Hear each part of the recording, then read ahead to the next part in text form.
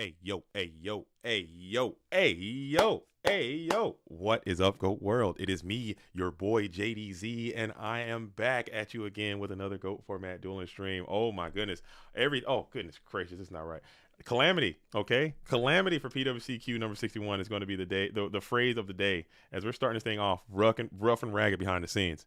We're starting off rough and ragged behind the scene. I see the comments rolling in. Yo, what is up, MFKR? Yo, what is up, Cub Games? I saw you in the bracket, big dog. I saw you out there in the brack nasty, big dog. Matter of fact, let's pull that thing up. You guys still have approximately 3 minutes if you want to get into this tournament. So come on out and play. We got Cub in the building in the tournament. You know what I'm saying? We got Not So Fast. Hopefully Not So Fast is in the tournament, bringing that Dark Magician funk back at it again. Sorry, I've been incredibly busy this week. I had a lot of things that I want to do. How are we looking? How are we sounding? How are we looking? How are we sounding? How are we feeling? How's everything happening out there in the GOAT world? I'm having a lot of issues on my end. So if you guys can't see me, if you guys can't hear me, let me know and we'll get those things rectified before we continue on with this stream. All right, so I will pull this up real quick so we can start getting an idea of what's happening here. As I stated before, you have approximately 3 minutes remain if you want to get into this tournament. There is still time available for you to participate. All you have to do is join the Discord and sign up for the tournament at the tournament tier. It is approximately $10 to $13 a month, okay, depending on where you are in the world. And then you can play in the Patreon system. All the funds will be returned back to the GOAT world in some form or fashion. All right, so let's pull the bracket up real quick to see who's all participating in this event today. Today, it will be a Swiss-style tournament. Depending on how many entrants we get into the tournament will determine how many rounds of Swiss that we're going to play. It's going to be a single one-day event with a top cut 42 duelists, so it looks like we're going to play 6. We're going to give them 6. It looks like we're giving them 6 duelists today. Okay, we're going to play six rounds of Switzerland-style tournament Yu-Gi-Oh! And I'm here for it all day, every day. Rough week, long week, hard week. Hey, yo. But being here with the GOAT world is going to have to really reinvigorate my motivation, reinvigorate my zest. Okay, we got 43 out here on this Saturday, 1 week after. I mean, this is a quick turnaround. We had PWCQ number 60 take place last Sunday, so we're less than a week away. The rare and indigenous back-to-back PWCQs, they happen from time to time. We try to get 2 in a month.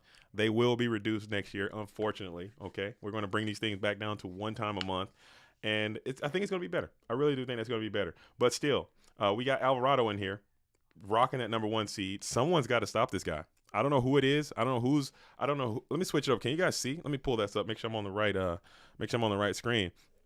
But here are some of the participants that are in here right now. We got Alvarado in there at that number 1 seed. We got Rabbit rocking the number 2 seed right now, and Stout Astronaut holding that 3rd position as of right now. These things are going to be randomly assorted as the tournament begins, but as of currently, this is kind of where it stands.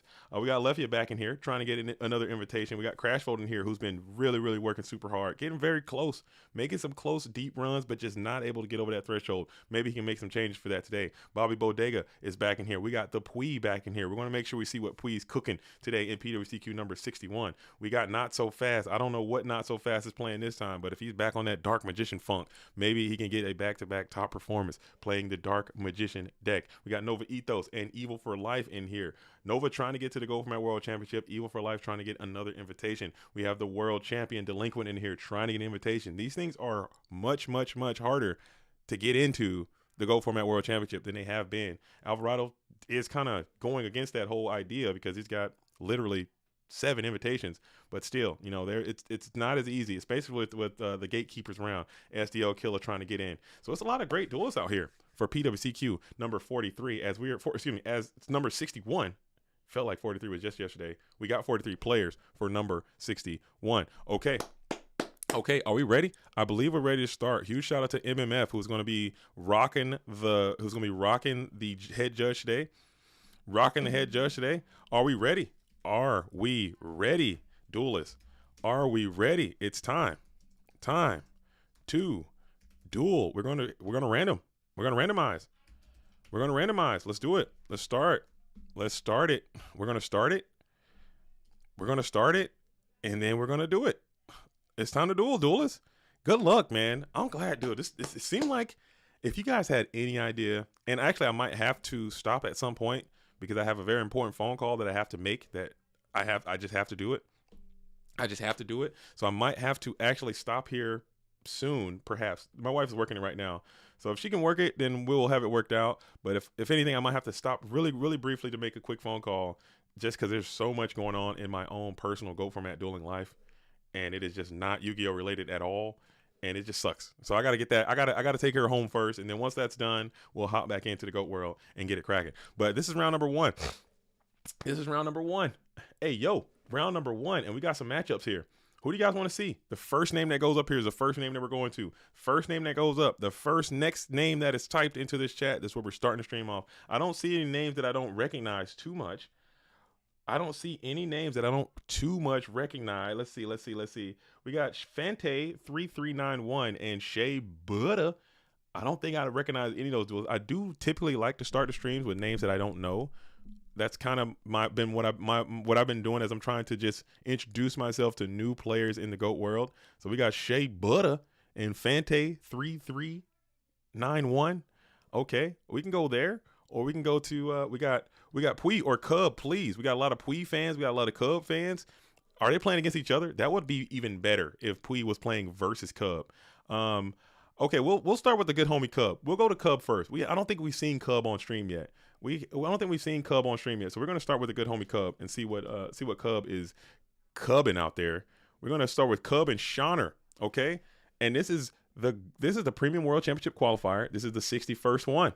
So make sure you guys go ahead and start liking the stream early. Let's start subscribing early. Let me fix my overlay early. You know what I'm saying? Let's get that immediately fixed. Look at that. Psh, on the fly. Just like, man, I'm a damn professional, dude. Just like a professional, dude. The realest of the real ones. Let's go Cub. Okay, so we got a lot of Cub support out there. Rar, I'm an octopus, big Cub supporter. Just like you guys all should be, man. I think Cub is making awesome videos for GOAT format. I'm so excited to see what he's going to do next. Because as you know, I like to make videos too. But I actually think I like to watch videos more than I like to make videos sometimes. And I like to, watch streams and watch videos and just be a part of that.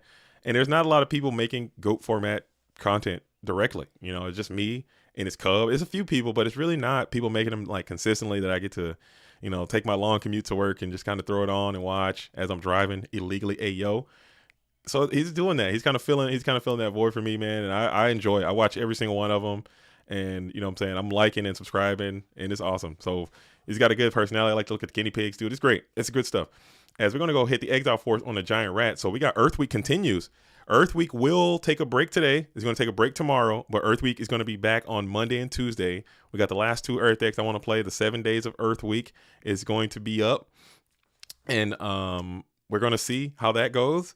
And then I might have to take another break again because, again, I got some personal stuff going on in my life. I'll try to keep the daily thing going, but it may not happen. I might have to take a break, and then we'll come back to it eventually. So we're going to do that. What is up, GOAT World? Looking fresh as always, JDZ. Yo, thank you, OG. You're an OG. Look at that. Shout out to everyone. Salute to you then. Salute to you, OG.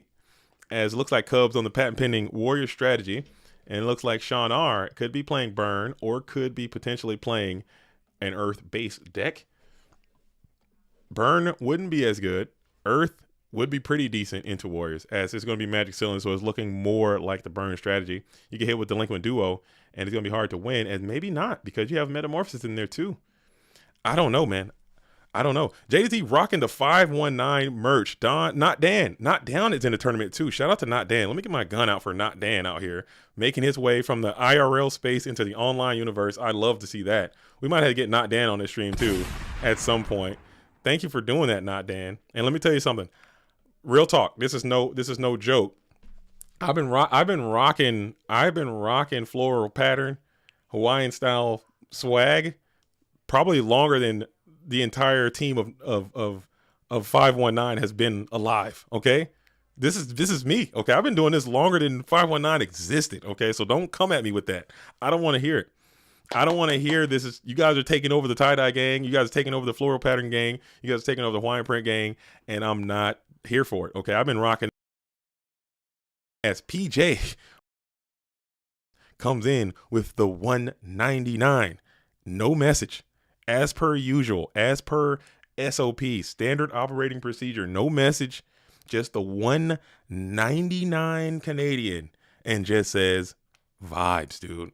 And that is just going to pump me right on up. As Donald Z is going to get on in cleanly with 14, we're tickling that hand already early and often. We're taking one and we're sending it to the graveyard. It's just that slippery Sinister Serpent. So he's doing his job. Don with guns fails again. What else is new? All right, what else is new in the GOAT world? But Cubs in a very, very good spot here. As you got some Solemns back there, you basically can't lose. As you're just going to grab that Sinister Serpent back to hand with a very threatening set monster onto the field as well. Yeah, Don with guns fails a rip again. Go figure. As it's going to set one, go into a metamorphosis play. You need this bad boy to stick and stick long. Ayo. And it doesn't, as Solemn Judgment is going to go and jam up that metamorphosis. And I think that might just do it for you. You got 2 cards in hand. They got to be really good ones. Heavy Storm has to be one of them. Chances are you rip the heavy before you go into the metamorphosis play, unless you're just got a 25-pound brain. Who knows? As 12, 1-2 Ubix. 1-2 Ubix has just came into the GOAT world. Yo, what is up? Welcome to the Retro Duelist. Still don't know what I'm going to do with the members just yet. I say that every time. I'm so not used to having members. But thanks. Come on in. Be a member. Be a member to the program. Shout out to you. As Jonathan. Kaluag. Maganano maga kuya. Pare, ano pa? Ano pa, pare? Kamusta? Mabuti. Naman. Sa awa ng Dios, pare. Maganano maga. Maganang tanghali. Hey, yo, we out here. Pare. As we're going to just pound into the Don, pound on in with all the, it's just, yeah, this is looking pretty cooked. And if there's a ring down there, your cheeks are exploited here. Cub open strong. So we're checking the graveyard. You're trying to make a plan for game 2 at this point if you are Sean R. We are making a plan. We're already setting up for game number 2 here, as you need a really good Yu-Gi-Oh card. Like probably one of the best Yu-Gi-Oh cards ever printed. And Sinister Serpent in that graveyard is not going to support your operation here, as we are already just going to get the hell up out of there. Yeah, that's just the way of the world. As Silver says, hey, yo, what's going on? This is PWCQ number 61. I'm JDZ. I play GOATs. This is GOAT format Yu-Gi-Oh. Okay? GOAT format Yu-Gi-Oh starts from April all the way to that summer of 2005. We're ending at the Lost Millennium, and maybe like Dark Revelations 2 or whatever the hell technically is going to be the last set in there. Okay? GOAT format Yu-Gi-Oh. 2005 Yu-Gi-Oh. I'm JDZ. I play GOATs. I'm here at GOATformat.com on YouTube, and I'm streaming and broadcasting this tournament. We have 43 participants in this tournament today, which is about to be 6 rounds of Swiss. So this tournament should last between 6 to 8 hours, okay, of nonstop pulse-pounding GOAT format Yu-Gi-Oh dueling action. I'm going to be here, and feel free to join me as we go on this quest. Take a break. Go walk outside in the sun. Get you a nice sandwich. Maybe take a trip to your local farmer's market on this Saturday. Come on back, and we're going to be here. I'm going to be here, and hopefully you join us as we see who's going to maybe punch our ticket to the GOAT Format World Championship. Will there be a new invite? Will Alvarado break the record? 7 is currently the record of invitations, of unique invitations given out to a duelist. The record is currently 7, I believe, held by Lucas and Moxie's. I think Ivan also. That's like a 3-way tie for first at 7. Alvarado has now tied that with 7. And now he's going for number 8. And if he can get number 8, you're in rarefied air.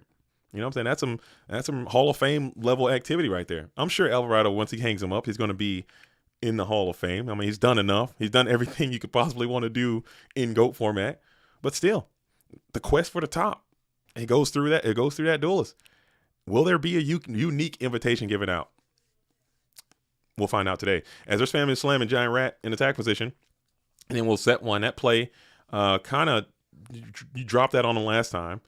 And Cub opened strong, came out early, hit the gas pedal early, which is what you want to do playing these burn decks, especially with the Warrior strategy. If you can get up in cards and just grind, playing Pot of Greed is a fantastic way to do just that, as we got thumbs up all around. Smash the like button, folks. That's coming from Chris S. I didn't say it. Chris said it. And Chris said it, so you all should do it. Let's get on that like button early, huh? Let's start interacting with that like button and start subscribing to this channel. Let's do it early. All right, let's just get in early. Let's just start early and just not even have to worry about it. Not even have to worry about it. Not even have to worry about it. All right, all right, all right. So we're gonna set three.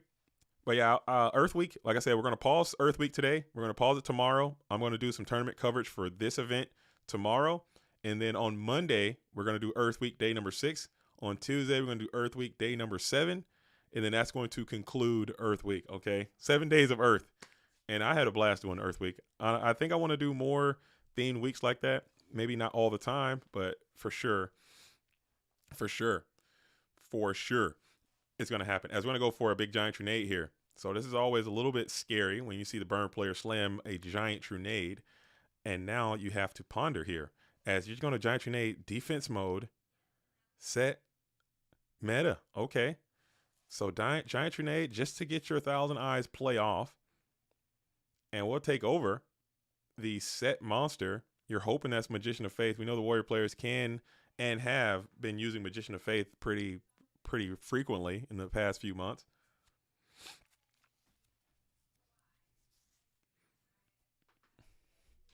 It could be Spy. There could be a Spy down. I think we did see Cub playing main deck GK Spy as well. So he might be on a Flip Warrior variety of decks, which I love that deck.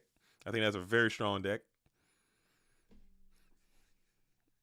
JDZ, I've been seeing a lot of Earth in the ladder this week. Your videos are reaching people. That's awesome to hear, DJ Marky Mark. I've been seeing a lot of chaos and calamity on the ladder, not just regular chaos, but I'm talking like legitimate chaos, like some of the craziest stuff, man. It's been wild. And I know a lot. I know I talk a lot of crap about the Go Format rated ladder on Dueling Book, but most of that you got to understand is like for show. Like I don't really hate the Dueling ladder. I'm very appreciative that it exists, and it does give me a lot of time to play. Sometimes I'll make those videos. I'll make the videos at like 4 a.m. sometimes or 5 a.m. I'll be shooting, or it'll be at 10 o'clock at night. I'll be shooting a video, or 11 sometimes. It's really odd times, and it's hard to find players that are available to play in the times that you want to play to fit my recording. And the latter also provides like this random aspect of deck choices and also skill choices, because I think that is important, not to just play against really good players all the time or really bad players all the time, but just a mixed bag so you can kind of get the true nature of what I think the GOAT format experience truly is. Because if it was just purely tournament focused, it would just be the tournament meta decks only. And I don't think to on a certain echelon that is true GOAT format. But on the other side of it, the randomness of GOAT format is what I truly appreciate. And the latter can provide that a lot of times, where you have like newer players, you have competitive players, you have random and wild decks. And I think that also adds to a better video. Seeing like me getting sacked by some random offbeat deck, I think it makes it's funny to me. So I don't know. I think that could be good. When is Water Week? Oh, Water Week can be great. I think there's enough water decks to support a Water Week with a lot of different unique stuff that you can do in Water Week. I also like Return Week, or Machine Week, like limit removal, just limit removal week. A freaking Burn Week can get a week. Freaking Warriors can get a week. It's just a lot of stuff that just the ideas of those strategy, and then you just can work different things into them. I think that's really cool. So we're thinking here in the first main phase, coming in from Sean R. You got that Ting Tiger up. What Earth Week is still missing is Tomb Goblins with table as Thunder Dragon. Lubu, that's you. That's your bag. I think it's cool because we did play. We have been playing a lot of skill drain, and I didn't want, like, I could have in theory like made like a skill drain. Like skill drain can get a whole week, I think, because there's a lot of different ways to play skill drain. You can play it with, like I said, with Tomb Goblins. You can play it with Dark Monsters. You can play it with Fusility Dual Mode Beasts. You can play it with normal monsters, Heart of the Underdog, and all that kind of stuff. Like skill drain, you can play with Emissary. You can play it a lot of different ways, man. I think Skill Drain is a sleeper card, and it could probably, in theory, get its own week. Just like Rescue Cat could get its own week. There's a lot of different ways to play that card. So it could, and the reason I'm doing this is just to try to just inspire people to be like, okay, yeah, GOAT format is solved, blah, blah, blah. You can only play one deck. It's only got one deck.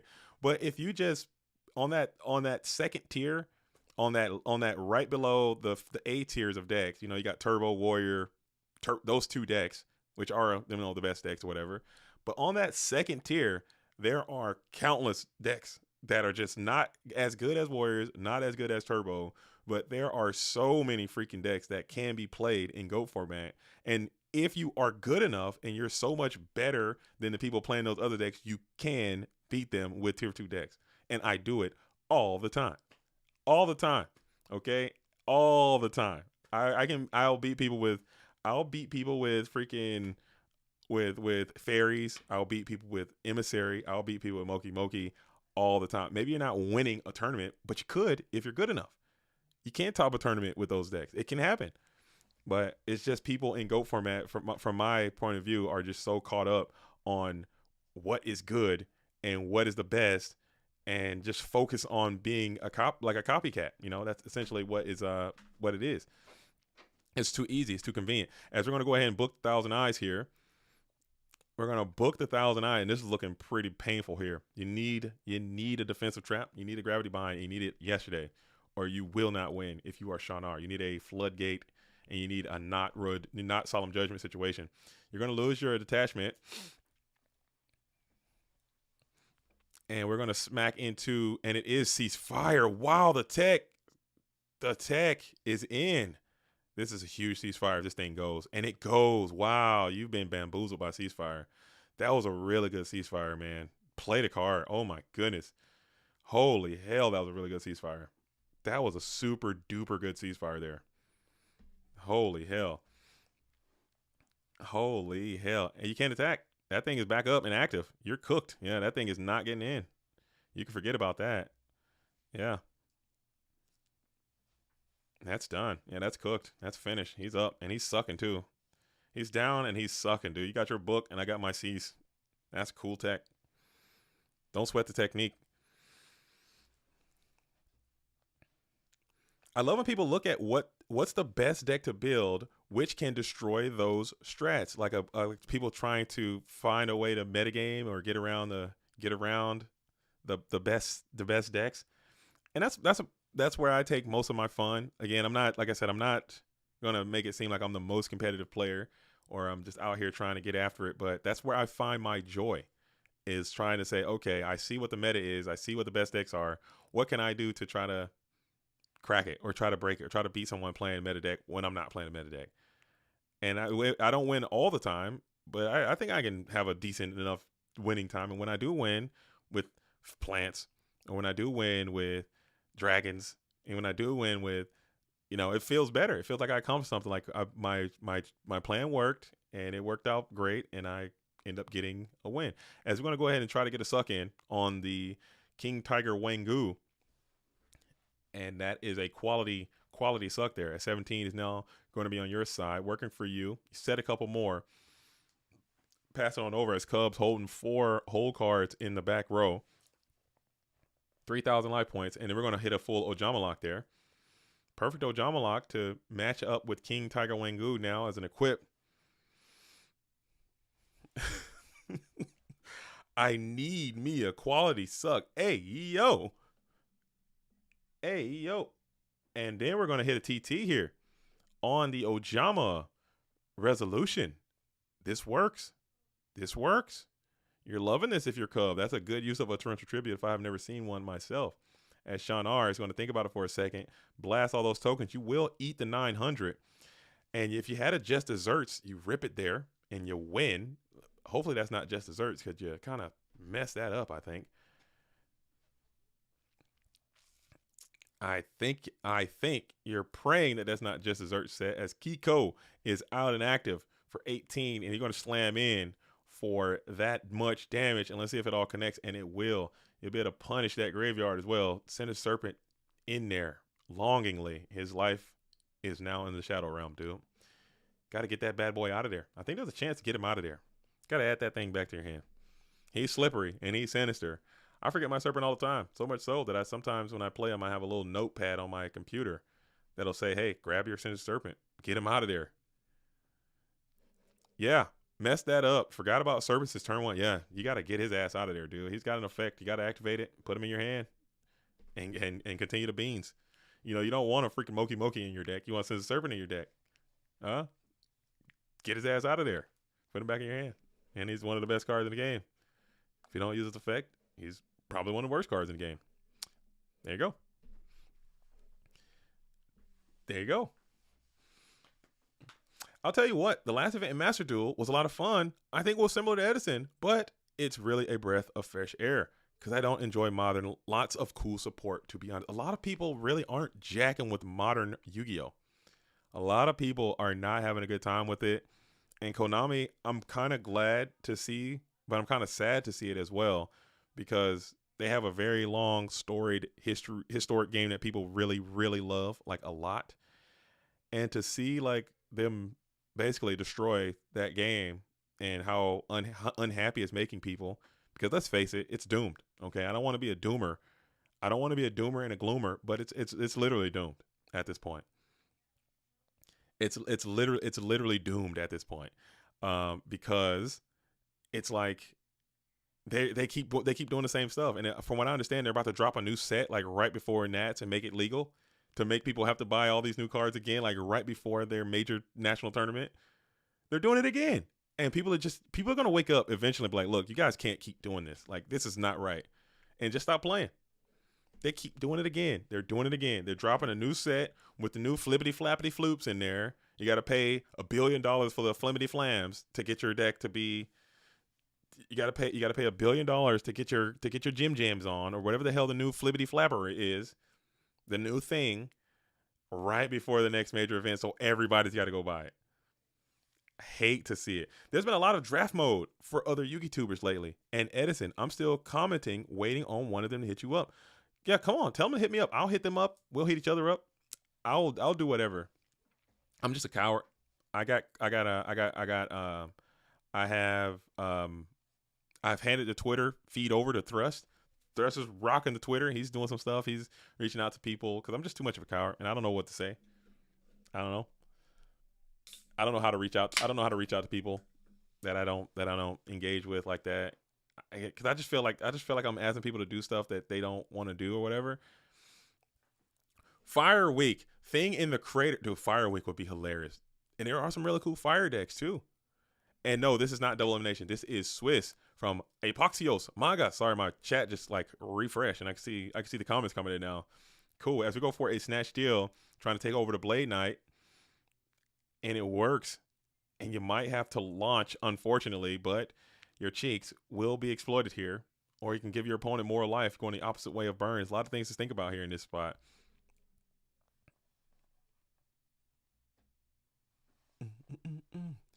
It's a lot going on in that spot. Using the one card, I start a combo that locks all of your zone. Skill game.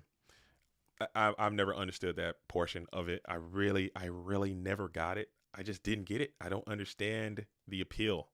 I try to get it, as we definitely got a Sakura's armor here. And now you got this Panda here. Do you have another Ojama trio? I guess. I don't know. As we're in the main phase 2, Miss Panda's looking real weak there in the face of this Kaiku the Ghost Destroyer. You were going for game. You're going for the Gusto. Couldn't get to the Giant Trinade.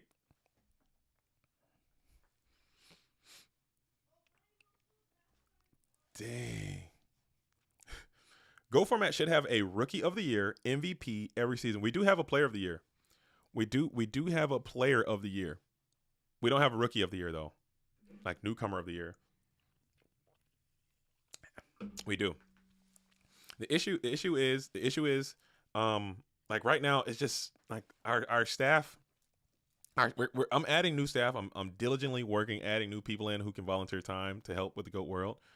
But it's still not enough, and people have lives, and I'm not getting paid, and I don't really have the financial, ability to pay people yet. Maybe when we blow this thing up, we can get more people in, but the coordination it would take to run the numbers and do all the data required and research to figure out who these things are requires so much work that I just don't have the ability to do it all. As we're rotor for Blade here, looks like we're poised to attack. He's using the confidence of a solemn judgment here, Because freaking Ojamatrio on your cheeks are just exploited, dude. You really don't want to see Ojamatrio right here. And you don't have it, as you're going to just clean up that damn Gakugiri Panda, and we're smacking in with 18. Sending it. And that will connect. We're getting back into that graveyard again. Dang. Newcomer of the year is Pike Freak. Is that so? Pike Freak seems like Pike Freak's been on the scene for a minute though too. Like Pike Freak doesn't seem like a newcomer at this point. Yeah, what's the cutoff? Like what's the line of delineation to a newcomer and an old comer? Hey yo, I'm over talking about comers, dude. That's a pause if I ever heard one. Can't be doing that. Come on now. Pause all that. We're pausing. Just pause it. Can't be doing that now. Nah. What kind of stream y'all trying to turn this thing into? Let's go now. Come on now. Have you ever tried getting sponsorships from card stores or exploring something like that? I actually have been. I've been talking like people who make sleeves. I got some people who are interested in like becoming like supporting with like sleeves and stuff. But I don't know how to do that. And we're trying to maybe could be going for a move here as we got Giant Rat down. Giant Rat just down and pass. That's not going to be enough. You could, if you had 600 more life points, maybe you could go for it. An injection gambit. Excuse me. As you summon the Giant Rat and pass. That card in the back row is just the deadest thing I've ever seen in my life. I don't know what thing could be. As we're going to send the DD Warrior Lane in there, yeah, so you're about to get exploited here. And that might just be a GG as we're holding on to hope. And that's going to be a dub there, as Sean R just could not get around the aggression of the Warrior strategy. Warriors typically does have a very, very good burn matchup, but there was some plays I think Sean left on the table there. You want back, and Cub played a little bit better in my estimation. Just looking at it on the surface, I have to get in the replay and see what happened there. But there were some things that I think we could have cleaned up there. But it's going to be what it is. All right, GG. We got Solemn Storm and Saku. Yeah, you were not winning that one. It was just over. All right, well done for Cub. Moving on, starting this thing off undefeated, as Shanar has fallen down in round number 1.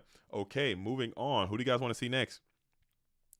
I kind of want to hop into this Fante and Shea Butter and Fante. I like to see names I don't know. Okay, I want to see people that I want to see some new faces out here in the GOAT world. Every time I pull up this thing, I like to see names I don't recognize and see what they got going on. I don't know who Shea Butter is. Shea Butter, baby. What's their dueling book handles there? What's their dueling book situation? I think that's another change. I need to get with the staff about that one too. I need to get to the staff about that one as well. Is like your name on dueling book needs to be the same on Discord. Period. We need to put like a little caveat or something. We need to figure this thing out. We gotta clean it up. I can't find him. All right, so I'm gonna go to see what Nova's cooking. We're gonna go with Nova. I'm going to Nova. I like Nova. I'm going to see what Nova's on right quick. Because I know Nova. And look at that. Nova's here. Kit's here. They got their names and matches. It's all the same. And Kit's on some goo already. We're on the goobly goo. We're goo daddies all around, dude. I see Mirage Dragon. I'm like, okay, this is GOAT format Yu-Gi-Oh. We're dueling. We're dueling in the GOAT world. Zyprex is new. Okay, Zyprex is new.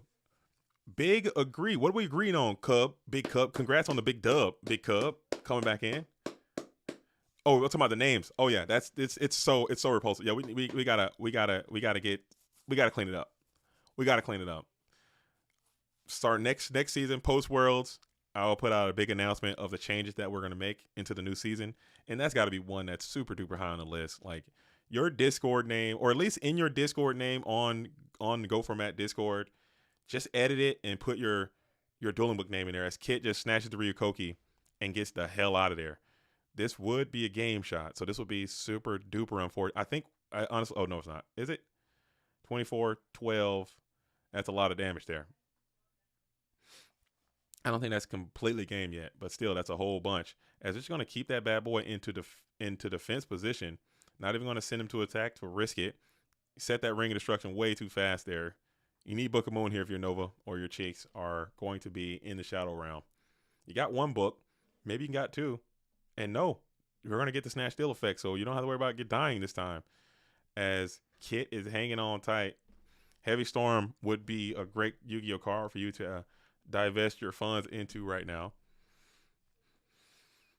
Dang. As we're going to go Book of Life, which is pretty cool, actually.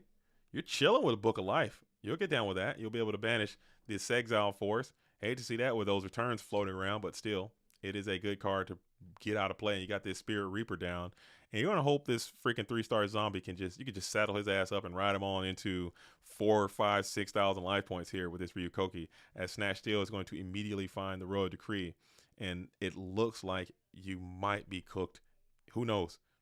This Reaper might be strong. If Reaper's strong enough to get you 4 or 5 cards and 4 or 5,000 life points, you might be chill with that.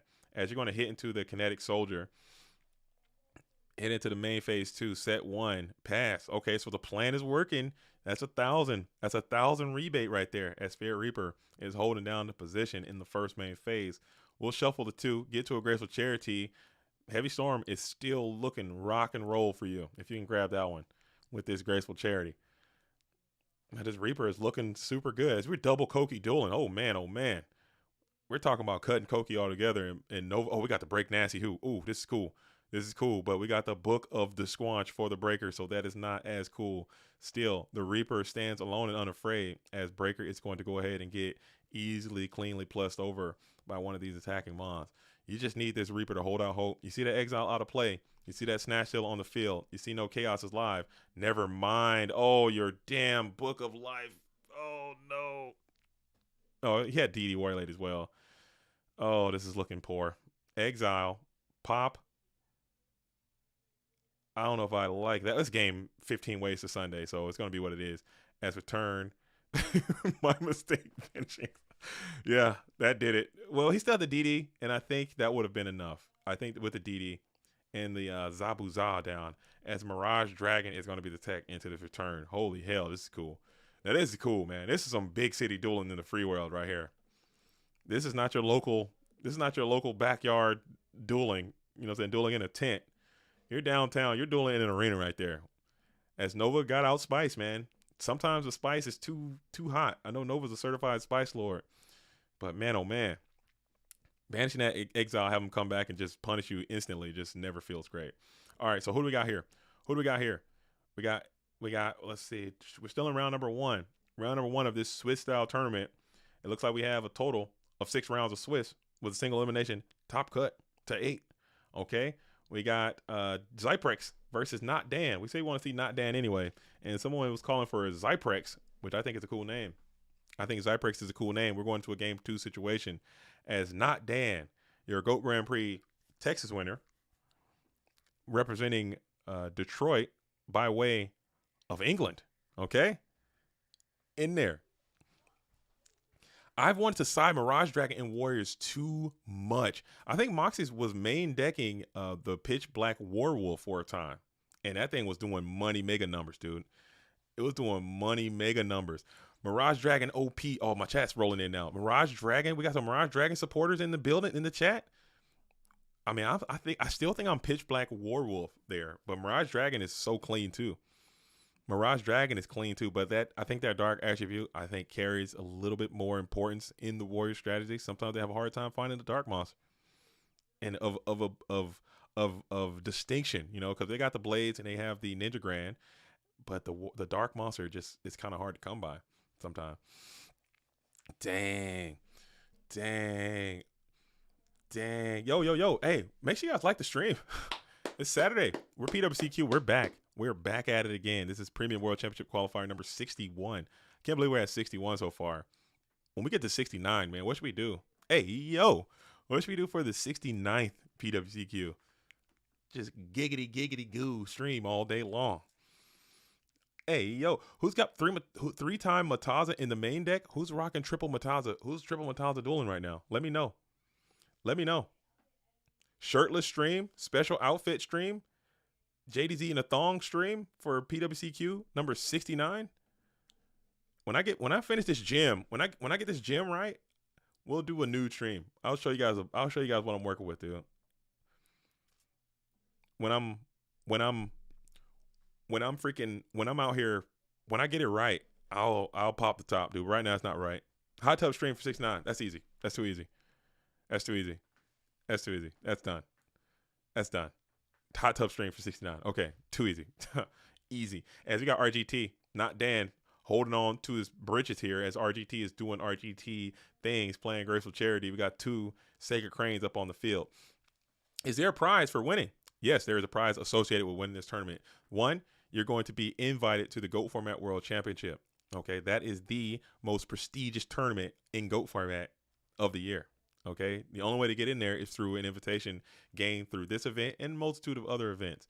And you will also win the GOAT Format World Championship Qualifier playmat, of which you can only receive 1. Okay, I have that right here off screen. If there's a new unique winner, I will make sure that I send that to their GOAT Format Dueling home address shortly thereafter this event. There it is. There it is. There it is. As reason as is going to be called here. And I feel as if Not Dan needs to get this one right. I think you're already at that point where you got to hit here. You hope it's not Genzo. And if it's not Genzo, I think you're chilling. If you hit this 8, you're chilling. Here we go. What we calling? You hope it's 8. It's 8. We're going to stick with 8. So we're calling 8. God, right away. Look at this dude. That pisses me off.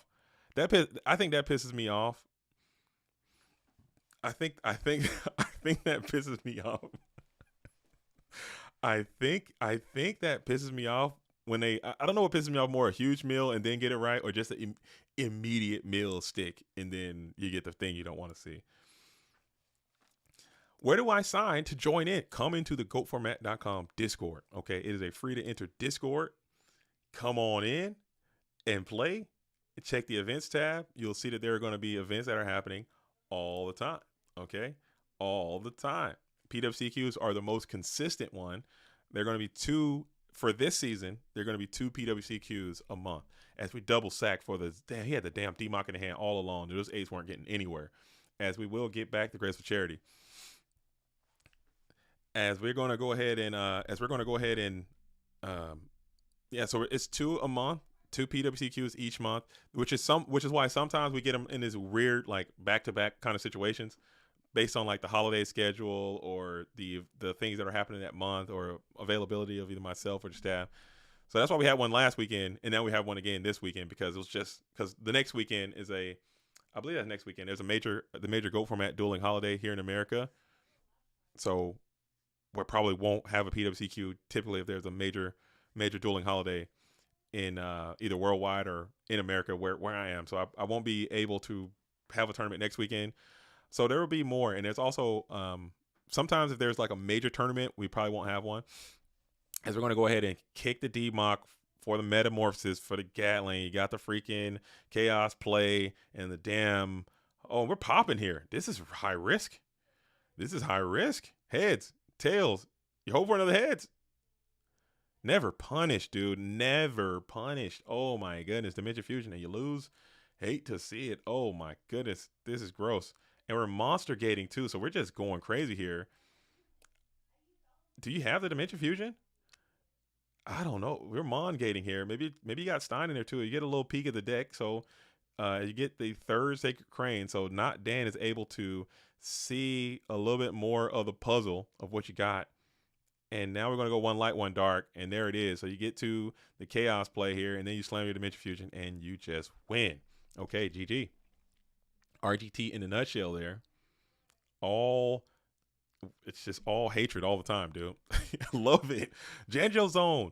Big RGT lover out here in the build. I never would have guessed, Janjo. Is that the deck you play when you're rocking some goats? Is that the deck you're going to lock into? Is some Reasoning Gate? Are you a Gate Guardian? Are you a Gate Guardian? Stop acting like my man. It's live in the booth. You already know what it is. You already know what it is. You already know I'm out here, baby. This is PWCQ number 61. This is GOAT format. We got RGT versus Turbo. I like Not Dan. I'm a huge fan of Not Dan. I'm a big fan of the 519 organization. But seeing RAGT crack turbo, I'll watch it all day long. I don't care. People hate me for it, especially Michael Gray hates that I am promoting Reasoning Gate Turbo. I think it's good. I think it's a good deck. And in tournament play, maybe not on the ladder. I don't really like playing against Reasoning Gate on the ladder because one, the players take too long to play, and it just seems so cheesy on the ladder. But in the tournament, load it up. Load it up in a freaking tournament and just because I think this is a deck that can go 50-50 with turbo sometimes. And it can invalidate your skills. I don't care how good you are. You're not beating a freaking reasoning call wrong. Okay, get DMOC and Dimension Fuse. You're just not beating it sometimes. And there's nothing you can do. You just invalidate it. There are things you could do. There are side deck cards you could play, but you're not going to play them because they're not good in the mirror. They're not good versus Warriors. They're not good in the meta. You could, and maybe if more people play Reasoning, they might start being forced to. And then when that happens, when you have to put Walks and Hollow Life Bearers in your side decks, or Walks and Jowgans in your side deck, I think that's all it's going to take for Warriors to catch up. And then when Warriors catch up, Control can catch up to Warriors, and then the game will be able to turn. Right now, it kind of stalled out because we don't have a true third deck in GOAT format. You need a third deck to kind of force the meta to move at all. Right now, we have really one deck and a secondary, like also ran. You know, it's Turbo, which is King, and then you got Warriors, who Turbo is kind of trouncing on, but Warriors can kind of beat the rest of the field too. So if there was a third deck, if there was a Reasoning Gate deck that was just so potent that could just beat Turbo at least 50%, maybe slightly more than 50% of the time, it's going to happen. We aren't doing it. Say no to Walk and Roar. Anthony is fighting back on the Turbo protection train. He's saying you don't need any of that. And I like that. I like that mentality because I know Ant can pull it off, but I know other people can't. I know Ant can pull it off. I've seen him do it. He's done it enough. He's done enough to say I don't need those cards and I can still win. But I don't think that's true of everyone. I think there is a skill gap in GOAT format Yu-Gi-Oh! Still. I think there's things that exist. But what I also am noticing in GOAT format specifically is that people, instead of, they're trying to, at least from my point of view, people are trying to maximize their time and become good faster than they can work. And instead of like understanding and harnessing these skills that you develop over years and years and years of study and practice, they just say, okay, let me just look at Anthony's film and let me just do what he does. And then I'll just copy, when he's in certain spots, I'll just memorize what he's doing. And then I'll just fucking get the results that he's getting. I'll just copy. I'll take his deck list. I'll take his side plan, and I'm just going to copy what he's doing. And that will work for a time. It will work. But I think just taking the same deck and copying the plays is not going to be good enough. That's why I'm encouraging people to try to just branch out and try to find your own path and forge your own way and do your own thing and build your own identity. And eventually, at least maybe it might not work. It might work, it might not, but it'll at least give you opportunity to maybe build your own identity and you'll feel more comfortable in playing your own stuff. But this reasoning stuff, like some people have reported back like, oh man, I hate playing Reasoning. I can't beat it. I need to do this. I need to do that. Maybe that's the answer. I don't know. Ant sides are like abstract art that they won't work. They won't understand. It just won't be able to do it. Rock RGT is not as good as a Chaos build, but it's more based.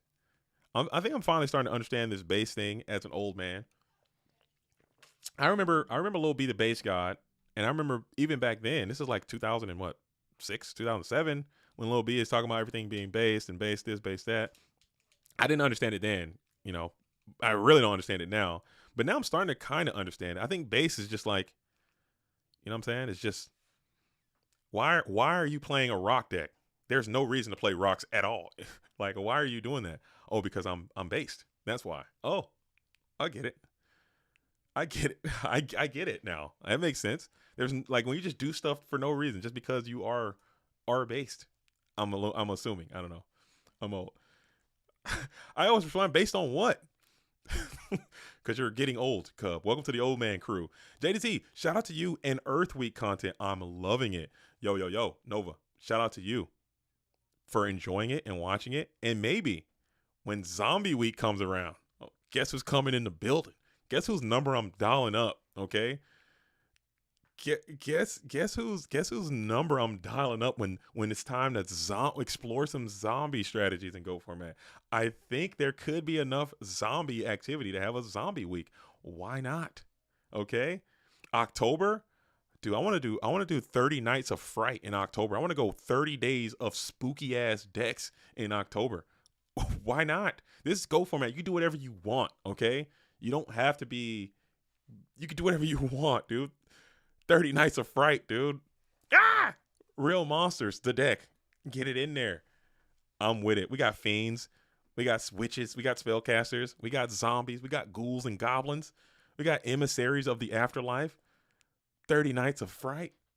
GOAT format. As Not Dan is tilting. Has to be. As we got Graceful Chair and Premature Bear. We got Genzo and D-Mock up. 9,000 is a long way to go, though, as the Reasoning Gate player has pulled out the Fatal Abacus and to start calculating the beans, dude. That is never something you want to see. That is never something you want to see. Dang. Houdini has got you. Yo, I know Houdini has some very sick graphics, but Houdini might be a little too far with it.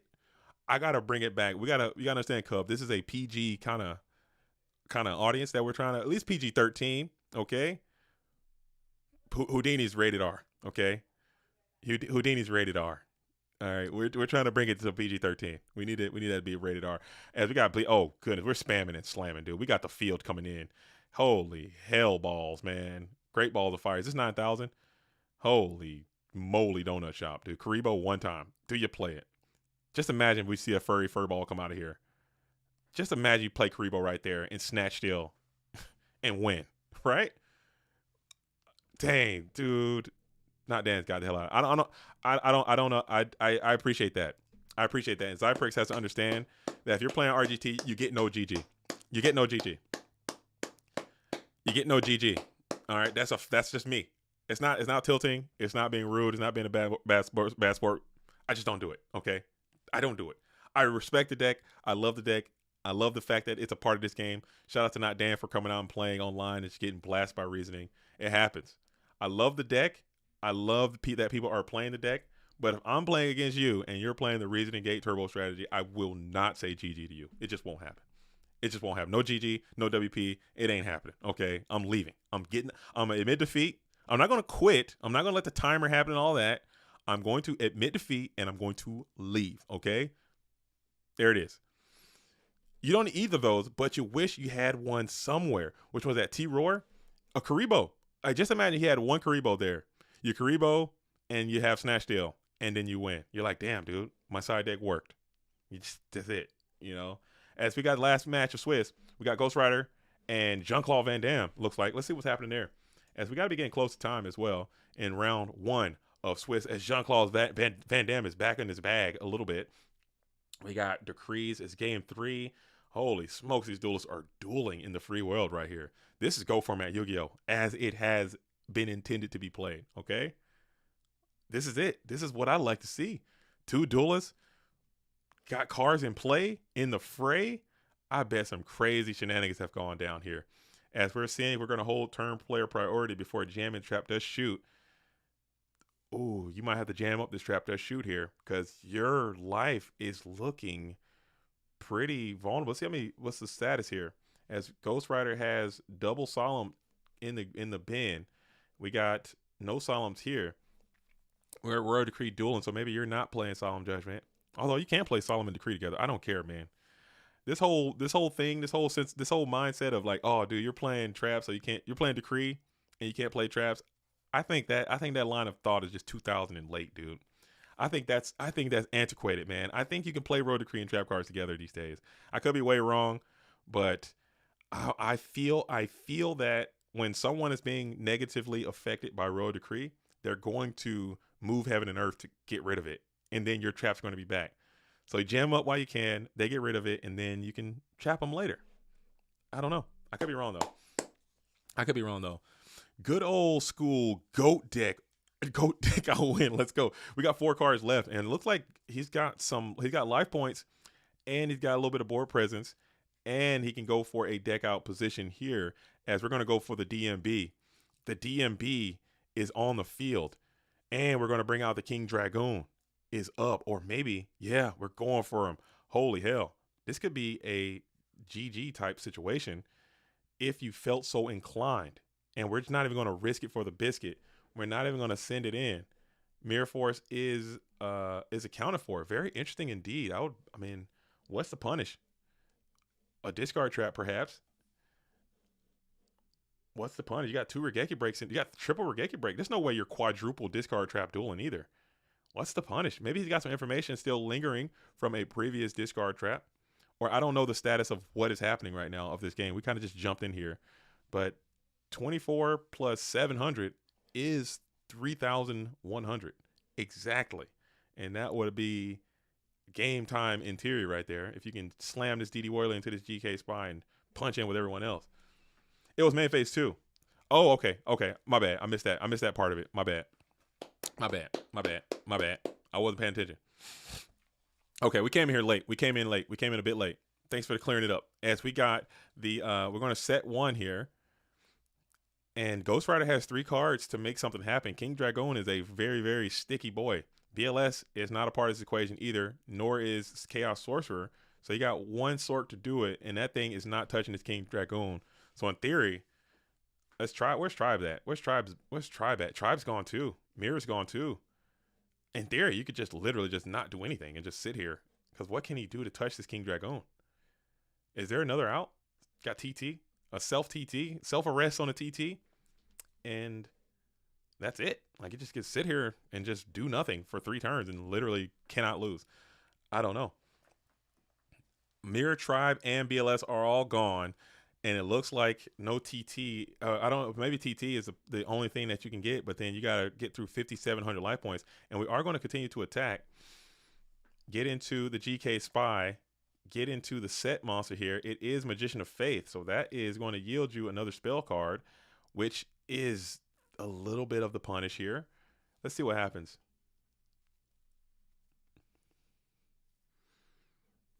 And we will go for the Snatch Steal. Snatch and DD. Oh, Snatch DD on King Dragoon. Looks promising. Let's see if Jean-Claude has a plan for that. You might have to get this damn DD Warley off the field because that bad boy or girl has turned into a straight-up liability. Are we on 55-minute rounds? I believe we're on 50, I want to say. Hit up MMF and make sure that that is correct.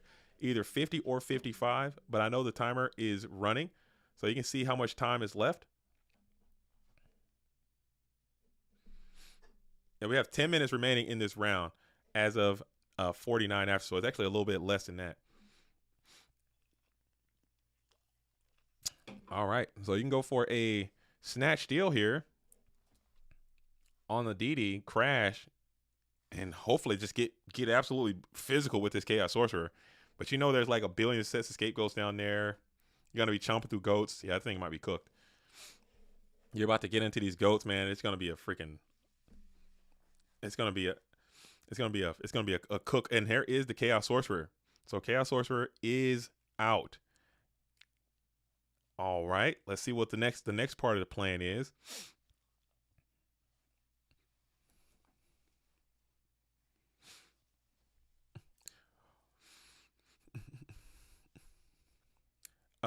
Ant says it's 45 minutes. So MMF change. I don't know if it's 45. You have to hit up MMF. I think it's either 50 or 55. I know we did 55 last time, and that might have been too long, but it might be 45. But we just don't start it at.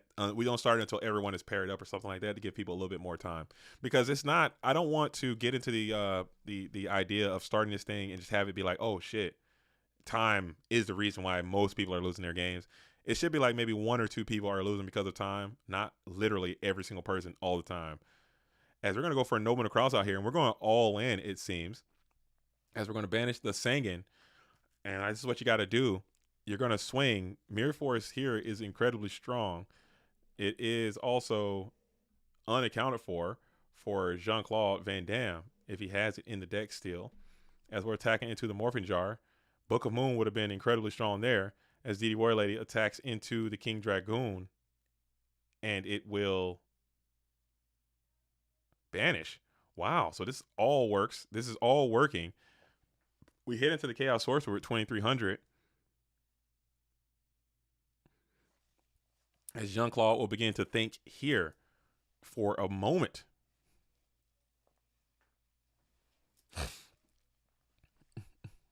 Why do I get ads on this channel as a member? I don't know how to stop it. I don't know how to stop it. Somebody show me how to take ads off for members only.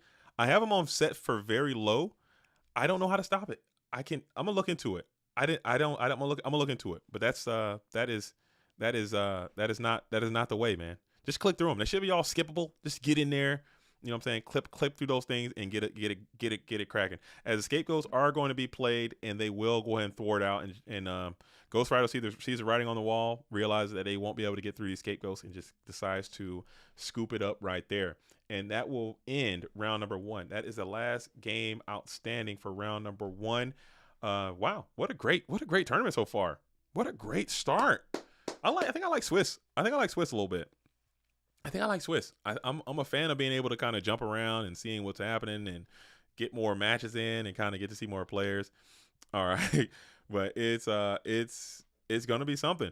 So it looks like we have Kit has won, Karina has won, Alvarado has won, Samino has won, Zyprex on RGT has won. We got Goat Control has won. We got SDL Killer has beat Pim, probably Warriors. Stout Astronaut, I didn't see what Stout's playing. We have CJ0310. And we got some duels that want to see Pui. Okay, did Pui drop out? Pui didn't drop out, did she? Pui didn't go down, did she? I know some people are clamoring to see what Pui is cooking for this tournament, and she is in. Okay, so we got Pui versus the end user. That's what we're going. So we got Pui versus, is that man A, man B versus Pui. Hey, yo.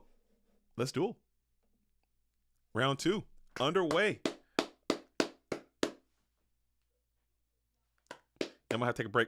I'm not gonna do it. I think I'll be fine. I think it's okay. I think my life is coming together. I think everything is coming down. Let's get back into the chat.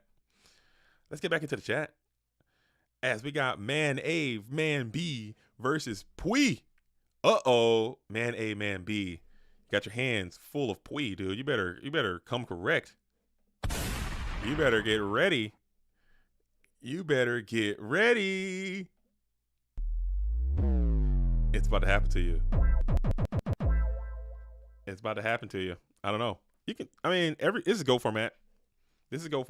Anybody can get it at any time, okay? You just got to be ready to deliver the beans, dude. That's all. Just show up and show out and wild out. And you'll be cooking. You'll be cooking.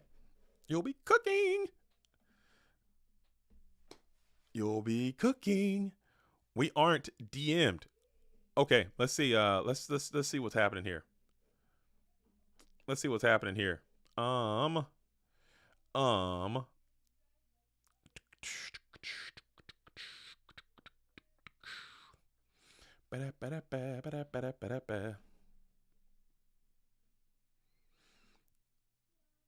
All right. It should be. And also, Doulas, make sure that you're sending in your replays. Make sure that you are sending in the damn replays. Please. Oh my goodness, because I'm gonna hate to give out the freaking. Did challenge explode again? Please, Lord. I swear, if this thing blows up again, I'm never hosting another Swiss tournament again. If it does this again, the pairing should be up.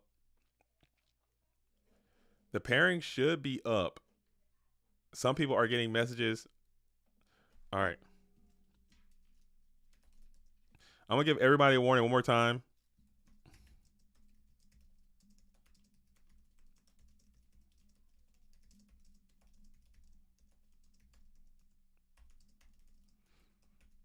Because this is freaking crazy. I said it in an announcement. You got to read. Let's get the damn replays in. It takes a second to do. I know it's a lot going on. There's a lot of moving parts in these tournaments, but please put the damn replays in. Okay, I don't want to send any undue punishment to anyone, but I will you will force my hand, and I've said it multiple times. Please put the damn replays in.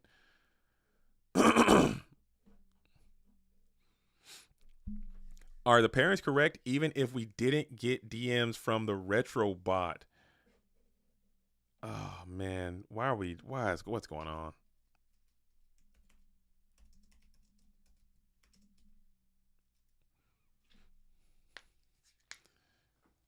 Come on, man. This is crazy. This halt. Let's freaking take the time. Let's get this right. Anybody can post. Anybody can post. Let's just get it right.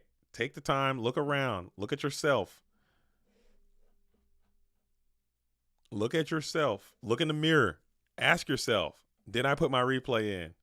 If the answer is no, go do it right now. Save yourself the time because there will be punishments and you're going to be upset. And I never like giving anyone punishments about anything. Okay, I don't like sending this. I hate this is my least favorite thing to do, as the whatever position you want to call it that I'm in. My least favorite thing to do, hosting tournaments, okay, and also giving out infractions and penalizing people and punishing people and making people feel bad and getting into arguments with people. Those are my least favorite things to do. Because if I make an announcement and I say this is what needs to happen, and you literally don't do it for whatever reason, and then I say, hey, you didn't do what I asked you to do, here is the punishment associated with that, and you come back, oh well, how about this time? Well, that guy, this happened. I don't have any time for any of that. I don't, because I said it in the announcement very clearly. Very clearly. Just go to your replay. Go to your records.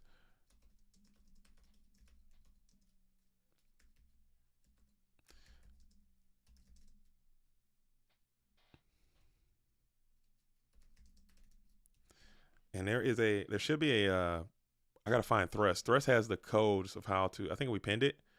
Oh man, dude.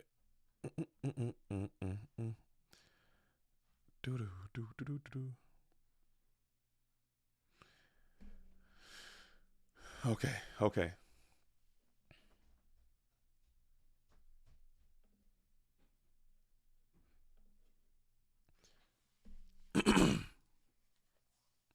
The bot did not DM pairings either. Okay. Holy hell. Oh man. Okay. Okay.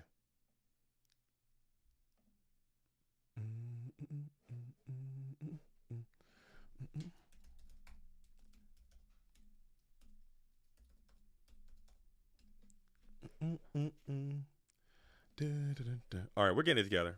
We're getting it together. We're getting it together. We're getting it together. We're getting it together. We're getting it together.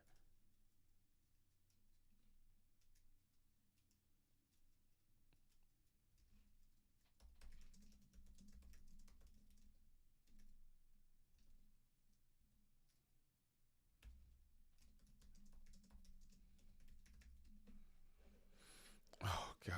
Okay. This is crazy. Oh man. Whew.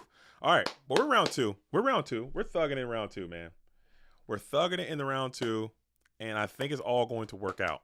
But I just need people to lock in, man. That's it. That's all. And it's going to take time because as new people come in, it just takes this Discord stuff. You have to keep in mind it's all kind of new stuff. It's all fresh and new. It's not just different. As Pui is playing oh no, she's doing it. And she's doing it. Pui is playing the speed burn. Oh, she's back on the speed burn swag. As Tremendous Fire is going to be played. Is this alt art Tremendous Fire? Holy hell, this is Misery on Earth incarnate for Vita Canonly. Dang, oh dang, as Tremendous Fire. I used to love me some Tremendous Fire back in the day. I used to love me some Tremendous Fire back in the day. Grump says depends on the person. I love doing DQing some of them. Just you can't be biased though. You can't like love DQing some people and hate DQing other people. It's gotta be clear. As YGO from Zero comes on in and saying, "Let's go, Turbo Burn." Do I love me? Oh, dude, man, I love me some Ben too. It's so many people out here that I'm just like, I'm so glad that I've had the opportunity to meet and get to know over these time. I don't know how loud my gun is. Is that too loud? But I like me some Ginger Zone. I like me some Ben. I love sitting down watching their new podcast series that they do. I'll be sitting there. I'll throw it on. I'm editing the video, and they're just sitting there talking about cool stuff. I'm like, oh, this is cool. We're just having like a little conversation, talking about some Ghosts, man, and talking about not Ghosts, but just talking about Yu-Gi-Oh and retro Yu-Gi-Oh and the different things. It's really cool. You guys should check it out. I like it. Don't matter, that horn better be loud. Let's check the horn out. I can max the horn. We can max the horn. How's that? Is that too loud? Let me know. Get into the comments. Let me know if the horn is too loud, if the gun's too loud. I can turn it down a little bit. I can turn it down a little bit. As we're gonna go ahead and blast off the Mystical Space Typhoon. Let's see which one we're going after, and it's going to be that Chain Energy. So it only did 500 damage. I know Pui made a video covering this deck. I think she had a great performance in GGP New England. Those deck lists will be coming out next week. I freaking promise. Okay, I absolutely promise. I am so sorry on the delay on the coverage for the second quarter GGPs. I truly, truly apologize for that. I've been having a lot of issues in my own life with work and my home situation. I'm working on it. It's all kind of resolved. I just haven't had the time. And I've been making a lot of videos for Earth Week and stuff. I just really, really have not been able to find the time to put all that stuff together. But now that Earth Week is coming to a conclusion, this tournament is coming to a conclusion, I'll have a little bit of time tomorrow. I'll be able to put all that stuff together and get that stuff up. As I just realized, Bluetooth is in the building. Need at least 20 dB on that horn. Dude, 20 dB? Is that too loud? Am I too loud? Let me know. Let me know, man. If it's too loud, I can't be out here having people busting their ass in the shower again, because that did happen to me in real time. Is this a freaking burn mirror? No, we got, what? Whoa, wait a minute, dude. What is being cooked over here? Are we on that Chaos Earth? Dude, did you send this Duelist the deck? Did you break this Duelist down and send this Duelist the new Earth swag, dude? What's happening here? As we got Graceful Thunder Dragon Pot, Mystical Space Typhoon, etc. But there's a giant rat. How did that giant rat get involved with any of this? I need to know. As we're going to be kicking it here. Giant rat on the field. Giant rat is on the field. Are you going to take full credit for that, Bluetooth? Okay, right on, man. I get it. You can have full credit. Even though you were sitting right here in my GOAT format dueling. You were sitting right here in my GOAT format dueling home. And right here where this Moki is sitting, you were sitting where we both together came up with that concept, dude. And you're going to take full credit, dude. You can have it. I thought we were homies, dude. You're giving me I get no credit. Okay, right on. Even though you sat right in my home, okay, on this computer, we sat here and you're gonna Wozniak me right here live on this stream. Right on, dude. You're gonna Mark Zuckerberg my ass right here live on this stream. I thought you was a damn homie, dude. Hate to see it. In my home, okay, right here, in my house. No, I'm kidding, too. I'm kidding. So far, Bluetooth, real talk. I know we're joking. That deck is ass. Really, though. It's not that good. But at the same time, we haven't lost. We didn't lose. Okay, we're like, that deck is like 5 or 6-0 on the ladder, but we haven't lost with it once. Okay, so it might actually cook. We might need to play that on the channel. Earth Week the Squeakle, dude, and just like a also ran, put that in the back end of Earth Week, like a Earth almost in Earth Week. Because I haven't lost. We haven't lost with it, like not even once. So there it is. As we got oh my goodness. So the speed burn is speeding along. As you got, oh, you're dead, huh? Yeah, you can't win. You can't win now. Oh goodness. Yeah, you're cooked. Holy smokes. Yeah. Jeez Louise, dude. The theory is working. So basically, if this deck, it seems like if we can get to the Pot of Greed and not get Delinquent Duo'd, I think it's just going to work out every time. Every week is Earth Week. That's very deep. That's very philosophical as well. That's very deep because we are on an Earth. Every week is Earth Week. Let's go. When does a week even end? I like to say 7 days. After 7 days, the week is over. You get 7 days. So I'm doing 7 days of Earth, and that's going to be Earth Week. It's going to be Earth Week. That's greetings from Game Time. Yo, what is up, Game Time? What is up, DJ? What is up? Welcome to Goat World. This is PWCQ. We got Not Dan is in the bracket. Not Dan is online. He's playing John Madden. I know a lot of the Game Time guys are anti-online Yu-Gi-Oh, but Not Dan, British Dan, 519 Associate Dan, you know him, you love him, has crossed over and has found his way into online Yu-Gi-Oh. I love to see that. Nah, that's just Chris Pateo. Okay, here's the figurehead of John Madden Yu-Gi-Oh. Hate to see it. Hate to absolutely see it because it's kind of the same. I mean, most of the players that I've noticed have very good success online and IRL. Like if you're good online, you're even better IRL and vice versa. There's been very, very few players. I can only maybe think of maybe 2 or 3, maybe even less, that have very good success online, but not as much success offline. And that might be because of like other social issues and like personal stuff that they have unique to their own disposition. So that might be a factor. But it's usually if you can play like AJT can play online IRL, it doesn't necessarily matter. As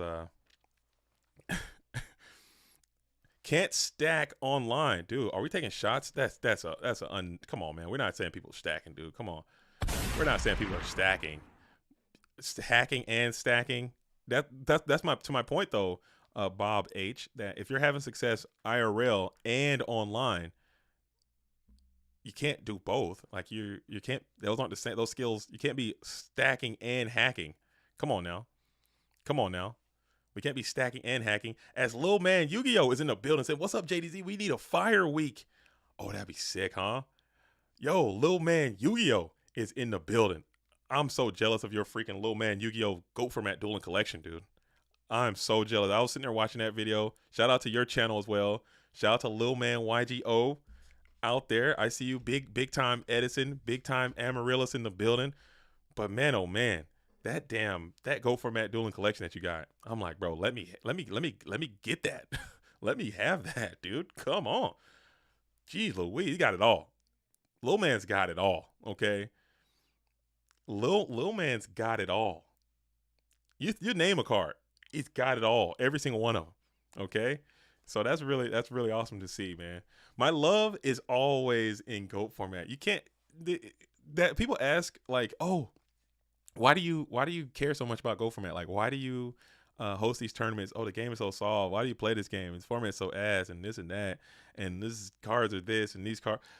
They don't understand. They just don't get it. If you don't get it, you never will, and it's never worth the conversation. Because if you think that it's about the strategy, if you think that it's about the decks, you're mistaken. I think I'm lagged out here. I'm gonna refresh one time because I can't see what's happening here. They're talking and they're dueling, so I'm gonna refresh and get back in here. But yeah, if you think it's if you don't know, you just won't get it, and there's no bother of me trying to explain it. But the people who know, the people who do get it, they truly understand what's happening, and they're like, okay, this shit is in your heart, dude. It is in your spirit. It's in your heart. It's a part of you. It's important. Okay, that's why. You know, it's love. That's why. That's why all my Edison stuff is common. Edison format is amazing. I love that format. It's a really, really fun game, but it can't ever replace this. For me, for everyone else, it might be different. As we want to hit Dust Tornado, we're going to blast that Snatch Steel, which is a good hit. The last thing you want to do against this deck is take direct attack damage because you really can't account for that. Pui has run the numbers and done all the mathematics associated with this strategy. And if you can start piling on a little bit of attack damage, you just can't lose. As we're going to hit the Morphing Jar, which is a good timely use of your Nobleman to cross out. It looks like 16 is going downhill as well. So Puig's gonna have to eat that. And now we're gonna have to think about it here. As you got 2,800 life points left, that is equivalent to maybe 4 cards, 3 cards, if she's really pushing it. If you're really pushing it. What's up, JDZ? Can we get a win week? You can't spell win without wind. Hey, yo, or wind without win. We can do a can't win week. Do they have enough though? That's the issue. Because Earth Week has a lot of different ways that you can play the Earth aggro deck. A lot of different techs, a lot of different strategies. You got the honestly, this week I could have done 5 or 6 more days easily with just Earth cards. So I didn't even get into beast down decks, which I think are very playable still. The Gaia Power stuff, I didn't even touch that yet. We didn't get into like the combo cat control stuff and the Manticore or the wicked worm beast stuff. Like I could do another week of Earth. I really could, of just like, you know, B to like C to B to very, very high B type Earth decks. I could do another week of that easily. But I gotta ask myself, does Win have that type of momentum? Like we can do like a Wind return deck, could be really fun. We could do Harpies. We could do like Armed Dragon deck, which I kind of just played. So I try to like space it out. I don't want to play the same decks in close proximity. I just did like an Armed Dragon deck, so I don't want to do another Armed Dragon deck. So maybe Win week can happen, but it'll probably be further down the road. A Sasuke Samurai deck would be hilarious. You know, just the level 4 in the original. With like some, dude, that could be cool. That could be cool, man. We could do like a Luster Dragon deck, a Wind Dragon deck. I don't know, and I could beat someone's ass with it, dude. Rising Air Current and Luster Dragon and the Skill Drain can solo people sometimes. People like to get all cute and I got my turbo deck up, such a turbo. Ah. When I put a Rising Air Current and a damn Luster Dragon and a Skill Drain, and I just beat your ass with it,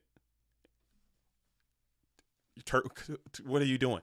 Your faith is getting negated by my Skill Drain, and I'm beating your ass I'm actively beating your ass with Luster Dragon. The only thing you can do is feel bad and talk shit in the comments, dude, at that point. And it happens all the time. Maybe not every single time, but when it does happen, you're like, damn, you really have to look in the mirror and like question everything you're doing in this format and like why this is happening. When I flip a damn Slate Warrior, put that bad boy to 24, slap a Rising Air Current on the field, base boost that bad boy to 29, normal summon freaking Harpy Lady freaking number 1, base boost that bad boy to 31, okay? Knock your freaking tired ass GK Spy, smack you with fucking 31 direct, smack you with 21 direct, and ring my guy for a game. You're like, bro, this game sucks. I'm never playing it again. I'm going to another format. That'll make you quit the GOAT format right there. That'll make you quit. That'll get you out of here. That'll get your ass out of here super fast when that happens. And that's what I'm trying to do out here. People don't understand what I'm talking about. Granted, it's not going to happen every time. It's not going to happen every time. But when it does happen, as we're going to go Meteor of Destruction, what does this thing even do? Oh my goodness. If your opponent's life points are higher than 3,000, inflict 1,000 damage to your opponent. Let's get after it. That card artwork is so freaking bad. What the hell is that, dude? They didn't go crazy on that thing at all. This card's name is Meteor of Destruction, bro. They didn't even try. And we're going to throw cylinders in there. So that's 1,600 right there. Back into the tubes. Tribe's going to have to eat that. This bad boy's name is Meteor of Destruction. And they put literally no thought into this artwork. They should be ashamed of themselves for that one. I know I'm always talking crap about these current artwork cards. If we're going to play Pot of Greed here, this might be a whole win condition at this point. Where's my card capture thing at? So you guys can see what I'm working with here. Let me pull this thing up real quick. Look at this thing. They didn't even freaking try, dude. They literally didn't try. They absolutely did not try. They just said, you know what? Let me just put nonsense on here. Meteor of Destruction. They could have went so crazy. As we got Chain Energy as well. So Man A, Man B, aka Vita Canoli, has a serious situation to deal with, because even like the typical way that you side against Burn is not that effective against this deck, as Big Shield Garden is going to take another 1,000 from you. So Big Shield doing 1,000. look like mashed potatoes. Look like a mashed potato missile. Let me see this thing. A mashed potato missile. It does, doesn't it? Like it's hurling towards you. It looks like a what's that eye from Naruto? Like the spinning eye, kind of looks like a like a like a Uchiha type beat there a little bit, like a circly, like a not a Rasengan. What am I talking about? What's the eyeball called? You guys know what I'm talking about.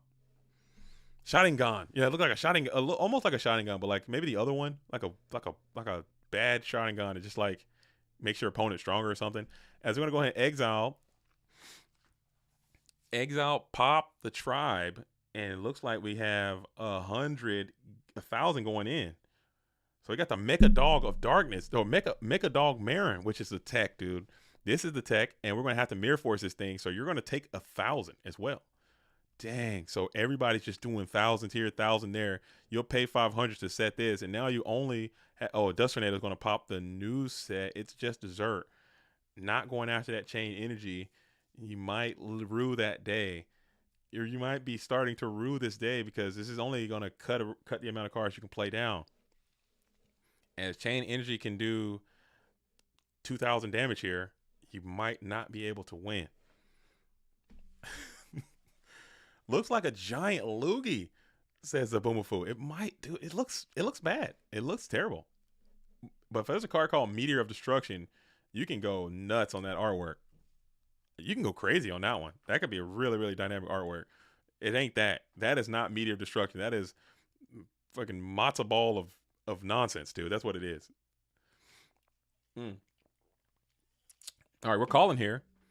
We're calling for the tribe. Just trying to put some damage up in this type of situation, as Tribe Infected Virus is 16.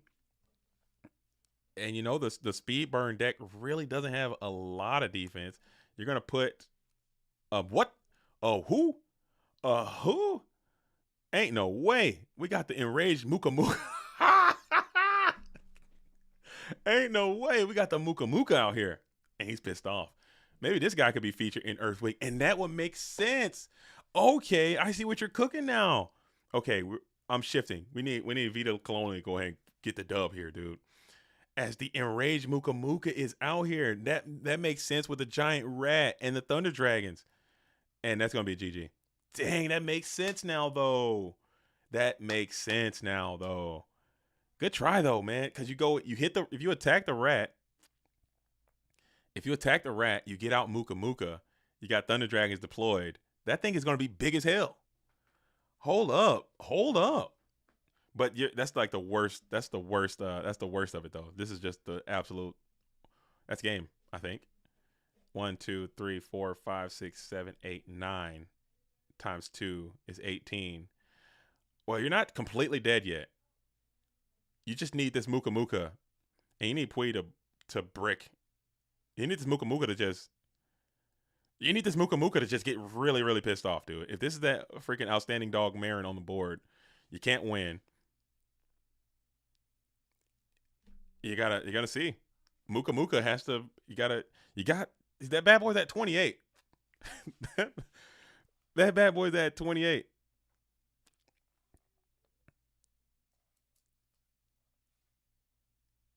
All right, you got a chance. If you got 100, it can't be Mecha Dog Marin or you're cooked. It's Big Shield, and Muka Muka cleared it. Look at that. You just need to survive. Holy hell. And DD Warrior Lady, never mind, you're cooked. Okay, that's going to be a GG. Dang it. Oh, man, we almost got there with the Muka Muka. Oh, man, we can cook. Muka Muka might be cooked.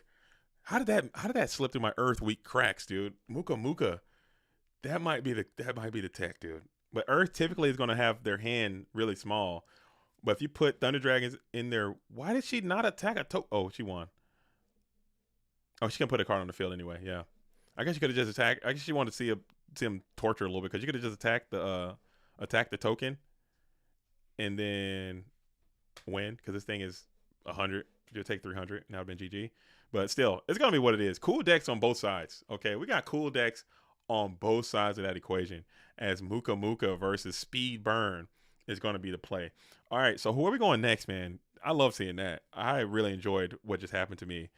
I'm not going to lie. Who are we going next? Where are we going next? Where are we going next? Where are we going next? As we are going to be, let's see what Shogun and DZG Rampage are cooking. I see Rampage playing. I don't get to see Rampage on the stream too much because he'll play a couple rounds and usually drop out of there because that duelist is playing in the down under. In the down under. Oi! With some shrimp on the bobby. I'm about to get canceled. I can't. Can I do that? Is that fair? Is that okay for me to do? Let me know if this is offensive in any way. Oh, them Shayla's out there. All right. Oi. What's that then? Round up. We're going out. We're out the outback. Can I do that? Am I done? Am I canceled? Let me know. If I'm canceled, I'll cut it. If not, if it's chill, we're going to set one. As we got Toth out here, and Blade Knight is blading. Blade is in, and we're going to return to live. Oh, if you could have just lived one more turn. And it looks like Shogun is rocking some Earth Technique. We'll bring back the bounty and just send everybody back out of play. So now you're top decking. And what is it going to be? We'll just set one on Earth. And he got the Earth sleeves too. He got Toth out there. Oh, no. Not an Earth week. Earth Return. I didn't play Earth Return either.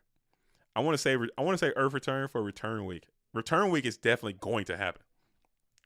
Return Week is definitely going to happen. Okay, so keep that in mind. I want Earth Return will be featured. Shout out to Shogun for rocking Earth Return out here. That's a cool deck, man. But it's gonna happen sometime. Dang it. If they didn't cancel you last week, I'm sure you have plot armor. Man. I don't think I was that cancel. I don't think I was cancelable. I think I can't. There's certain. I think the accent thing, when you're doing accents, I think that is just like a slippery slope. It can only go down. When you're doing accents, like some accents are okay to do and some are not. Okay, so I got to be careful. As we got Alephia in the building, I'm gonna see what Alephia is cooking here in Earth Week. Alephia is playing an Alephia style strat here. Got Cyber Jar, you got some Decrees, you got some Zombiras in there, you got some Spies in there. This is like Alephia's take on Turbo, it appears. Very interesting stuff. And over here, it looks like we have Mr. M. Roche playing the Warrior strategy as we got a game 3 being underway. We got BLS out and active, and BLS is going to swing in for 3,000. Well, Dust Tornado, it's Dimension Fusion, so Alephia is on that DFT funk, and we're going to hit the Mirror Force on the Black Luster Soldier. Do you have Book of Moon? You do not. You're just going to go ahead and lose that BLS. You'll set one, pass it back on over to Mr. Ochi. Exile Force is going to pop that set. It is the Sukiyo Flip Me. You got 2 in position. As you got 3,400, you'll get back to Sinister Serpent. As you'll just go ahead and set another, pass it back on over. Oh man, Mr. Roche is New York's finest. You got some inside information on Mr. Roche. As Mobius is up, popping the set duo, and then we got 24 getting in. Has Ring of Destruction been deployed from either side? We'll always check. Whenever Ring is lethal damage, I always like to look in and see how many have been deployed. Neither duelist has used the card, but Brain Control is showing immense and unstoppable value yet again. Takes over the Mobius. You'll be able to put a little bit of pressure. This could be GG if you can't stop it. If you can't stop it, you got to have a book, and you don't have it. Brain Control is going to walk, and that is going to be enough as Brain Snatch Mobius pound town with Tribe. And Alephia is going to go down. To be interesting to see more of this deck. I want to see more of what's cooking here. As Alephia has made a take on Dimension Fusion Turbo, it looks like. I want to see more of this. I might have to watch a little bit more of what Alephia is cooking here as this tournament is going to go on. Brain Control. People say that card sucks. That card's ass. It's no good in Go format. You got to wake up, dude. That card is freaking awesome, dude. And if I've learned anything in my time playing edited format Yu-Gi-Oh, I've learned that brain control is an amazing freaking Yu-Gi-Oh card. So strong. And it needs to figure out a way to be played more in Go format. Granted, we don't have the conversions. I get it. We can't synchronize the summon here in Go format. I get it. We don't have Kai as the Shadow Monarch in Go format. I get it. I understand all of that. Okay? But damn, oh damn, dude. Damn, oh damn. When I tell you, take their guy and just attack with it sometimes and win, or attribute it for whatever, it hurts, man. It's a huge card. It's good. It's good enough. It's good enough. It's good enough. Sneak a Plague Spreader zombie in your deck and just rock with it. I don't know. Let's see what Rabbit and Evil for Life are cooking while I'm over here yapping. Let's get Rabbit on the screen. Chicago's finest versus Scrub for Life, Texas finest. Okay. We're gonna see what's happening here as both of these duelists are trying to get another invitation to the Go Format World Championship. They both won this tournament very early on in the season. And they kind of slowed way down. I think they had a couple top performances each. But I thought they were going to be poised to set one of those kind of let me break through kind of type seasons where I'm like, okay, I'm a good player, but I'm about to show you guys why I'm one of the best players type seasons. But they kind of came in hard and dropped it way down. JDZ, keep following me. Following you? Where we going? Where you going, Ant? I'll go where you going. Are we rocking with you? Are you playing right now? What's happening? Follow you where? Did I miss something? Give me an example of an accent that isn't okay. Like I'm about to get canceled. Just like if I were to do like if I were to do like I would say if I were to do like an Asian accent. But it depends on how I do it, because I can do a Korean accent really well because I spent a lot of time in Korea. And I can do it, but I'm not going to do it here because it could be deemed as offensive, I think. Or if I do like an Italian accent, I think I can do it pretty good, but in certain connotations or certain situations, people might, oh, that's kind of offensive. You shouldn't do that. It's a slippery slope. It's a slippery slope, man. So I'd rather just kind of stay away from it and not go into it and get canceled. I'm not trying to get nuked. I'm trying to get double coverage. I'm trying to get double coverage. Okay, we'll see. Dang. I'm done. As we're going to come out and set, we're going full set, little fish fillet set here. Set 5, set them on. Pass it on over. You will not get trapped as shoot. You will not play delinquent duo. You will pass go. You will not collect $200. As Rabbit is hoping for a heavy storm. It's hoping for that heavy. Just give me half your life real quick. I'll take it. I'll take it. Spaghetti says Italian accent would be nice right now. I'm not doing it.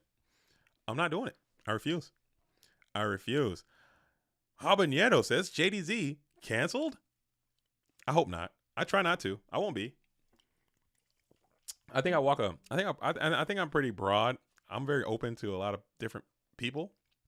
I don't think I say anything that is like too overtly this or that. You know, I'm not like out here getting crazy with it. We flip some of the Kaiku the Ghost Destroyer, some in the Blade Knight, the Ghost Destroyer. Blade Knight attacking to the set. It is the Koichi. You get a draw. And then Kaiku the Ghost Destroyer is going to be able to reach into that graveyard, take that train right up out of there, and send you 1,800 on in. At Scrub, we'll be playing hand committed to the board. All your units are at display as Rabbit has to find a way to break through this thing. How cool would a giant grenade be right now? I'm going to start playing it, dude. I don't know, man. I don't know what the answer is, but there has to be more than what we're doing. Just play giant grenade, attack over the Blade Knight, and do something. I don't know.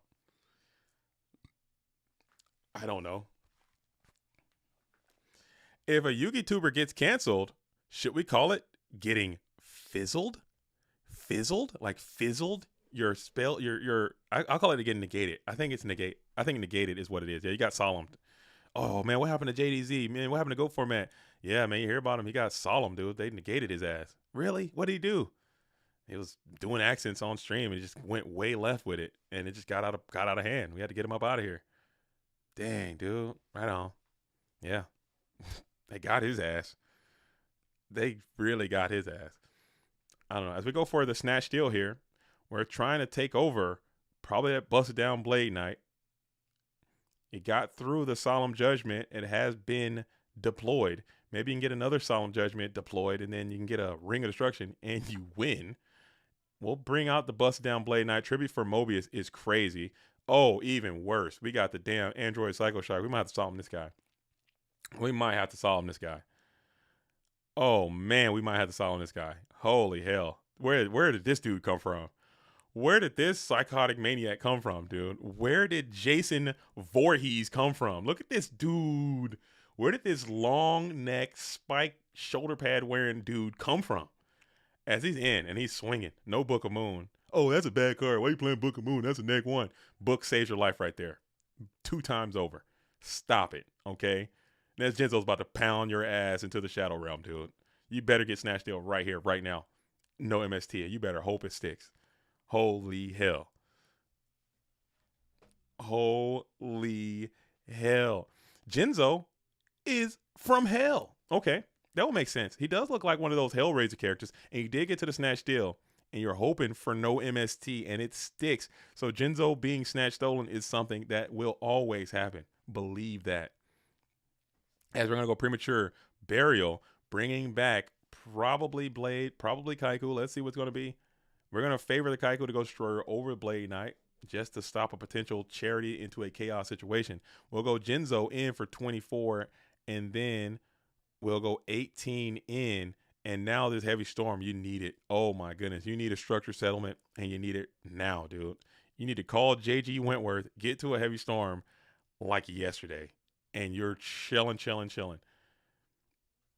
The most explosive Heavy Storm ever deployed on the stream could happen right here.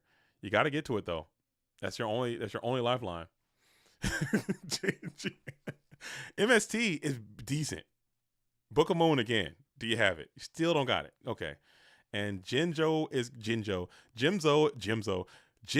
going to be back. We're going to smack into the Kaiku. 877 heavy now. He didn't get to the storm, but he did get to the mystical space Tyhoon, and that's going to be able to get the Jinzo back to your side of the field. And then we draw. If it is BLS, there is no justice in this universe, dude. If he slams this Blackluster Soldier right here, maybe everything people say bad about Go Format is true. Ain't no way. Bro, this game sucks, dude. I'm telling you right now. This game sucks. Oh, my God. Oh, no. Not like this, dude. Ain't no way. Oh. There is no justice in this world, dude. Rabbit. Oh, my God, dude. Rabbit gets sacked so bad, dude. That is ridiculous. You need Snatch Deal right here. Here you go. Come on, Rabbit. You can do it. We're gambling. Oh, he already used a Snatch. Oh, ain't that some shit, dude. DD Warrior Lady. Exile Force. Rhoda. Come on, baby. Rhoda. Exile. DD. Pot. Tribe. Smashing. Dang it. BrainCon would be poetic justice. BrainCon would be good. As we're thinking here. Holy hell, dude. Holy hell. Holy hell, dude. Oh, my goodness. Oh, man. What do you got? We got 2 cards in hand. And we're just going to set. We're going to set one. And it's looking pretty cooked. Dude, BLS, that was crazy. That was insanity right there. That was lit. This game 3-2. I don't think I would be able to play because I think I would have disconnected when I flipped my desk 14 times. That desk is going to be upside down. There's no way. There's no way that my desk's not upside down after that. Ain't no way my desk is not completely upheaved. Oh, you already know it is.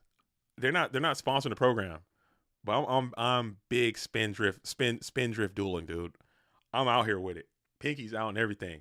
It's ice cold. Ooh. It's ice cold. Sparkling water.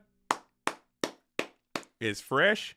It's clean as we got Grace Charity too. So Scrub for Life is sacking in the free world. Hate to see it.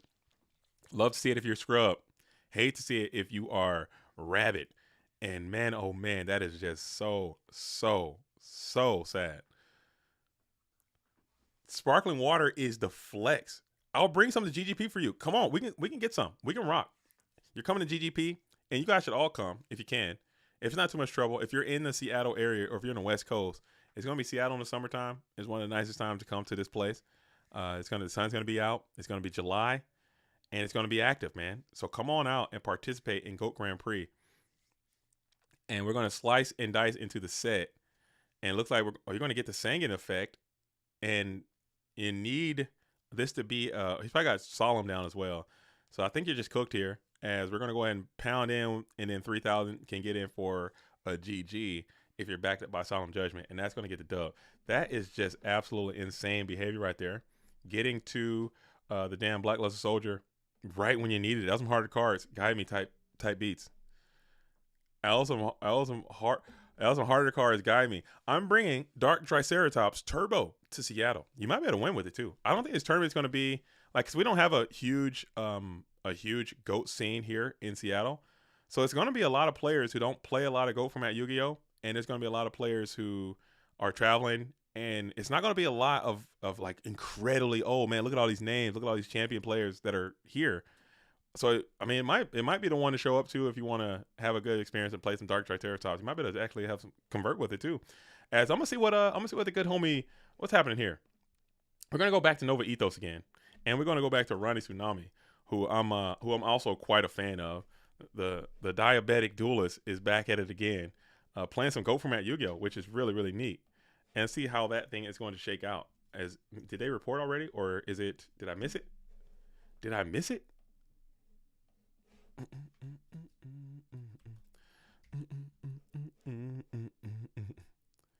Did I miss it? I think I might have missed it. Ronnie dropped. Okay. All right. So we'll have to make that, get it, just remove him from turn. Okay. Cool. Sorry, I missed him. Get a chance to play. As let's get Ludia Plebone in the building real quick. Lulu, let's get Lubu out here. Lubu. What is I'm telling you right now, I'm never going to be able to find anybody's name on this damn Old School Kid. Let's see if we can find Old School Kid. I was typing Old School Kid and Pablozoic. Okay, there's this one. This is what I'm looking for.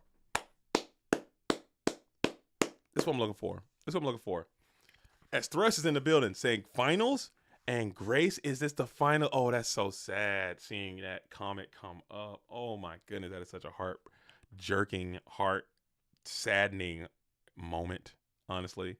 That is so sad to me that Grace, the good homie Grace, has kind of stepped away from the community. He put out that really touching video earlier last week, and he just kind of stepped away from GOAT format. I want you to leave that there if you can, because that was really funny when that would happen. But Grace took a step back. He's got a lot of creative ventures that he's trying to dedicate a lot of time to, and he just does. He's kind of like me. He's kind of like a lot of people in this community, where you have other things that you want to do, but you really care about your stuff that you're a part of. And every syllable that he said in that video, and I encourage all of you guys to go watch it.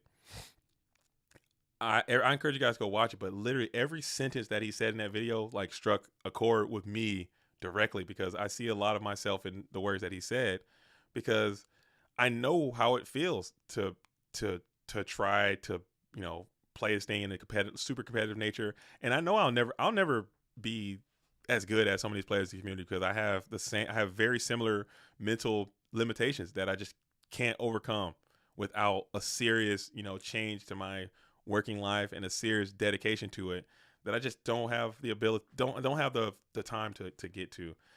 So he identified that stuff, and he identifies that he's got a lot of other things he wants to pursue and things that he wants to do, and he just can't do both. He can't serve two things. So he decided to step away from Yu-Gi-Oh, Tengu format, Edison format, and GOAT format. He's just gonna be done with it and move on to other things. And I'm trying to tell you, man, I love to engage, and I love to like collect relationships with people that I think are really, really good people first. I don't care how good of a duelist you are, or I don't care how good you are at a game, or how good you are at whatever the hell it is what we're doing. But are you a good person? Do you care? Are you kind? Are you compassionate? Like, are you willing to help people and make people better? And those are the people I love to collect around me.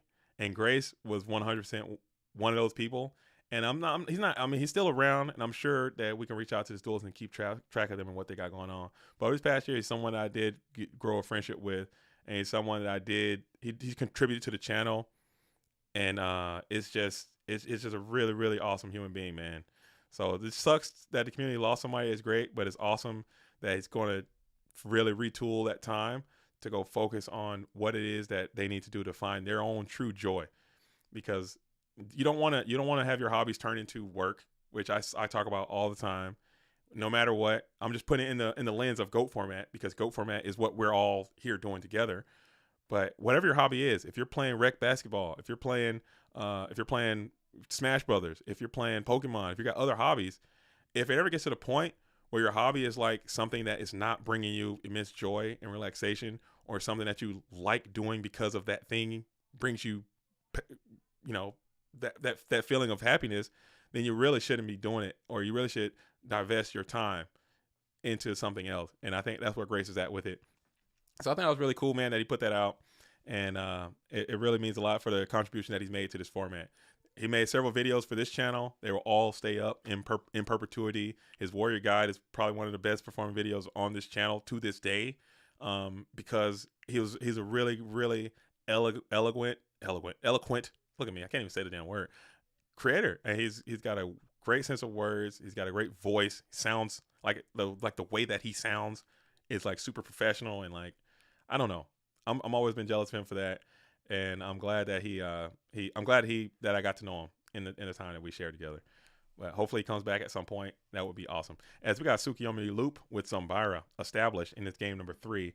Looks like we have the first turbo mirror of the day, as Tsukiyomi Zambara is going to be the play. Yo, Heavenly Aura. Oh, come on now. Come on, John L. Let's go. Come on. I've never got the chance to interact with Grace much, but you can just tell he's a good dude from listening to him. He's an awesome individual, man. And we got a chance to do commentary together. I met him in Texas, in both of the GGPs I went down to in Texas. And he joined me in the booth, and we did commentary for Go Grand Prix in Dallas, and it was a blast, man. We had great chemistry. It was lots of fun. He was helping with the stream and just keeping me, like, honestly, and I say this as a joke, and you can ask Grace, if he wasn't there, like, hey, because the stream was a disaster. It was like crashing constantly. If he wasn't there, it would have been like, I probably would have had to just cut it and just be like, okay, we're not gonna do this. Like, it's done, because it was just too many issues. But he was like, no, let's try this, let's do that. It was the calm hand on the wheel, keeping that thing going, and just being a presence there was really nice. All right, so are we going to use the Raigeki break? And yes, as we discard, we're going to pop the Don Zalug. So it looks like we got Chaos Warriors, maybe a Flip Warrior deck, as Don Zalug is going to get hit. The rare and indigenous set Don Zalug, as we're in the main phase 2. So we pop with no we're popping with no assault. I don't know about that one, honestly. If I don't know about that one if I'm old school kid. I think I can hang. I think I'd hang on to that and then wait until it's, I don't know, wait till it's time to use that thing. Cause unless you're popping to swing, then it's something there. Why are we minusing to hit the set? I don't know, Nate Dogg. That's what I'm saying. I'm using that thing reactively, if anything, because maybe you can get some value out of it. It can go a little bit further for you if they play, say, a heavy storm on it, and you won't just neg yourself into obscurity for no reason. I would say. And especially on your own turn, if you're going to pop the set and then attack in with your own Don or something to get a little bit of that value back, feel me? I don't know. Grace was a good guy for sure. Always polite to me and everyone. Sucks I had to beat him with his fairy deck that day in PWCQ. I didn't win, but it could have been, if you didn't win, it could have been him. I did. You did win. I mean, that's a part of it, man. It's a part of it. it is a part of it. Like, it's not like, oh man, I'm sure just when it struck me like, oh, I got to win or my existence is not validated. I don't think that's the way Grace carried it at all. But it's like, but it's not like you know, at least from what I understand, it's not like, oh man, I'm quitting this game because I'm not winning enough, and I want to win more, so fuck this game because I can't win. I don't think that was the case. It was just, he understood like, hey, I'm never going to be like the number one duelist, and I don't even know if that was his ambition or goal or whatever, but he just wanted to do other stuff, and that's what I think most people should divest your time and do other things, take breaks, come back, and it'll reignite your love for it, because you constantly do it every week. It might burn you out, and I think that does happen from time to time, which is why going into next season, I fully anticipate going into next dueling year after Worlds this year, we're going to have a reduction in the amount of events that we host, simply for that reason. Because going into last year, I was like, we need to have more events. We need to do more goats to get it out there, and more people want to play, and just do more. That was my whole identity. And now I'm like, well, the more events we host, the less special it seems like they become, and more burnout that the community receives from doing so many events back to back.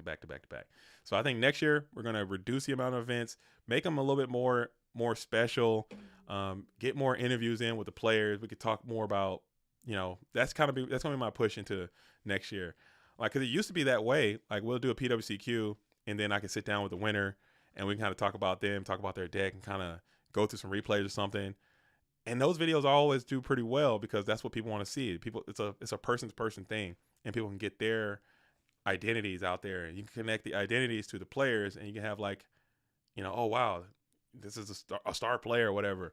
But now we had a tournament last weekend, and like literally less than a week ago, and we're back at it again doing another tournament, and it's not enough time to do everything that's required, because it seems like they're happening so often. Have you thought about streaming simulcast on Twitch?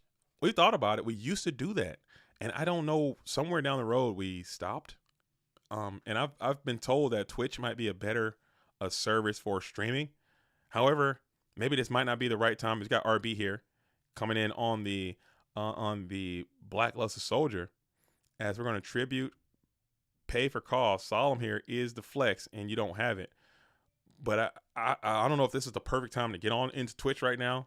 I think I want to kind of stay away from Twitch. There's a lot of news out there going on with some things that are happening in Twitch, and I kind of don't want to even be anywhere near that right now, because I think this is just the tip of the iceberg.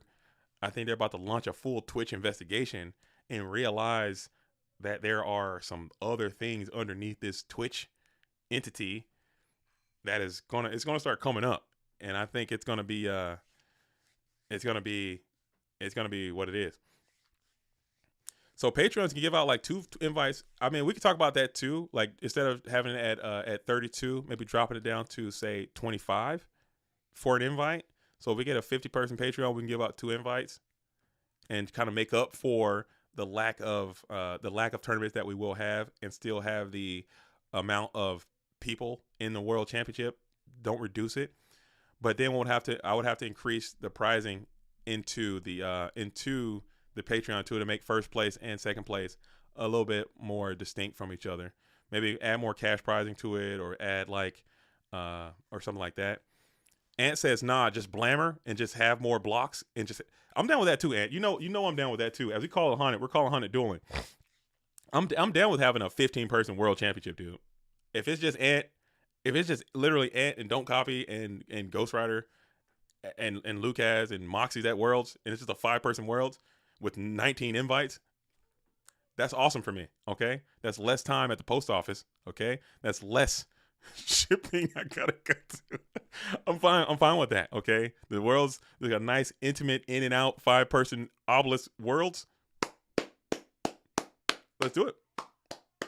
Let's do it. And Dueling High. Yeah, come on in, Dueling High. The water is fine. Yeah, like an 8-person Worlds. I'm with it. I just give them all the prize going right to the top, dude. Have it. No, but seriously, that is something that we're going to discuss heavily, and that's something that I've been looking into, because we got to figure out a way to have less events and make these events a little bit more prestigious and special, and something that are unique, and people want to participate in. Because if it's just like what I want to get out of the mindset over the past like 2 or 3 years that we've had the PWCQ circuit going, it's always like, oh, that's just a PWCQ. That's nothing. That's like a local. I want to end that whole identity, because if you have it so often, it becomes less important. Like a GFC is very important because we only do those so many times a year, and those things, everyone's coming out for it, everyone's fighting for it. That's a very, very important tournament. Whereas PWCQ is, it's just another PWCQ. It's just, I won't play this one. I'll get the next one. Well, if it's only one a month, and that's it, you got to show up, and you got to be in there ready to play, and it's going to be really, really hard to get in. Why lower the requirements? The only reason I would want to lower the requirement is because I would significantly reduce the amount of tournaments that we have available, as we're going to get a straight up negation here with a Blade Night. I haven't seen that happen in a really long time. Oh my goodness. I forgot Blade Night had an effect there for a second. That wasn't boosted 2000 and waylay your opponent's life points, man. It just negated the flip effect. Look at that, boy. And it's going to be a huge dust tornado here. So if you got a monster to put beside this thing, you just win. And you do. And that's going to be a GG. As Old School Kid will fall in the face of Pablo Zoic, representing the Black Sheep out here, getting after it. Getting after it. People don't think about how freaking stacked the PWCQs are. Cub, I'm trying to tell you. I don't know. I don't understand this logic. I don't get it. Like, oh, that's a fake tournament. That's not real. That's a fake tournament. That's just a PWCQ, man. I'm like, bro, these are the same people. These are some of the strongest people, man, in this whole community. And they show up to these things like clockwork.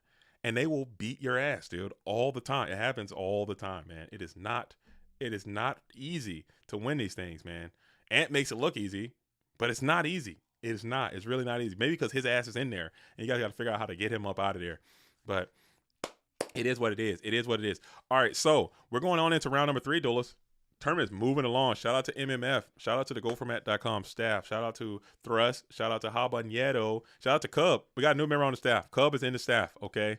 Cub is in the Goat World Underground, dude. So welcome Cub in there, and please don't give him no beef. Don't give him no beef. All right, let's give him some love and support, as the new generation of Go Format staff is in there, and we're getting it right. Grumple's in there. We're working. We're getting it in there. We got to stop him. You guys got to figure out how to get his ass up out of there, dude.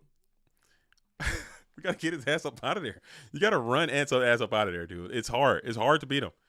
It's really damn hard to beat him. Pui says Baggio control for Earth Week 2. I had so many other Earth decks. Baggio could be in there. Like, I wanted to put like a I don't know, man. There are so many freaking decks. There are so many. All right, so where are we going? Who haven't we seen yet so far? Who have we not seen? I haven't seen Yada 88. That's what I haven't seen. So that's what we're going to go see, actually. And hopefully Yada 88 is bringing that funk, dude. Hopefully Yada 88 has put the turbo down, and we're going to bring the funk, dude. I want to see that. I want to see that Limburger. I want to see that Gouda. I want to see that old stinky Gouda Limburger cheese, dude. I want them to go old school with it. One time for the homies, dude. If it's possible. If it is absolutely possible, dude. Where we at? Duel. We got Grizz Effects. We got Yada 88. We need OCG GOAT format so Earth decks can have DD Warrior.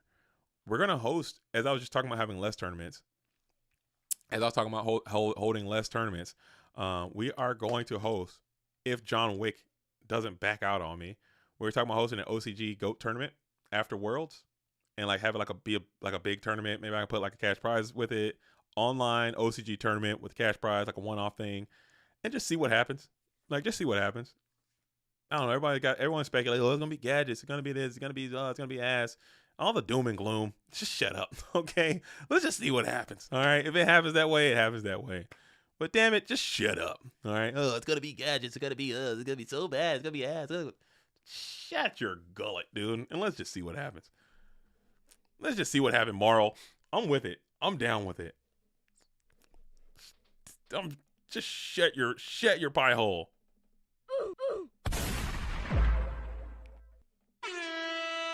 All right, so we're waiting. We got Yada 88. We got Grix is effect. We got Grix in the building, holding it down. Hey yo, where'd you find that? Damn. What's happening with y'all, man? How's y'all week going though? How was the Friday? How was your Saturday? How was your guys' Friday? Anybody get lit last night? Oh, Daniel Miller is Grix, and you're waiting on Yada. Okay. Did you put your replay in though? Are your guys' replays in from the previous round? Please put them in. Okay, please. I'm encouraging everyone who's playing this tournament and liking the stream. Please like the stream. Please keep playing in the tournaments. But please make sure that you guys are. All right, hold on. I got some stuff. I gotta help out. I gotta help out some duels out here. Where is my comments? Where's my thing at? Okay, let me get in here. Hey yo.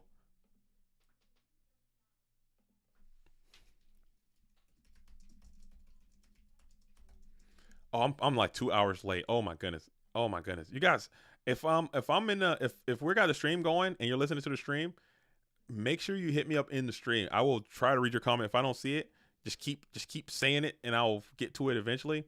But we need to. Somebody sent me a DM and I didn't get to it in time. And that was like 2 hours ago, and I think I screwed that one up. Sorry, Jeremy, if you're reading this. Let's get in here. Let me tag. Hey, Jeremy, did you get sorted?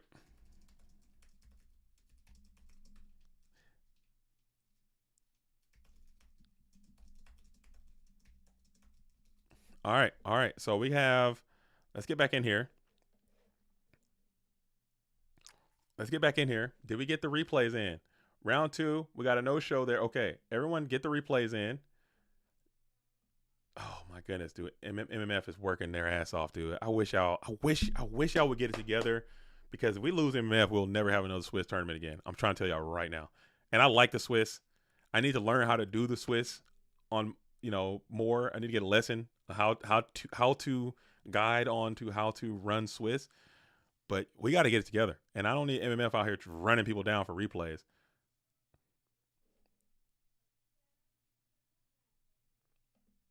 All right. So we got that. We got that going. And we got Yada. Did they sign up? Did they get in? Are they in?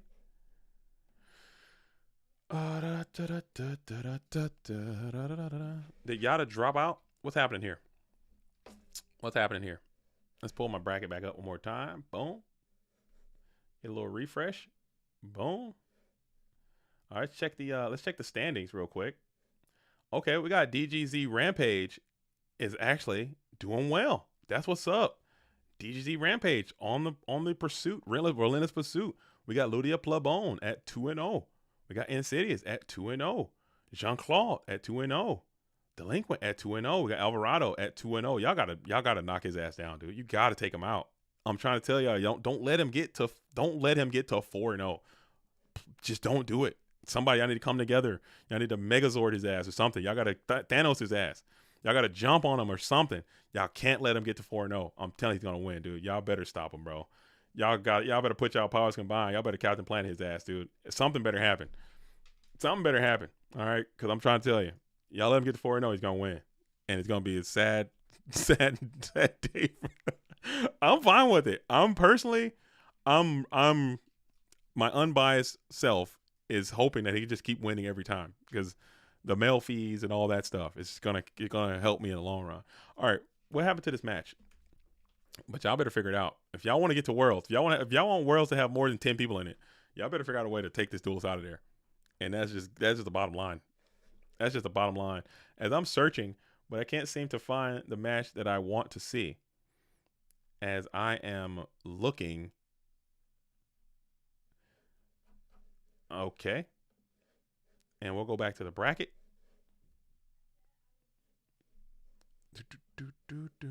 Yeah, it should be. I want to see Yada and Grizz is Effect. I saw one of them hosting a while back, and then it is. Then they just kind of disappeared with it. So we'll hop back over there one more time. If not, I'll get another match in here, and we'll keep it moving. We'll get another match in here, and I'll keep it pumping on through. Dang. Yeah, I guess they're just. Let me see a Grizz. I think they just. I guess it's just not happening. I guess it's just not happening, huh? Okay. Insidious and JCVD should be a really good one. Michele Samino and Delinquent should be a good one. Are they playing? Alvarado and Shea Butter getting it in. We got Cub and Not Dan getting it in. We got Shogun Lopez and Shanar getting it in. Fonte, Crash, and Evil SDO Killer. I think I'm going to go see that one. I'm going to see that one. I want to see my good friend Crash Folk play. I'm going to see what they got going on. SJC Champ. Is my dueling book ruined or something?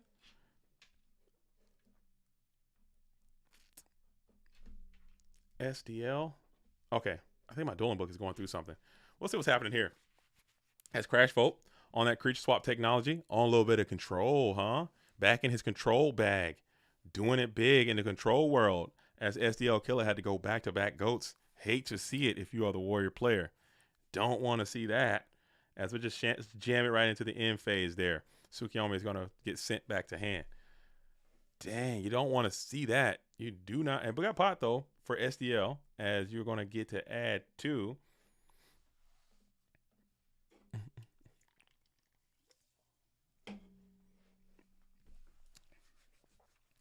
I wish Treeborn. Would be legal in GOAT. That would be too strong. That card would be such a mess if we had Treeborn Frog in GOAT format. Michael says, I'm 2 out of 10 on RPS. You need to randomize. Stop being so predictable, dude. Change it up. Change up your life. Goats on Foxfire. Who's got that? I don't want to play that. And you got freaking pot into cherry. So I just bring all the negative and bad luck into the Shogun duel. As you got pot into charity. You got a really strong Magician of Faith that's set up onto the field, though. Yeah, Treeborn Frog would obliterate. We already have Sinister Serpent, and that card already, in my opinion, is too much. That's too much.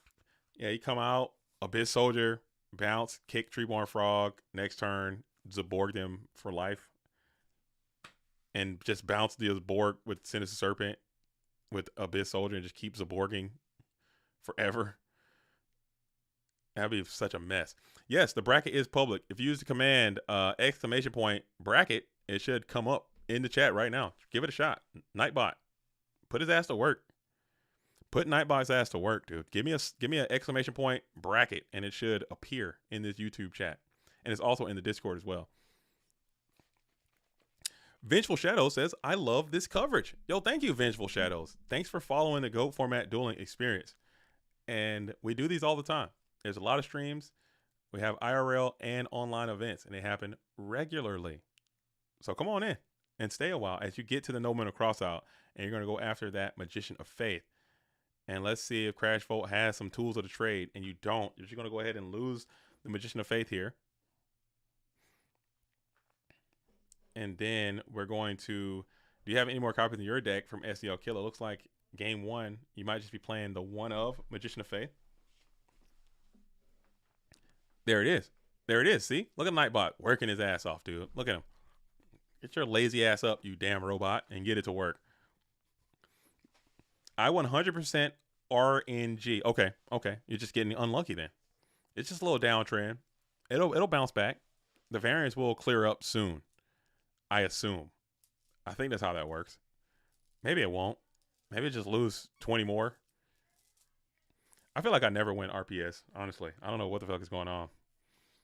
I feel like people are hacking my RPS. I think someone made a video a while back that it was possible to like have a machine or something that'll like see what your opponent picks and automatically pick the winning thing every time. I think that was something that someone said existed. I doubt it, but it's possible, man. Dueling Book, it is what it is, man. It's all spaghetti code anyway. Well, Exile Force is set. It is going to be singing. Hate to see that if you are SDL killer.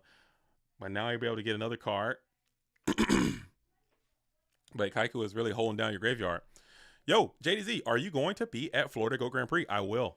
I will be in Florida Go Grand Prix. I will be there. Live and in full effect. Locked in and laser focused. I'm gonna be there.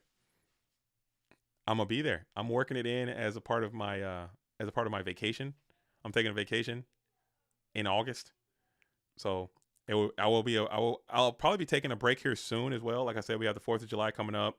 Go Grand Prix Seattle's coming up. So I'll probably be taking a little bit of break in the next couple of weeks. I'm gonna have to break my little everyday upload streak. But I will return. I'm not quitting, but I will be taking a slight break to spend the summer with my family and do some things. And then I'll take another break in August. Like I said, I'm going to Go Grand Prix in Texas and Go Grand Prix in Orlando, and I'm taking a family vacation as well. So it's going to be probably like another week off after that. And then September will come back, and I'll be back in the saddle, focused on some GOAT format dueling activities, and continue to rock on in with some uploads and some decks and some coverage and everything. And then we're going to get pushed, get ready to go to the GOAT format World Championship in October. Final push to the finish line. I'm not going to Disney. I'm going to Disney World. That's right, Silver. I am going to Disney World. Taking the whole family. We're all going out to Disney World as like the final one because my kids are getting quite old, and I'm getting quite old. So it's probably the last time. I'm a huge Disney fan, as you guys know. Disney, as we're going to TT Splash here, big 2 for 2. We'll blow it up, but you can't have that Dequechi loop established. I don't hate to play. I'm going GOAT World and Disney World. Maybe I shoot some shorts. Maybe I do some shorts out there. Will people watch that? If I just go and walk around Disney World as challenging people to a duel, dude, is that something that we can do? GOAT World goes Disney. I don't know. We can figure something out. I got to work on this whole content thing and stop being such a wimp. As we got done with guns out here after Rhoda, and we're going to think about it as this bad boy is summoned to the field in attack position in your first main phase. Yeah, I'm going to go down there. And it's probably going to be the last Disney World trip we do for a while until I get maybe some grandkids or my nieces or something like that come along.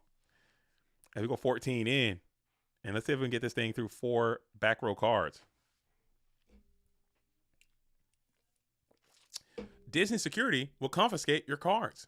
What if I do Lorcana? What if I Lorcana it up? Is there Call of the Haunted being played? And there is not. We're just going to go and have that Dark Monster in the GY. So we have 2 Chaos plays available. A lot of good cards in this graveyard. This is a very good looking graveyard right there. Let's see what Crash got over here. I think SDL is like 4 times better. But we're still chilling though. As she's going to continue to set as Blade Knight is going to be up looking for a plus. Maybe we can go back to back Blade Summon Blade Knight negations. And we will not. We'll play the ring. Ring on the blade. As SDL is just trying to lower the card. We'll rip Solemn. Do you have a backup Solemn of your own? And you don't. You are gonna get that negation in. So that was a 2-for-1 situation. As you lost your ring and Dequechi, and you only lost the Solemn Judgment, but you did lose half your life points, and your opponent's Ring of Destruction has been expunged. So we're going to go ahead and play the Upstart Goblin. Lorcana, no Lorcana, stay with us. Do it, Lubu, I love you. You are my meme lord. Okay, you are my, you give me great joy, whether you know it or not. I laugh every time you make a post, most of the time. And but Lorcana, it's cool, man. It's cool. I enjoy it. I like it. I'm never going to quit Goats. Let's start there. Like Goats is going to be forever. I'm always going to do this probably until I die or, I just get so old that I literally cannot do it. But I'll be doing this for the next, at least 20 years. I think I can do this. I love it. I enjoy the time that I spend doing this, and I enjoy the community. And as people get tired of it and burned out, new people will come in, and we just continue to vibe, man. And it's cool. So of course I'm going to continue to do this, but man, oh man, I do enjoy some Lorcana. I'm having a good time with it. And like DJ is saying, the prize support for it is crazy. You can like be on the active circuit, like getting after it and winning tremendous. If your motivation is money, which I'm not really motivated by money. I like money. I enjoy money. I want to have as much money as I can. But money's never going to be like my motivator as to why I'm doing the thing. But if that is your incentive, there is opportunities to be quite lucrative playing Lorcana, Go format, dueling, Magic, Yu-Gi-Oh, Disney cards, all that kind of stuff. And the game is quite fun. It's quite a fun game. And if you are a Disney fan like I am, you get to look at the Disney cards and they got the songs and they got a lot of references and stuff in there. Yeah, I got some Lorcana cards right here. I'm saying, look at that. Who don't want to play a Goofy? They got Goofy. Well, boy. Well, look at that. Well, oh gosh. You know what I'm saying? You got Goofy out here. Like actual Goofy. You know what I'm saying? Alice in Wonderland. Ariel out there. Getting after it. So we're going to bring Rhoda here. Rhoda for another warrior. And then we're going for the Bust Down Blade Knight. Hey, as Pedro says, I had to drop due to personal scheduling conflicts, but hope the tournament has a great finish. Yo, that's all it takes, man. Come on and play a couple rounds. You don't have to win. You don't have to come out and, go the whole time. Just come out and play a few rounds, have some fun, play some cards, talk some crap, and go on about your day. That's totally fine with me. And thanks for playing the time that you did play. And I hope you had a good time. And I hope you come back the next time. The next PWCQ is going to be sometime in July, I want to say. There's also going to be a GFC in July. Free to enter. Major Go format tournament. People are upset. Some people are happy. Some people are not happy. But this GOAT format championship in July will be a European GOAT format championship. A true blue, coast-to-coast GOAT format European championship. Straight up, 100% European tournament. If you are American, you can enter into this tournament. It is free for you. You can come out and play in the European GOAT format championship. However, it will be in a European time zone. 100% European friendly time zone starting at 12 CET, which is 3 a.m. 3 a.m. PST, okay? Your boy JDZ will be up at 3 a.m. Suit on, stream started. Tournament started. 3 a.m. my time. 6 a.m. Eastern Standard Time. This tournament will start. 6 a.m. Eastern Standard Time. It will start at noon Italian time, noon German time. I want to see it. Madcap, I want to see it. I want the word to get spread far and wide, and I want all these Italian players to come out and play. I want all these European players to come out and play. I want to see some noise. I want to see at least triple digits. I need to see at least 100 to 120 participants in this tournament. I want to see a pretty nice sized tournament. I want to see a great turnout because there is a very prominent European community, as we're going to flip the scapegoats here, on the Tribe Effect and Virus, just trying to draw out another card from your opponent. And let's see if SDL elects to do that. We'll attack one. And we'll just pass here. That card in hand must be really, really good. Because we have a very prolific European syndicate of duelists in the GOAT world. And they're always talking about, oh man, every tournament is always US based. Everything is US this, US that. We got to stay up to 3 a.m. to finish these tournaments. Sometimes it's so unfair. It's so unfair. Oh, come on, man. When can we get one? Why can't we get one? How can we get one? What do we got to do?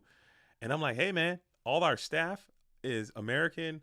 Most of our players are American. That's why everything goes through the Eastern Standard Time Zone, because that's where most of all of our support is. I have to go where the support is. Well, guess what? We dug up the staff. We found the support. We're going to get out there and we're going to play a European tournament, dude. And I promise you, if these Europeans don't show up, I'm never doing it again. This will be the last time. If it shows up and it shows out and we get numbers, if we get numbers, Splevin omission. Oh no, I'm not putting Splevin in this. Splevin is a rider. Splevin will show up. I'm not calling no names. As we're slamming Blacklisted Soldier here, we're slamming with the confidence of multiple solemn judgments, it seems. Oh no, not like this. Not like this. As we're slamming into the sets. As we're slamming into the sets. And it's going to be Sakaretsu.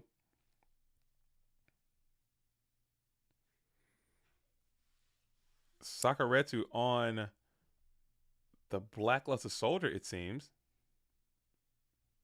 And we'll ring the Blackluster Soldier as a chain to the Sakuretsu armor. And that's going to be a GG.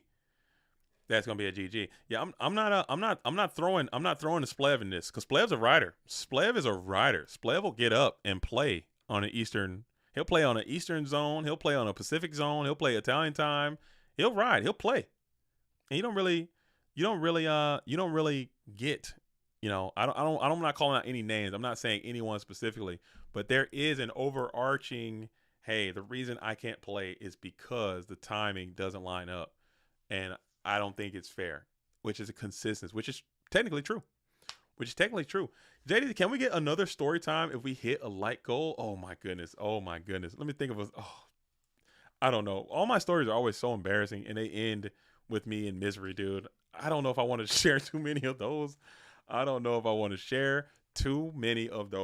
But man, oh man. Maybe, I don't know. We'll see, man. Mr. Gordo Pig. We're not talking about what happened last stream, by the way. I'm going to go ahead and strategically edit that whole clip right out of there.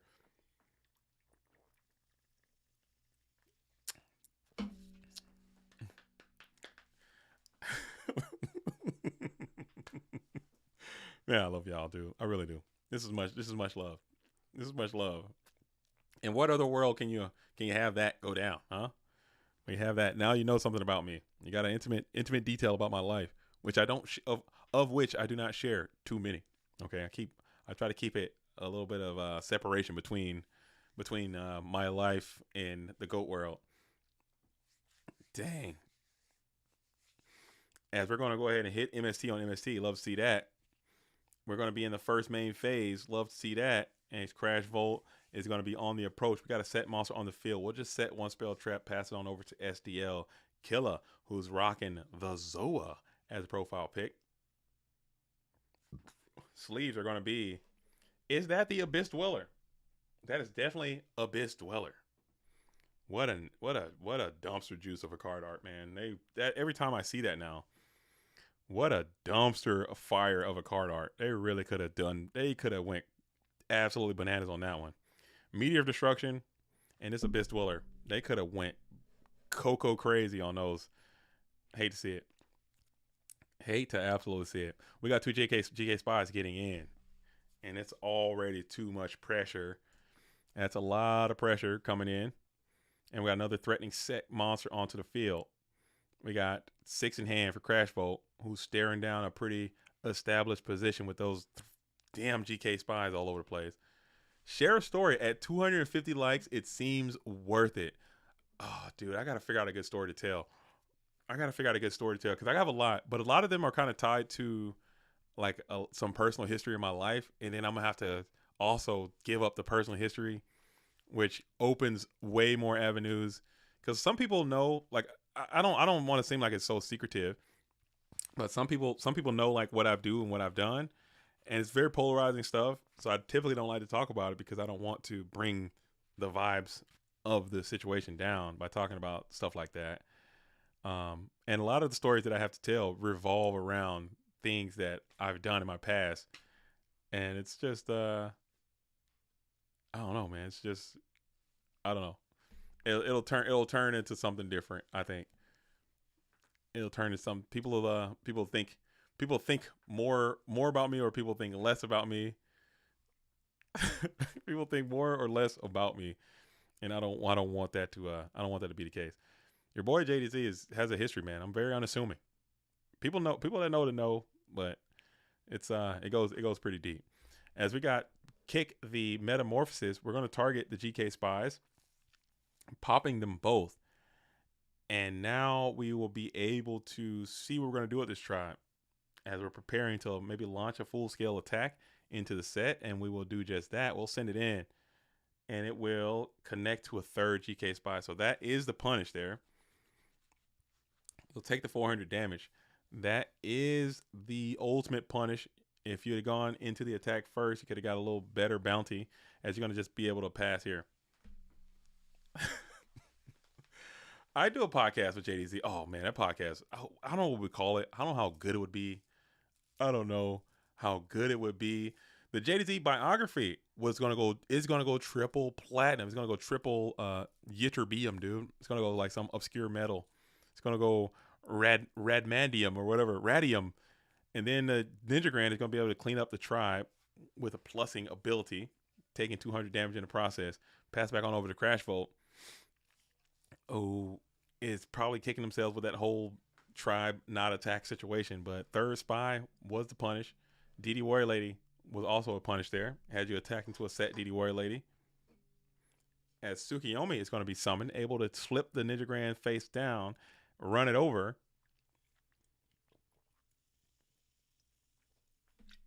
Oh my goodness. Oh, Big City Dueling. The story of JDZ. Big City Dueling. Big City Dueling with JDZ in the booth, dude. Oh man. Dude, that'd be so stupid. As we're going to pound in with 12 and 18, so that's 3,000 coming off. And man, oh man, this thing is really piling on the damage. As Crash might be bricked into obscurity, it looks like. As you need to get to something here. You need something to happen here quickly. As those two set cards aren't really doing a whole lot for you.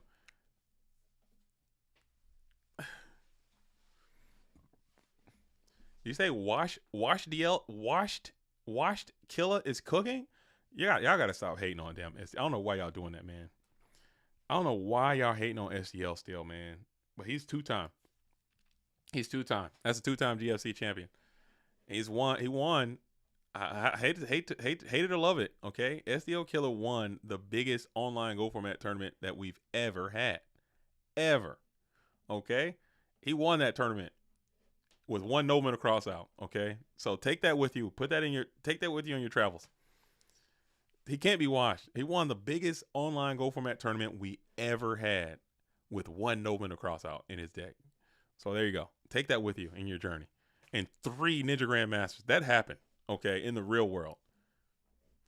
That happened. Okay. So you gotta trust. You gotta respect your elders. Okay.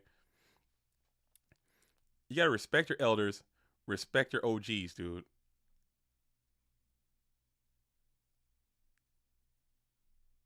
Dang. Hate to see it. Hate to absolutely see it. As we got Heavy Storm, though. It's coming down. We'll lose the Bottomless Trap Hole. We'll lose Knock and Call the Haunted. And now you got to put some kind of play together. You need some kind of attack. BLS is that guy. He can attack. Okay? And you're going to just have to put a little bit of prayer behind this BLS, dude. You got to have him. You got to pray a little bit. There's a lot of things that can go wrong. If you have Solemn Judgment, you're kind of insulated there. But Snatch Deal just seems imminent, I think. And it's just the way these games are played. Pot agree into us. Come on now. Not like this. Not pot into Snatch. You better not. You better just pass and lose. Tribe, book one time. You got it. Solemn, TT, book, kick, knock, and tackle 16. Eat the 16. Set 1, pass. And now you got Call of the Haunted.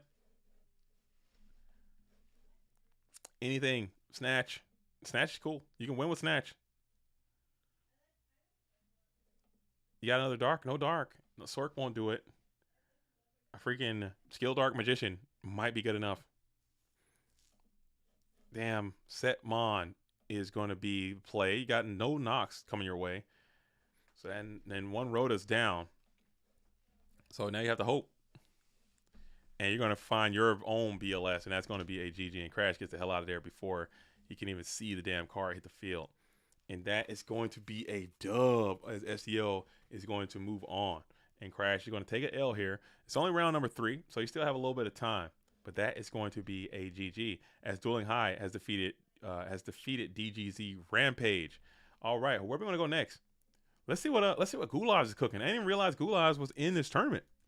Goulas already qualified, came in hot and heavy, made a deep run in the Format Library Championship, the last major GOAT format tournament we had, and had a pretty substantial deep run playing a unique skill drain burn deck, and it did so well, was able to qualify to the GOAT Format World Championship. So now we're going to see what they're going to be able to do. See if they can get more invitations, perhaps, as GOAT Trinity is going to be playing against Zalug there. All right, so it looks like Zalug is now changing up the bag a little bit, maybe. We don't really know much. We just got a Pot of Greed, and GOAT Trinity is playing the patent pending control strategy of sorts, sitting behind a Swords of Revealing Light. And we're going to be in a game number 3, the Rare and Indigenous. The Rare and Indigenous. And it's going to be the Breaker the Magical Warrior. It's going to be able to munch up on these swords and then maybe get a plus on this set. And it will connect into the Berserking Gorilla that was now set onto the field. I think that was a part of the creature swap, maybe. I think, perhaps. He attacked that with a lot of confidence as now Breaker is up. So Breaker on Breaker. Breaker lacking versus Breaker packing. And we're going to run the red light. Breaker gets in on top of Breaker for a Rare and Indigenous Breaker kill with a plus attached onto it. So strong Breaker hitting the Royal Decree. So Zalug has changed up the recipe, it appears, and is playing a new deck for PWCQ number 61, as Royal Decree and Berserker Gorilla are going to be the momentum there. Breaking the Magical Warrior standing alone and unafraid in attack position, holding that sword. Not a warrior. He is magical, though, and he does have 1,600 attack. Don Zalug rocking no sleeves, no mat. Armageddon Knight with the mask on, holding his swashbuckler there. Is he a samurai or is he a pirate? What's his situation there? He's just in the Armageddon, and he's a knight. Right on. Versus this little dino dude. That's a cute little dino kitty there. That is, I know this card. That is Naturia Beast. I didn't know that card. It's a synchro monster that does something cool. As we tribute up, we're tribute gang for the Cokester. So we're on a zombie bag here as the Cokester is up, smacking in with 24. Snatch for the Ryu Koki, put 24 in. You got 36 of them things left. That's not a beast. Oh, my bad. It's not Naturia Beast? What is that? The GOAT Trinity side. That's not Beast. My bad. What is that one? It looks like it, don't it? Let me look it up. What is that one? Hold up. My bad. Let me look it up. Naturia Beast. Let me see what this thing is saying. Yeah, that's definitely not him. My bad. That is not him. You are not him. My bad. That is not. What is this guy? Naturia Beast looks very similar, though. They look like they can be in the same clan, I would say. They're of the same ilk. Barkion? It's a beast wearing the skin of Barkion. Is that the monster's name? There's no way this card is called Beast Wearing the Skin of Barkion. There's no way they went that crazy with the title of that. Let me see. Barkion. Yu-Gi-Oh. There's no way. Okay, there is a Naturia Barkion. I don't know what this little kitty dude is called, though. Oh, he's like a fusion? Is that a fusion monster? What is this little kitty guy? Its name is Exterio, but that's what it is literally. Okay, it's a fusion. Exterio. Let me see what this Exterio is. You guys are teaching me something. Exterio, dude. We're looking this thing up. Exterio. Okay. Naturia Exterio. Yep, there it is. And there's a band in Montreal, Quebec. Montreal called Exterio. Go figure. They look like they suck, dude. Not gonna lie. They look no good. But they're out here getting it in. They're giving it up in the free world. They look like they play the worst kind of music, dude. Not gonna lie. They're awful. There it is. As Zalug gets the dub with the zombie funk. My bad. Sorry, I kind of looked away for a second, and then the damage just piled up too fast for GOAT Trinity to bear as Zalug, a.k.a. Goulas, gets to the dub. All right. Alvarado's moving on. Has taken out Shea Butter. You guys better watch out for him, man. Y'all got to throw him out of there. Y'all got to kick him out of there, dude. Y'all have to stop him, bro. Somebody has to rise up and oppose him, dude. He is going straight up freaking gangbusters on this thing, dude. Y'all got to stop them. All right, we're going back to Not Dan and Cub. Let's see what they're cooking here.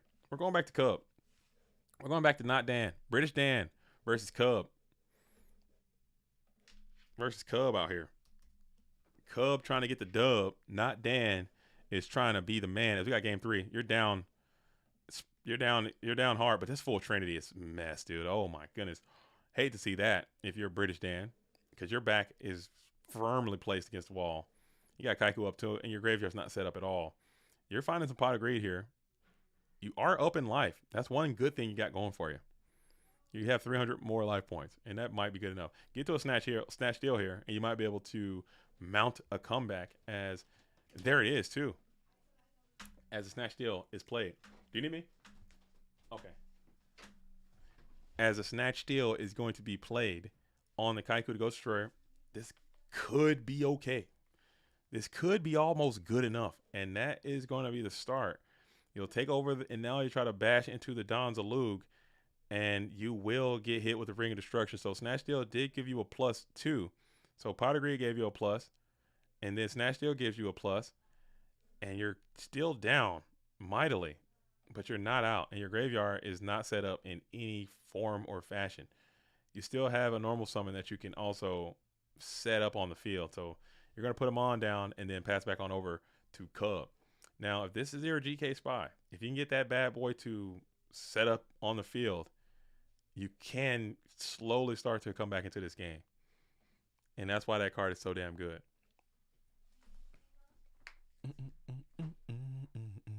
And it's going to be that Reinforcement of the Army played from the floorboard. We're going to Rhoda. Let's see who the grab's going to be.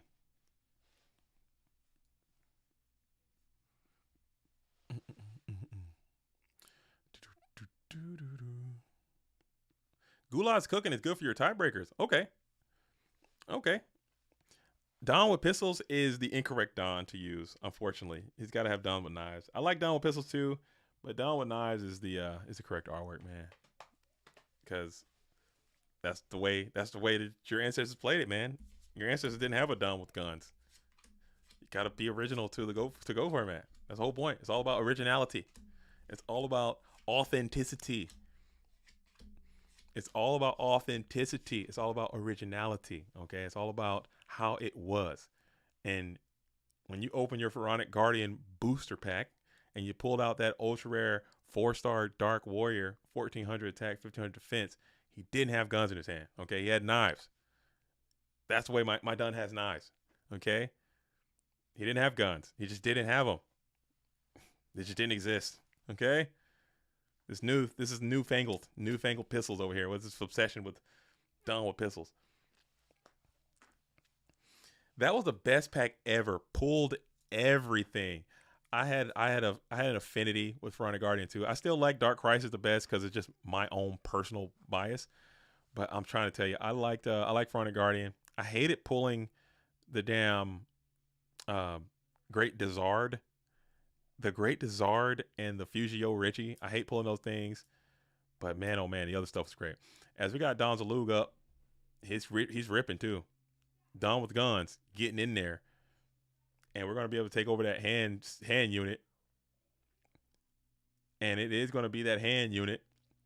It's going to be Night Ass. Look at that, Don with guns. That's the second Don with guns that got absolutely flexed this tournament. Just this tournament. The second time the Don with guns got ripped off, dude. Don with knives, that's BLS every single time, dude. Or that's something cool. That's something juicy. As you're going to go ahead and set 2 now in the face of Don with guns and Mystic Swordsman level 2. That's the second time on this stream we've seen a Don with guns get absolutely pillaged. Whereas Don with knives, he's only ripping Trinity, dude. That's it. he's only ripping Trin. Oh, damn, he did it to you. You got to solve him. Oh, no, not like this, British Dan. No. Damn it.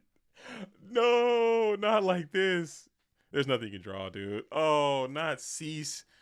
Damn, dude. Oh, no, not like this. Not like this. Not.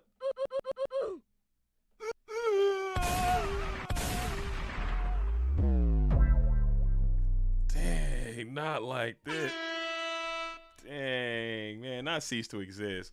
British Dan, I'm trying to convince more IRL players to play online, and British Dan is having the worst tournament experience probably ever. He's probably, if he says I will never play online again, I'll be like, all right, I can get that. I'm done. If he says I'm never playing again, if he says I'm never playing again, I'll be like, oh my God, I get it, dude. If he says I'm never coming back out here again, if you guys want to play me, meet me IRL, meet me at a GGP, or meet me in Detroit, I'm never doing this again. I'll be like, I get it. I get it. I get it. I get it. But when you get cease to exist, dude, damn, dude, that hurts. That stings the nostrils. But you got to play it. I like it. I like it. Shout out to Cub. Cub's kind of cooking. Cub's kind of cooking. Cub's kind of cooking. All right, so let's see what's happening with this Yada 88 duel and see if they ever made that thing happen, or maybe there was some kind of droppage or something, or some kind of failed to report. I don't know what's happening there. I don't know what's happening, but we're gonna find another match here in round number 3. Let's get back into Nova and Zyprex here. Let's see a more reasoning gate happening. Unless that one didn't get reported either. Am I bugging? Am I losing it? Okay.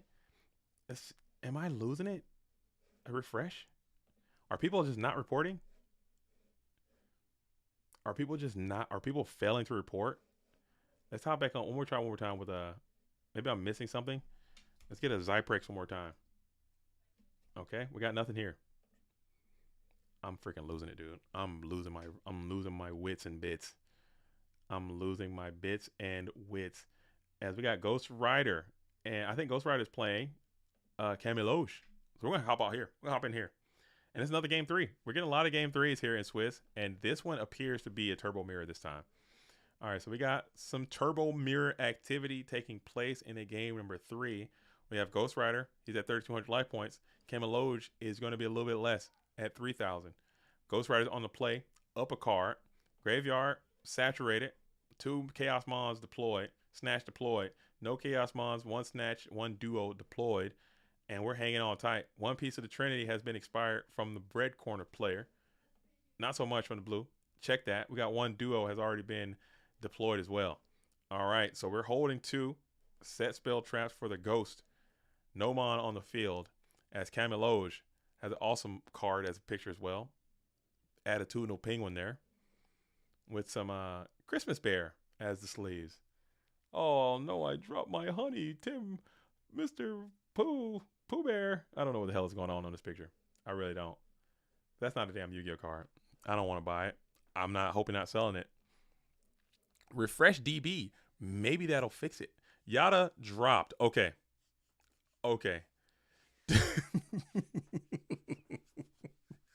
Yada dropped. Okay, my bad. That would explain what has happened. As we're gonna go T-set here for Camiloge into the face of Ghost Rider, who's still up a card on the play, rocking and rolling, ring deployed as well for Camiloge. So that's one thing you don't have to worry about from Ghost Rider's perspective. I love seeing ring and snatch in the graveyard. It makes me feel just a little bit more comfortable because those 2 cards can literally blow your ass open, dude. Hey, yo, and I'm not even kidding. You got to watch out for them. You got to always look out for ring, snatch, storm, and BLS. And then when you get hit by all 4 of those cards at once, you want to quit and never play again. That is a fact. If someone hits you with a heavy snatch or snatch, maybe not even heavy, just like snatch, summon BLS, attack, ring. I'm like, man, I quit. I'm never playing this shit again. I'm out of here. Sometimes they just top BLS, dude. Sometimes they do. I wonder who did that earlier today. If I'm Rabbit, I'm never playing this game. I'm taking a month off, dude. I'm serious. I'm like, okay, I'll see you guys in a month. Let me just recalibrate some stuff real quick, and I'll come back in literally 1 calendar month. I just can't. I can't do this right now. I can't. I mean, I just can't. Dan says, hey, can I apply to just commentate online? Maybe. We could talk about it. We can see what you got. We can see what you got. As rabbits in the chances, I'm legit debating retirement. Don't retire. I would say just take a week, just take a couple weeks off. After that one, I'm dropping from the tournament. Boom. I'm put the cards down for a little while, turn the computer off, and I'm gonna go on a walk, dude. I'm gonna go to a farmer's market, go buy some specially crafted mayonnaise or something. I don't know what you enjoy, but I'm taking a walk, man. I'm going to a park. I'm gonna walk by a stream. I'm gonna throw some rocks in there, and I'm gonna really just let go of this thing for a while. I'm gonna let go of this thing for a little bit, cause that right there was so like I'm not even playing, and I'm like, bro, ain't no way. Cause the conversation that happened like right before that happened was like, hey man, so you just about to draw BLS and win, huh? I was like, I think I might. Psh, BLS psh, game.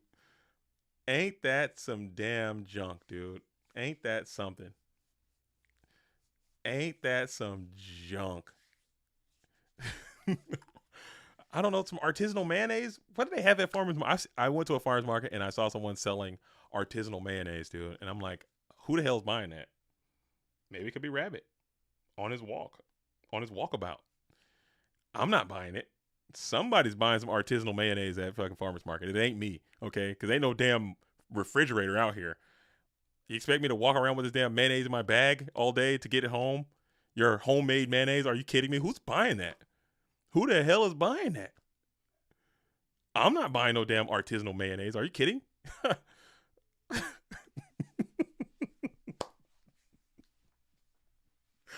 Rabbit says, I look like I'm taking up mayo. Dude, go ahead and get the mayonnaise, dude. Put it in your cart. Walk around with it for the rest of the afternoon. It's at a farmer's market. That's the only thing I asked myself. I was walking through the thing, and you're selling like all kinds of stuff. They got different little treats and trinkets and stuff out there, and leathers, different assorted leathers and gems, certain wind chimes and things of that sort, different yard accoutrement. And this Duels is over there selling fucking mayonnaise. Like, everyone's got a line. Everyone's got a customer. People are checking their wares. This guy's got this empty ass fucking booth. I wonder why, because you're selling mayonnaise here. Oh, it's 95 degrees outside. Where the hell am I going to do with your homemade mayonnaise? No one's buying this, dude. Cub says homemade mayo is awesome. Are you kidding? What is it? It's Cub's buying it. Cub, you're buying. You're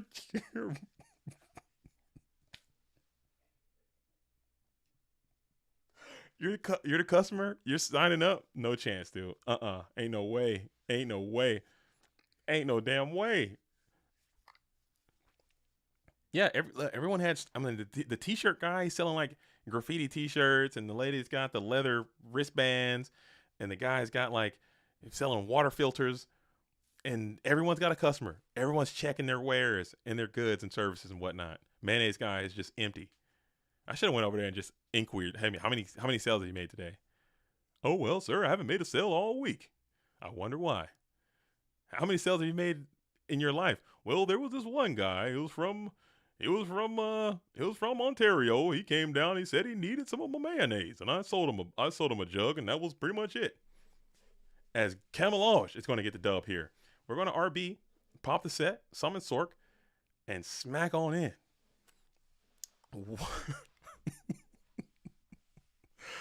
Oh, dude. What about aioli? Aioli? Aioli? Can you make it at home?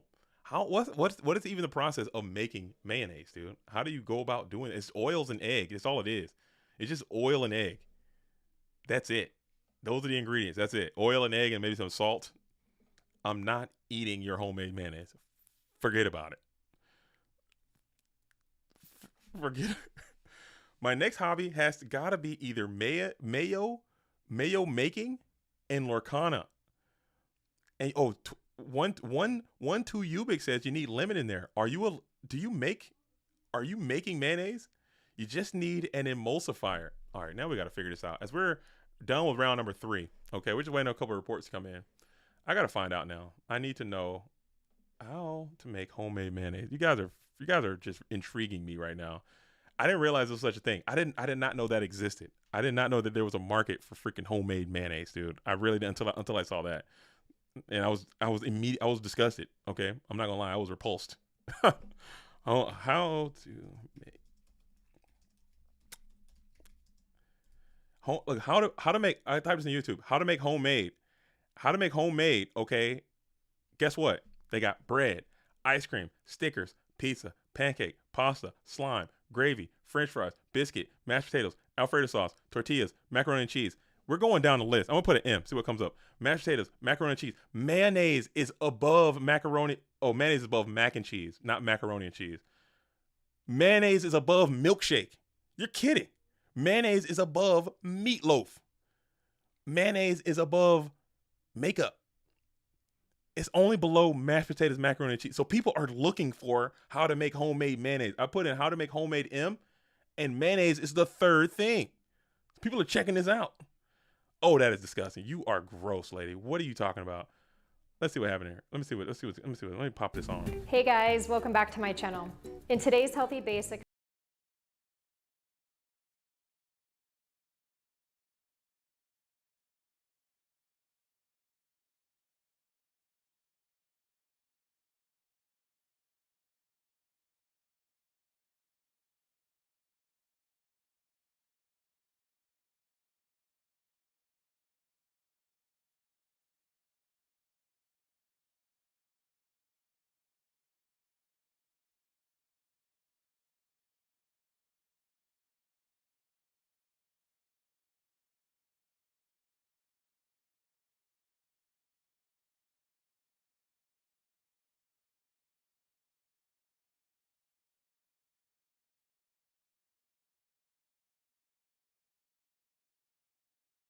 And just mix it up.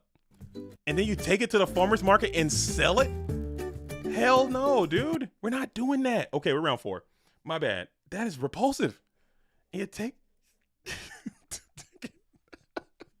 and you take it to the farmer's market and sell it? You need an emulsion blender? I'm not taking that out of my house, and I'm not selling that to anyone. Who's buying that? Okay. All right. Who haven't we seen today? I want to see we haven't seen Delinquent play. Delinquent's still going strong. We haven't seen Icarina play yet. We haven't seen Stout Astronaut play yet. It's a lot of duels. So we're going to start with the world champ Delinquent first, and then we're going to bounce around if that's okay with the GOAT World. But yeah, that bro, I'm about to make some GOAT format mayonnaise, dude, and just get on the street and see how many I can sell. Hey, there's no fucking way. And it wasn't even cheap. It wasn't even like, this thing. The farmer's market stuff is already like really expensive already. Like when you go to the farmer's market, you're going to pay a premium, but you understand that going into it because you're trying to pay to support your community and like local farms and all that kind of stuff. So it's going to be a little bit more. But this mayonnaise was like $15 a jar. It wasn't cheap. It was like super expensive already. It was already like way, way, way pricey. And I'm like, hold up, man. So now I got to pay extra to take the mayonnaise to my house, get severe debilitating food poisoning, because that's happening, like 100% confirmed. Count on it. You're gonna be at least indigest a little bit. You're not gonna be the same after you eat the mayonnaise. Okay, let's call a spade a spade. You're getting sick. You're gonna be diphtheria. You're gonna be, you're gonna have a foodborne illness shortly after consuming that mayonnaise right away. Let's just put that right on the surface. And now you got to charge me an additional fee on top of that? Ain't no way. Ain't no way. Ain't no way. Ain't no way. Dang. That's the fun part of it? You think that's YGO from Geo said it's a transformative experience. That's the fun part. The risk, like I've heard about that. Like that's why people bungee jump. That's why people skydive, and that's why people scuba dive and spearfish, because of the inherent danger that is associated with it. Okay, so maybe that might be something. There is like, oh man, I got to risk, like I'm putting my life on the line for this food experience because you're getting sick. Like can we just be clear? As soon as you put that mayonnaise on a sandwich, you take a couple bites, your ass is throwing up like that same day, probably.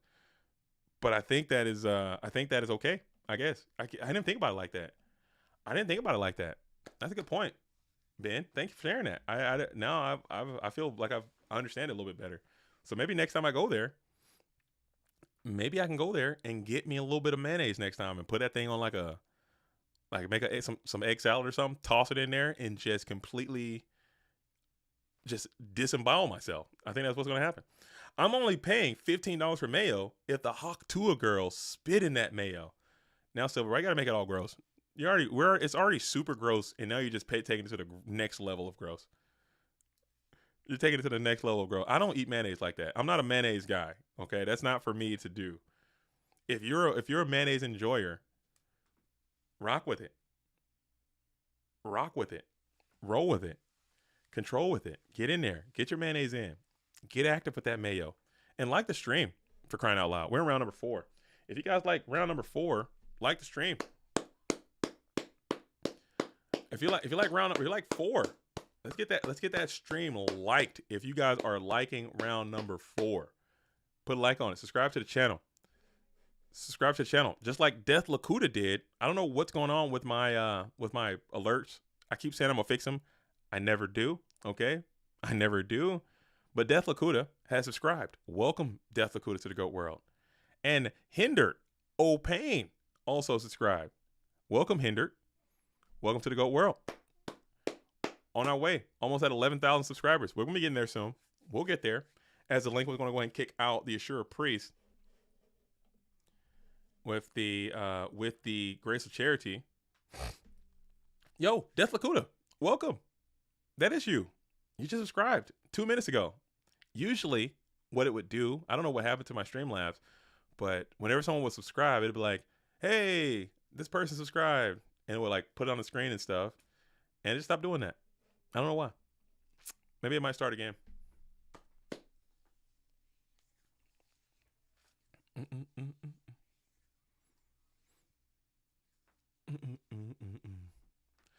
I'm about to leave this channel and never come back if some of these sussy comments don't cease and desist. Which sussy comments are we talking about? Who's being sussy? Am I being sussy? I'm trying not to be sussy. I try to walk a fine line. Like I don't think I cross. I think I identify where the line is, and I don't try to cross it too much. But I don't think I'm being too sussy. I don't think I'm being too sussy. Dang. I did. I thought I was already, since I get every video recommended, but turns out I was not. And that's a fact. There, I can show you the analytics, but I know all the YouTubers say the same thing, but it's literally true. That there are more people that watch the videos that are not subscribed to the channel. So if everyone subscribed that watched the videos, we would have more subscribers. But people are subscribed, and then what happens on this channel specifically, like people might subscribe, and then they might not get any of the videos in their notifications or whatever, or they might not be fully interested in GOAT format, and they may not watch the videos all the time, and they might stop getting them recommended to them because YouTube changes the way the algorithmic process works or whatever. So some people might not be subscribed, and they'll get the videos recommended to them, and they'll just watch them, and they won't subscribe. But it is what it is.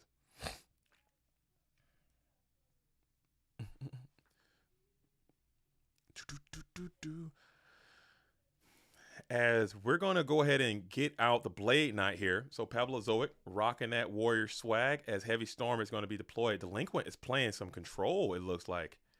Some goats in meta. Changing up the funk a little bit. I know Delinquent has a very deep bag of tricks, as we're going to chain ring to pop a token. A very deep bag of tricks. No, we're going to chain ring to pop the damn Blade Knight. That's some next level play right there. Maybe trying to play around 1,000 extra tricks, but I guess, yeah, that could have been the vibe. Or play around a snatch deal and just want to do that 2,000 damage in and clear your board. That play rarely works out when I try it. And then Delinquent Duo is going to be deployed. And we're going to lose a tribe. We're going to lose the Metamorphosis. So you did have the Metamorphosis. So that kind of worked out great for Pablozoic there, using that Ring of Destruction in that manner. As we're going to go ahead and draw a pass. 1-2 Ubix, 12 Ubix says, use the Chrome extension to change the phase buttons to say, please sub. That could be funny. Or have it like the, instead of thumbs up, have it say like subscribe, or come on in, subscribe, just keep subscribing. Something like that. as we're going to go ahead and hit Trap Dust Shoot here. So Lakuta says he had some intel with the Dust Shoot on the Metamorphosis. That could be possible. That could be possible. He did play a Trap Dust Shoot. We came in this duel a bit late, so I didn't see how it all transpired. But that is definitely a possible outcome as well. As we're going to get Trap Dust Shoot active against a Warrior player after turn number 1 always feels great as Force, Return, and Jog. So he's playing a return strategy as we're going to jam up the Road Decree in the end phase and pass it over. Just draw pass, insulated by your 3 Scapegoat tokens. You got duos, so now you're just trying to get a couple more cards in, and hopefully this Royal Decree can extend your momentum if your opponent draws a ton of trap cards here in the next few turns. 5,000 life points seems doable. A couple trap cards have already passed, and you have played none. You just need to get to a beefy Mon that can start getting into the hitbox a little bit.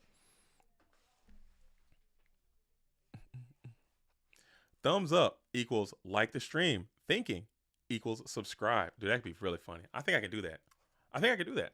I think I have the technology to literally do that.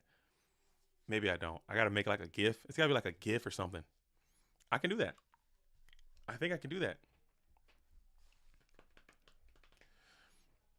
And we're still drawing and passing. Decree seems to be gaining more momentum as you're going to continue to set spell traps onto the field in the face of the Road Decree, which is kind of a dangerous game too, because you're making that Heavy Storm really explosive if you are a delinquent. And now we're going to continue to draw and pass. Thinking here from Pablozoic.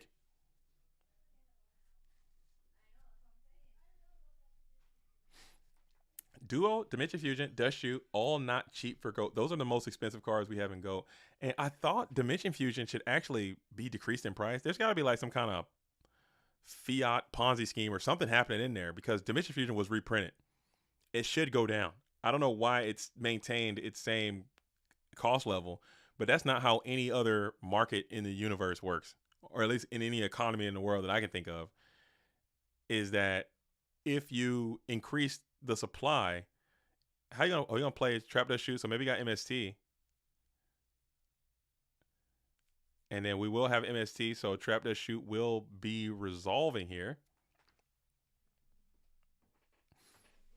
because Dimension Fusion was reprinted when they reprinted the Invasion of Chaos set, so it should have decreased the amount of how much it costs because they're more into the pool. Yeah, I want to get Diffusion to play Reasoning Gate, but I can't find those anywhere. I have a set. I have 4 Dimension Fusions, and I'm holding on to them because I also would like to make that deck. I'm gonna make it and just have it as like put in like a battle box or something, and just have it as a deck that you can play just to change it up a little bit. But I'm just too lazy. I shout out to the duelist, goes by the name of Puke on Discord, but we meet up from time to time. If you're in the Tacoma area, like every Tuesday, myself and Puke, we've been meeting either at Game Time Unlimited or in Northwest Games on Tuesdays between like 3 and 6. We'll meet at either one of those spots and just play a couple matches, whatever. So feel free if you want to come out and play in those areas, especially if you're in the Tacoma area, or if you want to, or if you guys want to meet anywhere else. If you're in Seattle, I'll come out and meet you somewhere. But we always play, but every time I go to play, like my decks are just so discombobulated and so disjointed. I don't have any decks made. I'm always like trying to make new decks on the fly. He's like, dude, you gotta be killing me with this stuff. I told him I would take the time this week and make one, and I did it. You do get a card here, as the Koichi will allow you to draw, as the Scapegoat does represent a monster, as Delinquent is just building the arsenal, looking for a way to get through these back row cards, and you will jam the Upstart Goblin here. Both of us back at equal footing. PNW, stand up. Let's go. We out here. Are you out here? Are you PNW? Are you PNW dueling? Are you PNW dueling? Let me know. You should come to Goat Grand Prix in Seattle. It's going to be on July the 27th. Also, Goat Grand Prix Los Angeles is going to be on July the 13th. So we're taking the West Coast. We went east. We went east. We went north. And now we're going west for Goat Grand Prix in the summer. PNW is going to be represented with Goat Grand Prix in Seattle. I think we have like 40 people pre-registered so far. And I need to get out there and start promoting it. Honestly, I got so much I need to do, man. I got to just have more time, honestly. I got so much that I need to do.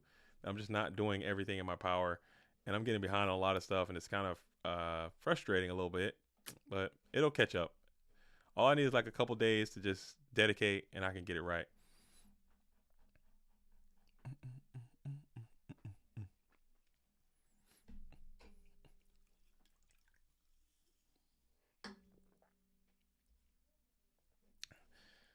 Okay. Okay. Very cool. Shout out to MMF again. I can't thank them enough for doing this and helping out with the judge. Being whenever MMF is head judge, tournaments always go like really, really smooth. And that's why we can do Swiss. As Death Lakuta was the 100th like. Yo, are we at 100 likes? That was pretty quick. Let me check the stream out. Let me check the stream health out. Yeah, we got to 100 pretty quick. Right on, Duelist. Thanks for the support. I really appreciate it. It goes a long way, at least for me. I'm powered by likes. If you guys want to help me, keep liking the stream. If you want to help me keep liking the stream, I appreciate it. Like the stream, subscribe to the channel. I would appreciate that. As Runner Slim asks, are you streaming on Twitch? Not yet. Not yet. When Scully left the GOAT world, basically, he handed everything over to me and kind of retired essentially from the GOAT world. But he wanted to maintain possession of the Twitch because he wants to start streaming on Twitch. So I don't have a Twitch account yet, but maybe I can get one. Like make a Twitch. Excuse me, because I've heard that a lot of people prefer watching live content on Twitch, and maybe we can get to the point where we're doing videos on YouTube and streaming on Twitch, and just take the stuff from Twitch and put it onto YouTube. From what I understand, it's much easier to do streaming on Twitch. But we were talking about it earlier too, is that Twitch, I've just been reading a lot of things about stuff that is happening on Twitch in terms of like just some of the things with some of the bigger Twitch streamers and some of the issues that they're having. I don't want to get too much in it because I don't know all the details, but in terms of like just certain things that are taking place there, and I think that Twitch might have to start answering for some of that stuff, and it might not be a good time to try to get in there because I think there might be some deep seated issues that go way to the top. It could be just me being a conspiracy theorist in my core, because that's what I am. I like to believe in the things that I can't see all the time. And I think there might be something that goes straight to the top, like conspiracy wise, in terms of like what people are doing. As we're going to go ahead and hit return for different dimension here, and this could be a freaking GG. And I think it is going to be a GG, but we'll let you play it out and see if you put this thing together the correct way. And we will got the token in attack position, which is just super duper funny to me. I don't know why that's so damn hilarious. Like this token can do something. We'll attack until 1. We got Black Luster Soldier getting into the token, attacking directly. And then we got 1400 going in as well. Was there anybody bigger? There was nobody bigger. So Don Zalou gets back, and we're getting a rip in. It is going to be Spirit Reaper. 100% Twitch is better. I think the notifications are better for a start, plus the reach is better. I bet you would get 2 to 3 times the viewers on Twitch. Is that true? Man, we gotta need to try that. I might need to try that. We might need to try it. We might need to give it a shot, dude. Ain't nothing to it but to do it. There's nothing to it but to do it. Or maybe we like to do like one tournament we'll stream on Twitch, one tournament we'll stream on YouTube. That's not lethal. You're 200 off. You'll lose everybody back, and now he draws ring, sets it, and blows up this damn BLS, and you're gonna feel sick to your damn stomach is what's gonna happen. Because you could have chilled a little bit, maybe. You could have chilled a little bit. Stream the Euro Championships on Twitch. They'll kick me out of there, won't they? They'll kick me out of there. As Twitch isn't what it used to be, it's still big, but it has been slowing these last few years. TikTok is the move, man. I need to write some of this stuff down, man. You guys are hooking it up with the ideas. Because I don't know how to Twitch. I don't know how to do any of this stuff. I just know how to do, and all the stuff that I do know how to do, it took me actual months, weeks, and years of like learning. As we're going to attack into the damn token, you'll take a Thou Wow, creature swap here, won't really do too much. And we're going to send it over. Here's the hoping. Here's the hoping. As we're sending over the Sangon.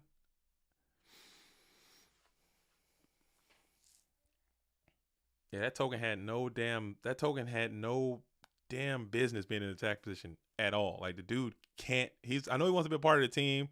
I get it for aesthetics. You want him to be a part of the gang, but that dude literally can't do a damn thing, man. Put his ass in defense position and continue to vibrate. Like, what is he doing? He's sitting there looking silly in attack mode. I think you would do great on Twitch. A lot more viewers. YouTube is so hard to find stream. Is that fact, man? I think that might be something we can try. I think that might be a thing that we can do. And we can do like raids and stuff. I don't know how to do raids. I've heard about it. But I'll tell you what. I'll hold you guys to this. Maybe not this week. After the 4th of July. After the 4th of July, I will start a Twitch, dude. I'm going to get on Twitch and or maybe I could talk to Scully and get the Go Format Twitch back, and then we can do it. Because there was a time where we would simulcast and we do Twitch and YouTube together at the same time, and then we just stopped because most of the subscribers were on YouTube, and it seemed like YouTube was the place to be, and then we would just kick it over here. As we're gonna go and get the GG there anyway, so you're not punished. You're able to get out of there with a dub, but Pablozoic has to be thanking their lucky stars because that could have gone left very, very poorly. I don't know what the Yu-Gi-Oh scene looks like on Twitch, but Twitch is pretty cool. The Go Format space is like already, very small as it is. We have a very small, tight-knit community. And if we can go out to Twitch to even find another audience of people that have no idea what this thing is, then I should be doing that. I think if I'm going to be the person that says, hey, I'm doing everything I can to make Go Format awesome and make it stick around, and I'm not even on Twitch, how's that doing everything I can?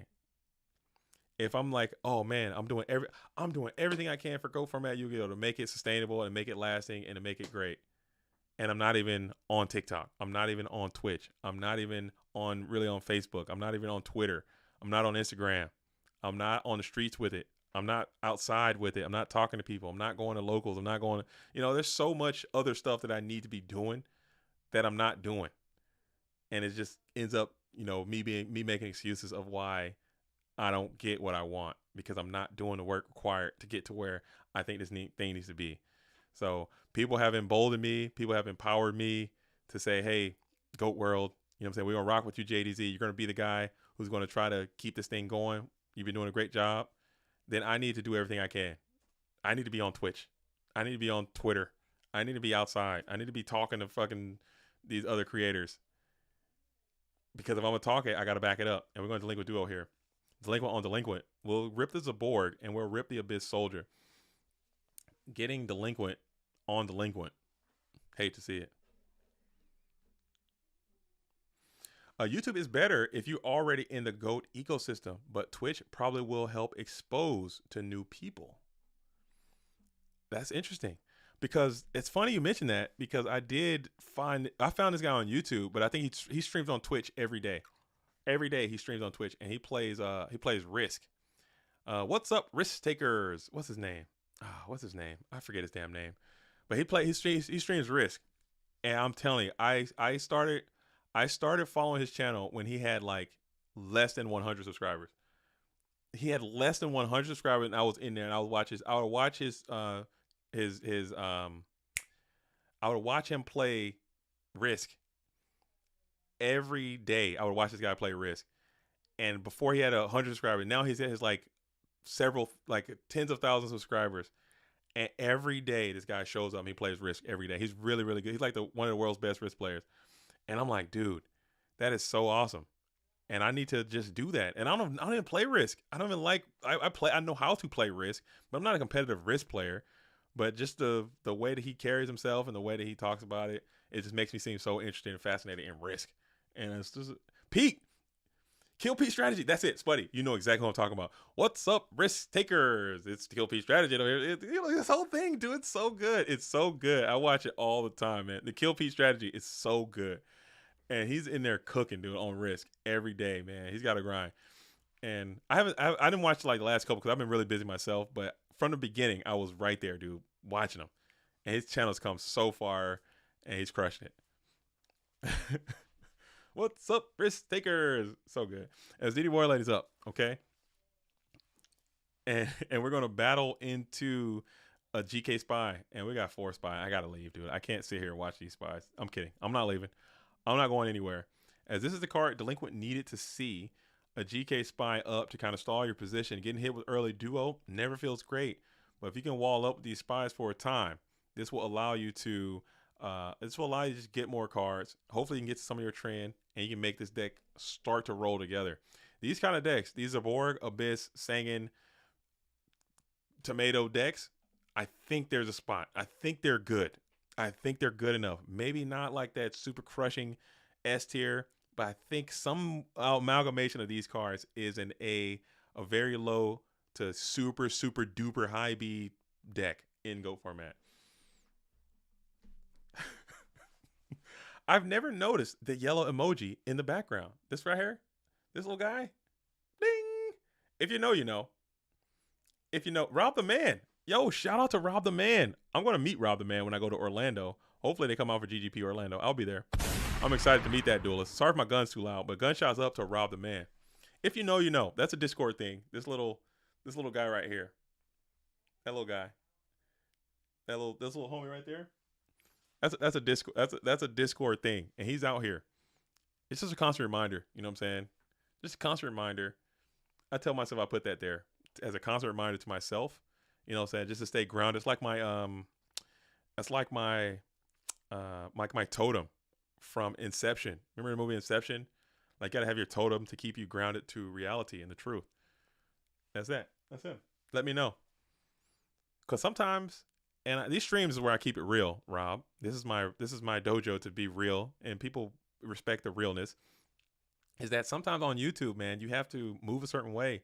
You have to say a certain thing that may not always be like the truth in order to get people to click on your videos and to watch your videos and to engage with your channel. They call it clickbait or whatever, but you have to do it. And if you don't, if your thumbnail doesn't look a certain way and your video doesn't have a certain title, and people just won't click on it and they won't watch it. And that's the unfortunate truth. So I look at this guy. I'll look at this guy up here, and I'll be like, hey, guy, is Moki Moki Turbo the best deck in Go format? Sorry. Close your ears, bud. All right. I know the answer is no. Okay. I know the answer is no. I know Moki Moki is not the best deck in Go format. I know this. But if I say it in a video, I have to say it because no one's going to click on it. No one's going to watch it. Unfortunately, that's the world we live in. Okay. So I look at this guy and it reminds me like, hey, that's not true, but I get what you got to do. There it is. Undefeated plant toolbox decks dominate Go format new meta. You know what I'm talking about, Houdini. You have to do it. You have to play the game. And I think that the subscribers who watch these videos, they understand me enough to know that I'm only doing it because I gotta tickle that algorithm, dude. Because if I'm making these videos and no one's watching them because it's not hitting the algorithm right, then I'm failing the format. I'm failing my mission to get people to come out and play this game. I'm failing. So I got to do it. There it is. It's all for the love. It's not, and I appreciate the people who are watching these videos. Like the videos, they'll get between 1,000 and 3,000 views per episode. We've been uploading every single day for the past month, and people are watching the videos. They're commenting. We're doing sweepstakes. I still got to do the sweepstake winner for the last sweepstake that I hosted. That's going to come out very soon after Earth Week is over. Okay. People understand what is happening, and I do appreciate that, and people are still engaging with it. And some of the stuff I try to be very careful with some of the clickbait stuff, and I typically don't be like, oh man, this is the new meta breaking deck that's going to destroy. I'll ask a question like, hey, can this, will this, why don't people play this card, or why don't people play this deck? oh, people don't play this deck because it's ass. That's why. And I'll show it on the video. If I'm getting clapped up, this is why people don't play the deck, because it's ass. Question answered. Question asked, question answered. People don't play this deck because it's bad, and here's why. And show me on a video for an hour and a half, get my ass kicked with the deck trying to make it work. You know what I'm saying? There it is.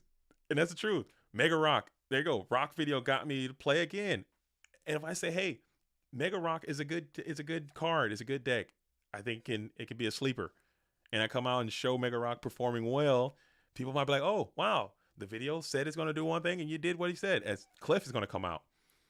The Cliff being brought in to pop the Pro Set Heavy Storm to bring out the main phase 2 Black Luster Soldier is crazy talk here. As we're going to bring him out in what position? What position is the Chaos Mon coming down as the Link was holding 2? Checking GY. No green. You got the Sork. Okay. Sork's not the worst. It's not BLS. But that is your Lightmon there. And your Pro Set Heavy Storm is going to be gone. As Clifford, the Trap Remover, coming in, going after those Royal Decrees. Hate to see that. Snatch Steal is great if you can get to one.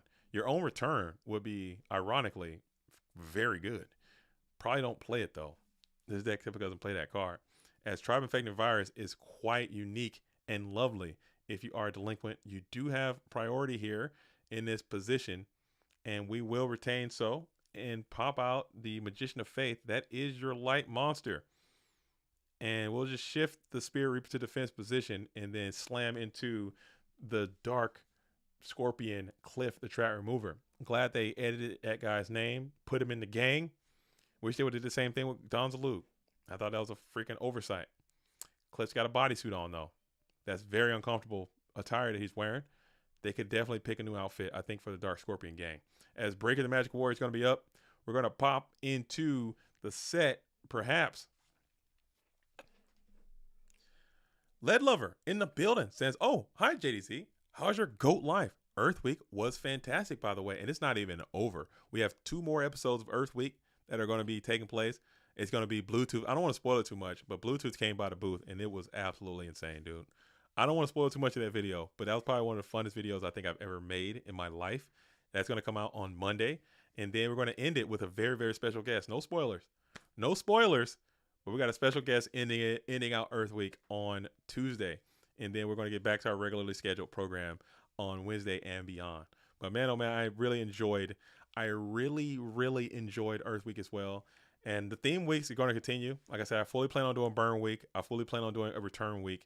I fully plan on doing I want to dedicate a week to the different dimension in general. Maybe not like, so Return gets its own week, and then the different dimension gets its own week in general. Like a Dimension Fusion and just DD Borderland and Strike Ninja and Scout Plane and freaking DD Survivor shenanigans, dude. The different dimension needs to get a week.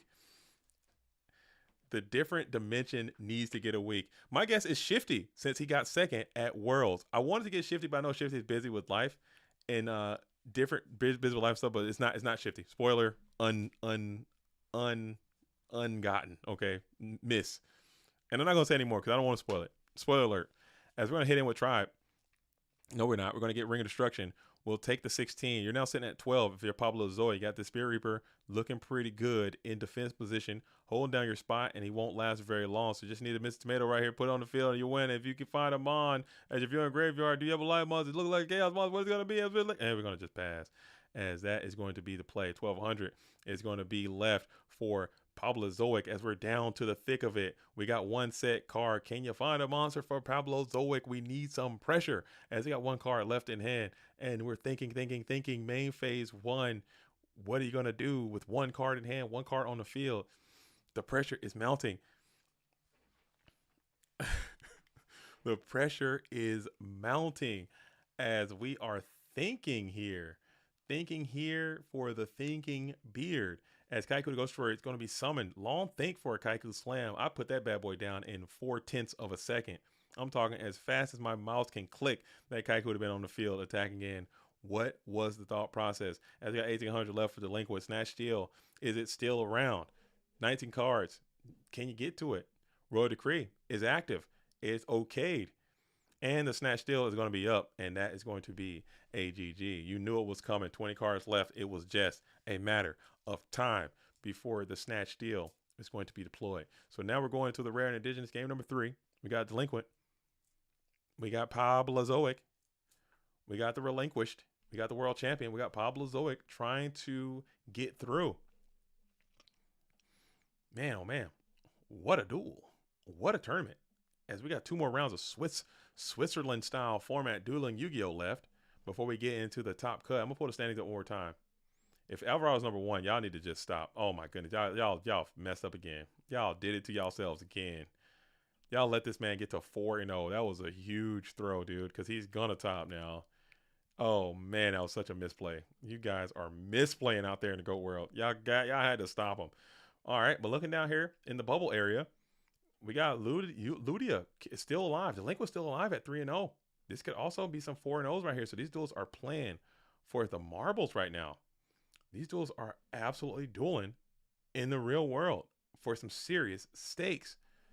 Hey, yo.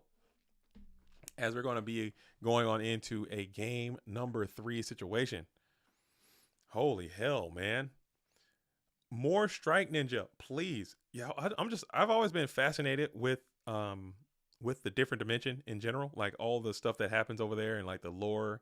There's so many different dimension cards and there's so much different dimension material to work with.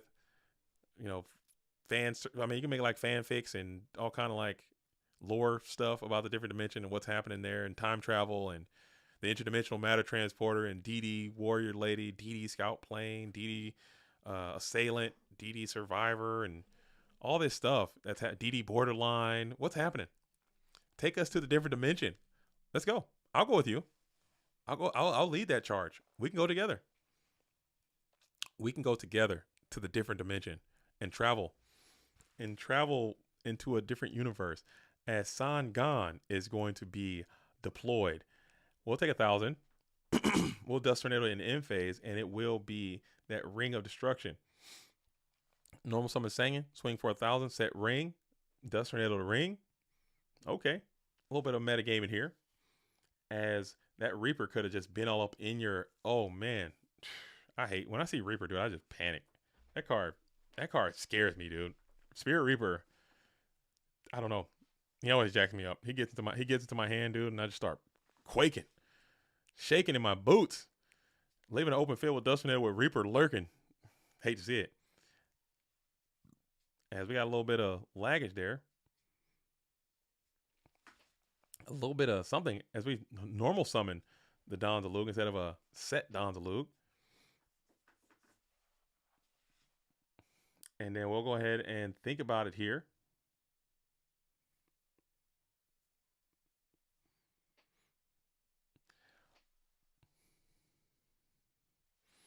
The only negative to Swiss is if you start 4 to 5-0, you don't get that 3 to 4 hour break. That is true. That is true. You got to actually keep going. You got to keep dueling. But that might be good. It might be good too. I mean, I know you like to study the film and like really get into the mind of your opponent, but some duelists like to play with a little bit of cadence, man, a little bit of pace, a little bit of rhythm, and they get cold. Like you get hot, the deck's running hot. You want to just keep going. You're in the right mind. You can kind of roll with it.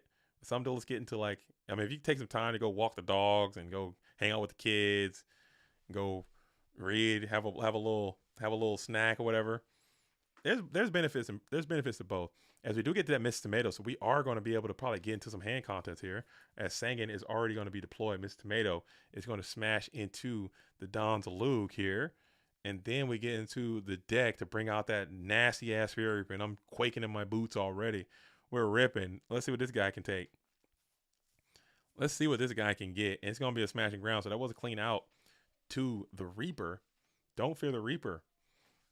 As smashing ground is actually quite a good card in this matchup in general. It can take out the Recruiters. It can take out the Reaper. It can hit the Borg. It can hit the Thousand Eyes Restrict. It can hit a lot of stuff. So that's just quite a good card here. I used that time to cook and eat with the family. One time I went to the park and just kicked it. Come back, just completely just disassociate for the tournament. Come back in and then, have a nice little fresh. But now you got to stay locked in and use your, hopefully you can swiftly 2-0 your adversary and then come back into it then. But y'all got to figure out a way to get him up out of this tournament. Maybe single elimination can do it, but man, he's cooking. He's going really, really hard this season. And I personally enjoy it. As we're going to kick the return from the different dimension to pop zombies, and then Tribe clap in with 1600. So you did get a little bit of 1-for-1 still, because that return from the different dimension is a real card, and Spirit Reaper was floated in. So that's pretty chill. As you're up 1, Delinquent off the play. As Berserk Gorilla, the BOGO is up. And we're going to BOGO bounce right into the Tribe Infecting Virus, and it will clean up for another +1, as we'll set one behind the BOGO. Kick it back on over to Pablozoic, who's showing a little bit of restraint here. A Heavy Storm from the pro set position will be deployed. We'll chain Scapegoats here. Goat locking yourself a little bit, but not necessarily, because you can get rid of the Berserk Gorilla at any moment if it becomes a little counterintuitive to have him there due to his ability. Reinforcements is up. Reinforcement, do you have the main deck Zumbira the Dark, or excuse me, the side deck Zumbira in versus this matchup? Or do you going to go for somebody else? Blade Knight is okay. Exile Force is fine. What are you going to do if you're Pablozoic? We're going to go for the different dimension warrior lady here. As she's down, my DD is up and active. Dang, I love me some DD. And DD is out attacking into the BOGO.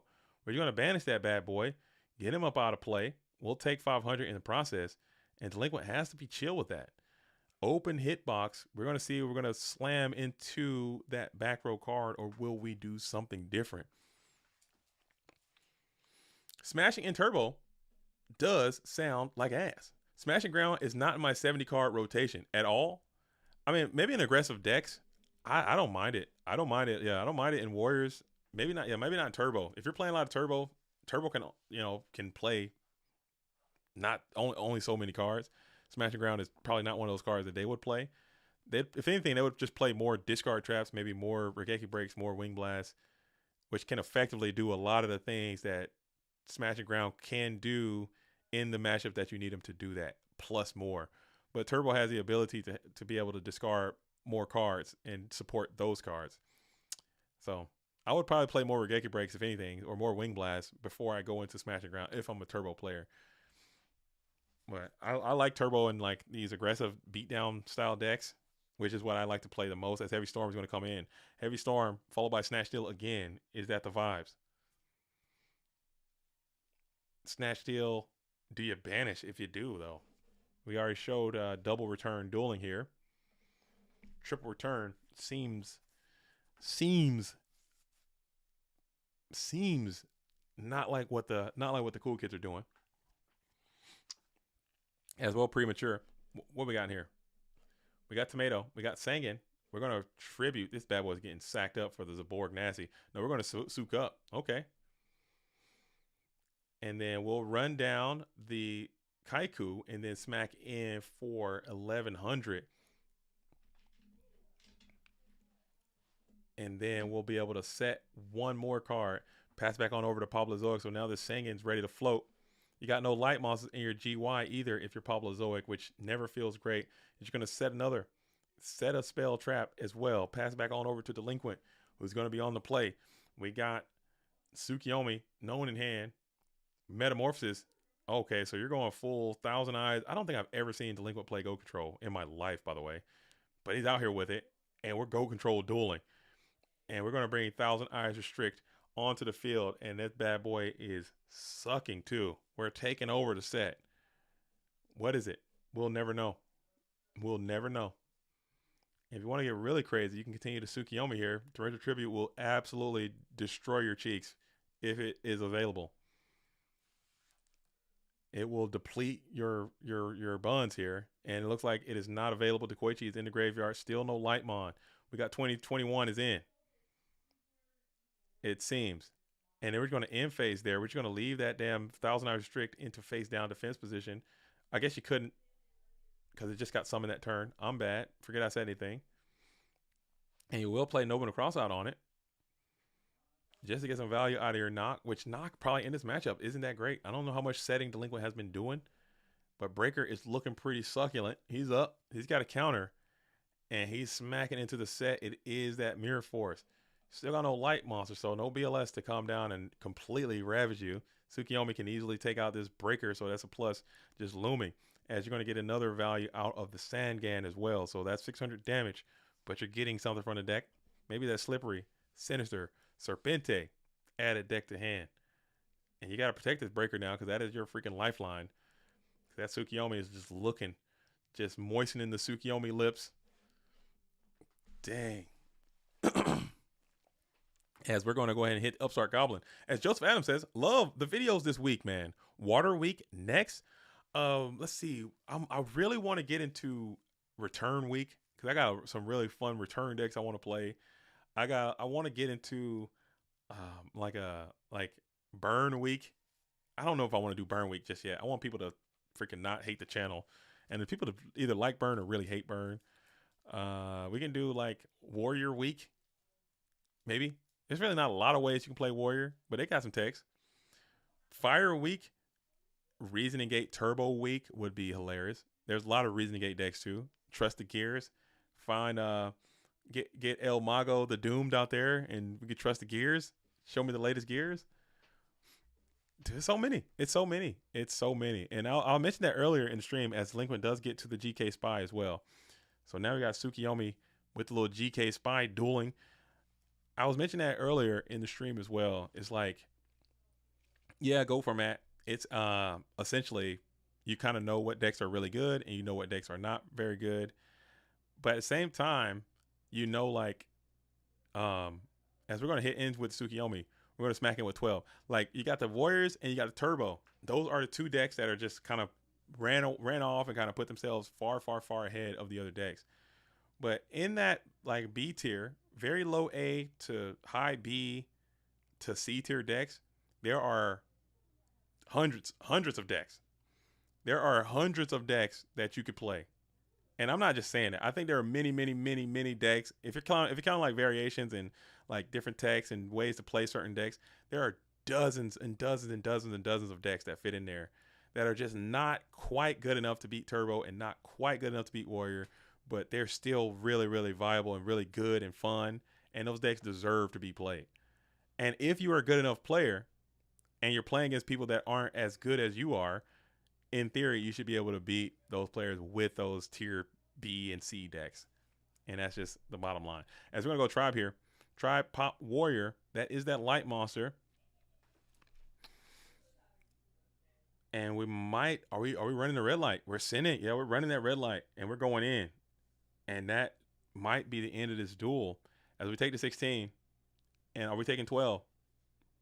We're taking 12, and that's going to be a GG, as Dust Tornado is going to be the final card that remains, as Delinquent is going to move on to 4-0 as well, as Papalozoic will drop down to 3-1. However, 3-1 is not bad. You lost very late to someone who is way high ranked in this Switzerland style tournament, so you can hang on, and you still might be able to make a top performance, as we are going on into round number. Pull the bracket back up.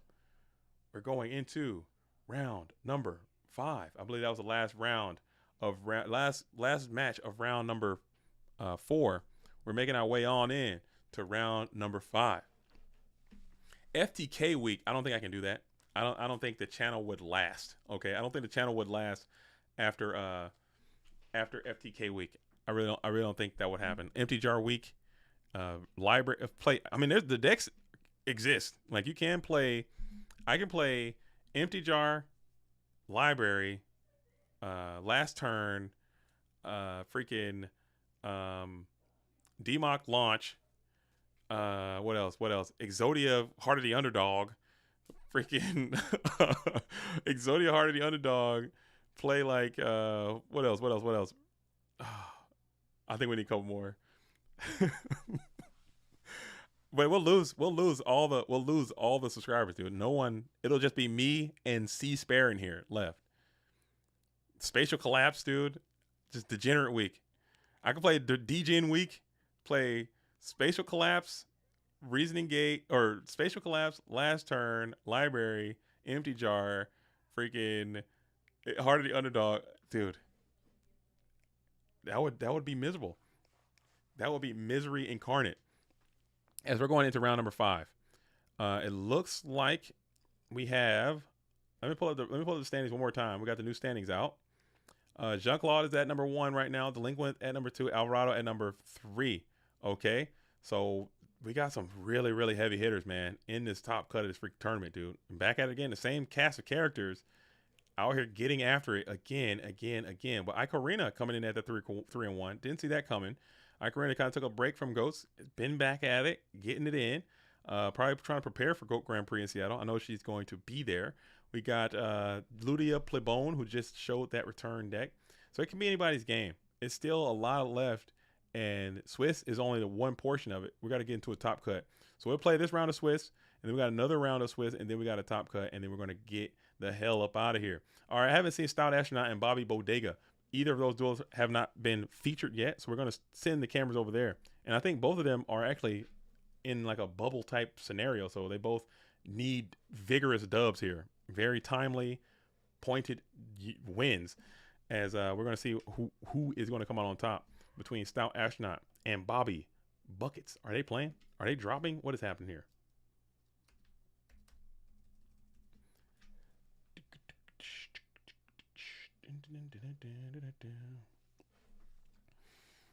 Highlander Week, including one deck with only cards featured on the F and L list. Oh my goodness, dude. The final, dude, I've never won with final before. I might have to see if Cub can pull that off. Cause I was watching Cub's video the other day, and he played Huge Revolution, and I have never pulled off. I've tried so many times. I've tried everything. I've tried I've tried the Human Wave Tactic stuff. I tried the damn Enchanted Fitting Room stuff. I tried the Ultimate Offering stuff. I tried basically a very similar deck to what he played. Never got it to work. Never got it to go off. He popped that thing off twice, and I was like, oh my God, this is so lit, dude. Huge Revolution. He pulled it off. So maybe we can see if we can. I could try it. I don't think I can do it. I don't think I'm lucky enough, but I've never pulled off final. I've never finaled anyone. I don't even know how to do it. I don't know how to do it. Full Riz Roll, or whatever it's called, with Fitting Room is super jank. So much damn fun. Full Ring Kazan, you guys just play a lot of normal monsters. My pet deck of choice that I try to do Man Throw Tro, OTK.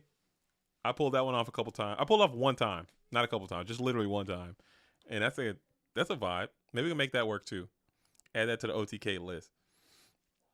As we're going to go ahead and start with a Trap Dust Shoot, hitting Bobby Bodega with it. Let's see what the hand's going to be.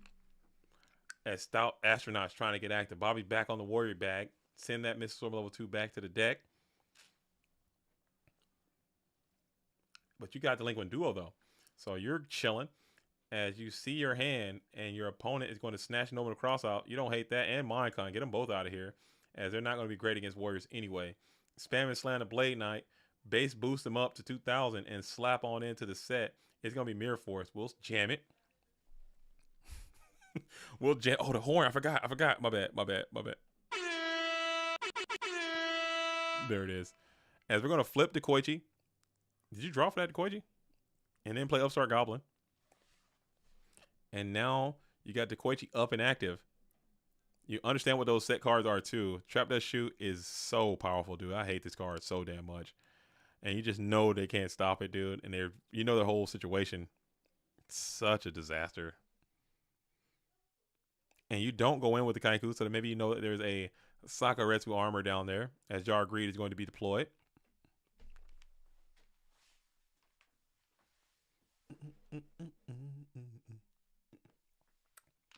So you send your own Kaiku in to the Dekoichi. Do you have your own Sakaretsu armor? And you do not. You're going to eat 14 and send that bad boy on off to his watery tomb. Train did his job, but got plussed on in the end. As Kaiku on Kaiku staring each other down longingly. We're still in that main phase 1. We'll rip the Graceful here. We'll rip the Graceful. Hey, yo. We got to find something else. I don't know if the air horn, it doesn't really hit, man. It doesn't hit. Like, is that too loud? It feels like that's too loud. Is the soundboard too loud? Somebody give me a real feedback. Is the soundboard too loud? A Fujioho Richie week? That would be the most miserable week of my life, dude. The mega brick week. Just see if you can see if I can summon Spirit of the Pharaoh week. Just all time jank week. Just a non Spirit of the Pharaoh week. Fujioho Richie week. Gate Guardian week. No, not Gate Guardian week, but Fujio Richie. Freaking great Spirit of the Pharaoh. Gate Guardian. Perfectly Ultimate Great Maul. Horus, the Black Flame Dragon level 8. Freaking Millennium Mirage Knight. Oh my god. Valkyrion. Just the worst cards. People are gonna not watch it, dude. People are gonna unsubscribe. That could be just a theme, just like a day. Like, hey, on Fridays, I'm gonna try to summon the unsummonable, dude. Let's bring out Valkyrion the Magnet Warrior and just dedicate a day to that. But you guys also have to understand though, is that while I do love this, I love what I'm doing. As we got DD Warrior Lady is going to get a banish here, and now your graveyard is open for business. As we're sending in the Kaiku the Ghost Destroyer, we will RB the Kaiku the Ghost Destroyer. We'll pop him, salvaging your GY, as GK Spy is going to have to be reluctantly passed back across the board. Like I do love what I'm doing. I love it. Okay, I enjoy it. But you guys have to understand though. I know it's entertainment, but I have to get onto this ladder and I have to do this. I have to dedicate the time to sitting onto the Go Format rated ladder and playing these matches. And let me tell you, it is not always good. Okay, it is sometimes the stuff that I have to leave on the editing room floor would just blow your mind. The things that happen to me, it is so painful physically sometimes. As Magician of Fate is going to be able to get back the Grapes of Charity, as we're kicking out Thunder Dragon, kicking out Trap Does Shoot, it is pain incarnate sometimes. We'll just come out and pop the Sakuretsu armor that you knew was there, and then just bump Coconuts with the Tribe Infecting Virus, and now you're up 2 cards. You'll set 1, pass it on over. As well as draw a pass. Gamble week. I could probably make like a gamble deck. I don't know if there's enough. Maybe they got like a dice. We got between dice and coins. Maybe we can do like a gamble week. That could be funny. That could be pretty funny. Because I have a second coin toss deck that I actually had I was about to make a video on it, but I decided not to. It's pretty good. It's okay. I can beat people with it, and it's really funny when you get to flip coins, but the coins do work against you.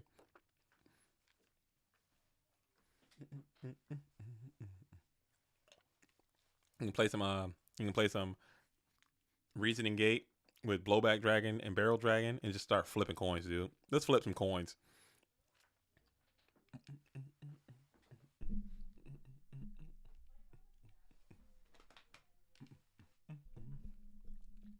Are subathons still a thing? I don't even know what that is. I think they might be. I've never done one. How do I participate? What do I got to do to get a subathon going? I know they did Toyotathon here at Northwest Trucks. Northwest Trucks. We got trucks. It's Toyotathon. That's happening. I think right now, actually. I don't know about a subathon, though. Go Format Dueling Subathon. Get those 8,000 people in here.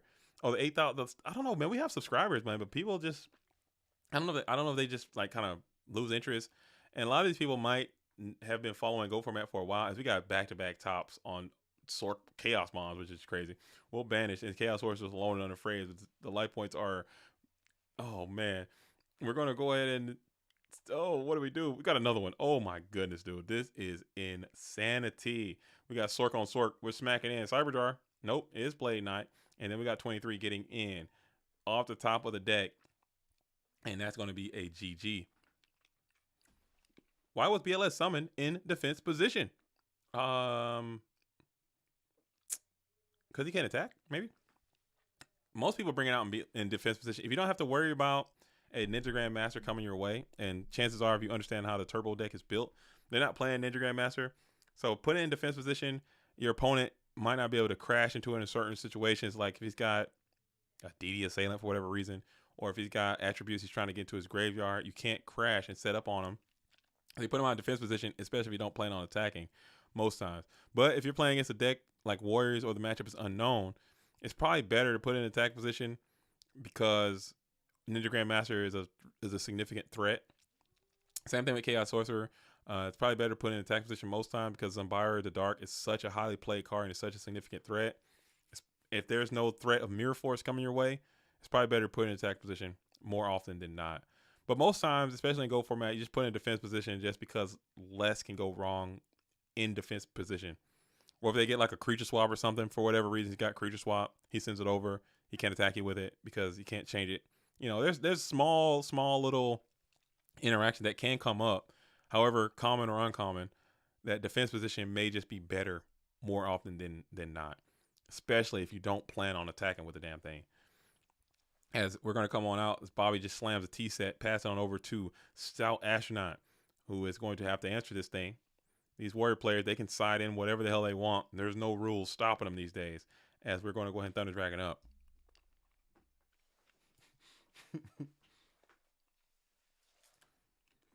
Fusion Gate Gatling Dragon is cool as well. That is a cool deck. Gatling Turbo, or Tatling Gerbo, they called it. There's a lot of big YouTuber videos with the gambling. It's popular. Okay. I'm down. Again, I don't, most 95%. I would say Raw Ramen Octopus, maybe more.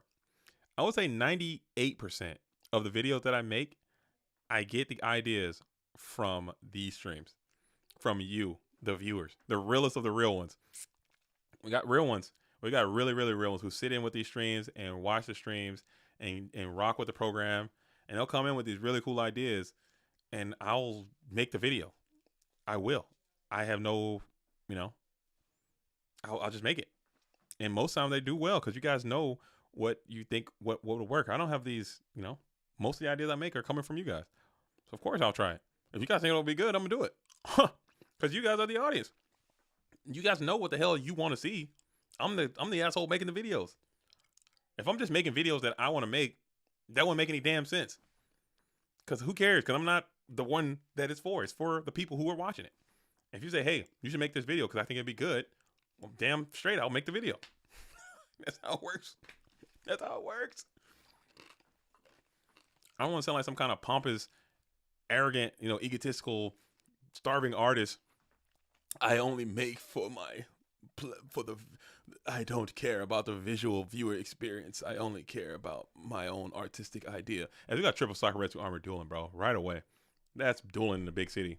Bobby's like, come on, mine. It's gotta be real. As we're gonna go Saku back to bike in rapid succession. We'll ring up the breaker. MBD. You got Light and Dark on for Stout Astronaut, as we're gonna have Light and Dark on for Bobby as well.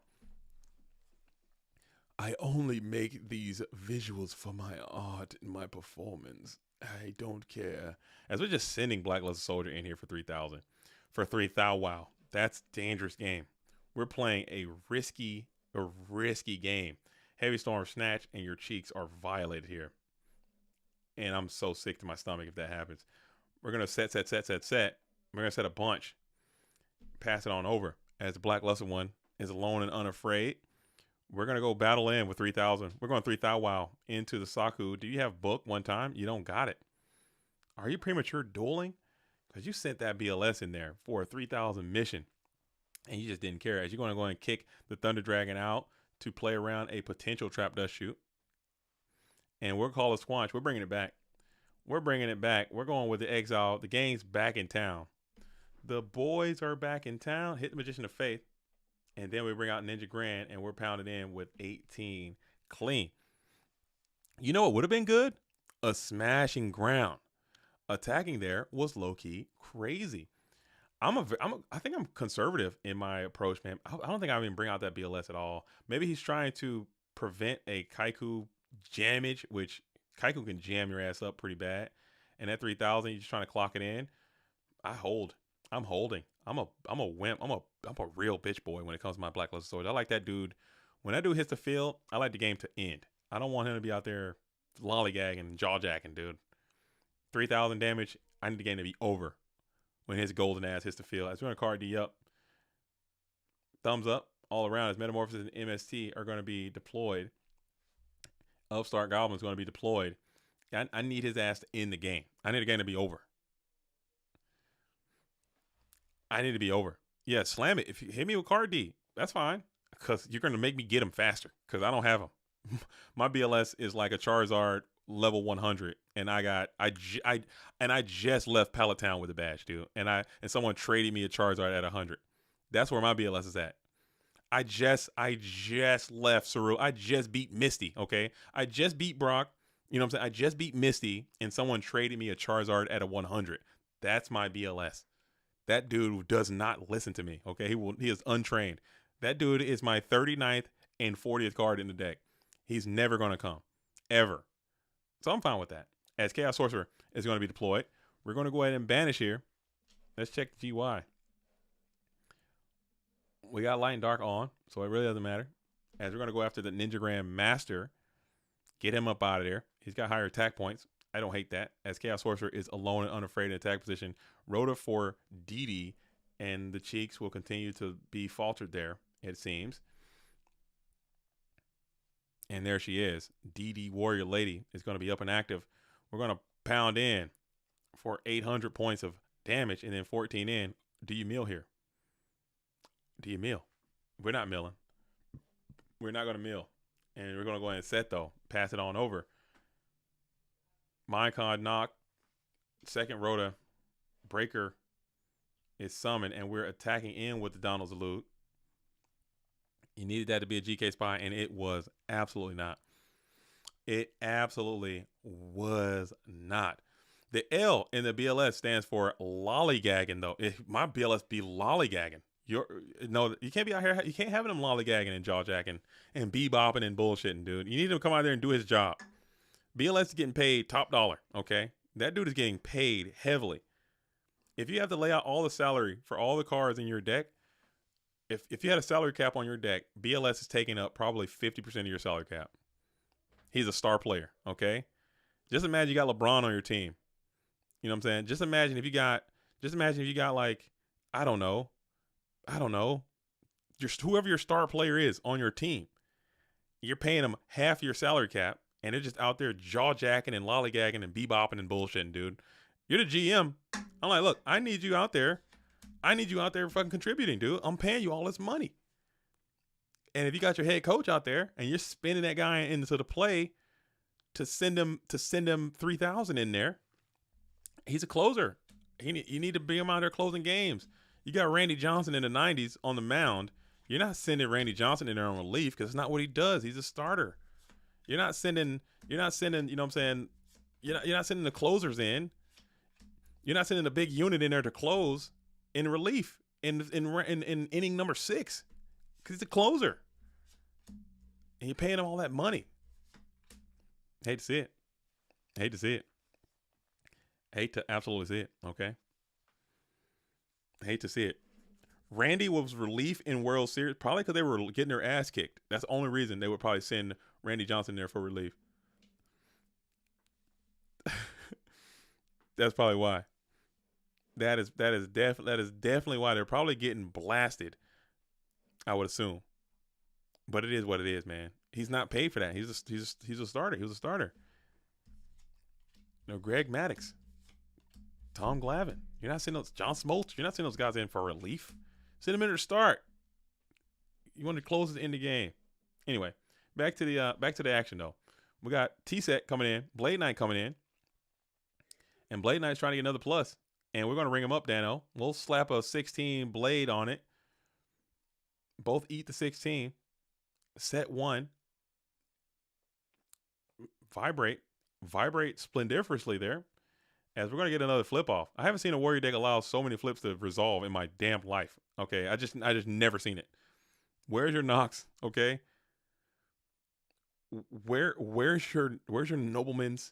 Where's your mind cons? Where's your freaking level 2s and all that? As we got Tsukiyomi, we're looping here, and it will go off without delay. As Tsukiyomi will then attack in.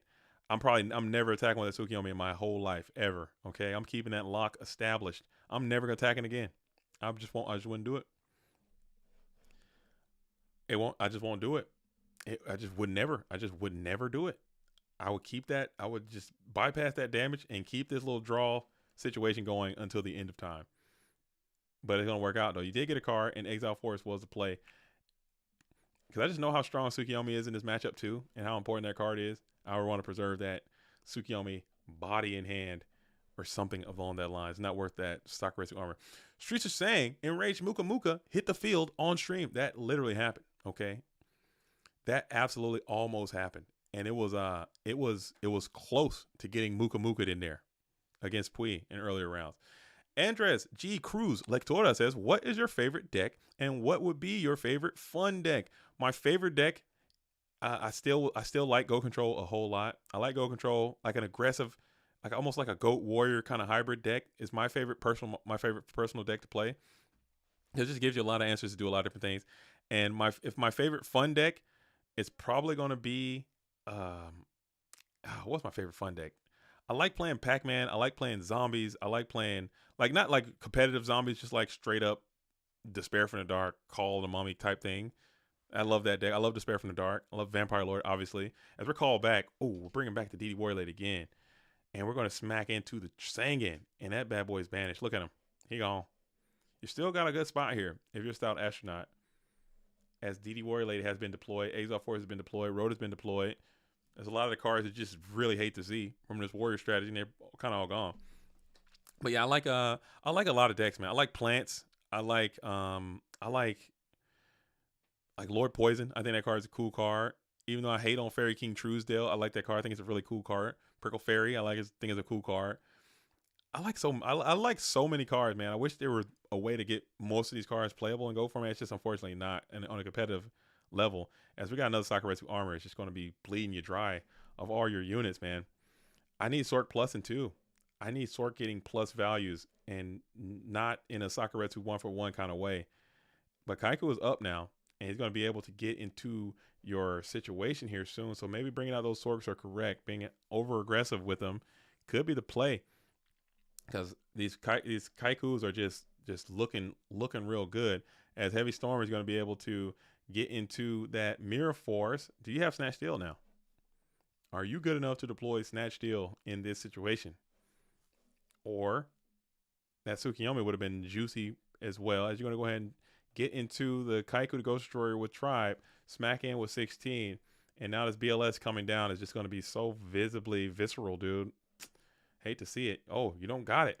As you're going to set 1 into the face of the Tribe infecting virus, who now you're holding 3. Staring down 1 backy, 1 in hand. And we're just going to try to pound in with 16 again. And it will connect in cleanly this time. So you take 16 there. And you're just trying to get through these back row cards and get the momentum going. Hit acceleration. Acceleration station. As DD Assailant. And there he is. We were just talking about this guy. And he is available. As well RB. Send card destruction, pop DD Assailant, just keeping that 16 going clean. And we're going to think about it here in your main phase 1. DD Assailant is the technique. Don't sweat the technique as 7-16 continues to go on down. Tribe trying to get to the finish line. Can he go the distance? As Kaiku the Ghost Destroyer is going to continue to be slammed. Do you have more defense? You need another defense, and you don't have it as triple Sakuretsu armor. No, that was last game. Triple Saku went down. But you needed one of those Sakuretsu armors to be down right there, as Kaiku is going to be able to pillage your graveyard. So now we got Scapegoats being deployed here in the end phase. So if you can get to a Metamorphosis, a second installation of Metamorphosis, or even a creature swap, or just Metamorphosis in general, or creature swap, you can continue to assault, as Grace of Charity is going to be the play. Ripping it early, ripping it often. We're going to send Stop Defense in the main. Who's playing Stop Defense? Does Stop Defense work with everyone or just one guy? Does it work on set monsters? Let me look up Stop Defense, man. That card might be good. Never mind, it's ass. But it might be okay. Does it work with sets? Can you Stop Defense a set monster? I can't remember. Stop Defense Yu-Gi-Oh card.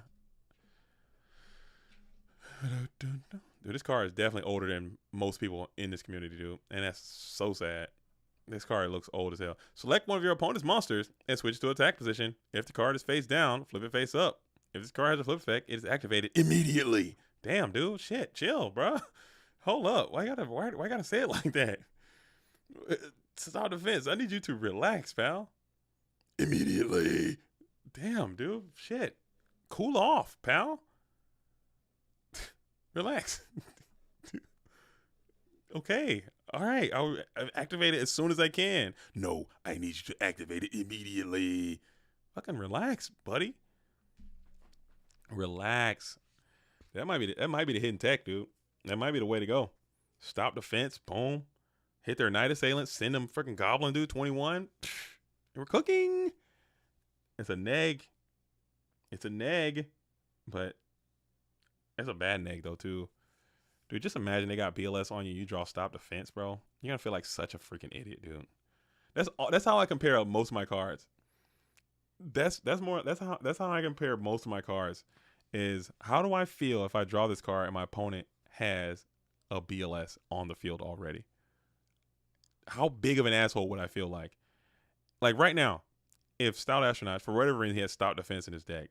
If he draws Stout Defense as his next card, he would jump off of the nearest cliff. He'd drive to the nearest cliff and he would jump off. I'm like, oh, why am I playing this card? Whose idea was this?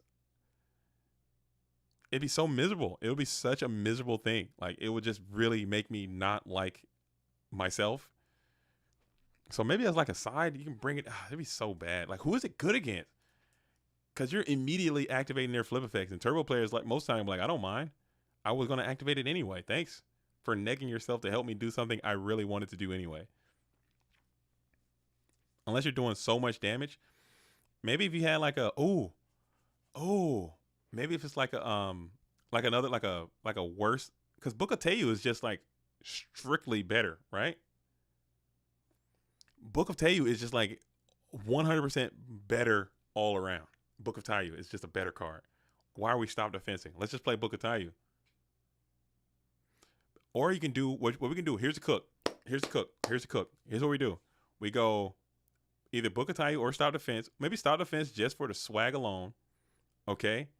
Then we go big ass machine dudes, big ass limit removals, and just send it right on top of their. You flip faith, you get back pot, boom. I hit them with stop defense, you get your pot back, boom, and I just limit removal over the top of that thing for $1 billion. Scapegoat for $1 billion. As BLS is going to get in. Stout Astronaut's super aggressive approach worked out. He just kept attacking. He just kept sending the beans right back to the warrior player, and it worked. It worked out there. The draws came pretty favorably, and the BLS was really strong. But just sending attack after attack after attack just seemed to have been working. Just Big Bang Shot. Yeah, the Big Bang Shot is just better, right?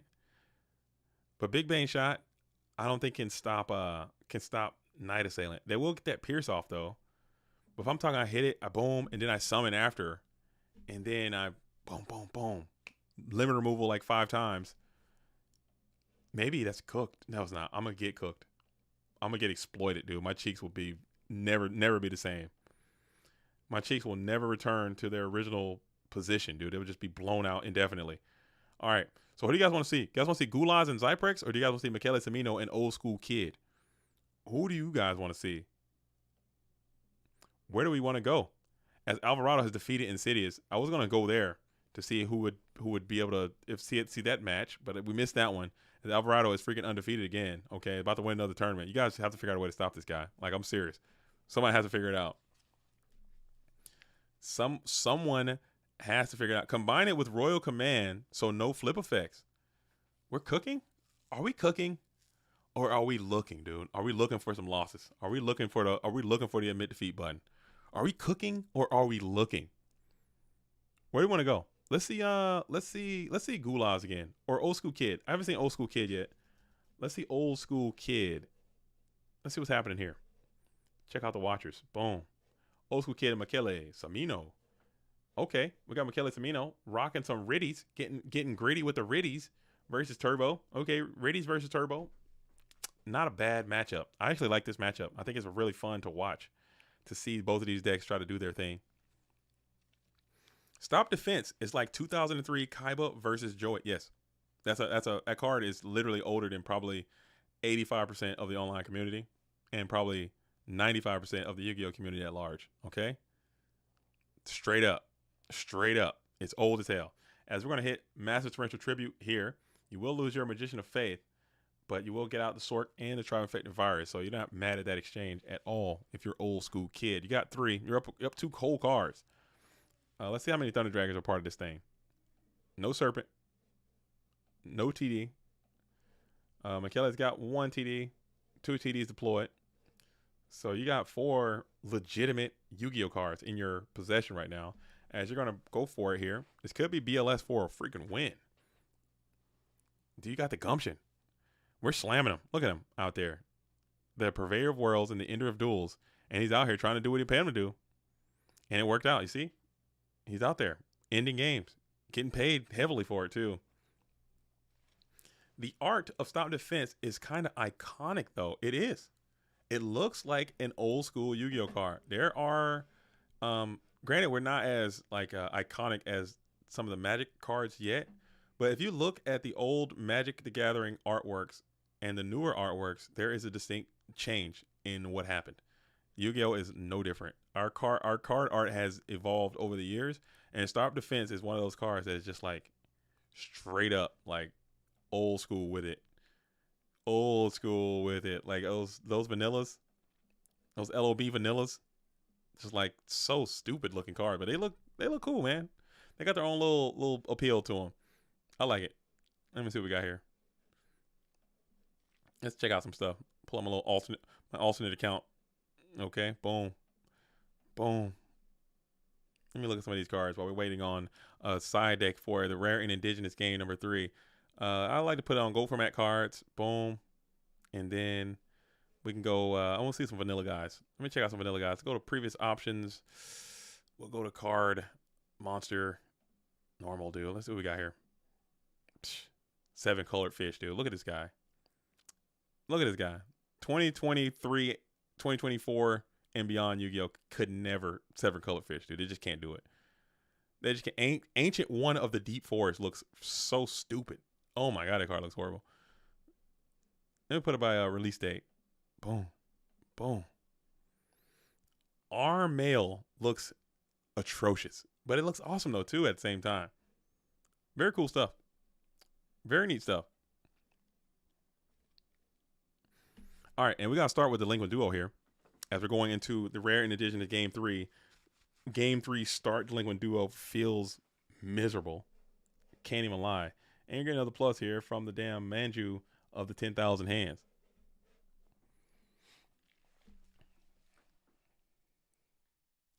Yu-Gi-Oh went from disgusting to lolly. Lolly Kappa? What is lolly Kappa? What is disgusting to lowly? Let me look up lowly. Don't tell me. I'm going to look up lowly.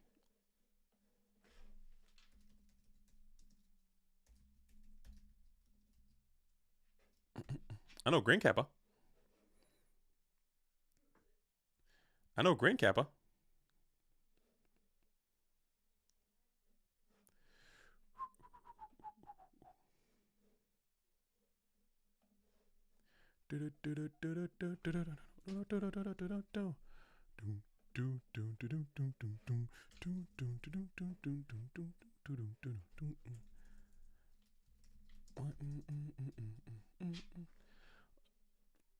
Lowly is a Bitcoin and cashback reward site browser extension. I'm not sure. Lowly is a slang. The quality of being translucent, usually jelly-like appearance, and pink or peachy pink. Well, I don't understand. People saying no, don't look at it. Oh, my bad. What is it? Lowlycon. I'm trying to figure out what it is. I'm trying to learn. You guys know me. I'm gonna check some stuff out, man. Lowlycon. What the hell is L-O-L-I-con meaning, dude? There we go. Boom.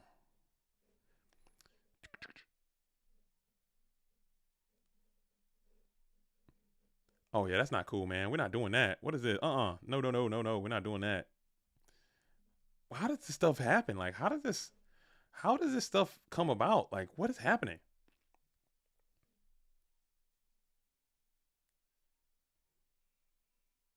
Oh, that's not natural, man. That's not normal. That's not okay. Is hold up. Hold up now. Hold up now. Let's clear the air, dude. That when I say lollygagging, that's something I've been saying before I even knew what that is. That's something lollygagging is something my coaches used to say when I used to play sports. Okay, lollygagging means that you're just kind of like you're not pushing, you're not giving the max effort. You're lollygagging. Let me look that up now. Now y'all got me. Y'all, hey, that right there. We're not doing any of this. Is this a thing? Is this something that's normally? Is this accepted? Hey, this can't be right. Okay. Hey, this is too much. Lollygagging. Okay. What does that mean? Yeah, lollygagging. To fool around and waste time. Okay, that's a thing. That's a thing. Intransitive verb, informal, to fool around and waste time. To dawdle. Stop lollygagging and get to work. We were slow because the girl was lollygagging. The photographer, yeah, that's lollygagging. I don't know what that hey, I'm out of there. Psh, I'm out of there. We're gonna stiff arm that. And y'all need to if you out here with that, you need to get away from hey, go ahead and get out of here, man. We're not doing that over here. I didn't know that was a thing. I didn't know that. I'm learning every day, man. I'm not cool with. I'm not with that activity over here. But it is what it is, man. It is what it is. We out here with it. Thanks for sharing that term with me, though. Now I know. But I'm not with that. Old school Yu-Gi-Oh was monsters, and it seemed like it's like I don't know, maybe I don't know. I'm not trying to say that. I'm not trying to say that kind of stuff, man, either. As we're going to go ahead and have a con, like a convention where people meet up and get busy with that. That ain't it, man. That ain't it. That ain't it. It's not. That's not cool. That's not cool. That's not for me. That's not Cash Money. That's not Big City. I'm not gonna be there. If you're there, you're not gonna see me. And if you're there, hopefully you don't talk to me about it either. Cool. Cool. Cool. Man, that's funny. All right, we back though. We up. Dang, make sure you guys like the stream though. Make sure you guys like the stream though, if you haven't done so already. If you haven't done so already, if you guys enjoy the GOAT format dueling tournaments, make sure you guys like the stream. As we're back to the action, looks like Old School Kid is getting kind of decimated here, just with the Trinity and whatnot. But you're at 4,400 life points. If you can get this damn GK Spider stick, sometimes that's all it takes for this turbo strategy to take back over. That's all you need is a nice, solid, robust 2,000 defender on your protection zone, and you can be good. As you got no cards on the field at all. You're just holding 3. You know Spy. You know SERP. As you're going to set 1. Could be anything. As you're checking your GY, checking their GY, and you're holding out hope. You've been duoed, and we're going to set another spell trap onto the field as well. Could be anything. Are you going to go bold? Set the Spy, or you're going to try to bluff?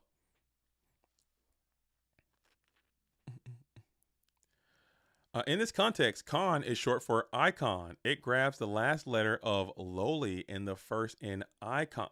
Is that so it's not like a convention where people are meeting up to do that? To do that? Is that not so that's not a thing. Well, that's good. Cuz I'm not trying to get all super involved in that stuff, man. Cuz that kind of stuff I don't want to sully the vibes of the stream, but I really don't rock with that kind of stuff at all. And I don't want to, I'm going to cut it here, but that kind of stuff needs to not exist in our world. Okay. And that's it. That's all I'm going to say. That's it. And we're done. Let's clean all our palettes with some Pui speed burn discussion, please. Meteor of Destruction, Tremendous Fire, dude. Chain Energy, Vibrate. There you go. I was the first, like, everyone can get on my level. Yo, Cup, you're a real one. You were in here before the thing even went live, and you're cooking in the tournament and you're freaking rocking and rolling in the free world. You might make a top performance and you could potentially win. Somebody's got to join forces. You got to need to spirit bomb Alvarado out of this tournament. I think that's what needs to happen. Because I think he's going to convert. I think he's done enough to make it to the top 8. And that is sometimes going to be enough to win this tournament. You guys got to get him up out of here. You got to. I'll get 9th again. It's all good. Oh, come on, man. Don't even put that out in the atmosphere. Okay. Don't put that out in the universe. As we're going to continue to set in the face of the Kaiku the Ghost Destroyer. So he did get to your GK Spies. They did plus and get up. And that might be good enough for old school kid to make a deep run with this thing. That might be enough, huh? As these GK Spies are super cloggy, super sticky. Double duo does not matter because you got damn GK Spies up. As we're going to bring out Breaker the Magical Warrior. So we got spellcasters all over the place in close proximity. As we're going to pop the set, it is going to be that Mirror Force. And now we're going to think about it. Do you have ability to make a chaos maneuver? You absolutely do not as of right now, but you could. All depending on what you want to do next. As we'll just slam the Kaiku into the set, it is going to be Dekoichi, so he's going to go 1 for 1. Get one off the top of your deck a little bit faster. As Not Dan says, I'm on my way to 519 headquarters to discuss John Madden, trying to convince my boy to play in Worlds. He does have invitations. He has an invitation already based on the performance in Cleveland. But is that going to be enough? Will you convince Chris Pateo to come out and play in the GOAT Format World Championship this year? It's looking like a no, okay? I think I've met that duelist as well, and he's very averse to playing online, okay? I guess you got to have a sense of feel. You got to have the ability to stare down your opponent. Maybe you just don't feel good enough. If AJT can't convince him, I don't know if you can. We may not be taking our dueling decks to the strip. Oh, goodness. Don't be dueling. Don't be dueling in the Lusty Lady, dude. Don't be out here dueling in the Foxy River in the gentleman's establishment, dude. Don't do that. Don't get thrown out. Don't be out here doing that. As we're going to keep sending these Dekoichis, keep getting cards. Keep sending Dekoichi. Keep getting cards. Kick the Thunder Dragon. Delayed Trap does shoot. I don't think they got it. They probably jammed that thing a long time ago, as Michele Semino is completely walled out by these damn GK Spies doing their freaking duty, man. They'll go ahead and summon a freaking Ninja Grandmaster. Summon the damn... I keep forgetting. I forget this monster's name at least once a stream. What is this thing? I reference this thing like once a stream, and I forget it every single time. The damn... not Otohime. What's the ugly ass card called? I forget it every single time I have one of these streams. And it's gonna be Trap That Shoot coming in from you. That damn thing is called the one that destroys monsters of the same name. 0 attack. Kotodama. Summon it, dude. Special summon Kotodama right now. Blast with Chain. Play it. Freaking, we got to figure out these damn GK Spies, man. That's what it is. These GK Spies are the problem. Hello, JDZ. Hello, Goat World. Hey, Ronnie Tsunami. I saw you out here in the bracket playing, man. Thanks for coming out and participating in this tournament. How did it go for you? How was your dueling experience, man? I heard you had to drop out. Probably didn't work out too great, but you know what? It is what it is. And hopefully, you know what I'm saying, you come back and play some more. Maybe you can feature some of these, feature some of your tournament experience onto your Edison Format YouTube channel that you just started the other day. I enjoy it. I enjoy hearing what you got to say about some Edison Format Yu-Gi-Oh. And I watch them all, man. I watch all. So I did not play. Oh, you didn't play. You just showed up. You didn't wake up. Oh, damn. Well, never mind. I did see you in the bracket. That makes a lot more sense. Well, thanks for at least signing up. That's a start. I mean, that's better than nothing. Next time, you can wake up. I'll tag you. I'll tag you next time. I'll put you in the wake up gang. Cub says, unprint GK Spy. Thank you. Or keep it printed, but just adjust the stats to where they're not so damn high. Okay. There is no reason a GK Spy needs 1,200, 2,000. I mean, that thing could have bubonic vermin stats, and it'll have been just the same. It'll have been just fine. Or it could have, or crazy, even crazier idea. Let's just have the same tired ass 15 and 1,000 like all the other GKs, or 1,015. Switch it up. There's no reason GK Spy has more defensive stats than a dude named, I don't know, GK Guard. The dude is the guard. A guard? Why in the hell is the damn guard weaker than the damn spy? In what world does that make sense? In what world does that make sense? You're a spy. You should have less than 1,000 attack and less than 1,000 defense. I agree. It should be 14, 19. No. Spy, if GK Guard was 12 and 2,000 and GK Spy was 15 and 1,200, that'd be fair. Yeah, 2,000 defense. It should have like 1,400 defense. 1,400 defense, like Gravekeeper, Cannon Soldier, whatever stats. Why is this thing so bulky? It's the bulkiest one. He literally is the bulkiest one for no reason. That's so stupid. Oh no, flip special summon one mystical elf from your deck. I would be fine with that. I will be fine with that. I will be so fine with that. I think that'd be fine. I take it. I take a mystical elf to get mystical elf. Okay. But GK Spy has third and fourth order effects too. One, it's a dark monster, which is crazy. Two, it is, got the 1,200, which is crazy. Mystical Elf only has 800, which comes up. That 1,200 wins more games than you would think. And it can also get the other GKs, and it stops people from playing Necro Valley because it boosts this thing. So you can't even play Necro Valley, as we're going to go and stall, get to a snatch, and get the hell up out of here. You can't even, you know what I'm saying? Like, say if I want to say, okay, Turbo is so good, let me just spam Necro Valley and maybe that can get me some dubs. It's just going to make it worse because you're powering this thing up even more. It's going to get 2,500 more defense. What the shit, man? What the shit is going on? As Michele Semino gets a dub. Sorry, I'm ranting and raving about GK Spy, but I hate this card so much. It pisses me off to no end. As we got SEO Killer and CJ0310 are going to be the final round. It pisses me off so much, dude. I used to love GK Spy. Now I can't freaking stand the damn card. It single-handedly destroyed Go format for me. You got to start playing Blast with Chain Cub. You got to start playing in the Warrior deck. Just put in final attack order and just see what happens. Just try it out. Fuck it. Blade Knight, attack GK Spy, final attack order, profit immensely. There you go. Just don't even do anything else. Just that's it. As this Kaiku has to do a lot of heavy lifting. Kaiku attack into GK Spy, and we're going to get into that GY as well.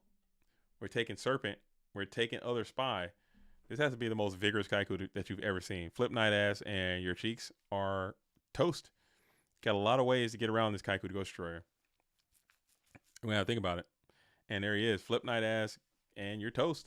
GG. All around. And that is going to be the end of round number 5. We got one more round of Swiss. And then we're going to go into the top cut. So let's see who is going to be in the round of Swiss. We're going to find a Bubble Blaster here. We're going to find a Bubble Brigade Blaster and see who's on the bubs. Just got back. You really don't like Spy? It's not that I don't like Spy. It's just I hate Spy with every fiber of my internal core and outer core. Yeah. It's not. We're beyond a matter of dislike. Okay, this is an absolute hatred of a card. Okay, all the way to my inner being, my inner fibers are now filled with the vitriol and hate that I have for GK Spy, and it's just because. And that's just because of how often it is played and go from how good the damn card is. It's too broken. It's so broken. It is ridiculously broken. And it's just unfair sometimes. I hate it. I hate to see it. Everyone's playing. I used to love GK Spy. As we got Delinquent versus Alvarado for a round number 6, we're going to watch that match. we're going to check that one out, as we're going to see who is going to be the cursed soul, because one of these duels will end Swiss undefeated, and one will have to go down here early. All right, so we got 5-0s, as Delinquent and Alvarado are both sitting at 5-0. Son of a, get your ass back in there. Get your ass back in there. Obey me. All right. But also I do want to see a Bubble Blaster though, dude. Who's down here? Who's Insidious and SDO Killer? That might be the match I need to see. Or we got Cub and Icarina. We got these Bubble Blasters are the matches I kind of want to tune into, because these duelists are going to be there. So check that. We'll see them play in the next round, because these duelists that are here, they're going to be there. But there's going to be someone down up in here that ain't going to be there. And we're going to find out who that's going to be, as we're going to pull the bracket up and let's see who's playing. I want to find a nice little Bubble Blaster and see who's going to be at that bottom finish line. We got Insidious and Icarina are playing. That one seems almost irresistible. I think I want to check that one out. Insidious and Icarina. We haven't seen Ethos Duels play on stream yet, and this is probably, the winner is probably going to move on. The loser is going to have the longest day of wasted time in their GOAT format dueling day. Weekend's going to be ruined, and that's going to be it. But we're gonna hop in and see what Insidious is cooking today. Probably some tired ass Chaos Turbo deck. Not gonna lie, but it is what it is, and we're gonna see what we're gonna see, as we're gonna hop into the dueling arena and check it out. We're gonna see what's going on. I got a party after, so it's a win-win. Okay, so you're cooking. Yeah, this is a nice little leisurely afternoon. You come in, play some Yu-Gi-Oh, and see what happens, man. It's your hobby. I think it's a good hobby. I think GOAT format Yu-Gi-Oh.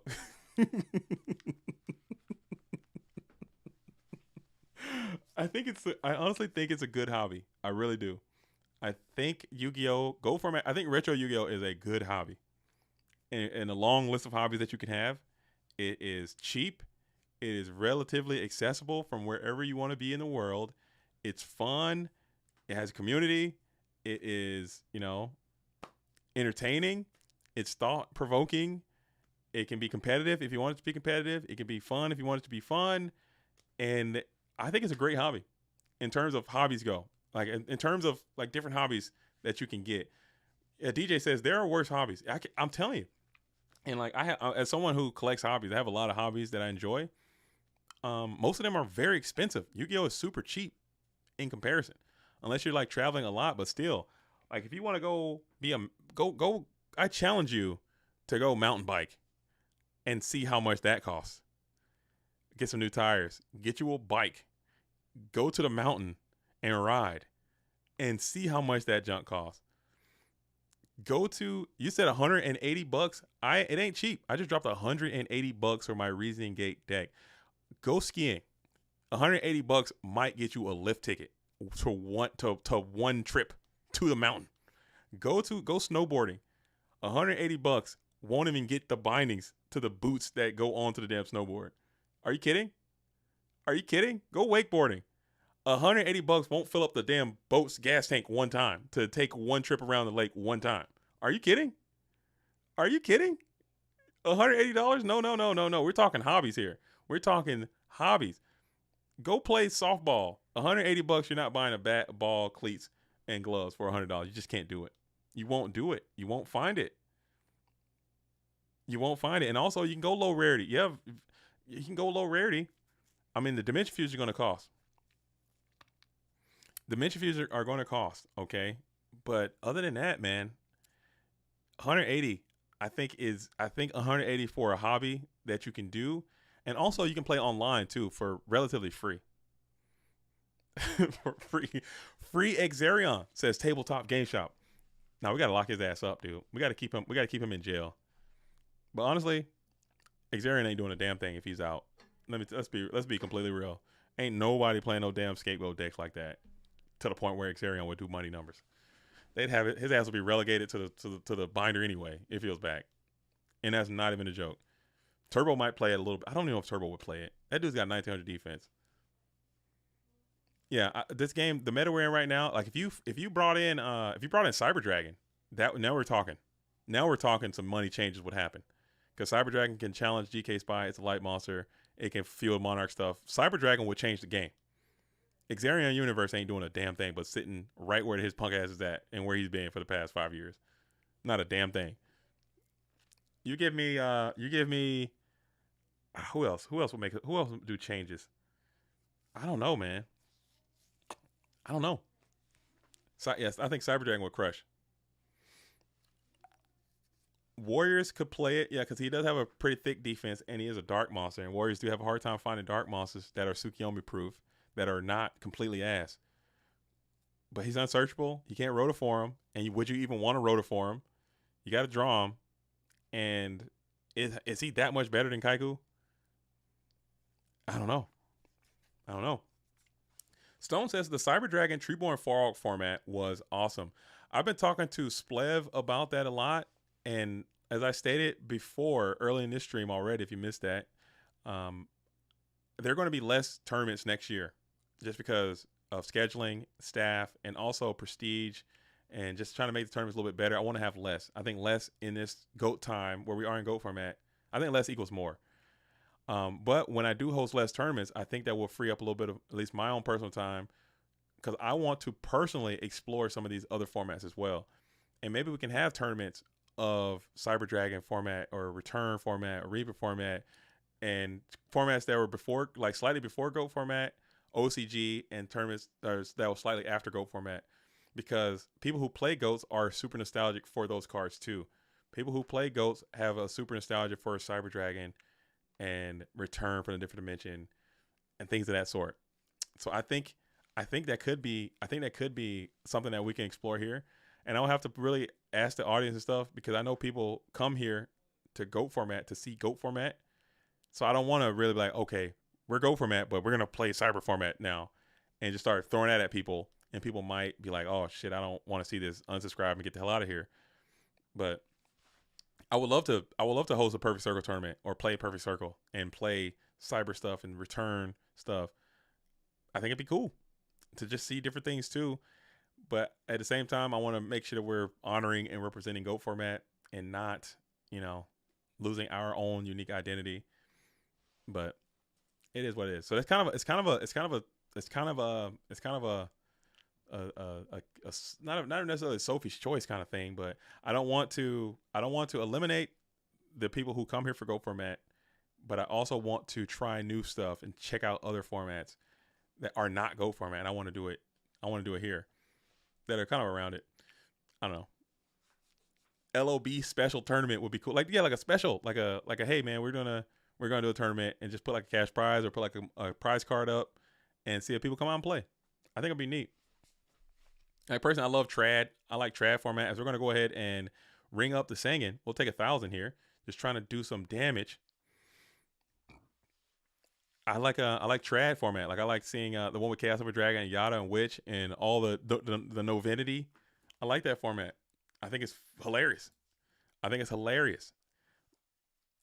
to have a tournament like that and just see how many people get Yada locked and magical scientists each other. I don't know. Could be fun. As we got Heavy Storm is going to be deployed now as we're chaining the Jar of Greed. So this looks like it could be cooked as Blacklist Soldier going to come out in the game as he often does. As Karina is going to take a quick game number 1 from Insidious here on the Bubble Blaster. Insidious didn't really get to the units. Why did I just quit? Oh my god. Insidious just didn't get to the necessary materials needed, but it is what it is. As we're gonna go into a game 2. That's why you got a side deck. Sometimes you get rolled on. Sometimes you get the dub. It is what it is. I think most people actually cut Yada in CED format. I haven't been paying attention to the CED meta. I'm just making assumptions based on how it was played. I haven't been tracking the updates and changes to that format. Are they playing Thunder Dragon yet? Is that something that's happening there? Or are they playing Thunder Nian still, or what's happening there? What's the meta like? Give me a meta breakdown of what's happening in CED format, because I honestly don't know. I'm literally yapping out of my neck because I know people do play that format. As Milo says, I won the paper GOAT tournament today. Hell yeah. Congrats. Big win. Big dub. Big dub. Big dub. Chaos, good stuff is the meta. Chaos staple, just playing a bunch of staples. I bet there's a way that you can like really not play, like cut some of the cards you think are uncuttable, and your deck could get more optimal. If that makes any sense. I doubt that's true, but it seems like it should be mathematically possible because your deck is just jammed with so many staples that you really have zero opportunity to do anything remotely cool. Like more so than goats could ever be, because you have to play like literally 20 cards are just must play that you can't that you can't cut. It's hard because there's like 15 spells that you just can't. There's like I would say there's like 20 cards that you just have to play because they're just so good. Regeki, Harpy's Feather Duster, Heavy Storm, Dark Hole, Pot of Greed, Grapes of Charity, Delinquent Duo, Confiscation, Forceful Century, Painful Choice, Mirage and Nightmare. I think that's before you even get into anything. You have to play those cards. Like you cannot cut them. 3 MST, gotta play it. But I think there might be a way to like cut some of that stuff to make it better. I don't know, mathematically speaking. As Kaiku is up for Karina, Insidious is going to be on the play. We're going to just shift that GK spot to defense position and think about it here in that first main phase. Nessa Police says, hey JDZ, thanks for the stream. Any updates for the GGP Athens video? All the community awaits. We know you ran a lot of things, but people give us a hint. Yes, it's coming. Nessa, I promise this week. I got Earth Week. I have 2 more days of Earth Week, and then I'll be able to put the Q2 GGP coverage up on the channel. It's coming, and it's gonna be on the website. I just need time to work it. I have the Go Grand Prix Detroit decks are in. I got the Chicago decks are in. I have the Greece decks are in, and I have the Connecticut decks are in. And we're going to make one big video to cover all those, and I'm going to get all those deck lists up on the website as well. And it's going to happen. I've just been incredibly busy in my own life with my own job, because you got to understand, I have a job too. And it's a really busy time of year at my job. I have kids. They are always going to be demanding. I've had my obligation to the channel. I've been trying to put out videos every day, and that's been quite demanding. I have, other things that I have to do, other responsibilities. It's just a whole lot. And then I got to try to get the decks and do all the overlays and stuff. And I got the Discord and all this. It's just so much that's happening, and I just need to have a day to where I can just focus on that. Nessa Police says, how do you find time for all these? Something's got to be sacrificed. And usually for me, it comes at the sake of sleep. I don't sleep very well as it is. So I stay up probably later than I should. And I wake up earlier than I should. And I will do most of the stuff there. Like, if you guys see, I don't know if you've noticed, but in the last couple of videos, what I started doing, I just started wearing the suit. I'll put the suit on and I'll shoot the video. And it looks as if, what I'm saying, it's the same, it can be a different, you don't know what day it is. I put a shoot on, I can shoot 3 or 4 videos at a time, and it appears as if, what I'm saying, they're all taking place on different days. So usually I would have to like change clothes between each shoot to make it seem like it's a different day. But I just put the suit on and I can shoot multiple videos at once. And then the next day I'll come in and just edit, and then I'll, keep that whole process going. So that's kind of what it is. I'll just shoot multiple at a time, and then try to get nice. I'm glad people are connecting with the suits. I need to get more suits. I have 2 suits that I wear that I alternate with, and I need to get more. But that's why I throw the suits on, man, and so I don't have to keep changing. As Minecon is going to be out to be able to remove the Blackluster Soldier, as Karina is sitting at 2,400 points of life. Looks like she's playing a turbo-ish type deck. Insidious got 4 in hand. Check that. We're going to bounce that bad boy up to 5 with this Pot of Greed, plussing Freely, as we're now 2 cards up onto Karina's position. Check that. 1, 2, 3, 4, 5, 6. 3 cards completely. And Kaiku is going to be up. Got 18.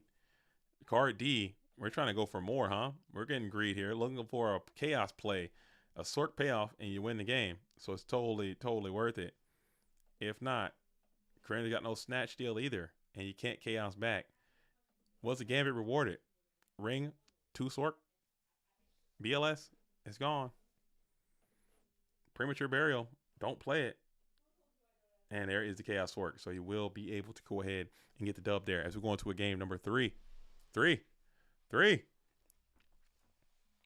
Game number 3. Congrats. I'm working at least 9 hours a day and 1 hour in traffic and then jobs in the house. And I try to find an hour to lose with my Panaburn deck. Dang. That's a hard part, man. That's the hard part because you go to work and you have to like do so much, and it's so draining because you're gonna be tired because you've been working all day, and now you come home and you're like, man, it's a lot. That does suck, especially when you're working really hard or if you're outside a lot. Cause my job, I have to work outside quite a bit too, and I'll just the fatigue is really hard, especially when you're staying up late and waking up early. But once you get the thing about the human body and the human mind is that it's very resilient and it needs to be challenged and tested in order to get the best out of itself. And I know I sound like a psycho when I'm saying this, but I've seen it done and I've proved it myself that as we're going to play Trap Dust Shoe here, that if you just do it, like, okay, I'm gonna wake up every day and I'm gonna do it. Your body will meet you halfway. It'll say, wow, this guy's really, really grinding. Let me give him the nutrients or whatever. Let me get stronger or let me grow in a way that will help him support whatever he's trying to do. As Night of Salem Pop saying, I hate to see it. We'll punch in with 200.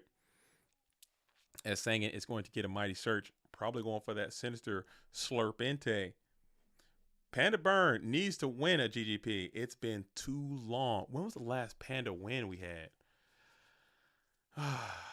It's been a while. No, we had a major win. I think you can count Wolf's win with Panda Burn as a win, and the GGP has been a really long time. As Liquid Duo is going to come down, JDZ is really the David Goggins of the Yu-Gi-Oh community. I won't say all that. He's the next level, man. I don't have that much control over my mind, but I think that's a part of my life. That's how, like, never mind. We'll cut that. But that's literally how I function. It's a real thing. It's a real thing. As we got the delinquent duos being deployed. So you duo me, I duo you, as both duels now sitting at 3. Insidious has we got 2 dark monsters in there. And we're going to snatch the Night of Salem. I hate to see it. Tsukiyomi inbound. Book of Moon, do you play it? Nah, man, Book sucks. I hate that card. It's so ass. Look how good Book will be right here. Look how juicy this Book of Moon would be right here. Look how succulent this Book of Moon would be right here. Interdimensional matter transporter. Forget about it, dude. Forget about it, dude. Book of Moon going stupid right now. Look how good it would be. Look how good it would be. Look how good it would be. It would be so good right there. There's so many times Book of Moon would just crush. As we're going to come in with level 2 or 200 in again, it'll crush. It would crush. As we're going to smack in with 200, and we're thinking about it here. We'll ring him up, huh? Ring him up, Dano. And we'll both eat the 200 just to stop your Tsukiyomi play, or maybe even a tribute for a whatever. Maybe you could have waited and hit him on the Tsukiyomi summon there just to see if he had it. I would have had him show it to me. But tributes for Jinzo, and your cheeks are exploited there. So I guess you can't risk it. You never know. You just don't know these days. Who knows? You can't risk it. And it's just going to go and set 1, pass back on over to Insidious, who is on the approach up on a whole card.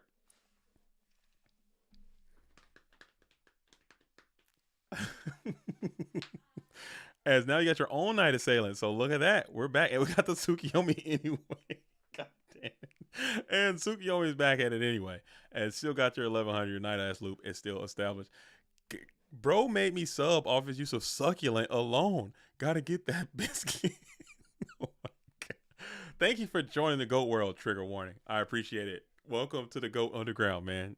You are part of the revolution. As GOAT format will reign. It will not go away. That's too funny. Yeah, it's too funny. In the Greek championship that we have every Saturday, they have been participating 50 plus players. That is huge news, Nesapolita. I love to hear that, man. And the Greek scene has always been like a hotbed for GOAT format. Yu-Gi-Oh! In 2005, you guys don't know, the original GOAT format world champion of the world in Yu-Gi-Oh! Was from Greece. So they have a nice, rich story history of GOAT format Yu-Gi-Oh! That goes all the way back.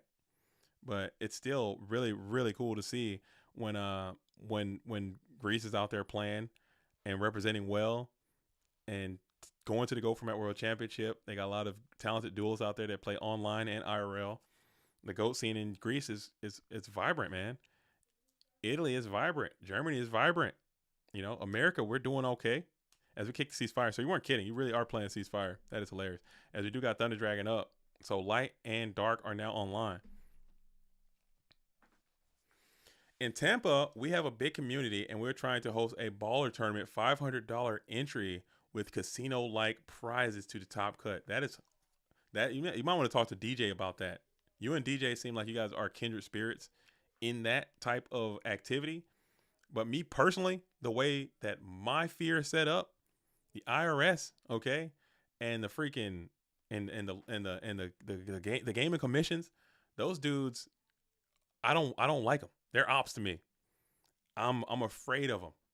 They're coming after my cheeks, and I don't want to go to jail. Don't lock me up. Don't throw away the key. I need to preserve every ounce of my body, dude, and I need to keep it in its original package condition. And I can't do that necessarily if I'm sitting in a federal prison, dude. You understand what I'm saying? So I need y'all to do that and let me know how it goes. And if it's successful, then maybe we can start to have that conversation. I need Go format players from Portugal to show up. We need Portugal Go format ASAP. We talked about this, Rui. We talked about that. And I would like to see that too. I would like to move to Portugal myself. It seems like a beautiful country. And they have a great expat program for American citizens to join up and become Portuguese citizens. Because I'm just looking, and I don't want to get political in the chat, okay? We're not going to do it too much. But in the United States, we have an election coming up very soon. And I don't really follow politics too much. I just don't. It's just all irritating to me. It's all noise. And I just don't really care because they're all BSing most of the time and it's saying the same stuff, both sides. But I ended up watching the presidential debate that went down a couple of days ago between former President Donald Trump and current and reigning President Joseph Biden. And let me tell you, I have never been more embarrassed to be a citizen of a country in my life than this. Seeing those two dudes on that stage, seeing those two dudes on that Go Format dueling stage, I was like, ain't no way this is the best we can do. We got almost 400 million people in this damn country of varying ages and sizes. Okay, of varying ages and sizes and shapes, of all shapes and whatever. We can't be out here with Joe Biden, with these two guys, man. It was terrible. It was horrible to see. It's premium content, man. If you're a comedian, I'm sure the comedians are just loving it. They're writing jokes. They're having a good old time. But I was like, man, I got to get the hell up out of here. As we got a tribe, we're going to go ahead and kick out the tribe and then pound into the set. If it's third spy, oh, you know what it was, I think. And it's going to be Night Ass. We'll pop that guy. What decks do you think they both play? I think Trump is probably playing let's see if I had to think about it. I think Trump is probably playing like Labyrinth Wall. And I think Joe Biden is probably playing Dream Clown. Thanks, folks. I'll be here all night. Make sure you tip your waitress. Hey, boy, are my arms tired. I'm trying. Dude, I'm trying. Oh, here we go. Oh, and Insidious does get the dub. I do apologize for that. But here we go. And Insidious is going to get the dub. Karina will falter there.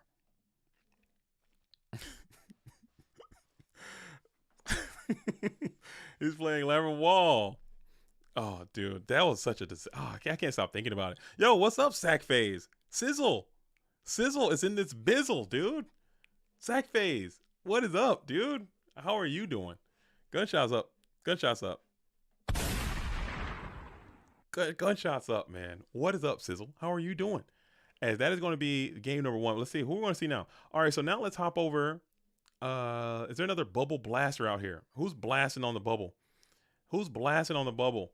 Let's go for a Goat Trinity and Nova Ethos. I think they're both rocking and rolling the bubble right now.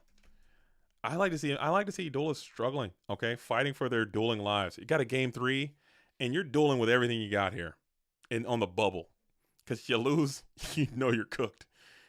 If you're bubble blaster, you got knock here. And you're going to spin it. Oh, shit. Spin it.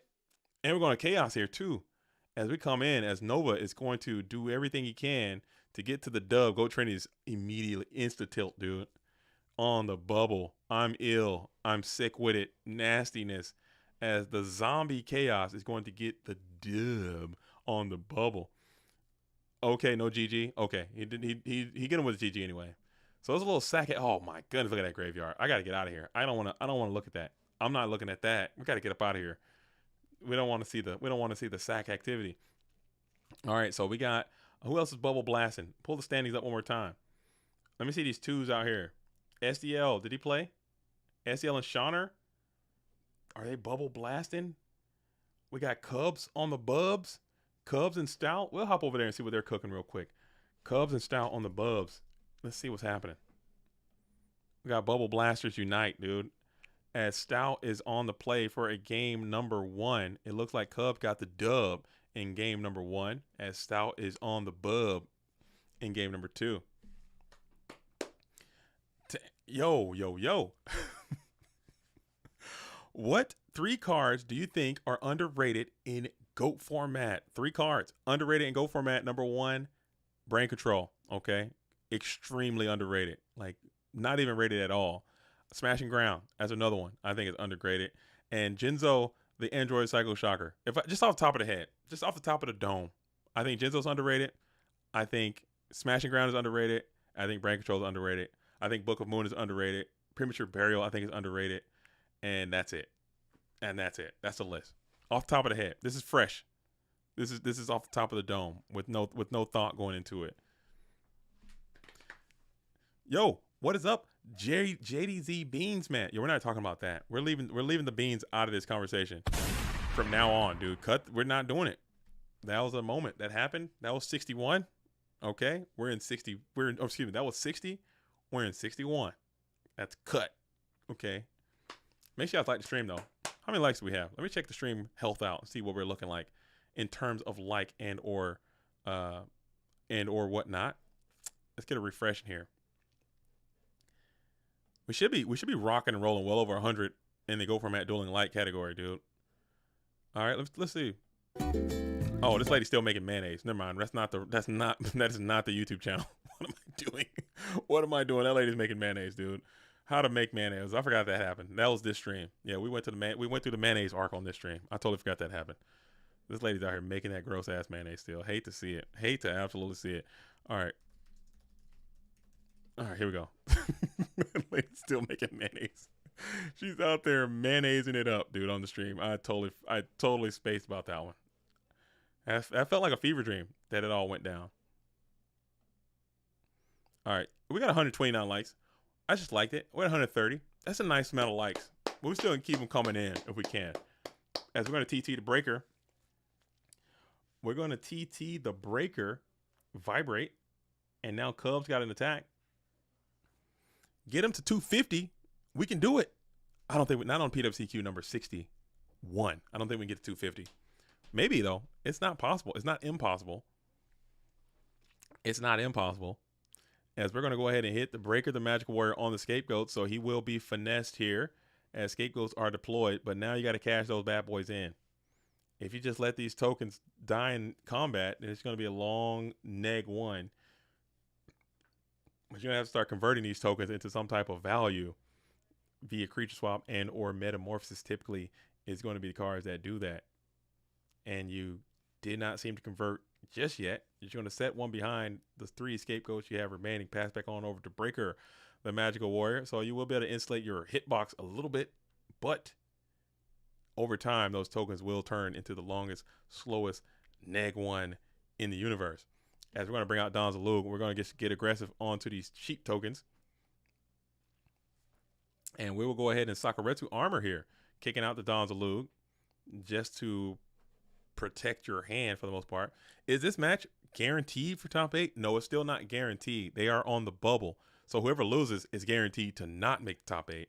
But whoever wins has a good chance to make it in, as there will be some number of X2s will make it into the top cut of the tournament. Maybe one, maybe two. So it could be one of these duelists, but it's not guaranteed for sure. Very possible, though. Very possible.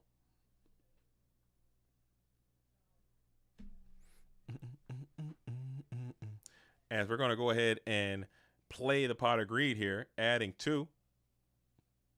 Looking good for Cub.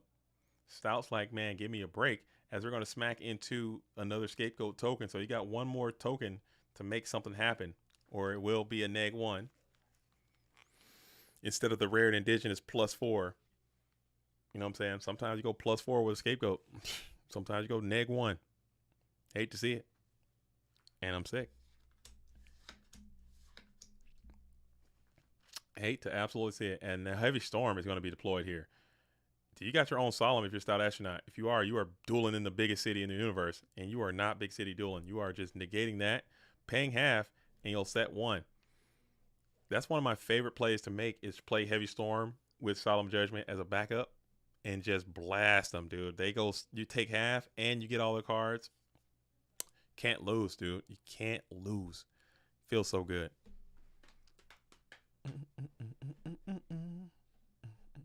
Oh, this is round number 6, by the way. This is not round number 5. My bad. My bad.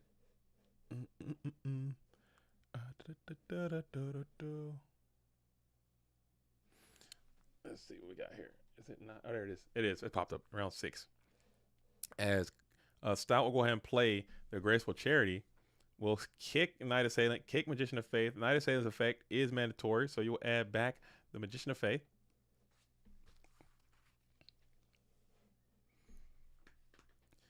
It is the best trap card, 1,000%. You're thinking you're calling Book of Moon a trap card, or you're getting it mixed with ready for intercepting, or intercepting. What is that card? The trap card that does like Spellcaster and Warrior Book of Moon. It's. I think if Book of Moon were a trap card, I think it would be substantially worse. I think the fact that it is a spell card that you can play quick play in your battle phase from your hand, I think it has applications there. And you can set it on the field, has applications there. You can quick play in your draw phase at quick play to save yourself from ring for game situations sometimes. The card is freaking good, dude. And people hate it because it's a -1. Oh, I don't know why. It's so good. I've had my life saved so many times with a nice timely Book of Moon. It rocks and rolls, man. This isn't Edison. Book of Moon is legal in Edison. People play Book of Moon in Edison format too. And Edison and Book of Moon is definitely a spell card for sure. But I understand what you're saying because it has implications, or you can use it as a trap card. But Book of Moon is definitely a spell card. A quick play, spell speed 2, magic card. Which makes it even doper. Because sometimes you can just like use it as a straight up normal spell and Book of Moon your faith down, flip it up and get Pot of Greed and chill. You can set on the field and protect your BLS. They play Snatch, you play Book, chill. The card's good.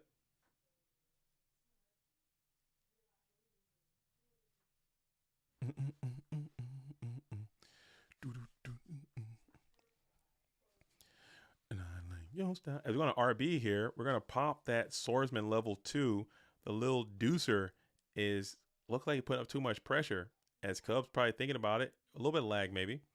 I feel like in Edison format, general card advantage is considered less important than overall board state. What I've learned in my time as a player and observer of Edison format, I think it depends on the deck that you are playing.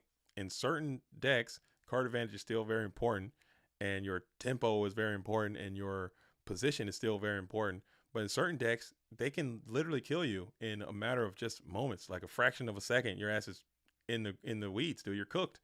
So card advantage maybe not as important and you can pass over to someone if you're in board is freaking Stardust Dragon and some more shit. You got Stardust plus freaking Thought Ruler and Colossal Alarm and Colossal Fighter, whatever the hell his name is, and you pass on that, there's not a lot they can do but just like set and get their cheeks clapped the very next turn anyway. So maybe going all in, I don't, and that's what the hardest issue I'm having time with is like knowing when to do that kind of stuff. But we're locked in with these spies, and for that, I might have to go take a break. Okay, grab some water real quick because it's gonna be a while.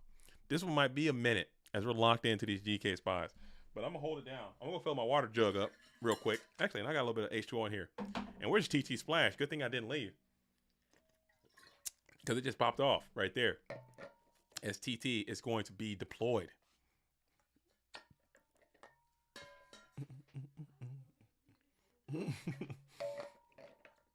Yo, Nap. Yo, Nap, what is up? How are you doing? How is it going? How is it rocking and rolling in the free world?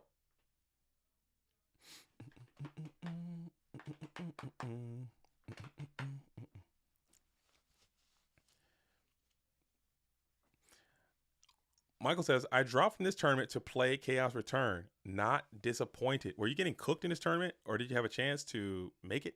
What was the situation? As Stout Astronaut is doing the patent pending Slam Chaos Sorcerer attack motif. It's been doing this all day, and it's kind of been working, but also kind of been leading to a series of Sakuretsu armors, and that is going to be no different. As Sakuretsu armor is going to find the Chaos Sorcerer. Your X2 and your ties were mid. Okay, yeah. Probably made the right choice then. Where are you playing Chaos Return at? Is there a tournament happening for Chaos Return? Is there a Chaos Return on Dueling Book? Okay. I mean, like, duh, but like, is there a tournament, or are you just playing like some freebies? Just unrated, just hosting Chaos Return, and just that's some wild. I like that. That's cool. That's can get it in type behavior right there. I like that kind of energy, man. Just say I'm hosting up and come and let's duel. You can make a lot of friends that way. And we got Blade Knight is up and active. We got Blade Knight is up and active. Pre-registered for GGP Orlando. I'll see you there. Okay, Nab, I'll see you there too. Are you gonna play? You're gonna play, right? I think I'm actually gonna go down to Orlando. I think I'm gonna play. I don't want to play a freaking turbo deck, and I don't want to play a warrior deck, so I'm probably gonna get cooked. But I'm gonna play though. I'm gonna show up with some goobly goo, dude, and see what I can do. I'm gonna see what I can do as we smack on in with two grand. It will connect freely. So your heavy storm has already been deployed. Your Sork has already been deployed. You got no light mons. You're kind of stuck in the mud here. You're gonna need that second heavy storm to go off like yesterday.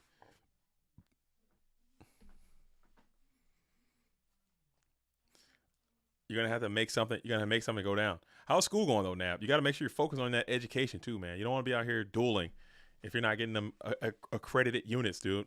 Get that graduation on. Get your Go Format dueling degree, and get the hell up out of there.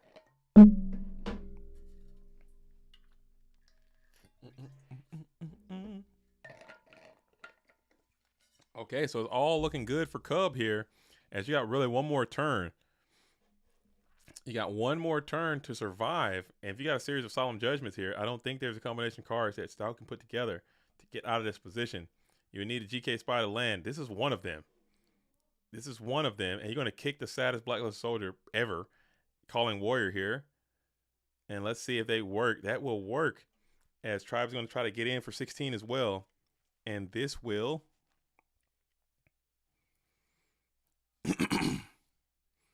and this will be met with a Call of the Haunted here. Interesting use of a Call of the Haunted. Not going to lie. Bringing back the Busted Down Blade Knight. I'm probably letting that 16 get an in turn, and then I'm going to call next time to plus this thing, because he can pitch another card, perhaps, in the main phase 2. Unless you got, or you can go for a Chaos play here in the main phase 2. Delayed TT, and you're cooking. You ever play TT? TT's already gone. And now you're going to banish the Blade Knight. Book of Moon is decent still. Blade Knight is banished, as you're going to set one spell trap onto the field, pass it back on over to Sir Cub, who is going to be on the draw.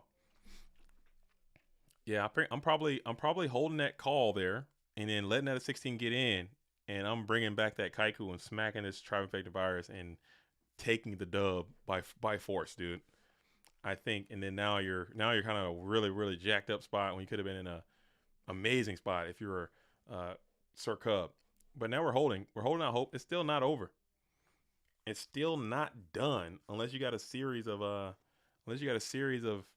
bricks down there. As Snatch Steel is going to be not that. It is going to be deployed, and we're taking over the tribe-infecting virus here. And then you can call Spellcaster, attack for game. Oh, the rare and indigenous pitch tribe. Haven't seen a lot of that. You can punch in for 16 and win. And that will be the dub. And that's going to be a dub for Cub, as Cub is going to move on. Fingers crossed that Cub can get to the dub and make it happen. As Stout Astronaut will fall there into out of the tournament type situation. Okay, and now our last bubble blaster, we have Shawner and SDL Killer. Let's see what they're cooking over here. What are they doing to each other? I might have to go stop and get some food as this thing is jammed up over here. We're jammed as Shawner is on that burned swag. That's right. You're goat locked into obscurity. And this is a decent spot for you in a game 3 scenario. You do have that damn Cypher Soldier up and active in attack position, which how did he get there? How did you get a Cypher Soldier in attack position with an Ojama lock? Maybe he attacked into the Blade Knight, set up the Ojama lock, pass. Dang. Maybe that's what happened. Pray. Now it's time you're entering into the pray phase, Cub. Well played. GG.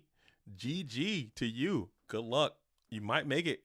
You might make it into the top 8. You could.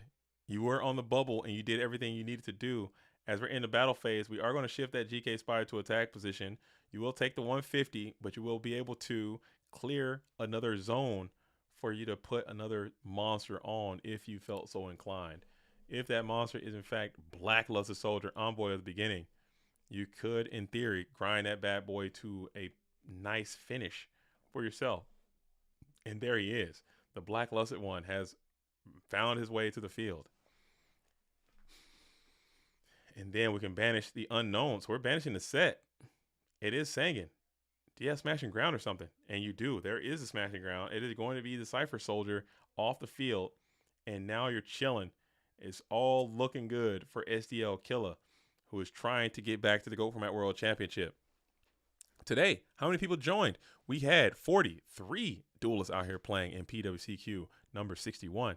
43, not bad for a Saturday. We had another event last weekend, and we are kind of getting into those dog days of summer, the dog days of Goat World, as I call it, as we're in that summertime stretch.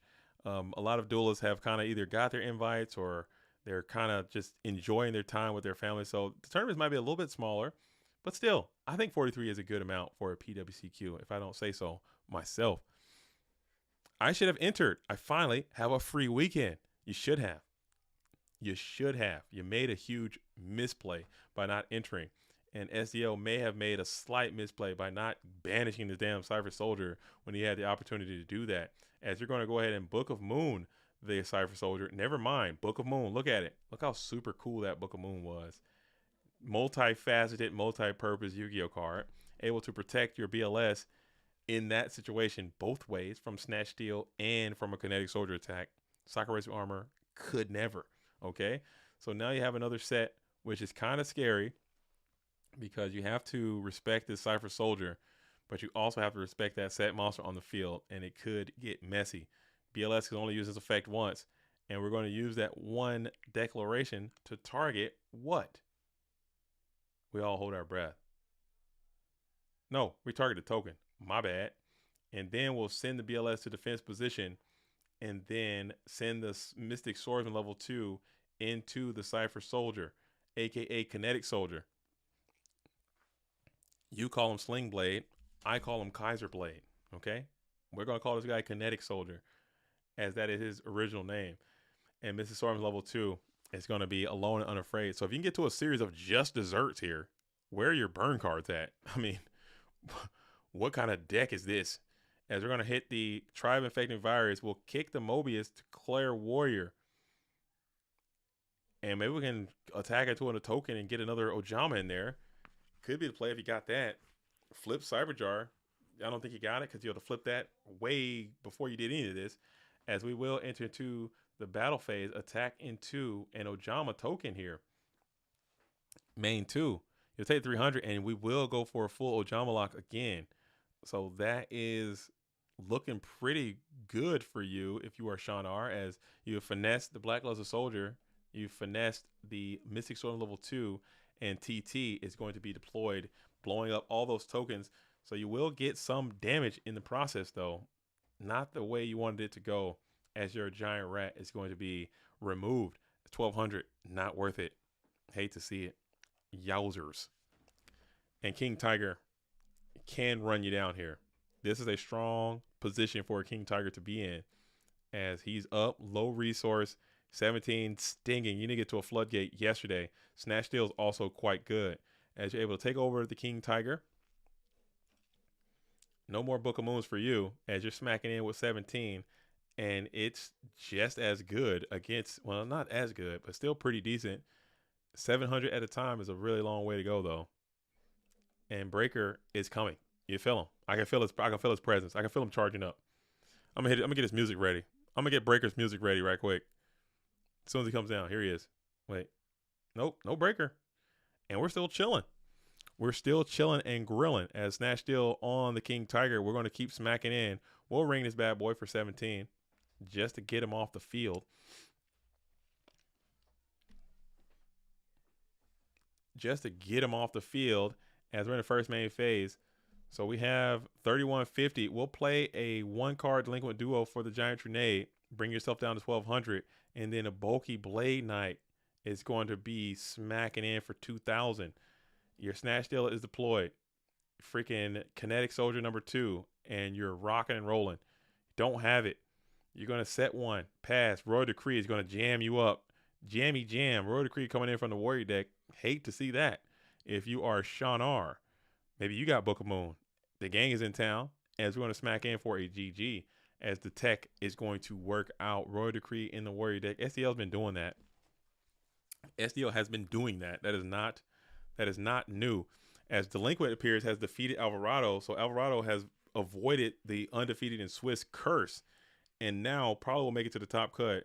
Oh my goodness, he about to win, y'all. He about to damn win. Y'all done messed up, dude. And he's uncursed. Hate to see it. Y'all about to let him win another one. Y'all need to get him up out of here. I'm telling you. Somebody better do something. I don't know what happened. Y'all need to do something.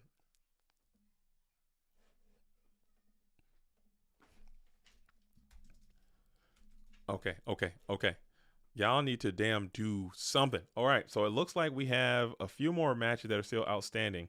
We have Ludia Plabone and CJ0310, and we have Jean-Claude Van Damme and Michele Cimino. I'm gonna hop in there because they're playing some interesting decks. We got Jean-Claude on his Go Control deck, and Michele Cimino is playing Rituals. He's been playing Rituals for the past couple of weeks now.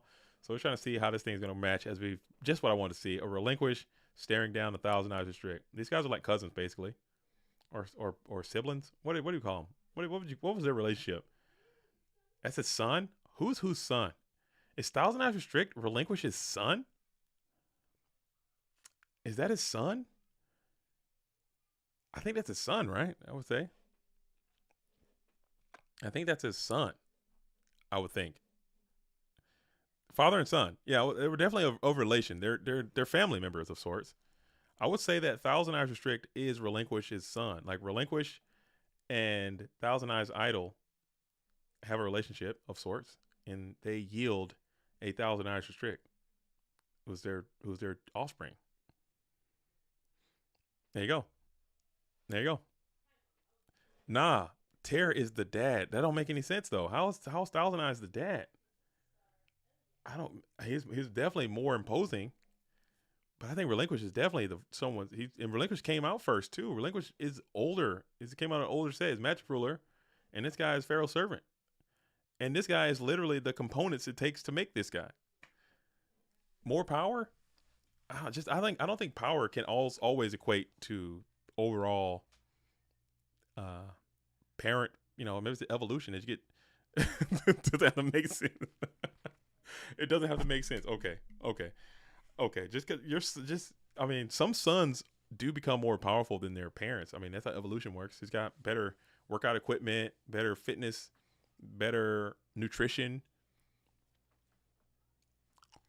Thousand Eyes Idol is the dad. Is that so? Relinquish. I think that kind of makes sense. Let me look up a Thousand Eyes Idol real quick. Let me read his flavor text. Let me see what Thousand Eyes Idol's talking about. Let's hop over here on Google. Pull it up. Thousand Eyes Idol. Yu-Gi-Oh. Let's check this guy out. Let's see what he's rocking with. This card looks ridiculous, dude, by the way. And he definitely does not have 1,000 eyes at all. Not even close. This is definitely someone's dad. Never mind, you're right. Yeah, Thousand Eyes Idol is the dad, for sure. Hey, guys, you want to go camping? Look at this thing. Oh, gee, Williker, son. Well, you'll get him next time, champ. I can see this guy saying all that. A wicked entity that controls the hearts of men. Wait a minute. Hey, yo. Controls the hearts of men? Come on now. Its 1,000 eyes are able to see and expand the negative influences in an individual soul. That is way too detailed. What are we talking about? This thing just really got so personal for some reason in this flavor text. A wicked entity that controls the hearts of men. Sounds like my wife, huh? Wait, hold up. Get my drums out. A wicked entity that controls the hearts of men. Sounds like my wife, huh? Hey, I'll be here all week. Thank you. Make sure you tip your waitress on the way out. I'm JDZ. Peace. All right, something like that. Waka waka waka. Oh. Sounds like my wife, huh? You know what I'm talking about. That's it. My only losses are against Alvarado and to Zyprex. I will probably still get bubbled out because of tiebreakers. When did you lose? If you lost late, you're chilling. If you lost early, if you lost late, you're chilling. If you lost early, you're cooked. That's just how Swiss works, man. People love Swiss. You got to win early, and the people who you lose to, they need to be hot. That's it. You might be good. As you want to go Chaos Sorcerer here to banish the different dimension warrior lady, put her in her rightful place. She wants to be in the different dimension anyway. Alvarado and JCVD are mine. We're going to AO. Do I have AO? Did I get the AO in here? Did I get the AO in here? That's not it. That is not the drop, dude. I can't believe it. I don't have a damn AO in here yet. I need to get that. I actually probably need to do that right now while I'm thinking about it, because this is ridiculous, like not having an AO drop on this freaking stream. And I want to go to it, and I just don't have it to go to, and it's just frustrating. It's frustrating to all hell, if I'm being completely honest. Let me see. I'm going to set that up right now. Let me see. How long will it take? Let's see. Hey, yo. Okay, that's hey, perfect. Yo. That's a good one. Okay. And then we'll just go to copy. We're going to go to this little bad boy right here. Boom. Boom. I'm cooking. We'll paste that in there. All right. Boom.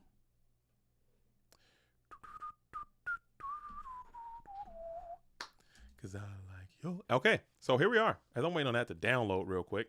We got Chaos Sorcerers up. We got Creature Swaps coming in from Jean-Claude Van Damme. That card's been going crazy, dude. If it's that Morphin Jar again, I'm going to lose it. I can't deal with this anymore. I literally cannot deal with it anymore, dude. I can't deal with these Creature Swaps on these Morphin Jars. My soul just can't take it. It's just going to RB, pop your guy, and we're going to give you the scapegoat anyway, dude. You've been bamboozled. You've been hoodwinked. Oh, you've been absolutely flambéed right there. Hate to see it. And that's why we set. That's why he set. He's so good. He's so good. That's why he set it. A lot of people try to get that damage in, and they'll summon it, and then that play will be impossible. You see that? That's how you do that. That's why he set that. That's so good. Jean-Claude's so damn good, dude. Jeez Louise. Hate to see it. Hate to freaking see it. Oh, it's an MP3 already. Cool. All right, so let's see if I can get into the Discord. Okay, boom. Get into the soundboard. Boom. We're going to get into the add sound. Yeah, we'll put it in here. Choose file. Browse. Hey, yo. Okay, okay. Boom. We're doing this live. We're doing this live. I'm cooking. Make it a little shorter. Make it a little shorter right there. I don't want it to just be a really punchy AO. I just want a straight AO and that's it. All right, boom. All right, and then we do a little bit of this.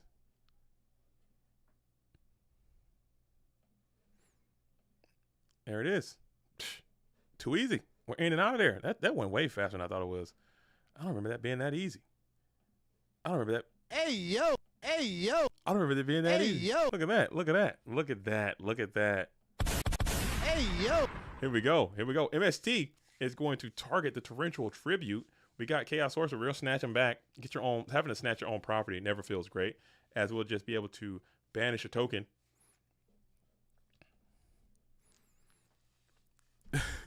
As you're just going to be able to banish the token. Yeah, I'm gonna summon that serpent there and lose every single time. It happens to me way more often than it should. But if you summon a token, you can't chain the goats.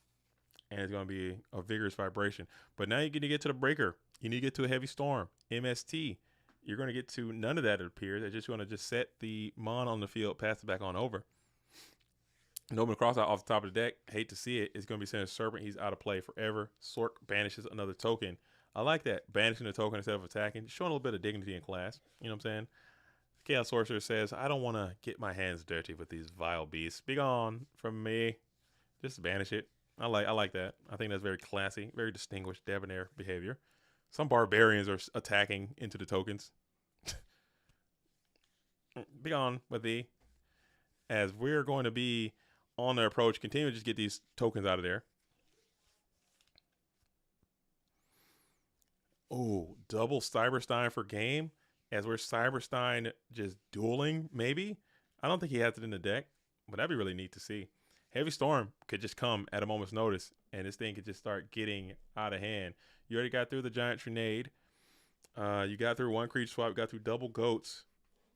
You'll just go ahead and set one, play Pot of Greed, trying not to get Trap Dust Shot as you add two. Someone, please knock out Delinquent and Junklaw Van Dam for me, please. No, Ant, we're supposed to be coming. We're supposed to be coming after. They're supposed to be coming after you.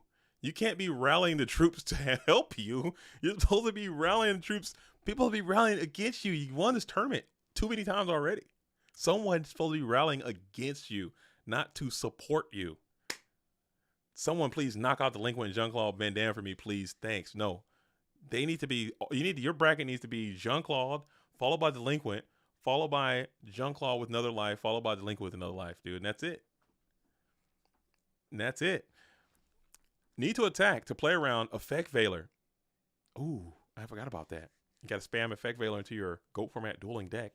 As Snatch Steel is going to take over the Chaos Sorcerer, huge mirror force. You'll take that every day of the week as it's a 2-for-1 situation. It was your own material stolen anyway. As we're going to hit Nobleman Crossout on you now. As you have Nobleman Crossout again against the Riddies. And that card is really not that great against the Riddies typically. But it is what it is in these certain situations. As you're going to be main phase one, you'll set one, pass it over, and we're going back and forth. Just draw, set, pass, draw, set, pass. We got okay all around as we're going to flip. Are we flipping? Are we flipping and dipping? Magneto rallies the Brotherhood against these rogue folks. Dang. Avoided the Madden curse. Dang. That's smart. That's smart. Going into the top cut undefeated in Swiss is basically a misplay at this point. I would say I just throw the match and just go in. You know what I'm saying? I've seen it happen so many times. People go undefeated in Swiss and lose that first round every time. And it's just so miserable. But it is what it is, man. Maybe Delinquent can break the curse today. It's a curse. It's a Swiss curse. I'm throwing. I'm a misplay on purpose and get up out of there. Well, it could just be curses. People may not believe in curses and whatnot. As Griff's chair is going to be deployed. We have a very real first seed curse that occurs here on Fridays. It's a real thing. That's a legitimate thing. I've seen it. I've sat here. Every time we do Swiss, it seems like it happens every time. It seems like it happens every time. As we're thinking here, pause the game. Are we in time? We are in time. Holy hell. That's the last thing you want to be at, is in time with freaking 12,000 life points. That's freaking awesome. We are in time. All right, let's see what's happening here. And for what? What do you mean for what? Come on, wake up, big dog. What do you mean for what? You can't put for what on your thing. What do you mean for what? You're in a tournament. This is Swiss. That's what time. You know what it is. All right, so let's hop into the chat. Make sure this is what is going down,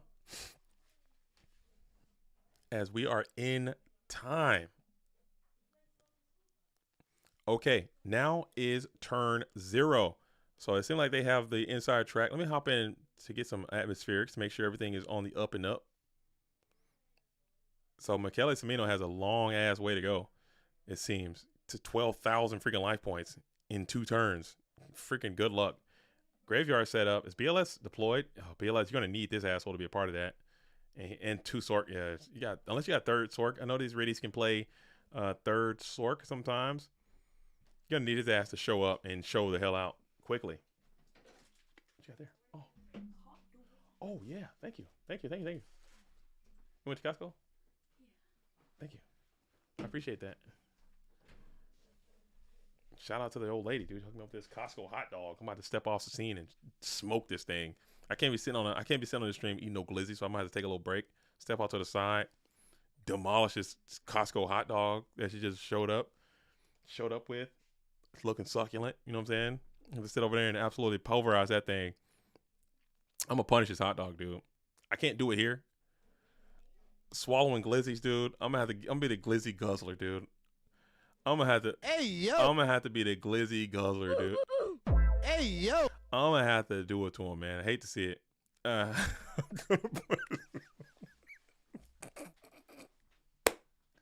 about to absolutely mercy kill this hot dog, dude. It's not even gonna be close, dude.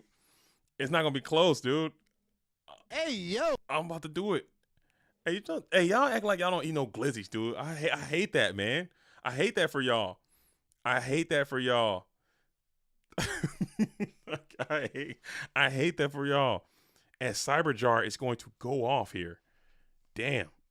I hate that for y'all, that y'all not out here glizzy guzzling, dude. And you can break it up. You can like break it in little small pieces. But man, you gotta get that glizzy in, dude. That's why I literally have to step away from the stream to go absolutely pulverize this glizzy, dude. It's looking so good. Damn, bro. It's looking so good, man. Hey yo. I'm gonna have to absolutely murder kill this glizzy, dude. I'm gonna do it to him. Ain't even gonna be mad about it. As we got Tomato, we got D-Mox. So Tomato is your only guy, and you're still in battle phase. So this is looking great for you as your Junk Law Van Dam. It's looking way, way, way worse. Yo, I'm about to. It's gonna be a destruction, bro. As Junklaw only has 5 cards left in deck, but you have none. This game is over. Like, what are we talking about? Oh, dude, that's funny. You play Pot of Greed to just kill yourself, and that's gonna be a GG, man. Well played by both. Cool decks by both. As Junklaw Van Dam is making it on in to top cut, probably, I would assume, as that is going to be the last round of Swiss. So I'm going to take a quick break. I'm gonna use the facilities really quick. I'm gonna let the top cut performances come on out, and we're gonna see what's happening. I'm gonna step off to the scene, use facilities, absolutely devastate this glizzy, dude. I'm gonna annihilate this glizzy. You guys want to take a sneak peek at the glizz? You want to see the glizz, dude? You want to see what I'm working with over here? You want to see what I'm working with over here? Look at this thing, bro. Look, get a load of this thing, dude. Get a load of this thing. Get a sneak peek of this glizzy, dude. Look what I'm rocking with over here. This thing doesn't stand a chance. Look at this thing. It looks like a fake hot dog, don't it? I'm about to freaking obliterate this thing. This thing's about to get exodiate real quick. All right. I'm not eating it here. I in good conscience can't have people clipping me glizzying up. That's the driest hot dog I've ever seen. I gotta put some mustard on it or something. I'm gonna go get some of that artisanal mayonnaise and put it on here that we talked about earlier. I'm gonna go put that freaking artisanal mayonnaise on this glizzy, and we're gonna see what happens, bro. We're gonna put the artisanal mayonnaise on the glizzy. That's what's about to happen. Oh my God. Hey, yo. I'll be back. I'll be right back. I'll BRB. Don't touch that dial. Keep it locked. Keep it laser focused. As we have finished the round number 6, we're going into the top cut of Swiss coming in after this. So stay tuned. Keep it locked. Keep it locked. Oh, dude.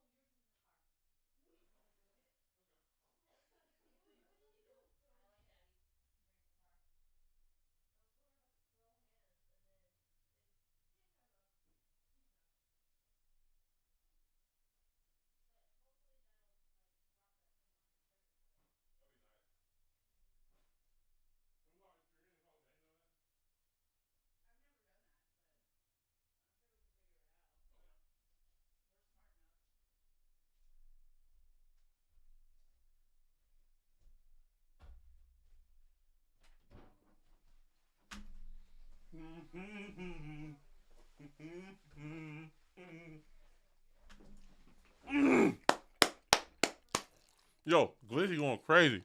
Yo,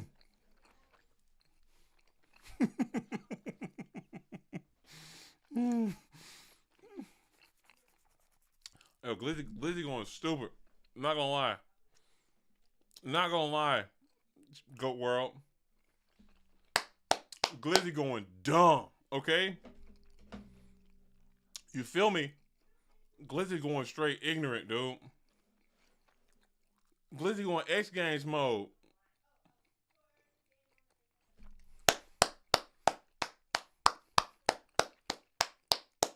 Yo, Glizzy going bananas, dude.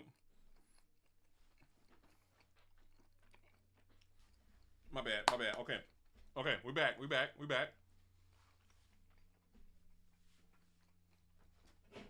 Oh man, Glizzy going X Games mode for real. Holy hell.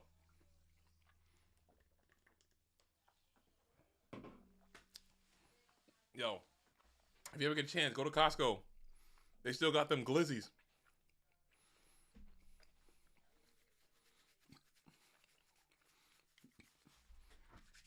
They still got them glizzies. Okay, let me check it out. MMF. We got a 3-way. Where's my? Well, how about let me find the channel? Okay. We got a 3-way tie for what?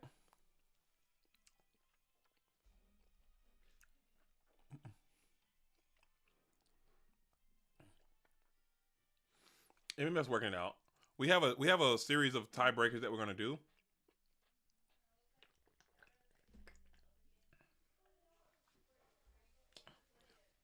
Oh, this is why I can't host Swiss tournaments, man, because I don't know how to do all the Swiss stuff that goes along with it, all these tiebreakers and stuff. I want to recount already. You haven't even got the results. Recount. We're already just screaming recount. Did the results come out?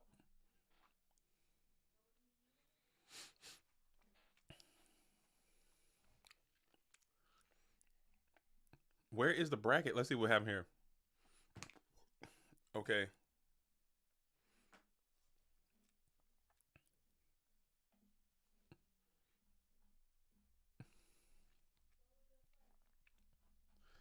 Let's see what we got here.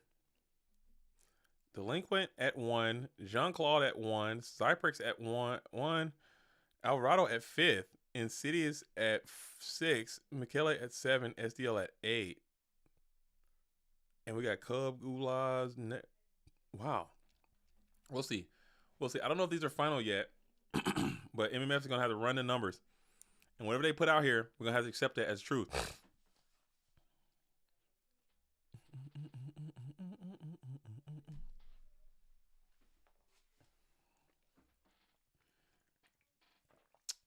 Challenge standings are always wrong. So I'm just reading Discord. If you guys want to follow this, you can probably be in Discord. But I think you got to be a premium member in order to see it. So I'll break it down for you guys of what's happening. The bracket doesn't matter in challenge. There's a calculation done by RetroBot. So it's all going to be coming in. Here we go.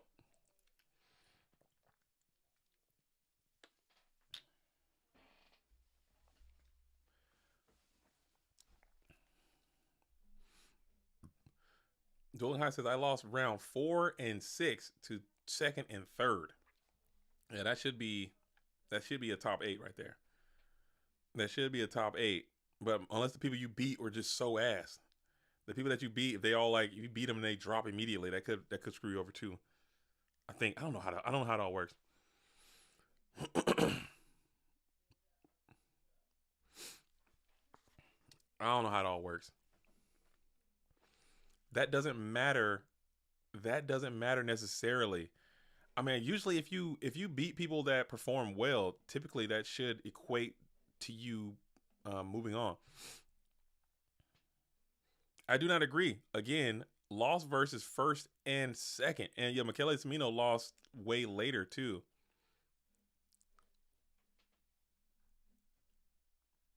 See, this is why this is why I don't do Swiss. This is why right here. This is why I just your opponent's win percentage and your opponent's win percentage, your opponent's win percentage are the only 2 factors that matter for tiebreaker.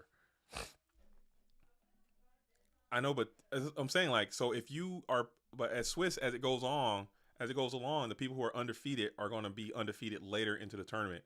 So if you lose later, the people who you're matched up with, that means that they also lost later, which means that they have a higher, a higher win-loss ratio or whatever.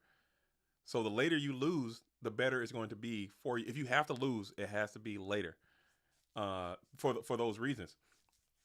So if you lose round 5 and 6 to the 1st and 2nd seed only, chances are you should make it to the top cut, I think. So we're sorted out.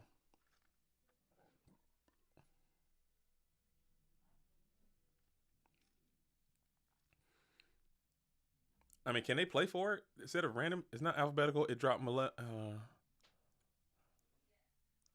I don't know what. See this, dude. This is Swiss shit, man. We gotta cut this shit. We gotta cut it. Can we play another round? Would another round of Swiss mess this up?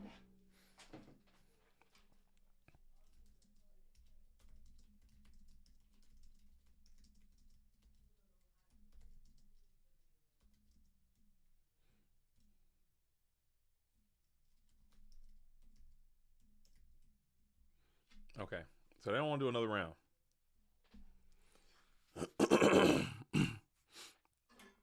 Yeah, Michele says, I only lost versus Delinquent and Jean-Claude Van Damme. Delinquent finished number 1 and Jean-Claude finished number 2. Those are Michele's losses, so he should definitely be the highest rated X2. That makes sense to me.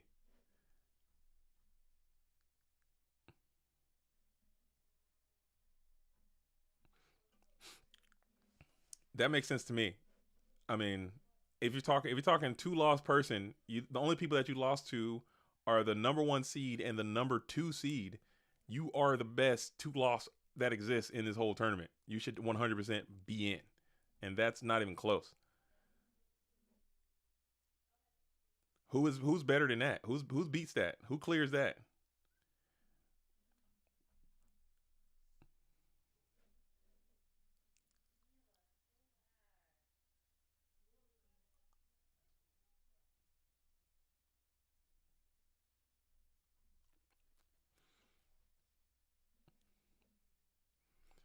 Dueling High, I think your losses aren't good enough. I mean, I understand you say you lost second and third round to fourth and sixth. Lost second and third in round 4 and 6. Those aren't. I don't think that's good enough. These people are losing to the number 1 and number 2 later than you. I don't think yours are good enough. They're beating you. You're not. I don't think you're in it. I just don't think you're in it. Let's see what. Yeah, you're not in the T. You're not tied. You're out.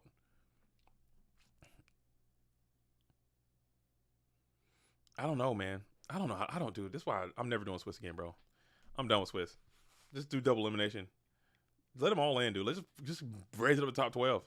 Let's raise it up to the top 12 and let's cook. What's Goulas' losses?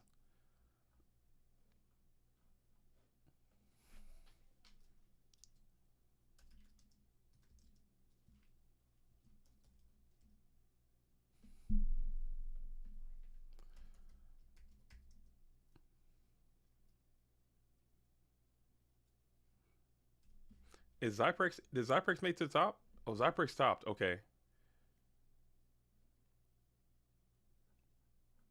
Dude, this is fucking so bad. Holy hell. What? We don't have a third tiebreaker?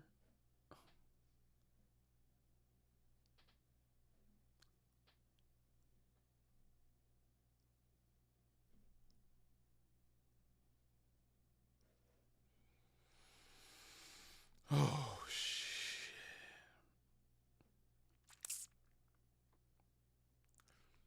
Top 12 would be cool. As number 12, I fully support this. Yeah. Is there a way that we can just do a playoff?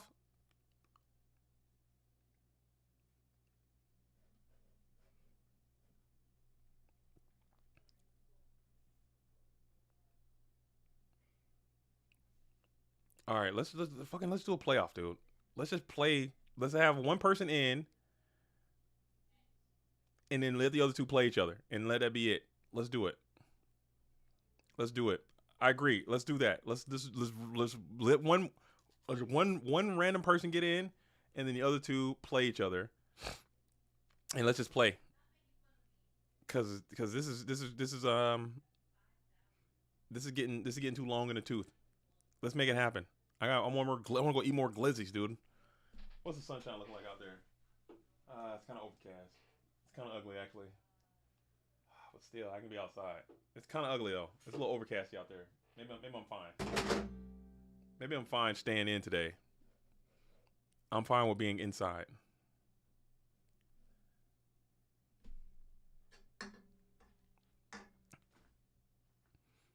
Let me hop into the staff chat and let's see what we're gonna do. Let me hop in here.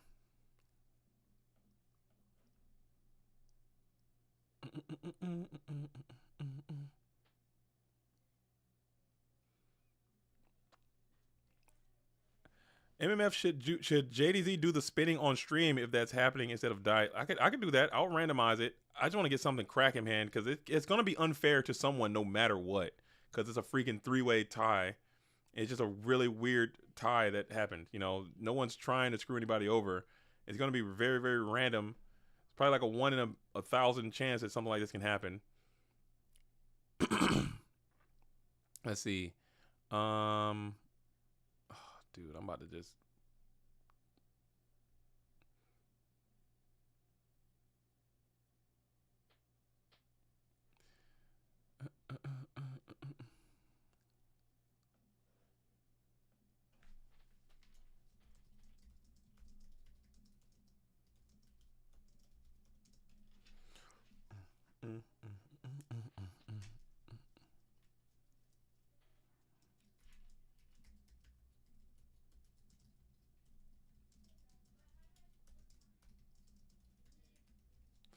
Dude, this is so whack, dude. This is so whack. I can figure out the tiebreaker. I can input it into an actual system. I think we have to do you have to take in all of the I think I've taken all the tournament results that we've had from challenge, and then from there we'd have to, because it's gonna have, you have to by hand put in the whole damn thing. I cannot do this tomorrow. I can't. We got to finish it today. Let's just finish it today and let's get it over with. Let's just finish it today and let's get it done, dude. Let's make it happen. Let's just make it. I'm about to cut the top. What's closer to happening is we're going to cut the top 4, and then we're going to just do that. And that's going to be how it goes. If we can't figure this thing out in a timely manner, because just cut everybody up out of here and let's speed this thing along. But whoa, okay. Let's come up with a new plan, dude. Let's get it together. All right. And you lost to Alvarado and Zyprex. So those are also pretty awesome losses as a 2.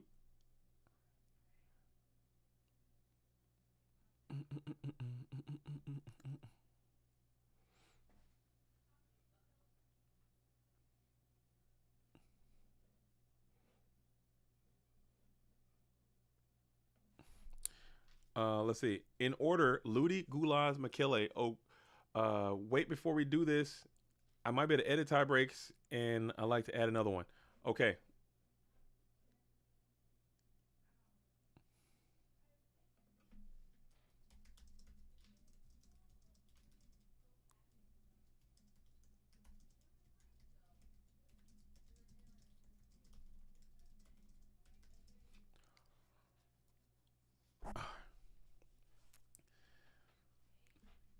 Insidious just loves. Then you get banned. Why you can't do this? Then you not learn your lesson? Haven't you?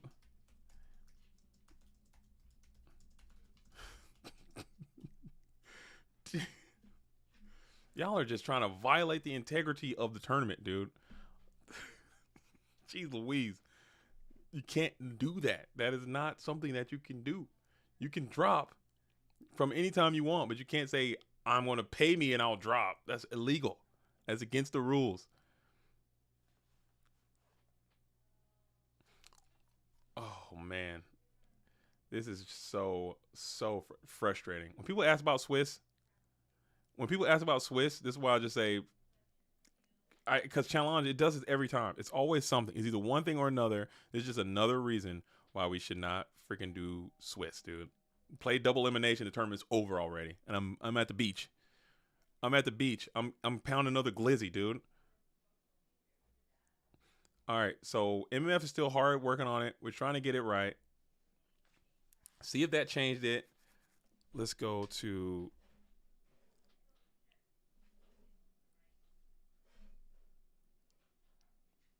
One, 2, 3, 4, 5, 6, 7, 8.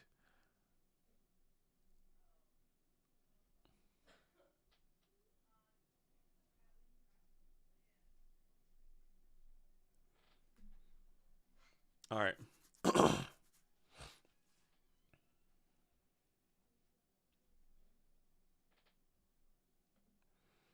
Dude, this is so frustrating, bro. I swear, man. I swear to God. I swear. Give me time to realize my crime. What we got? Delinquent, Jean-Claude Van Damme. Is this it? Is this real life? Is this real life?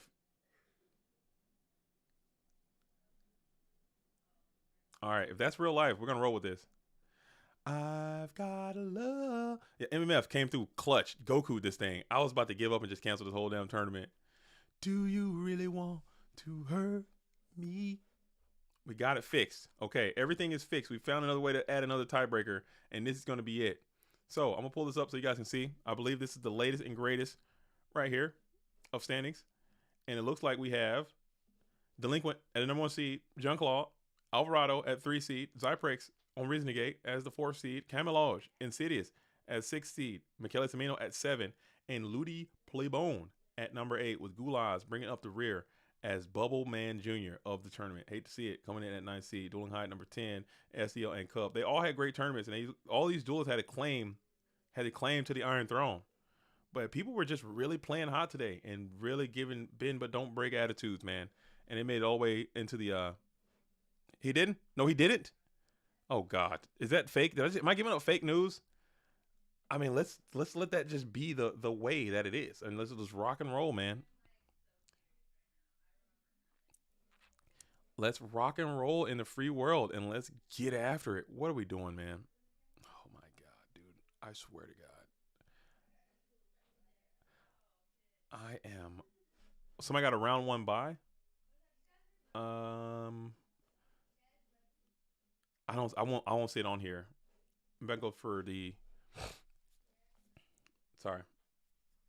I'm losing it, man. I might just go eat another glizzy, dude, and cut the stream off. I promise, man.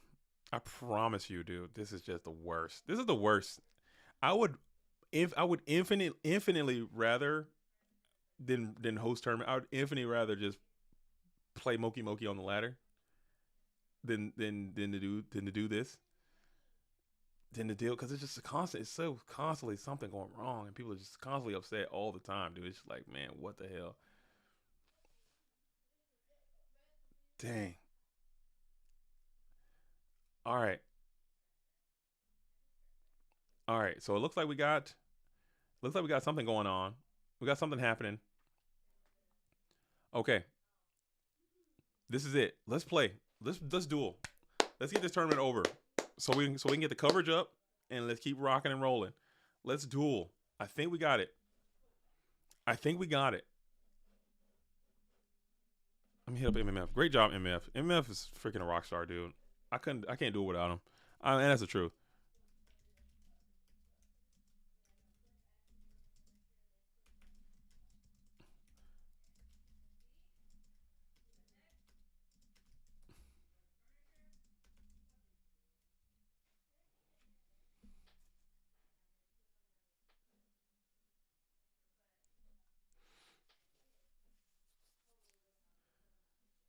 Wait, what's happening here?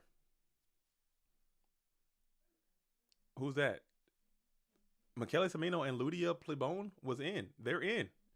They had a great situation, I think, and they had the ties and whatnot.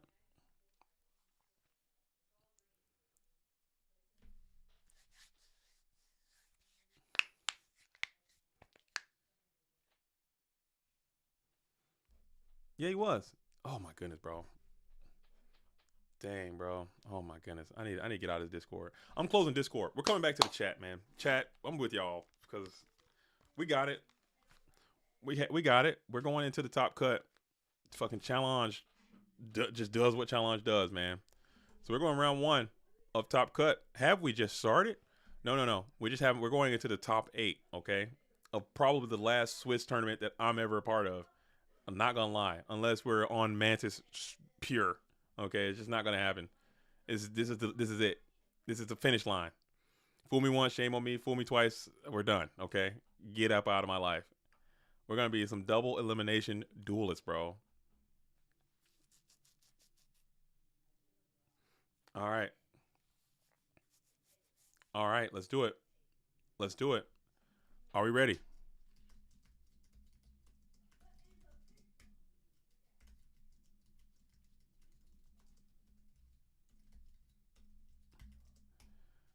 Let's do it. Cause we still got a solid couple hours left in this thing. It is not over. Okay, we are not over. Excuse me. All right, as we got Delinquent versus Ludi. We have Alvarado versus Insidious. They're playing against each other. We have Michele Samino versus Jean-Claude Van Damme, the rematch. Okay, they literally just played each other. We have Zyprex versus CJ03110. We're starting there. We're starting with Zyprex. I want to see some Reasoning Gate to just cleanse my palate. I need to see some RGT. I need to see big Dimension Fusion plays. I need my palate to just be cleansed of everything that just occurred right there. As Challenge just issued out another super weird 3-way 7th-place tie. Very strange stuff, man. Very strange stuff. As we got Zyprex. I'm going to hop on there and see if we can see what the Reasoning Gate strategy is going to deliver to us today. And I can't even find the match I'm looking for. Okay, we're going to hop in here. As Camille Loge and Zyprex are scheduled for one fall. This is single elimination. This is Duelist approaching Duelist. As Reasoning Gate versus Camille Loge is going to be rocking and rolling.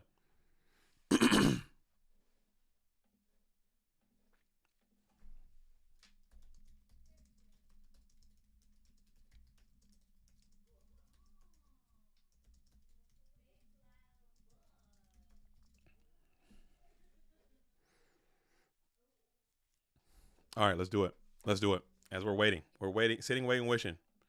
Hoping.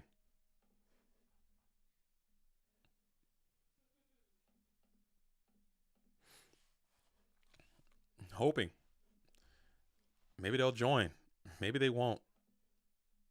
After all this, if this duel doesn't come out and play, if somebody drops from the from this, I'm going to actually stab myself.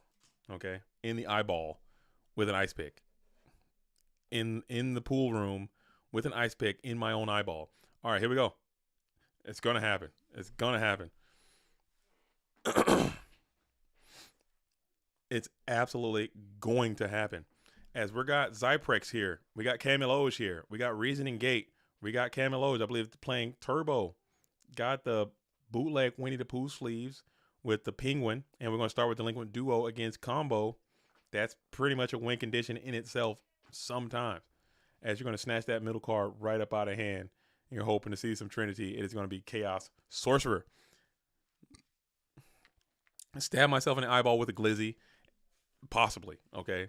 Jinzo finds himself into the graveyard, so kicking that bad boy out. Love to see him there. If you are Camille Loge, you know your 6 counts may not be the best calls for you, as now you're holding 5 here versus 4, as Duo has plushed so vigorously. We'll set 2, 3, and pass, it looks like, and now Dueling Book wants to start lagging too. Holy hell. What a day. What a hole.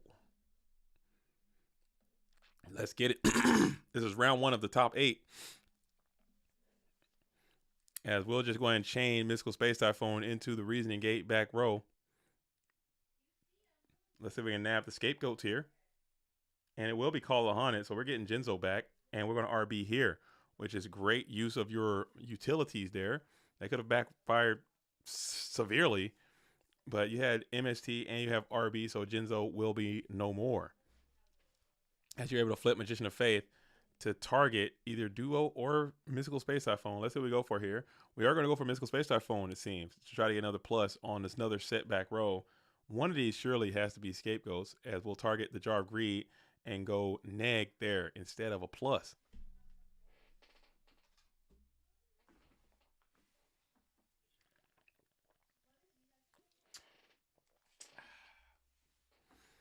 And now we just send Kaiku the Ghost Destroyer in. And we're going to attack in for 2,100, it looks like, as 300 gets in. 1,800 gets in. And they both connect, and Kaiku will deploy that ability. We're going to kick the Jinzo, kick the Sork. Excuse me. I'm not a huge fan of that. Not with Dimension Fusion looming. And that Jinzo can come back. He can absolutely rat-a-tat-tat your hitbox too, and that's the last thing you want to happen to you there. As we got main phase 1, like just a positional Dimension Fusion is just misery incarnate. I don't know. As you're still kicking it here in the first main phase.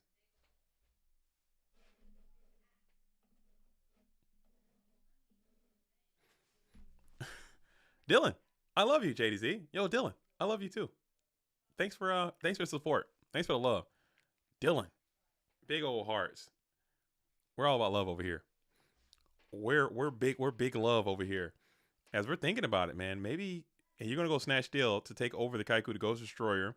That's pretty good for you, and you'll be able to get a plus up on the Magician of Faith as well.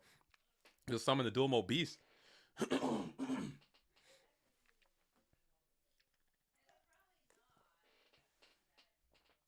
And you're still thinking, maybe you got another card you want to include to this operation. And you don't, you'll just dual mode beast into the Magician of Faith. That is going to be 1,100 points of damage. And then 1,800 is going to get in for 1,800 direct. And you'll be able to pillage the graveyard as well. So huge snatch steal.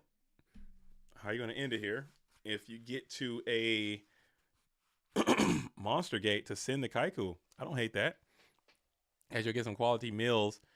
Main phase 2, just to destroy their graveyard. I mean, you could have even monster gated round or main 1 and just gambled, hit that D-Mock and try to win and just try to get the dub. But he showed a little bit of constraint, showed a little bit of patience and poise there. Show a little patience and poise. You're going to kind of chill out as you're going to just set one Mon on the field in defense position, pass it back on over to Zyprex, who has all the energy now. After that Delinquent Duo, we're going to slam another Crane in there, smack into the GK Spy, which is humongous mode GK Spy. He's going to do a great job stalling out the onslaught as you're going to add another GK Spy to the fray. MST was a weird pick versus combo deck that plays 3 Jar and Reckless and Scapegoat. Yeah, all that stuff is very, very chainable.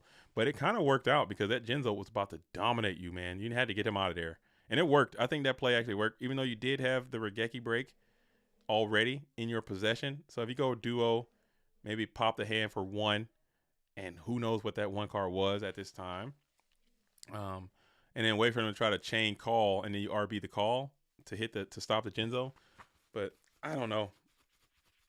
I honestly don't know. In round 2, was there a draw? I don't think so. I don't think we draw. We in our online game there is no draw. Maybe somebody might have had a no show or something, but there's definitely never going to be a draw. As you also have main deck Jinzo.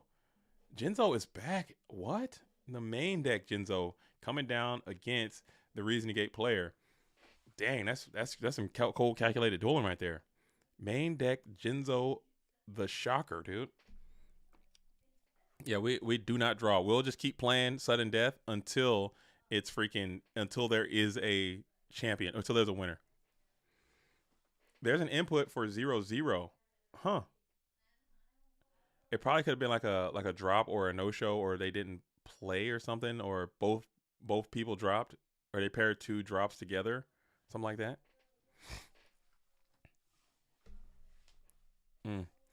As we got Jinzo up, we have the Fusilier Dual Mode Beast up. We got Sacred Crane is up. Jinzo cooked me today. I get cooked by Jinzo so regularly. That's like a normal occurrence, man. I think the guy's still good. He was a menace. It was a staple back in the day. Everyone's playing Jinzo. It was a thing that happened. And people built their decks to defeat Jinzo and to not lose to Jinzo. It was a different world. He was that guy. He was that guy for a while, and now he seems like it's a kind of like a meme. But when he's beating your ass, it feels way different because he makes you feel powerless, dude. Like you can't do anything. Like he's really, really, really jacking you up. As we're gonna go 1 light, 1 dark, and we're bringing out a freaking Chaos Mon is here, and Chaos Sorcerer is down. And you got Chaos Mon and Jinzo out, and you're just swinging for the fences. It looks like. As everyone is going in. Can't Mirror Force, can't TT. I might start playing Jinzo again. I got a nice little Feral Servant Jinzo I just picked up the other day too. I might start playing Jinzo. I promise you I am. Nice little PSV Jinzo, and we're going to reel those scapegoats. You knew they were there, but you got to start chomping through these things sooner or later. And hopefully that Android Psycho Shocker can get in there and start pounding the hitbox. Hey, I just got my PSV one too. Yeah, we gotta make Jinzo great again. Put his ass to work. Top decking Jinzo feels miserable, and getting your Jinzo snatch stolen feels like it's all like the card shouldn't be played when that happens. But when you're just out there and there's something about a Jinzo, they got all that back row down, and you just know it's some junk down there. Tribute for that bad boy, put him on the field, and all the calamity just goes by the wayside. He's just in there, Jinzoing it up. Goulas says, I also bought Jinzo. You brought Jinzo in the main deck? I think we're setting the pace, dude. Everybody playing these 10 trap card decks, 11 trap card decks, Regeki break. You hate trap does shoot. Well, guess what? Jinzo is gonna stop it. Maybe. Or he'll just send his ass back to the deck. Or he'll just trap does shoot his ass and send him back in the deck. You brick on his ass later. That's realistically what's gonna happen. Well, he's looking really good right now. As you need to get to you're thinking here in main phase 1, unless I'm lagged up, which I could be. No, we're going to Brain Con, target the Chaos Sorcerer, which is cool. Chaos Sorcerer can then vanquish the Jinzo, which is cool. I see what you're cooking here. And then you maybe got a Mongate play you can make. Ring up for game. Damn, hate to see that. That backfired ferociously. And that's going to be a GG. So, look at that. Look at that, dude. Look at that. And that's going to be a GG. Jinzo Warrior incoming. Just make a Warrior deck, put in a couple Brain Cons, throw in Jinzo, and just get to cooking, dude. Just get to cooking. Why not? Jinzo Warrior, dude. Well, I think Warriors play too many trap cards, though. You gotta lower your trap card amount. I don't think we could do Jinzo week in Go format because there's only one Jinzo. You can only have the one, unless you do Jinzo number 7 or whatever the hell his name is. I don't think that would be as cool. You can't really. It's really hard to build around a deck at one copy. We have Jinzo number 7, but that guy's quite ass. I don't know. You can machine dupe. Dude, that's the play. Okay, I saw somebody trying that on the ladder the other day, and I've been really thinking about this machine dupe thing. All right, so here we go. We go Robin Goblin. Boom. Okay, here's the tech. You guys ready? We go Robin Goblin. Machine duplication. Jinzo number 7. Machine dupe. Robin Goblin. Jinzo number 7. Rip their whole hand. Are we cooking or are we looking, dude? Are we cooking or am I looking, dude? Am I looking for that admit defeat button, dude? Or am I cooking, dude? What am I doing? I go machine dupe on Jinzo number 7. Robin Goblin, rip their whole hand. All of them attacking direct. Ripping their whole hand. That's 3 cards coming out of their hand. Am I dueling in the free world? Am I big city dueling, or am I looking for the admit defeat button? I can also then play Bukoichi, the battle chanted locomotive, and Dukoichi, throw in several limited removals in there. I'm talking max them out, right? And then vibrate vigorously until complete. Machine dupe, machines. Machine dupe in Go format. Game breaking meta threat. Like and subscribe, dude. I will get my ass kicked so severely, so bad. Holy hell, I get destroyed.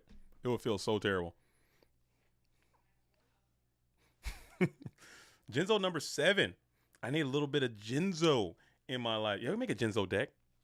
Jinzo machine dupe the deck with Dekoichis and return. And BLS. I have a theory in Go format Yu-Gi-Oh! If your deck contains Pottery, Grave Charity, Delinquent Duo, Blackluster Soldier, Ring of Destruction, Snatch Steel, Heavy Storm, you can beat anyone with anything else. It doesn't. All the other stuff is non-consequential. Okay, you can beat anyone as long as you have those cards in your deck and you're playing with a capable strategy to support at least those cards. You can beat anyone. So I guarantee you I can beat someone with Machine Dupe, Dekoichi, Jinzo number 7, Robin Goblin deck, as long as I also contain Black Luster Soldier, Ring of Destruction, Heavy Storm, Pot of Greed, Graves of Charity, Delinquent Duo, and Snatch Steal, and among other staples. 100%. I think I figured out the issue with Challenge Swiss for future reference. Please let me know. I would love to hear this because it's killing me to the point where I don't want to even I don't want to even host Swiss tournaments anymore. Because if MMF is not here, it's gotten to the point where if MMF is not here or if Les Fox is not here, the tournament will not be Swiss. It will be double elimination because those are only two people I trust that can fix it when it inevitably fucks up, and it will. As we got Jinzo back again, we're just talking about this guy.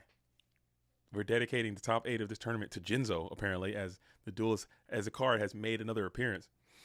Speaking of, yeah, exactly. Look at him back at it again. Where's my well, Jinzo back at it again with another return to GOAT format. Okay.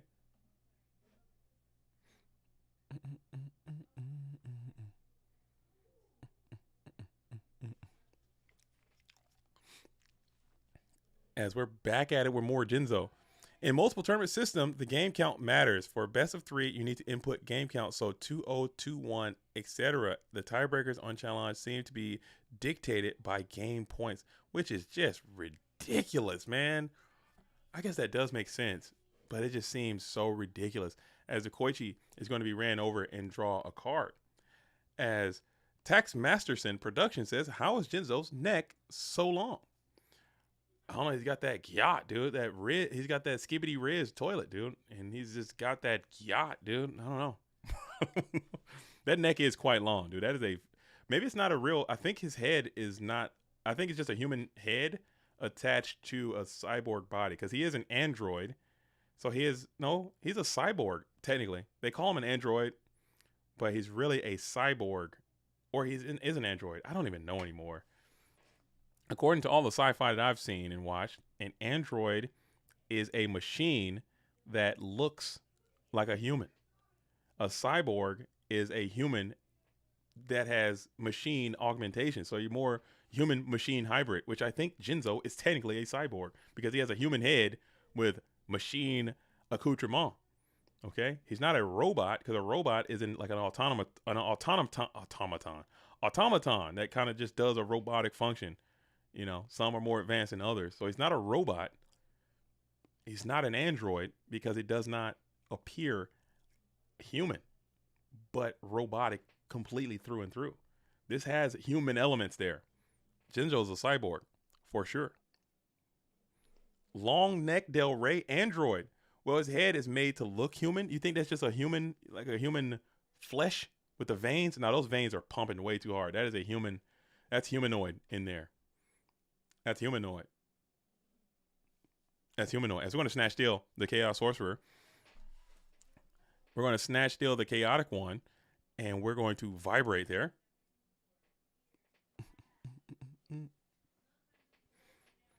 We're going to snatch steal. If you use challenge tiebreakers, there's something behind it. So you just use the highest tiebreaker, making SDL kill a 8th. So SDL got robbed. I think we added another tiebreaker in there as like I think MMF added another one, and it ended up with Lubu being the 8th.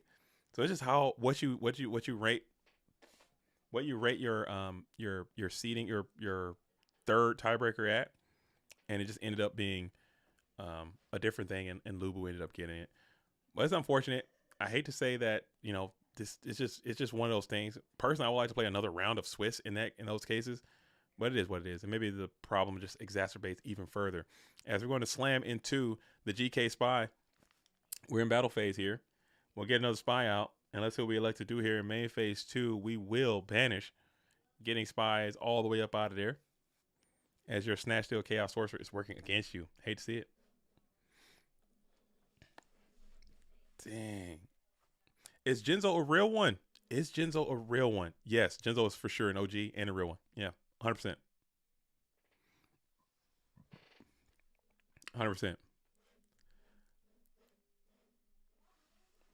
100%. What do you think of Cat of Ill Omen, Gravekeeper deck, Devastation, Virus, Cook, or Book? I think that might be. I think that might be look. I think that might be look for the admit defeat button. I think you might be. I think you might be searching for the admit defeat button a lot there, because in a vacuum, that sounds really cool, but in reality, how it goes, how Go format goes, what we've learned in Go format in the past 4 years, most of your cards individually need to be solid cards as individual units. Whereas Cat of Ill Omen is ass on its own. It's Cat of Ill ass on its own. You know, Deck Devastation Virus by itself, it requires support. You need like combinations. And if you're doing these combinations, you might as well play some combinations that can do something a little bit more vigorous, like an Abyss Soldier and Sinister Serpent or something like that, or Brain Con and a Tribute Monster. If you're talking combos, you got to combo something a little bit more. I mean, you could do it. You still can do it. And I'm fully prepared to be wrong. But I'm thinking if you're going for Cat of Ill Omen deck, Devastation Virus, Gravekeeper deck, you're gonna get cooked more often than you do the cooking. You're gonna be on the main dish. You're gonna be on the stove more often than you're wearing the chef hat, if that makes any sense. And sometimes it's fine to get cooked. I don't mind getting cooked. But sometimes you're gonna be on the oven a lot there, and it sucks. As it does suck. Challenge uses the wrong formula for the Buchholz. The Buchholz, dude, I'm so sick of this Buchholz guy. If I find this Buchholz guy, I'm gonna smack the shit out of him, dude. Hey, my name is Timothy Buchholz, and I created the challenge. Oh my God, why? Just out of nowhere, I'm gonna smack the shit out of him, dude. What did you do that for, pal? I'm gonna smack him, dude. I don't know who Buchholz is, but if I ever meet this guy, hey guys, I want you guys to know my name is Roger Buchholz, and I created the tiebreaker. Oh my God! Somebody call the police. Is what's gonna happen. It's me jumping on his ass like a damn wild beast. I'm a hurt him. I'm gonna hurt him. As we're gonna night ass pop sort call, bringing back the big boy. That boy's at 28 too. That's a thick body on the field swinging too. Damn, cracking down with 28. Cracking down at 28. Damn.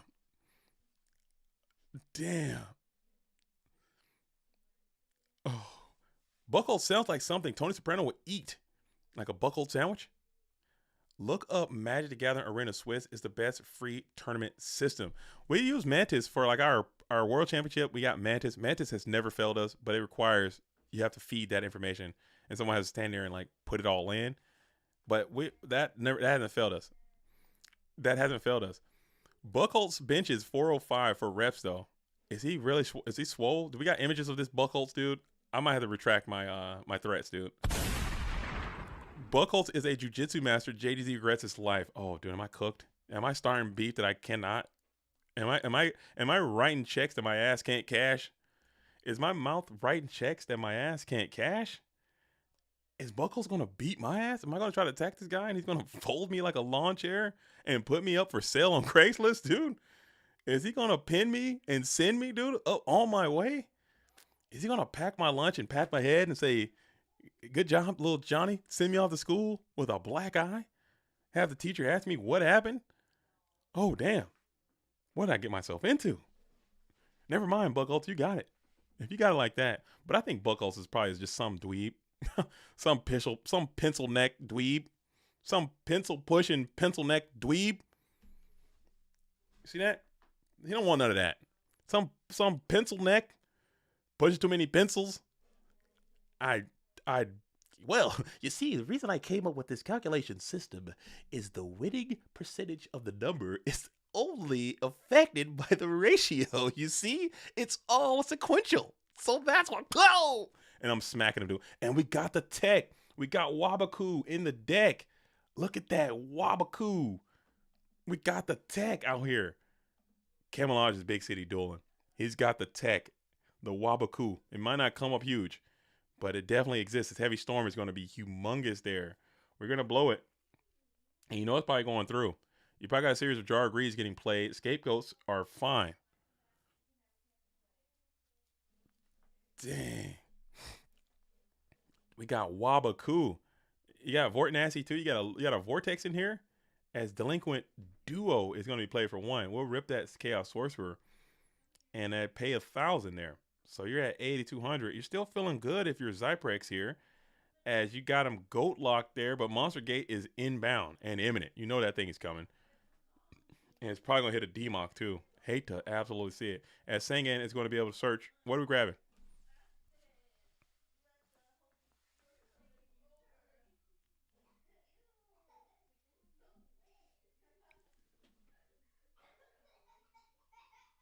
Shut up! Damn good for nothings. You damn good for nothings. You good for nothing. Freaking little freaking.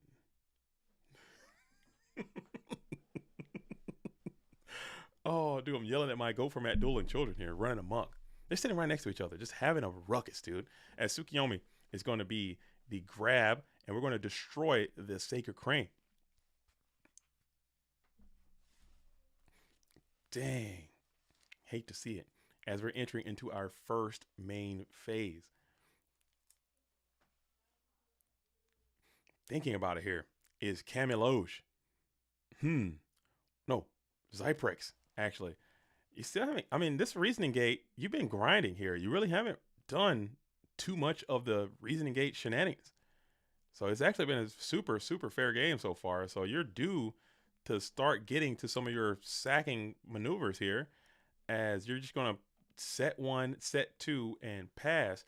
Sooner or later, you got to start getting to the Monster Gate. Monster Gate, yield, DMOC, Monster Gate, reasoning. Some of that kind of stuff has to start happening sooner or later, as you're still kind of stymied out. You got duoed quite early. You have 1 Dimension Fusion in the graveyard. It seems quite slow in terms of Reasoning Gate. Alvarado just drew 3 Thunder Dragons in a row off of my card destruct. That is insane. That did not just happen. Holy hell. I need to see the replay. I'll have to check that out. You play card destruction and draw 3 Thunder. I guess that's what it takes. Either you duo this man 15 times in a row, or you draw triple Thunder Dragon off card destruction.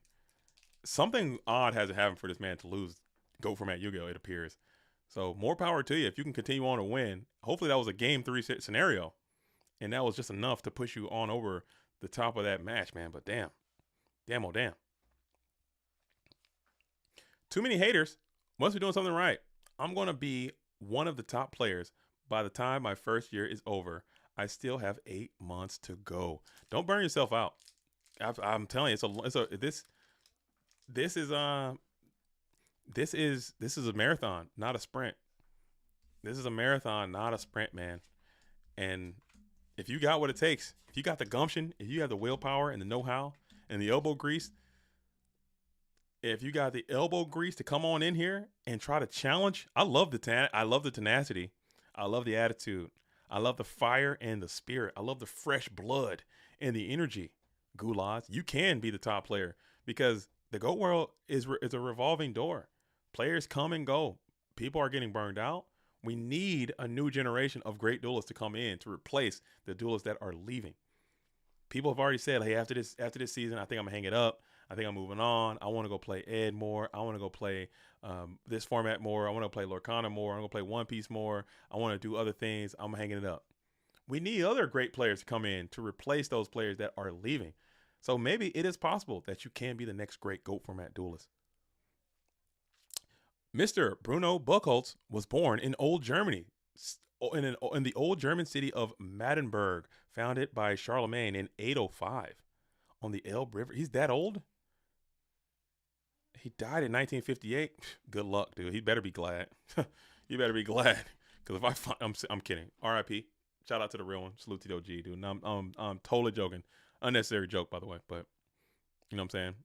It is what it is. Houdini will be the next great. No, Cub, you're going to be the next great. Houdini can be the next great. I'm going to find his ancestor, find his nephew, his nieces, his old, I want to find his old great nephew. And he's got Karibo in there too. Yo, Camelage got the tech. This is the worst matchup for Cypress. Ain't no damn way. I'm playing RGT and I get paired up. With the dude who's got Wabaku Karibo technology. Ain't no way this is real. Hate to see it. And he kicked his Karibo as well. So you might have another one in your hand. That's crazy. That's crazy. Might need a deck check. I got you. Let me just hop in there real quick because that is a bit convenient. Let's make sure. Let's make sure that we're on the up and up. Let's make sure everything is on the up and up, man.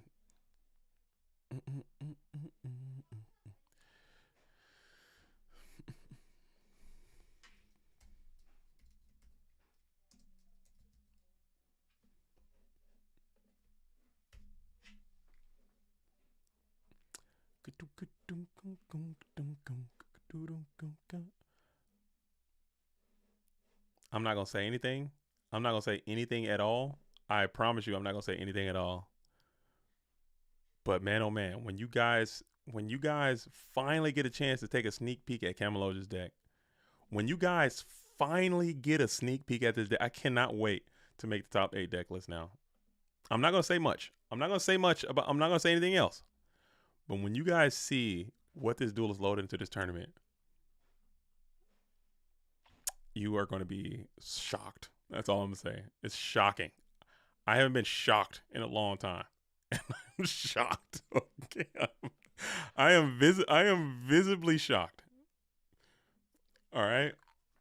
That's it. That's all I'm gonna say about that. I won't say anything else. And that is crazy. That is crazy talk. I mean, if that's what we're doing, if that's what we're big city dueling out here in the free world, I'm so for it. If this is what it takes, if this is the first so dope. Holy hell, dude. Oh man. Okay. I mean, it's not even that crazy, but it's very shocking. Okay, I don't want to share anything else, but this is just the silliest thing, dude. I love it. I love the tenacity. I love it. And it's clearly something had to have worked because you made it here to this top 8 position, and you are in a spot where this could, in theory, be the correct answer. We're gonna find out here soon, as we got 9 cards left in deck by Zyprex. Oh my goodness, dude. As we're gonna see what's happening here. We're in a draw phase now. Stand by. Main 1. I gotta make a note too when I make that.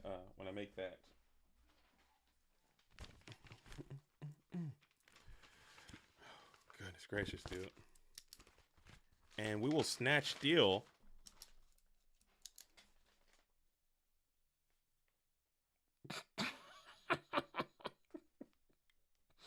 That is so dumb, dude. I love this game so much, man.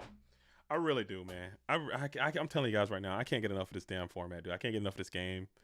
I just don't know what it is, man. I really wish I could explain it, but it's just so silly to me, man.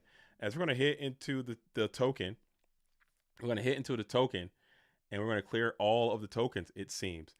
And now we're going to bounce the Tsukiyomi back to hand. You got 9,200 life points to get through. Oh, dude. Go is live. I gotta see this list. I might be overselling it too much, but just based on the context of this tournament and what is happening right now on the screen, this whole thing is just it's insane. It's stupid. It's crazy. Oh no, I don't need any help, return winner. Thank you though for the offer. Thank you. As you got Kaiku is getting, or you got the Chaos Sorcerer is going to get sent back. Not today. Maybe another time, is because I have all my stuff set up and I don't want to have to readjust the settings and get all the stuff locked in. We got to figure something out on another time, but not not right now. Not here and not now. Man. And one of these days, I'll figure out a way to get more commentators going through and come up with a rotation. But what I don't like to do, and I'm trying to get out of the habit of, is like as the tournament is already going and we got it happening, and then we're 9 hours in to this thing, and people come in and like, oh, I can do it. Maybe we had like a rotation or something, and we're gonna chain Wabaku again, dude. Oh my goodness, holy hell, dude. This is real.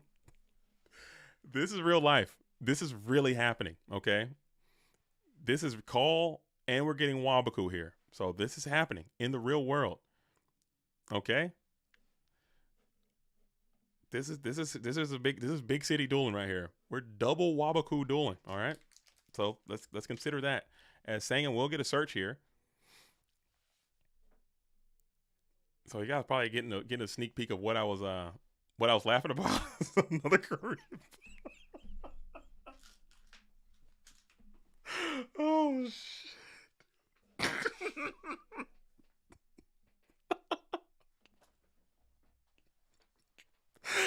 Oh God, I'm dying, dude. I'm dying. I'm sorry. Zyprex is like, bro, why did I get paired with this person, dude? Why am I on Reasoning Gate playing against the Wabaku Karibo duelist, dude? Like, what are the chances of that happening, dude? Holy, dude. What is going on? I'm sick. I'm sick. If I'm RGT, I'm sick. As we're going to keep just spamming and slamming. This is game number 2. Correct. This is game number 2. This is totally game number 2. As we're spamming and slamming. I guess you just... And you're going to reveal some more scapegoats here. So scapegoats will be able to... You're going to chomp 3 of them.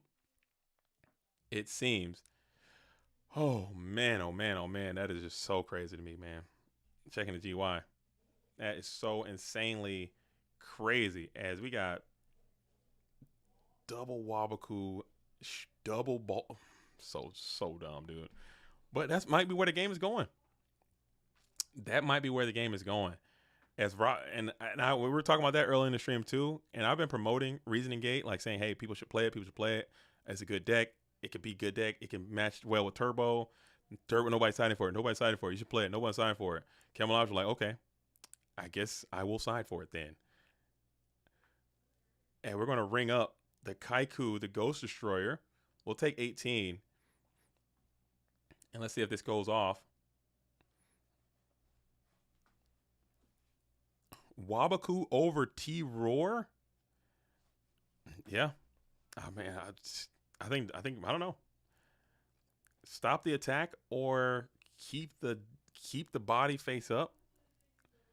I don't know.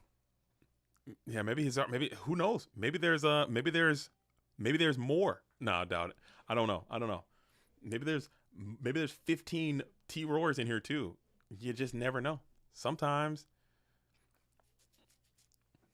it could be one of those things like in certain decks you just don't want to lose to. I'm like, I don't care what happens in this tournament. I'm not losing to insert blank deck or whatever. But if this is BLS, you can still just lose right here as we go Sork, Slam, and it is going to be Sork. No, he's got Karibo. You can't lose. But if it's BLS swing, I think BLS can eat the Karibo. Oh, he's on. He Wabaku'd. Was that this turn where he Wabaku'd? I can't remember. Was that last? What turn was that? He played Giant Trinade this turn, right? And then he Wabaku'd this turn. So there's no damage at all, I think. So you're still chilling. I believe, right? Am I losing it? As well, dimension the dice here, so you get all your mons back as well. Jinzo, Sacred Crane, Spy, Dekoichi. Are we still under the effects of? I think you're losing it. Okay, maybe I'm losing it. Okay, I thought we were under the whimsical effects of Wabaku still. Yeah, when did that turn with the Giant Trinade and Chain Wabaku? Was that just a draw pass type thing when the Sangan happened?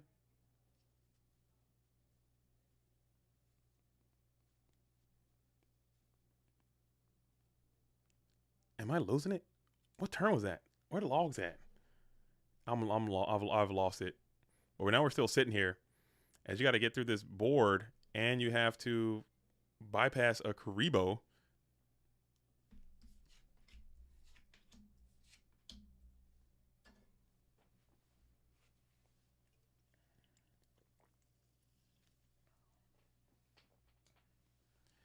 Hi, LRG 32 over UI, just to remember. Okay, that was a GG, man. On your highlights of your life, where does that rank? I'm assuming highly. I'm assuming it has a rank pretty high in your life of good things that have happened to you. I mean, it has to happen sometimes, man. A broken clock's got to be wrong at least once a day or something like that. Something like that. I mean, it happens, man. UI starts slow. UI starts slow, and they pick up the steam towards the end, okay? And they make a dramatic push. In all the seasons of War League so far, UI has always started very slow, and it's like a dramatic push to the finish line. But we'll see. We're going to go for a graceful charity here. We're going to go for a graceful charity. And we got D-Mock. We got Jinzo. Man, oh, man. And you're trying everything you can as you're going to go graceful up. You're going to graceful. You're going to kick Serp. You're going to kick Scapegoats. Kick the Sacred Crane. If you tell me that, hey, my team beating Ultra Instinct is one of the top 5 things that has ever happened to me in my life, then I'd be like, okay, I can understand that. Right on. Congratulations. But if it's like, oh, it's just another day, man. It's just another day at the office. I get that too, I guess. But if it was just a normal thing, then it's probably not something that you would like. If it didn't matter, it wouldn't matter. You wouldn't bring it up as much. But if it's something that you bring up all the time, then it might be something that is very important to you in your life. And then in that case, you got to ask yourself, why is this so important to me? Why does this matter so much to me? What is going on in my own life to make me think like, oh, damn, this is important? I don't know. As we're going to go ahead and get a GG right there. So you got the dub. You could have Karibo'd up. I guess it didn't matter. You did have the Karibo. I don't know what happened. He got there, and he's battling through the Wabaku Karibo deck. So if Zyprix can win here, this is probably your biggest roadblock that you're going to have on the way on in. As we got, it looks like we're probably going untimed in top cut. Usually we go untimed top cut. Excuse me. And we'll just rock and roll with it. Karibo wasn't enough. 2 Karibos. He had double Karibo. And it just wasn't enough. And multiple Wabakus. And still just wasn't enough. I don't know. I have no idea. But it's going to be what it's going to be.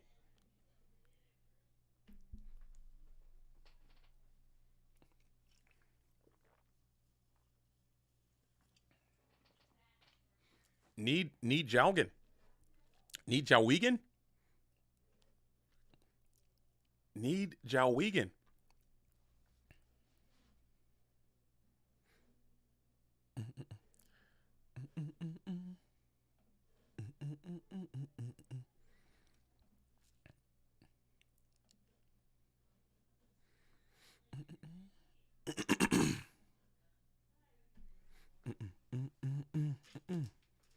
All right, so we're thinking about it here. So now you got to figure out how you're going to match wits with the Karibo Wabaku Duelist. As we got 6 in hand, you're hoping for a more delinquent duo if you are Camiloge, and you're hoping to just get to the beans early, set up early, as Thunder Dragon is going to be deployed. Oh, Giovanni is Danny Cassie. That's right. I keep forgetting. Okay, yeah, Danny Cassie has a secret vendetta against UI, and it's I mean, he's a good player, but it's kind of like sad a little bit, man. You gotta let that go, man. That's one of those things that people talk about when they're like, how important is your hobbies? Like, are you making a mountain out of a molehill? You got to have like a little bit more added perspective into your own self and identify like when your reality is being warped with what actual reality is versus what your perceived reality might be. Kind of like we were talking about a couple streams ago. We were talking about Plato and the allegory of the cave and what is real and what is not actually real. I think you might have to explore some of that stuff, man, and you might learn something about yourself. And you might realize, like, hey, this is Yu-Gi-Oh, man. This is not reality. This is a game that we're all playing together. And if you make your identity, if you make your identity like being so serious about it, I think it's I don't know. And And I say that to most people too. I'm not just trying to pick on you specifically, but I think so. I don't know. That's it. Take that with you in your travels.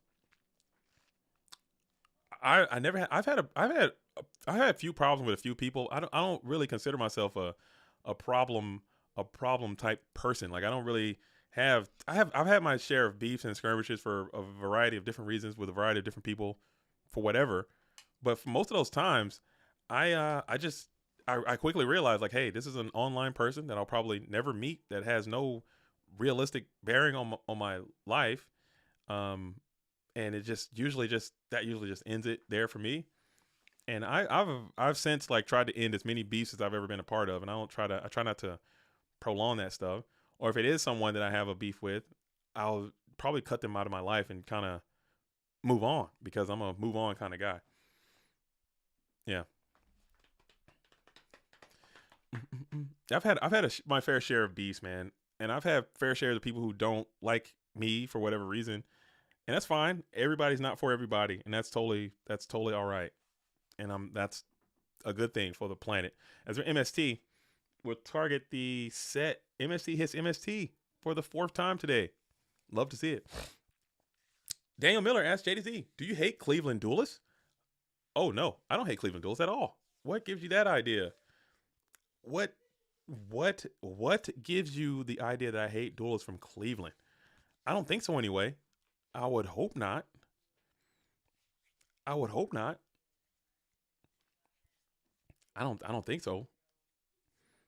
I did have my issue with having that GTP in that small facility, because I think Cleveland has an opportunity to have massive go format tournaments because of where they're located and how there's like a nice scene for goats in the Midwest area, and they sign in for the Goat Grand Prix and have them in a really small venue, and they have to cap it out. I have a beef with that, but not from players in Cleveland. Joseph Samander says, we love you here in Arizona. We got an Arizona syndicate of duelists out there. The Sauce is Arizonian. Shogun Lopez is native to Arizona. We have there are quite a few. There's syndicate of duelists out there representing the Arizona time zone. Getting busy. As we're going to go Fusillier to dual mode beast. Off of the reasoning, you hit set call 8, hit 7, and now we have Kaiku is going to get smacked for 1,000. A thou wow. As GK Spies are looking kind of weak there. As we'll set 1 behind into the 2 GK Spies.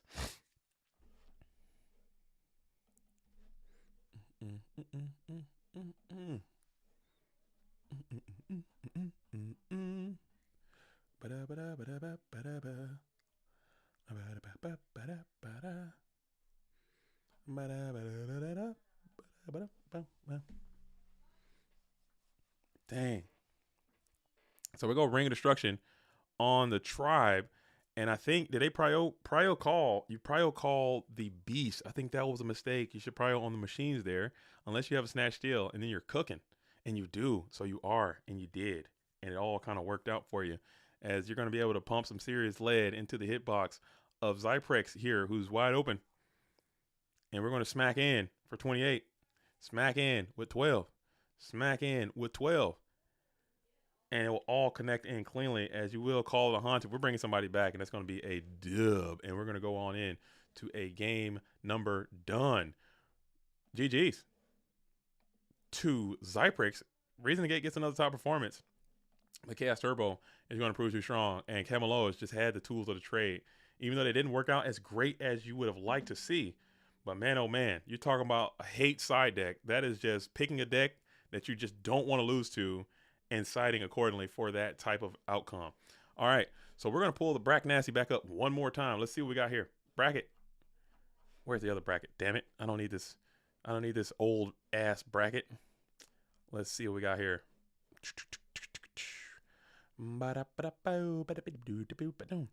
Okay. So like I said, Earth Week will continue next week.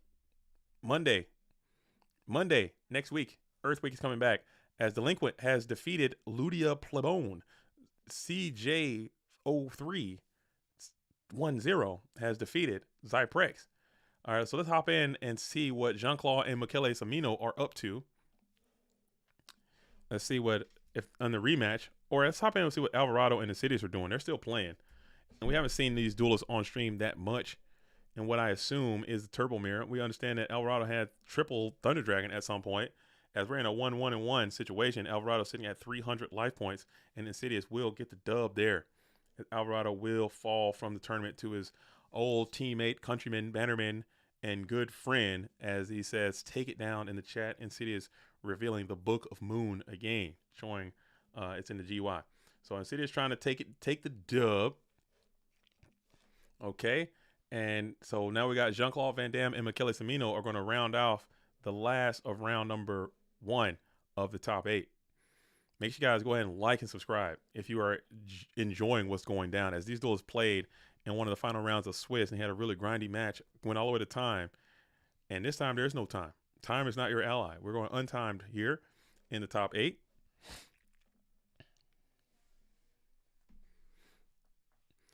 Who's left to block an invite? Let's see. You have Insidious and I believe Jean-Claude Van Damme is already invited as well. And that's it. Those are the two. We might get a unique invitation given out today. I'm rooting for Insidious. I'm rooting for Jean-Claude Van Damme. Because even if Jean-Claude Van Damme wins, I still have to go to the post office because I owe a mat there. But I'm just trying not to go to the post office. I'm not going to lie. I'm not going to lie. I'm just trying to not go to the post office. It's all good. It's all good. I'll go. I'll do what I can for the Go World. I'll go to the post office. I'll do it. All you guys got to do is like the stream, and I'll keep going to the post office as we're going to go ahead and summon the Sinister Serpent, pass it on over. Just keep liking the stream. I'll keep going to the post office. I don't mind at all, duelists. As we flip the DD Warrior Lady, that is the instant and immediate punish, and we'll be able to smack into the Sinister Serpent. Never mind. It's your own Sinister Serpent. You thought. Mirror Force is going to be deployed. DD Warrior Lady will falter to the GY. Send them once a month. I do that and I'll get lazy, and then I want people to have them soon, as soon as it's over. Because usually what would happen historically is we'd wait or whatever. We wait until the end of the year, and then these things will pile up, and then you're at the post office all day, trying to get them all sorted, or you're on pirate ship and you're typing all these addresses, and these things are going on all over the world, and every country has like a different way that they have their addresses typed in. Italy has it one way, Greece has it one way. It's just a mess. So I'd rather just one happens, one goes out. Get it done. Hey man, thanks for the mat. It showed up. Check it off the list. We're good to go. We don't got to worry about it. And because all the tournaments don't really give them out anyway. So it's only a few tournaments that qualify for like a matted tournament or whatever. So it's not a lot. It's not a whole bunch. As we got this graveyard looking quite good. We got Michele Samino. Graveyard's looking quite good as well. So both duelists sitting here juiced up in the GY. We're going to smack into the set. This is game number 3. Oh, man.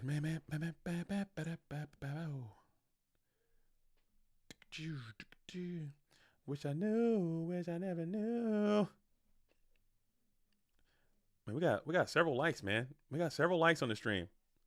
We got more likes than watchers. We got sitting at 151. We made it. Back-to-back streams with 150 likes.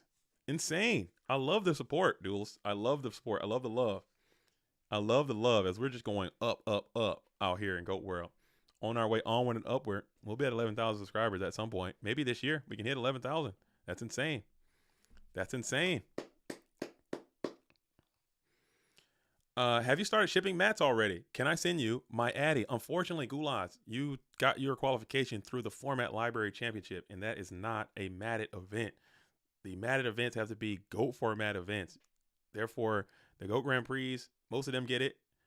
The GFCs get it, and the PWCQs get it. Obelisk, Format Library Championships, and do not get it. The GOAT Grinder gets it, but that's it, unfortunately.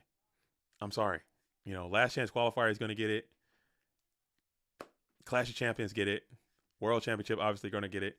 But you gotta win this, or you have to top a GFC. Go Format European Championship is going to get it. Everyone who tops that, all top 8, or no, all the top for every how many people top it, they're going to get it. You missed a 6 card D. He card D for 5, and I drew Sanga in 3D. I heard about that. He told Insidious told me about that one. You got blasted, dude. That's what has to happen.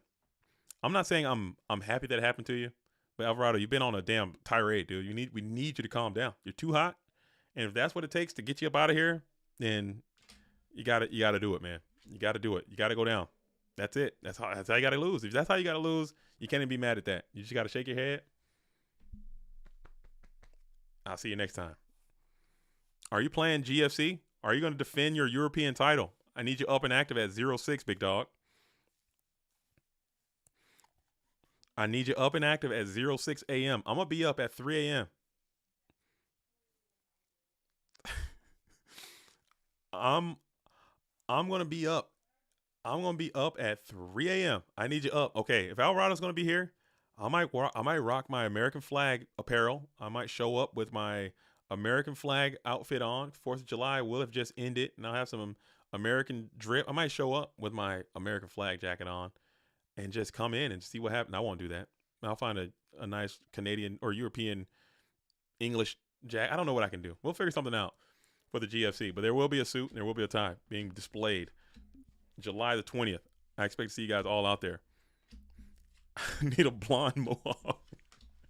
I expect you guys all out there, and I expect Europe to be out there heavily represented in the GOAT Format European Championship.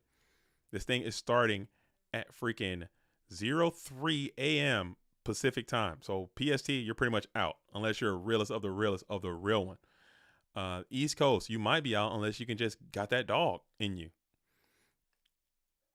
European, I need you guys to show up and represent very, very highly in that tournament. Geisty said he's going to play.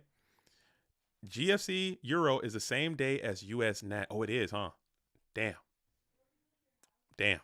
Well, that might affect the American attendance, but I don't think a lot of people are flying from Europe to come over here to the Nats anyway. So I guess it's a good time for that. I think there's a good time. Nat seems cool, man. I wish I could have gone. It seems like a fun thing. I'm sitting here looking at the Edison Duels over there, getting their Ultimate Time Wizard tournaments on with the giant card stuff, and I'm like, man, that looks so fun. I'm just so jealous, just watching them do their thing. And watching how Konami doesn't give a 2 flying shits about Go Format just breaks my heart a little bit. It's a little heartbreaking. But that's what it is. As Magician of Faith is going to be able to get a spell back from the GY. Probably going after this pot or maybe even this Gracha. Let's see what it's going to be. And it will be that pot. Shout out to the blue collar folks used to waking up around 3. I can wake up. I can wake up and get after it. I've trained my body. I've trained my body to be able to sleep anywhere and to be able to wake up at odd times. So I can do that. I can do it. Ghost says, I'll try to join the European GFC, but I might fall asleep halfway through. Ghost Rider, there's no way. I'm going to tag you specifically because you said that. Because I know you're West Coast too. And I kind of screwed you over directly the most. But I'm going to tag you directly, Ghost Rider. That's tough. That's a hard one. That's a hard one right there. If you don't make it, I won't judge you. 3 a.m. is crazy. I'll be up. What I end up doing is just staying up late, like going to bed early, waking up around like 1, and then just staying up until the end of that first round of Swiss. I think that's possible. That's what I might end up doing. Get some coffee going, and as soon as that sun comes up, it's over. It'll be slow to start. But having a tournament end at like 8 a.m.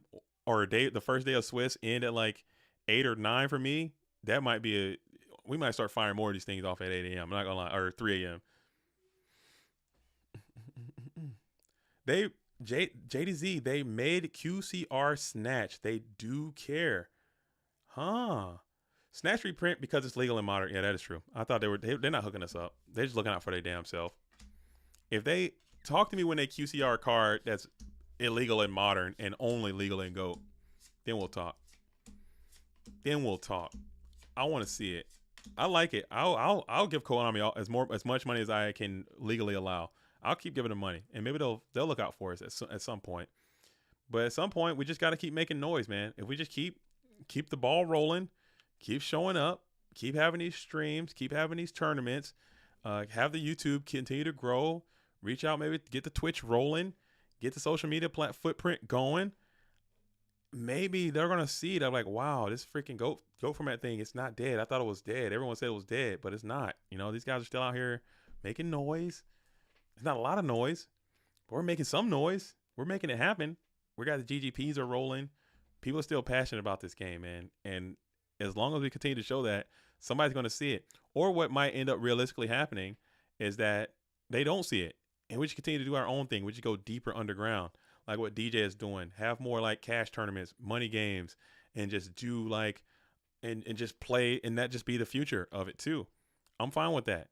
Smoke-filled room with green felt tables, duelists in suits, dueling for high stakes, just like a casino. Underground dueling.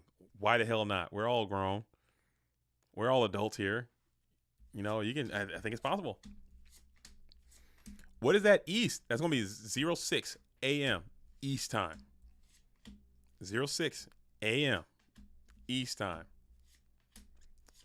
And that is how it's going to go. I'm going to do this. And if it's something that is successful, it's definitely something that I would love to sustain in the community.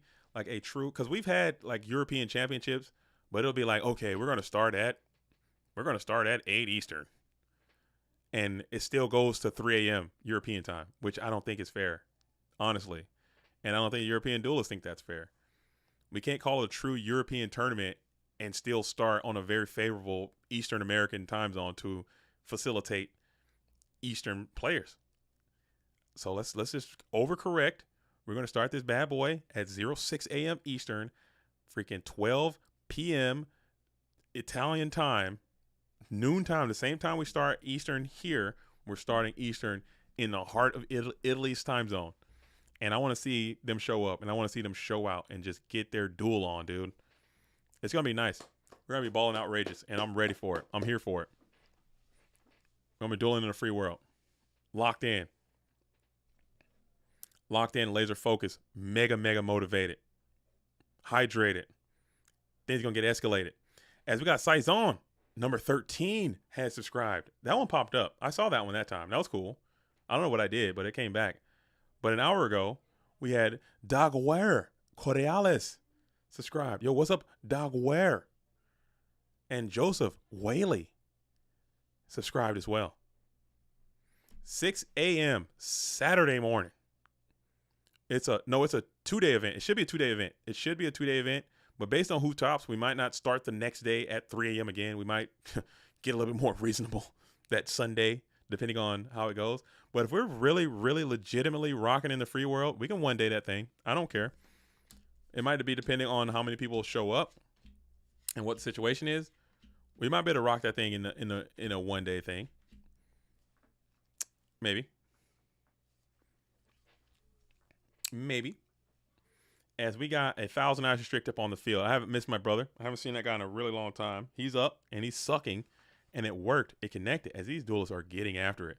Jean-Claude Van Damme doing his thing, smacking in with 16, and it gets down clean. Michele Cimino and Jean-Claude Van Damme have been dueling, okay? They played each other in that last round of Swiss, and they played a super-duper back-and-forth grind fest, and now it seems like they're back at it again, grinding each other to oblivion. As the Reddies versus Go Control match is going to be what it is. You still have that DMOC looming. Haven't played any trap cards just yet. As Tsukiyomi is going to be clean out to the Styles and Ice Restrict, you will lose the Thunder Dragon. And then we'll go after 1,000 Eyes as well. Do you have a trap card?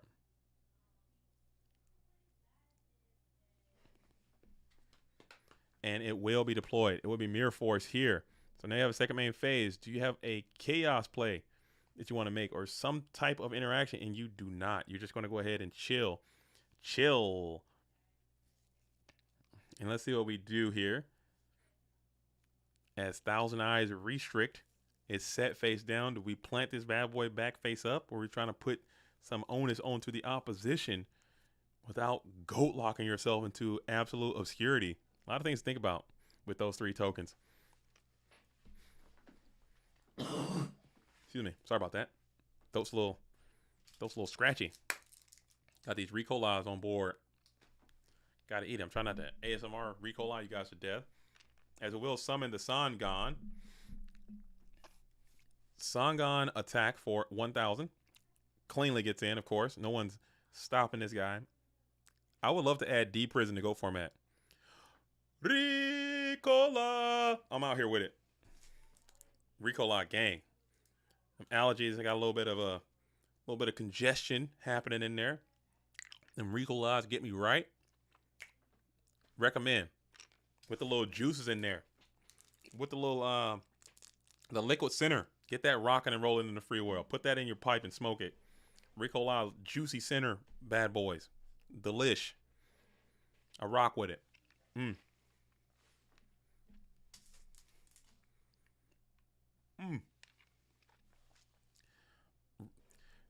D Prison would be a great addition to get Sangan's ass, to get those serpents, man, to just get attribute stuff. I would like D Prison. I mean, but D Prison and Sakura2 Armor would get super annoying since we don't have, Stardust Dragon or whatever. But I trade the Sakura2 Armor for D Prison. Like, ban Sakura2 Armor, add D Prison. Game's better. Just because, how crazy would D Prison go right here? Just get this damn Sangan out of my life. Get him out of my damn face. I would want to add Kaiser and Ryza to Go format. So you want to destroy the game, Jose Ortega. You want to destroy Go format. Gotcha. You want to absolutely base boost this thing. You want to end the whole game. Gotcha. Let me tell you right now, Kai's Shadow Monarch would destroy Go format completely, like single-handedly obliterate this entire format into the history of the universe. It would destroy it. Kai's would kill it. Kai's is too damn strong, man. Kai's is nuts, man. We can't have it. We got 3 brain controls, Michael Gray. We got 3 of them, okay? We have 3. We have 3 copies of that card. Brain control plus Kai's is a ridiculous thing that can happen 3 times in this. No chance that's okay. Dylan asks, would you ever consider hosting an Edison format tournament one time here on GoFormat.com? I think that would be. I don't think the GOAT format world would appreciate that. I think the GOAT duelists would not appreciate that, because we are kind of tribal a little bit. I know the Edison community is quite tribal. I try not to be, and I try to promote inclusivity and not tribalism in my coverage of whatnot. But I understand there is a distinction, and there are people who are hosting Edison format Yu-Gi-Oh tournaments all the time, and I don't want to get into their Kool-Aid, because I wouldn't want them to come into my Kool-Aid. I don't want them to start, just, okay, let me just start hosting GOAT format tournaments or whatever. Because, they got their lane, I have my lane, and I try to, run my race and let them run their race. But if someone's like, oh, Jazz or somebody, or Format Library, or if Beast Mode, or if someone's like, hey, I'm running this tournament, would you like to help me provide commentary or help me be a tournament organizer for it? I would help them, but I don't think we could do that. I don't think we should do that here on GOAT format, because I don't think that would be fair to the Edison creators and the Edison community. And I also don't think that would be fair to the GOAT community, because we're GOAT format and we have our own identity. Granted, I do enjoy Edison format. I'm not saying anything bad or disparaging about that at all, because I do enjoy that format when I play it. But this is GOAT format, man, and they're Edison format. And I don't think that those two should, we shouldn't do that here. Like, maybe if we do like something like we did with the 3v3, where we'll have, hey, one person's playing GOAT, one person's playing Tengu, one person's playing Edison format. I would host a tournament like that here, which I have done in the past. And I will cover Edison format, But at the same time, I'm not saying I'm not the strongest ever GOAT format player, but I'm quite competent, and I understand the game a lot more. I think I have a deeper understanding about the game than I actually do ability to play the game, which makes, just like a basketball coach. I might be like a 5'2" person, but I understand how the basketball should be played, but I can't play basketball or whatever. I think I'm a competent and capable GOAT format player, so I can speak highly on it and understand the positions a lot better, and I understand what needs to be happening and what cards to look out for, and it kind of helps me in my commentary. Whereas in Edits format, I don't even know what 85% of the decks play completely, and if I were to just try to jump in there, it would just probably end up as a fucking train wreck, honestly. But it could be a lot of fun. I got some really cool editing calls I can make. They got some really cool cards that do really cool things that can add to some really cool commentary. So maybe I could, but I don't think it'll be here on GOATformat.com for sure. Because as long as this thing is GOATformat.com, we're gonna try to keep it as GOAT until my time is up, and then the next person who can take over and become the ambassador to GOATs, or the chancellor of GOATs, or the commissioner, the GOAT format commissioner, whoever that next person is, then maybe they might try to have a more eloquent way to branch out. Because I've put feelers out there as Giant Grenades coming in huge yet again. This could be a GG. This could be a GG. This could be a GG. This could Giant Grenade plus freaking Zaborg, and your cheeks are exposed, and the game is over. Like, you're done. Like, you're done. You're cooked. You're thinking about it here. Yeah, if it's literally a Giant Grenade, look at it. He's playing the tech, dude. Giant Grenade's good. It's a good card. He's playing it. If we got Zaborg, you're done, dude. You're finished. The game's over.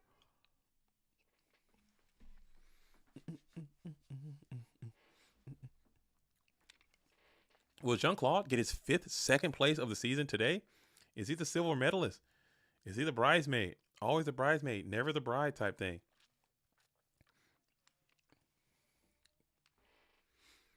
I don't know. Possible. As we're chaining Ring as well. We'll think here. Oh, we're talking to Scapegoat. That's terrifying.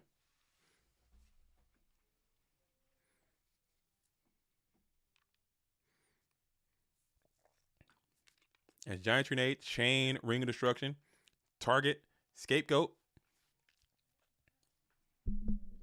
Sorry, I'm over here. I'm destroying this this thing. I do apologize for smacking all up in your guys' ear boxes. My bad.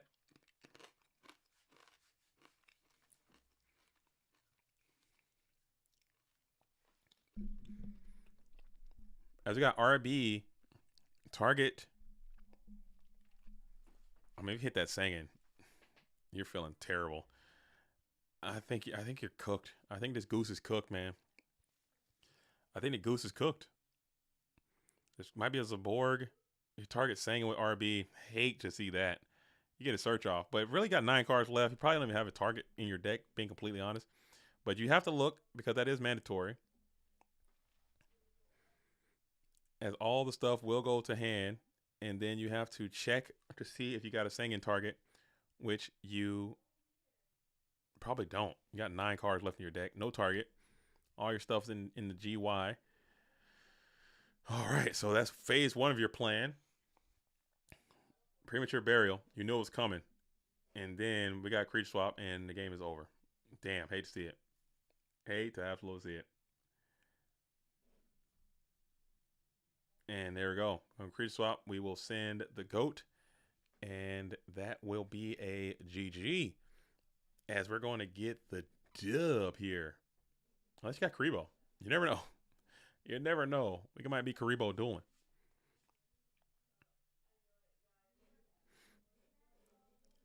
Just tuned in, and I see this Turbo Chaos. Hey, this is not even, you tuned in at the right time, because this was actually Relinquished versus Go Control. There you go. Yeah, you got Scapegoats, you got Meta, you got DMOC, you got Relinquished, you have Rituals. It was a cool game. Cool man. They were really playing, dude. They were really, really playing. They were beating the hell out of each other, but it looks like Jean-Claude Van Damme is going to get the best of Michele Samino in this exchange this time. as we're going to move on. So we're still kicking it in the top 8. Let me pull the Brack Nasty back up one more time. We're going to Bracket Buster. Close this one. Close this one. Keep this one open. So we have Delinquent. So we're going to have Jean-Claude versus Insidious, and Delinquent is versus CJ. So I'm going to pull that matchup real quick. As we have the Karibo Duelist playing against Delinquent. Let's see if those Karibos can come in handy versus the world champion who's trying to get back to the Go Format World Championship. He's been back on the grind a little bit as Delinquent. D-Link. Oh, I can't find. Oh my god. Oh my god, dude. What is happening with this? What is going on?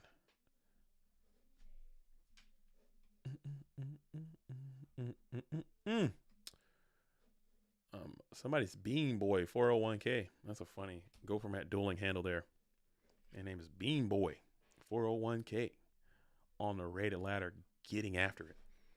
Let me refresh this one time. Did they play?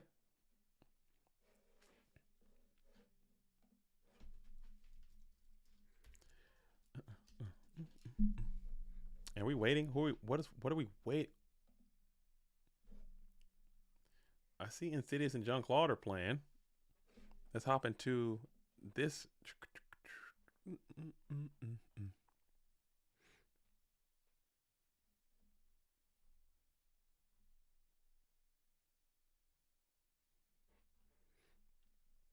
All right. All right. All right. So it looks like they might be hosting up or they're in. All right, we're gonna hop into this one because I can't seem to find the other match. But this one's a freshie. We have Insidious versus. Oh, Delinquent already beat Cameloge. Okay, okay. Dylan Quint Duo. Oh, self-serving. I see right there. As Jean-Claude, it's going to be in the blue corner this time, and we're starting Upstart into a trap to shoot situation. Excuse me, pot to Upstart to trap to shoot. Dude, that Glizzy's coming back. I need to take a freaking some Beano, dude. Oh man. Oh man, that Glizzy is coming back with a vengeance. Oh man, the Glizzy, return of the Glizzy. Holy hell. Whew, indigestion. You get some Pepto Bimzol, dude. That's what my kid calls it. That Pepto Bimzol. As we're going to send the Sangan back. The hand is Sook TD. Spy. Are you double TD dueling? Dang, are you double TD dueling? He might be double TD dueling. Strap in, folks. If Jean-Claude Van Damme wins, we have a control mirror incoming. I'm here for that. I don't care if the thing takes 19 hours, dude. I think it is definitely double TD dueling as we're going to hit the Upstart Goblin and vibrate. We haven't had a GOAT. When the last time we had a GOAT control mirror for the finals of a tournament? Probably 4 years, I would assume. I have to look at the numbers, but it has to be somewhere around that. For the finals of a GOAT format tournament to have a GOAT control mirror, which for the longest time, people believed that, oh, GOAT control is tier 0. It is the only deck that is worthy of being played. Tier 0 status, people put it at. And it was just GOAT control mirrors every time, all the time. And fast forward, there has been several years since I can remember seeing a GOAT control versus GOAT control in the finals. It just doesn't happen. And Insidious is probably going to try to keep that streak alive and ensure that doesn't happen by trying to take out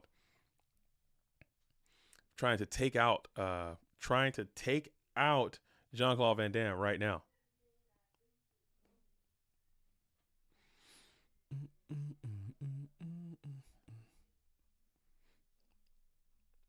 Let's see.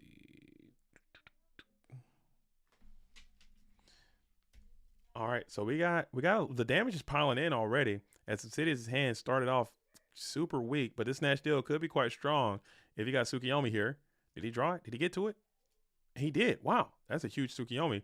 And we're going to think here, if this is a TT, your cheeks are vigorously exploited here. He might even go for a solemn. No, we're just going to let it rock as you set the Koichi and then flip it back. So this could be the momentum Insidious needs to get back into the saddle here. Hand started off quite weak, but now you're looking quite good as we're entering into the battle phase.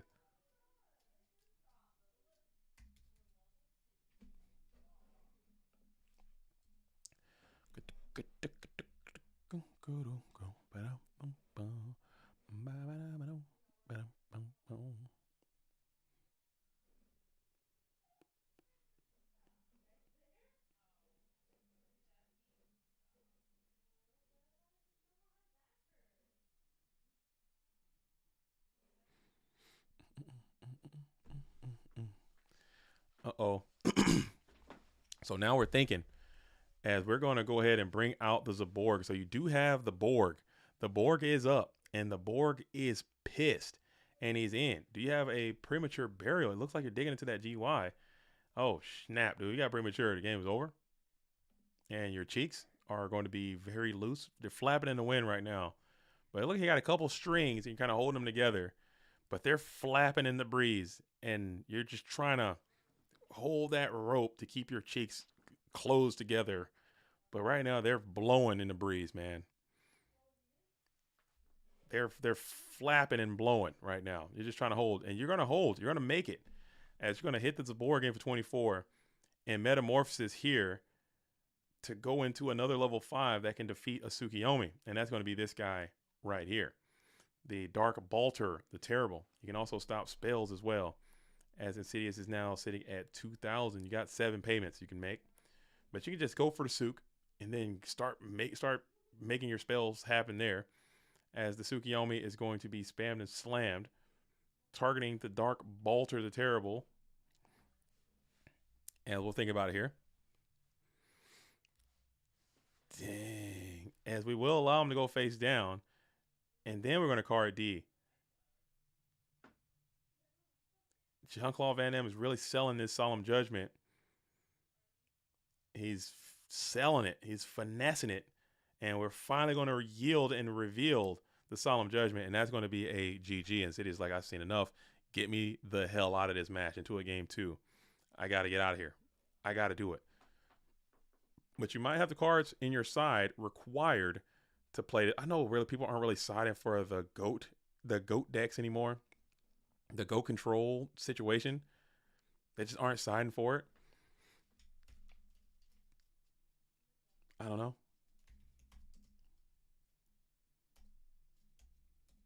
They just aren't. Nobody's bringing in like a Shura Priest anymore. Maybe Cities has the tools of the trade. I'm not sure. We'll find out here soon. As Jean-Claude has been rocking that Jean-Claude swag, so you don't know what he's coming back at you with. It could be anything.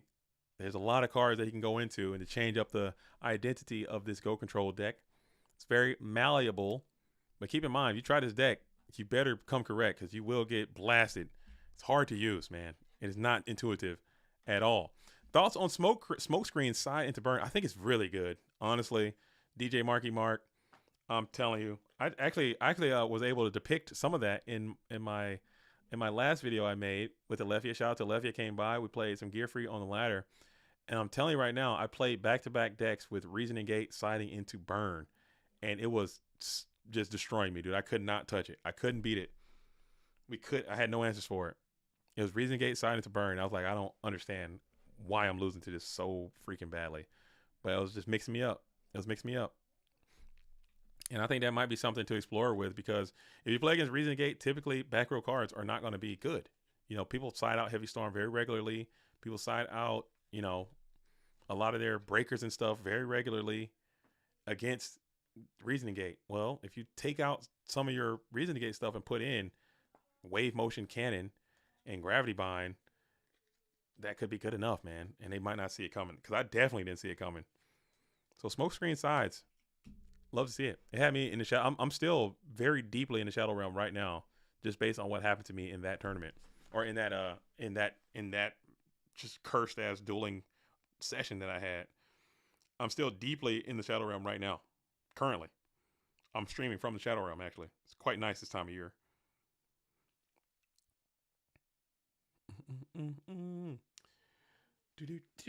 Yeah. As we set a couple, pass it on over. I'm against siding out Heavy Storm against Reasoning Gate in general. That might be something that I need to work on myself and just keep it in. Maybe. Because they do play like swords sometimes. You can beat swords. You can beat some of the traps that they side into. But most of the time it's going to be dead.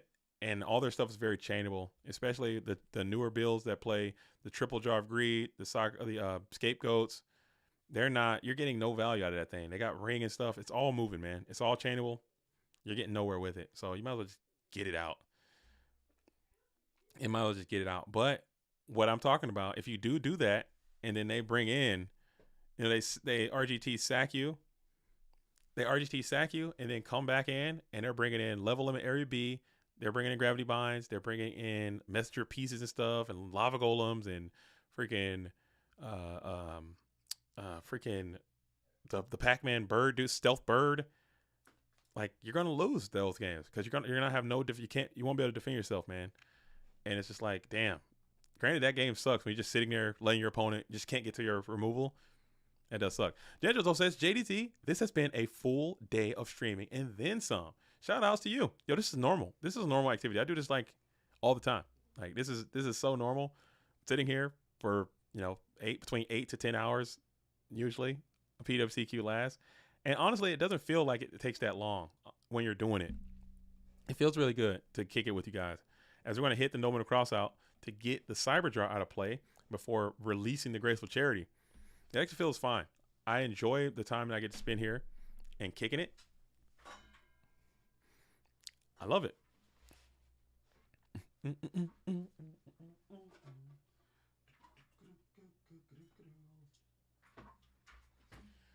Oh man, oh man, oh man, oh man.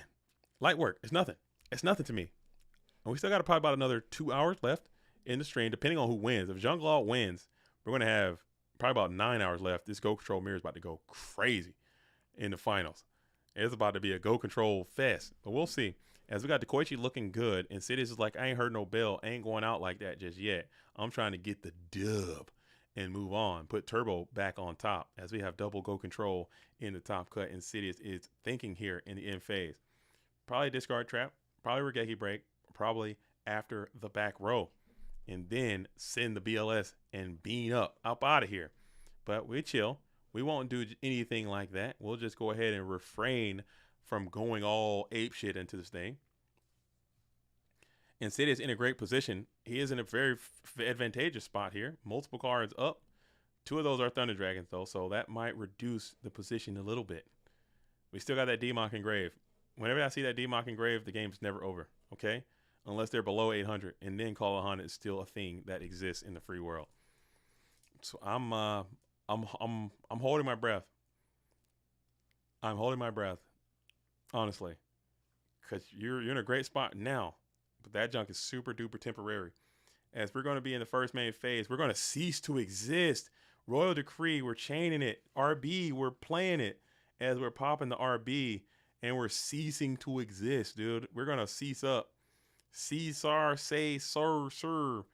And that all works. And that's going to be a GG. Dang. Cease went crazy. Insidious with a little bit of spice. Just a little bit of spice, dude. Just a little. That's all it takes.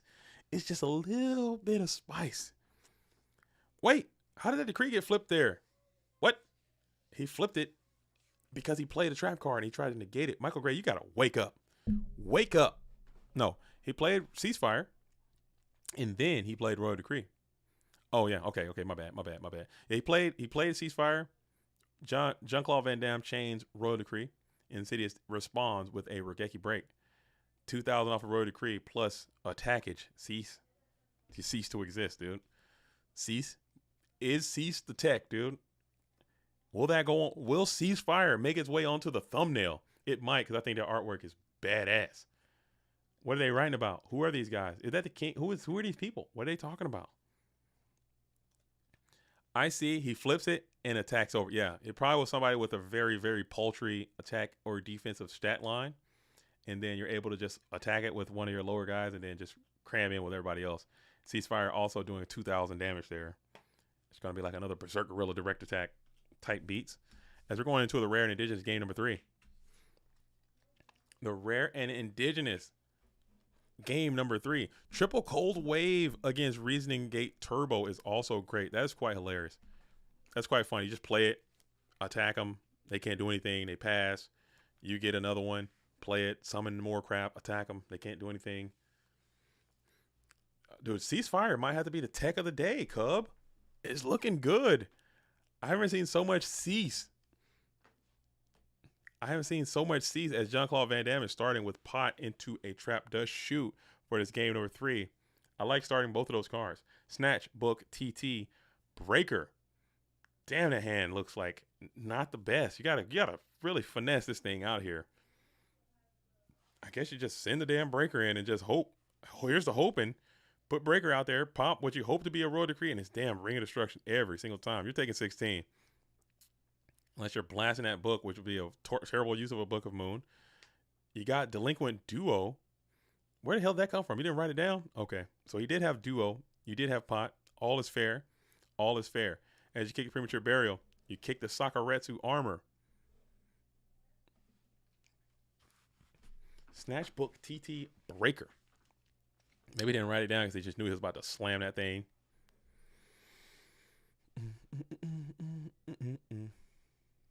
As you assume Book and TT are both down, you flip to Koichi, the Battle Chanted Locomotive. Thumbs up, you get 1. And then you'll smack in with 14. Main 2, you'll set another into the face of a TT. You just do not give a damn, it seems. Junklaw cooking something with gasoline there. Maybe it could be another one of those royal squanches he's got as you're going to go for this snatch steal play.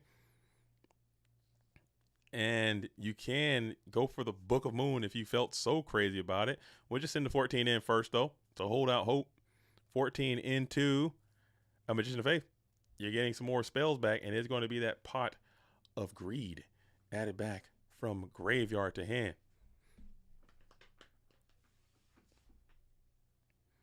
And now you're sitting here.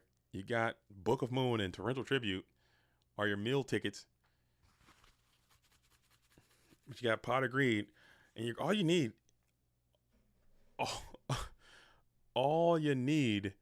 dang. Insidious looked into the deck and said, I should have booked. The BLS was the next card. No. Dude, that sucks. It's all good. You're cursed. That's all good. You got main 2, though. Junklaw is going to be on the approach as in phase is going to be deployed. You're going to get 1,000 back. You have Book of Moon. So Heavy Storm is actually not even that great because you're going to be able to keep that Dekoichi with the Book of Moon. Pot of Greed in doubles. Playing it freely. Trap That Shoot is such an asshole of a card, dude. Oh my God, dude. I hate that card so much. As you're going to summon the damn Blade Knight, which is maybe just I don't even know if it's TT gang. I really don't even know what the gang is here because Blade is going to blast off on this Dekoichi. TT is going to just feel so ass, man. Oh, golly. No, there's no time in Top Cut, Mr. Nab, as we're going to go ahead and blast it here. You'll lose the Snatch. You'll lose the Dekoichi. You'll lose the TT. And you'll set one. So TT is now out of the way. Dang. As you got 74 versus 4,000. You'll set another Mon onto the field. You got Light and Dark also online for Jean-Claude Van Damme, who is trying to keep the momentum up. You know, there's a Book of Moon looming.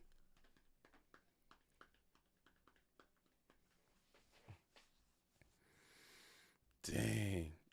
You got to figure out a way to cash them damn Thunder Dragons in quick. Get some more units in hand. Maybe you can get to that card destruction. That's virtually another Pot of Greed. And maybe get that into a Pot of Greed. Flip this freaking Magician of Faith. Book it back down. Flip it again. And rock out. And never mind. You're going to just go ahead and spam and slam your Black Lusted one here in attack position. Looks like this boy is poised to banish. And it will be a nasty Night Ass. Get him out of here. And you'll just have to pass. Your Snatch Steal has already been yeeted as well. That sucks, man. I love snatching people's BLS. Hate to see it. You don't have the option. You don't have the option. And I think a lot of this is predicated on that damn Trap That Shoot going first, dude. It just seems so miserable. It seems so miserable because you just know so much information. Oh, I hate it so much. We'll keep banishing here. Getting plus after plus on the Sinister Serpent. Doing what BLS is supposed to do. Yeeting and depleting. Yeeting and depleting. As we're going to set another spell trap onto the field. It's looking pretty good. I mean, as bad as it sounds, it's looking better than nothing. Like what else would it be? If it's not Book of Moon, what else would it be? What card is cut for Book of Moon? A damn Jar of Greed. What are we cutting for Book of Moon? Jar of Greed. You're not main decking or you're probably not siding, he's probably got Saku's in there still. I think it's looking pretty good. It just sucks that he knows that it's there, and I think everything else, the double pot and all the other things that happened are worse than the Book of Moon. But you can't blame Book of Moon on this L. As you got Tribe here. You got Tribe. And Tribe's going to be able to kick the Thunder Dragon to get BLS off the field. You're attacking him for 16. And we're going to Mirror Force. Ugh. I mean, I think your Goose is just cooked no matter what. I think your Goose is just cooked, man. I think I'm blaming Book of Moon 100%. I think that's not a good blame there. As you're going to have to book to save the Tribe, and that feels miserable. Unless you can figure out how to get this Tribe to live. If he just breaks and can't attack the Tribe and you can flip it back over, Book of Moon just looks great. Went 1 for 1, and you're chilling. Yeah, we're chilling. Book's great. Book's great. Book's great. Book saved. Book traded for a Mirror Force, huh? That counts. That counts. Saku can't do that. Okay? I'm kidding. Saku would have been better there, destroying that Black Luster Soldier. But also, damn. See, Book's not beating triple fucking Magician of Faith, though. Maybe Minecon is looking a little bit better there. Maybe Minecon, okay, was looking a little bit better in that Book of Moon. But he riffed that Minecon earlier, and I don't know. Yeah, this is done. This is done. It's just going to declare call. Oh, man, this is done. Maybe not. Hold on, maybe Insidious is metagaming as you're down 15 cards. It's looking bad. Premature on BLS, and you're back in the freaking grinder here. And do you have a normal summon to go beside it? And we're going to pay the 800. We're going to banish, and we're summoning gang. Oh, never mind. We're just going to gang up, and that's going to be a GG. GG's. Man, oh, man. And we're doing it, folks. We are doing it. We have a full German GOAT format finals for PWCQ number 61. And not only are they both in Germany, Alemania, but they're both playing GOAT Control. This is the first time we've had a GOAT Control versus GOAT Control mirror in the finals in what seems like an eternity. I don't think I can remember a time seeing a GOAT Control versus GOAT Control in the damn finals of a tournament. And they're both from Germany. We're back in 2005, Stout. I'm with you. We're here. We're locked in 2005. We have GOAT Control versus GOAT Control. All right, so stay tuned. Don't touch that dial. It should be happening as we are in the grand finals. 6 rounds of Swiss. A top 8 has led us to this position. The 2021 GOAT Format World Champion, Delinquent, trying to get an invite, versus Jean-Claude Van Damme, trying to get a second invite. I believe Jean-Claude Van Damme is already invited to the GOAT Format World Championship. Let's do it. Let's do it. Let's get into this. Let's get it cracking. This match could take 2 hours. I'm not even gonna lie. This match could take 2 hours. Very easily. It could take 2 freaking hours. Very easily. And I'm here for it. I got nothing to do. It's a Saturday. I just got paid. Bills are good. All my drama that happened off scene, off island, off planet. Okay. All the drama has resolved itself naturally. I just got to make a couple more calls. Just a few more calls. Win asks, how do I qualify for the PWCQ? That's easy. All you have to do is get into the GoatFormat.com Discord. The PWCQ is our premium circuit tournament that happens the most regular.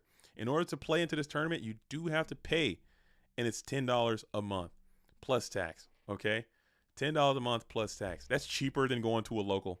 Okay, all of the money that is paid into the PWCQ is redistributed back into the GOAT world via the mats, via the shipping, via the prize money that we give out for our tournaments. Most of the money is going to be allocated to the GOAT Format World Championship and the GFCs. They're free to enter Go Format tournaments. Usually have a cash prize associated with it, the mats associated with it, and that's where that money goes. And taxes, of course. Okay, never forget about the damn taxes.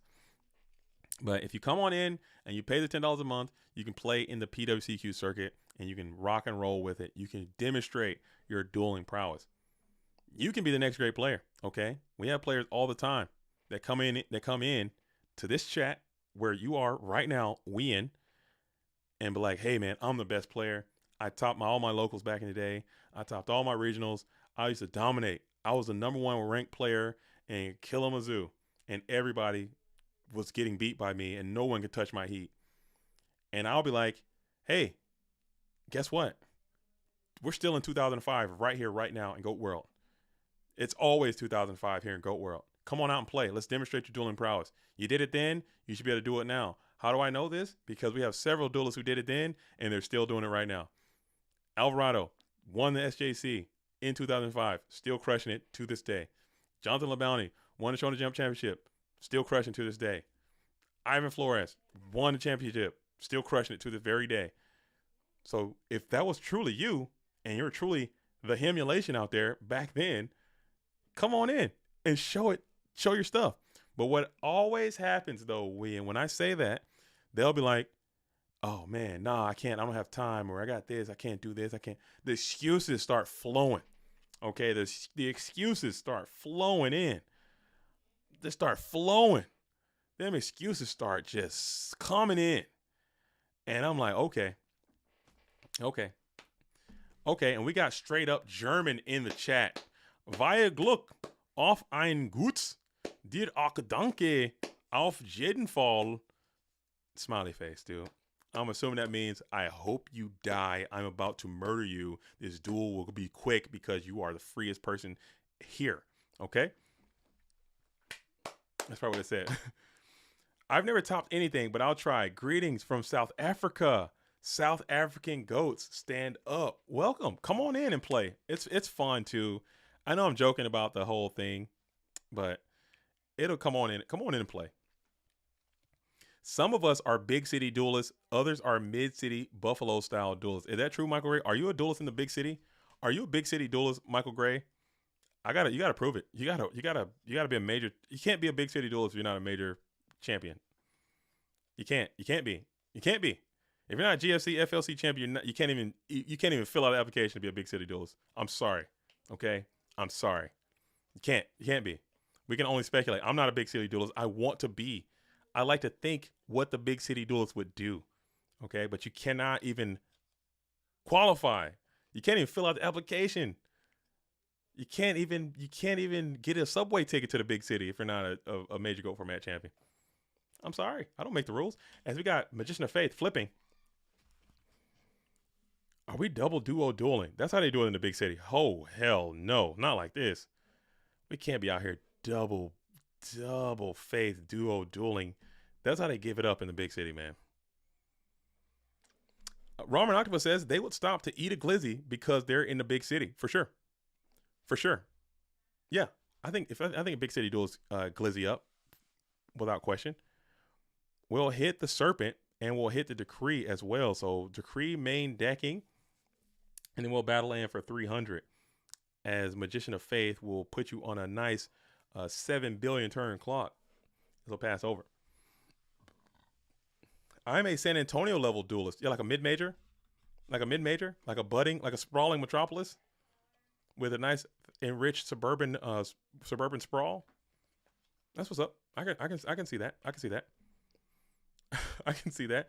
At least he had the Serpent for both. Protecting your hand units a little bit. That's good. That's a good sign.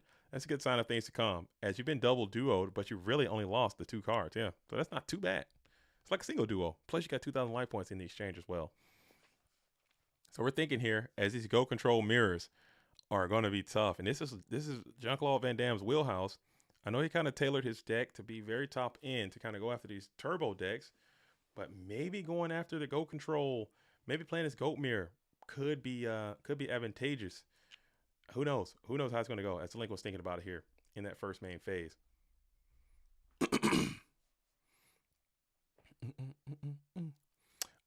Greetings from Portugal. Wish we could host some GOAT events in Portugal in the future. It's possible. You just got to grow the scene. You just got to grow it. We got to grow it. Rich Grills asks, what do you think the next step is for growing the current community, the current Go Format community? I think the next step would be like some type of call to action or some type of like not necessarily celebrity endorsement, but someone who has to be more famous and somebody who's really popular. As we got triple duo dueling, that is crazy talk. This is so cursed. And he hit the BLS too. Come on now. We can't be triple duo dueling. Like if we had like a famous person or someone who is like a celebrity, and they had to be passionate about it, and they had to really enjoy it, and then they could like endorse it. Because all we need, I think, is an audience. Like we haven't really. There was a time when Ghost was very popular, like throughout the beginning of COVID. Like when I found out about it, it was really popular then. But it never. I don't think we've ever really found like, oh wow, this is the audience of people who are really enjoying this thing. It's kind of like always been like this grassroots, tight knit kind of thing. But if we were to be introduced to like a large audience and people could really engage with it openly, honestly, or we can sell it more to a casual thing, we could grow that way. I think this has so much more potential. I agree with you, Houdini.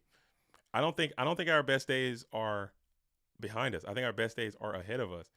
I think we're just slowly starting to wake up, and people are starting to get engaged with this retro identity, and playing Go format, maybe not on the most competitive level, may not be the future. Maybe it's more casual level, because we have these iconic cards. We have Dark Magician. We have Blue Eyes White Dragon. Notice there was this GOAT format duelist who was out here running the GOAT format 100-meter dash, fastest person on the planet. Okay, wins the damn qualifier, pulls the damn Blue Eyes White Dragon out of his pocket. Who's doing that?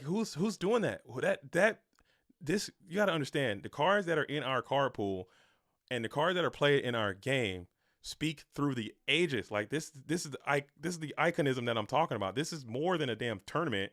This is more than a game. You know what I'm saying? No one is doing that. You know, he crosses the finish line. He gets into the starting block, not even crossing the finish line. He's in the starting block and pulls out a damn Blue Eyes White Dragon. How cool is that? How cool is that, man? How awesome is that? Like, no one's doing that. You know what I'm saying? Snoop Dogg gives him a case with Exodia in it. Like, what are we talking about? These are cards in the game that we play. Okay? It's more than a drill. It's more than whatever you think about the format, or whatever you think about the card pool or the table. I don't like the matchup. I don't like the gameplay. Shut up, dude, because it's more than that. It's more. It's so much more.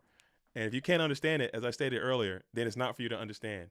And for those that know, and for those that don't, won't. And that's it. And that's it. As we're going to go ahead and end phase, we'll pop the tokens. We'll be main one, as we got Royal Decree is up. Jean-Claude Van Damme sitting at 1,500.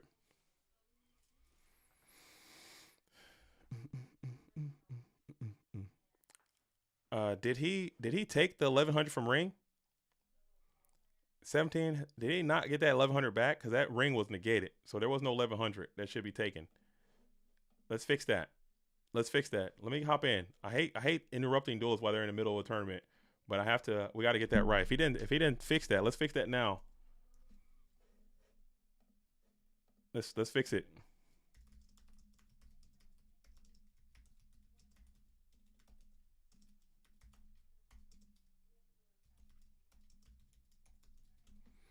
All right, I'm gonna text him and see what's happening there.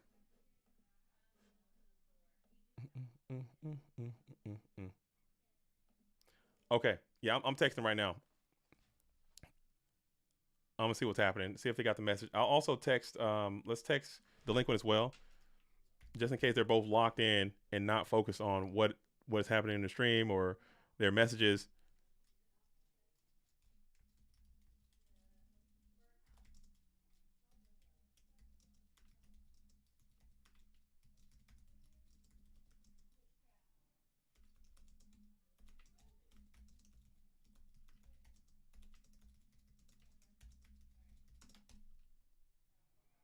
Let's see if he gets it.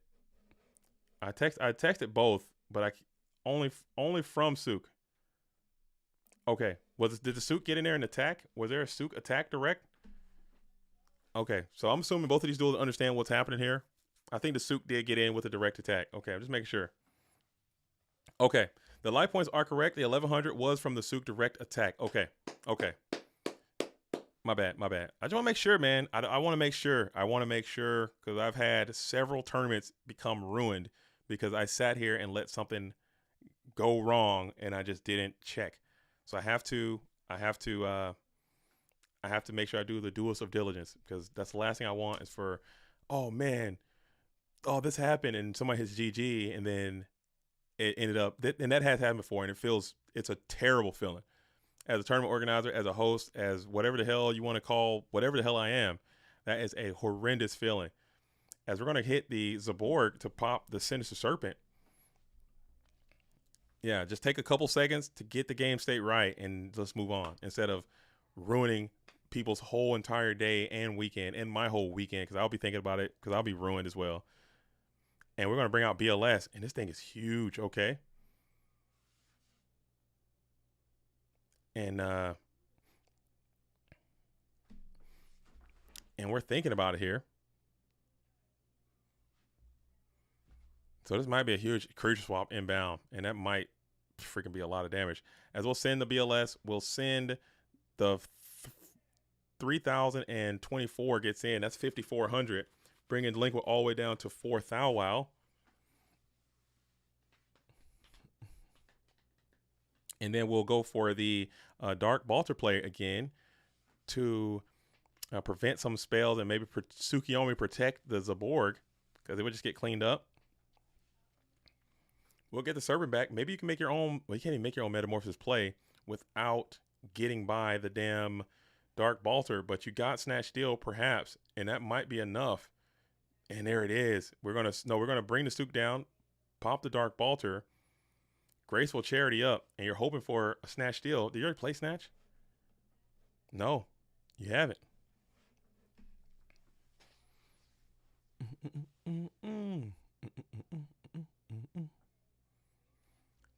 That shit's really $12? Is that true? And he did get to the Snatch. Okay, so maybe that is not over. It is not over. As you're going to go ahead and hit into all the board, clear it all up. Main 2. Now, Michael Gray, if that card he just set on the field is none other than Book of Moon, how is that not the best card to have right here?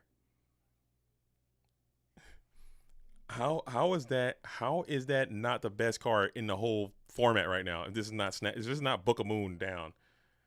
How is that not an awesome card to have here? Please be Book of Moon one time so I can be validated in my existence. Oh, no, it's not. Hate to see it, and it's not Book of Moon. It doesn't exist, which is why it's bad. Oh, man, if it would have been booked there, we're cooking. We'll hit 2 tokens, and then we'll set 1 as this BLS is just passed around all over the place. Heavy Storm's not even great. That would suck. That would suck. Big City Dueling or Big City Play on a t-shirt. I don't think people would get it. I do need to work on the merch. I have some ideas. I've been talking to Habanero. Habanero has designed some merchandise, logos and whatnot. I'm gonna get some shirts out there, do some giveaways. I know people might purchase it. That should be more fundage for the GOAT program. And more fundage. We will buy it. Okay. Big City Dueling. Oh man, Big City Dueling. I got that from my kids watch this show. It's called Big City Greens. I don't know if you guys heard of that. It's like a cartoon show. I got sweat in my eyes. And they watch that show all the time. It's so annoying, but I love it. And it's like these country folk, and they're going to the big city to do different things and whatnot. It's called Big City Greens.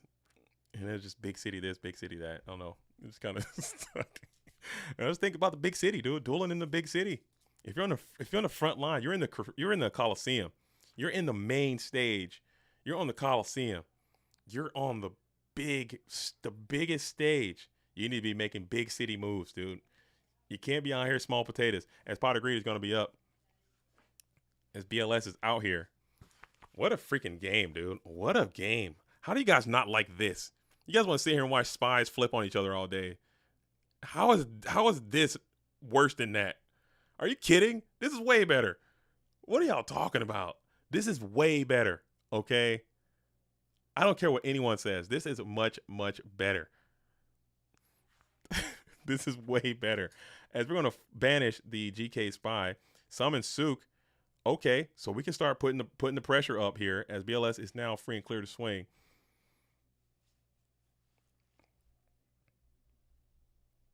Let's see how we engage with that other Mon as well. And we're going to premature. Yeah, triple duo did happen in this duel. And we're still got cards. We're still dueling. We still got cards. We're still doing, but it might be cooked now. I think this might be a GG. Let's check the mathematics here. And that is 3,041. And that's going to be a dub. So for getting triple duoed, okay? For getting triple duoed, you made a game out of it.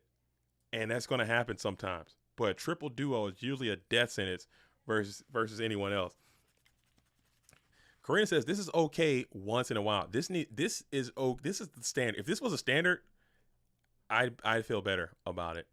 I'm not gonna lie. If this were the standard, you just sit here and watch Turbo Mirrors all day, and you know how the game's gonna go. You know how it's gonna be. It's really not a lot of this and that, dude. I need some this and that in my life. Variety is the spice of life, and I love me some spice. You know, I like things, even if it's a Go Control mirror.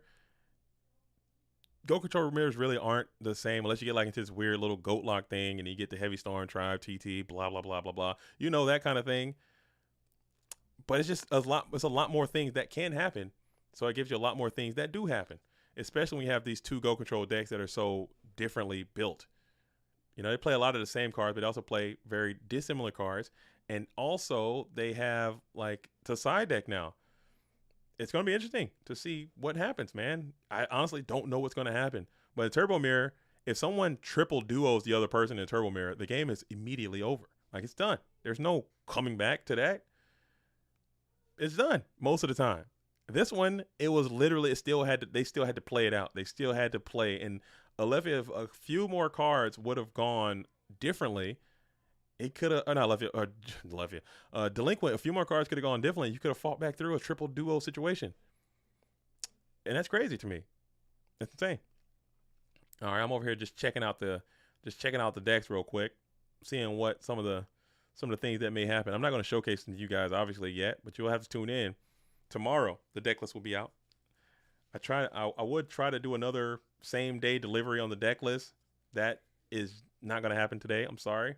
Unfortunately, after the stream goes off, I have to take care of some very pressing matters of my own GOAT format dueling household. But tomorrow, the deck list will be out. I'm also trying to track down the PWCQ 57 deck list, get those things out. I don't know what happened. That was the one I wasn't here for that one. And someone ended the tournament, and I don't know what happened to those deck lists. I'm going to have to get with Jazz or something. Maybe they're up on Format Library, and we can still cover them. But it is what it is. I also like positioning Friday night GOAT format as a regular thing. Only local TCG I played was Friday night draft Magic a few years ago. I like Friday night GOATs. I like streaming Friday night GOATs. I like how it's becoming like its own little thing. The people who come in on Friday nights, those streams get a little raunchy sometimes. It's Friday night, man. You're sipping. I'm not gonna be sipping, but somebody can be sipping. We'll play the music. We get the music going. We'll start telling stories, and we just vibrate Friday nights, dude. It's a fun time. Friday night GOATs. GOAT format will never die. I don't think it's possible. Just for those reasons I stated earlier. It might get a lot smaller. It might, people might stop playing it as much, but as people will always play this format. People always play this format. As we're going to start with Upstart Knock. I'm just sipping on, right now, I'm sipping on a little bit of Spindrift. A little bit of Spindrift. A little bit of carbonated water. A little bit of H2O. A little bit of regular water. A little bit of regular water. I got more stories. I just don't want to take away from the finals of this tournament. I got so many stories to tell about so many different things that have happened in my life. But I just want to be very careful about revealing too much details about my life. We talked about this earlier too, Raw Arm and Octopus.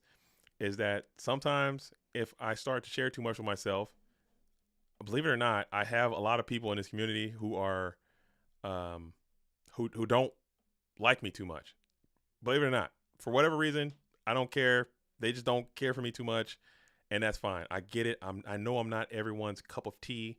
I know I might rub people the wrong way or whatever. People might not like me for whatever reason, and that's fine.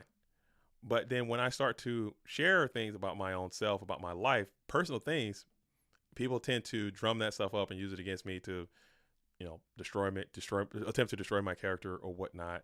And that has happened before in the past. So that's why I'm very reluctant to talk about certain aspects of my life, um, because of those reasons.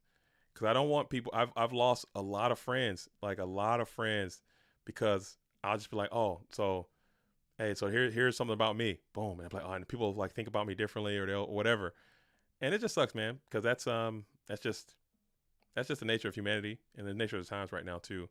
So it is what it is. But we're gonna go ahead and rock and roll as Jean-Claude Van Damme has the patent pending multicolored scapegoat token add-on to his GOAT format dueling book account. Love to see it.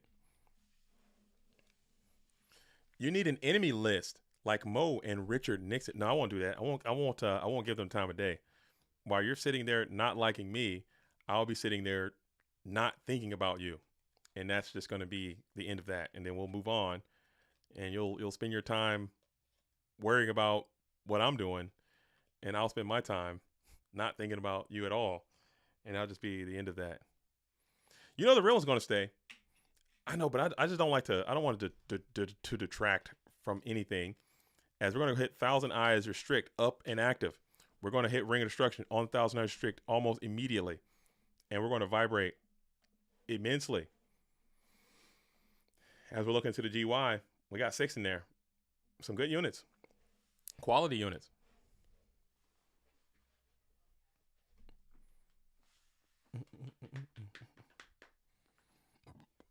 Let's see. I think that's what they're discussing right here. I think he actually might. Why wouldn't he? If you had Prio target Reaper, I think he goes. We might have to call a judge in here. I think he goes. I think that's what yeah, Reaper's gone. It was, in fact, targeted. Yeah, he's gone. Because he wasn't sucked. I think that's what they're talking about right now. I can't read German, okay? But if he comes out with priority, did he priority target though? Somebody check the tape.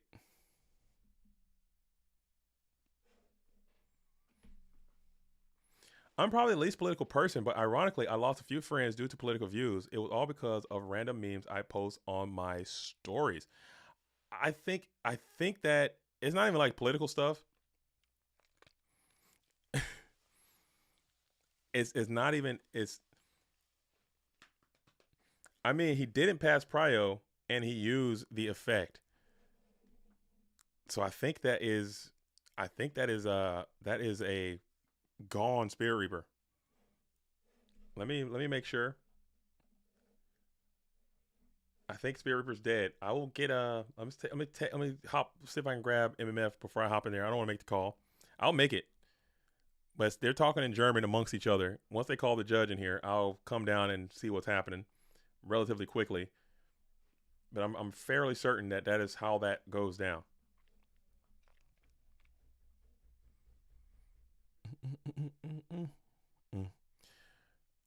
Du kannst MMF has been called in German. I can read the MMF in there just to make sure. Just to see.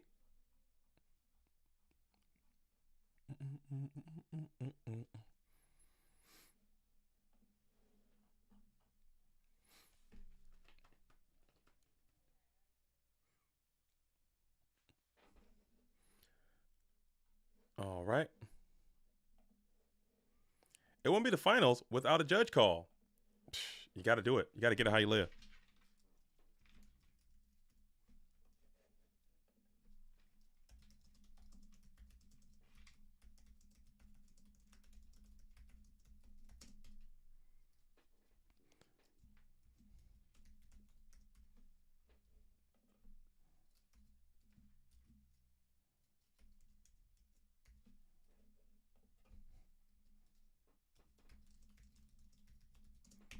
All right, let's see what's happening here. I'm pretty sure. I don't know all the details because I can't speak German. Okay, my German is poor. I know Schmetterling, and that's it. We are not sure if Reaper survives. Reaper.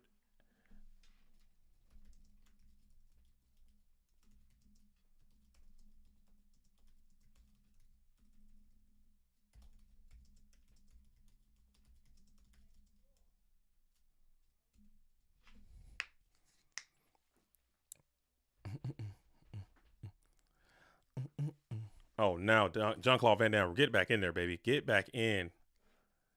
Holy smokes. Jean-Claude Van Damme has left a duel. It should be destroyed. Isn't it the same thing as chaining MST to a snatch steal? I don't think so. Yeah, let's let MMF get in here. No, Reaper survives as MMF. Okay, that's why MMF is in here. If snatch, it's not snatch. It's not snatch. It's not snatch.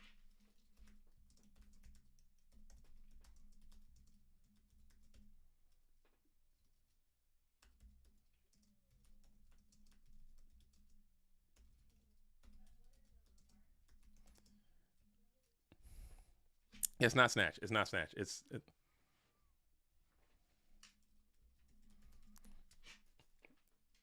All right. Yeah, Reaper's gone. Jean-Claude Van Damme, get back in. Get back in. Refresh. Oh, this so please, Lord. Please, 10, please, God, Lord. No. Please. Thank you. Oh. Oh. Oh man. Oh goodness. Holy smokes. Oh man. Oh goodness. Whew. Man, oh my goodness, dude.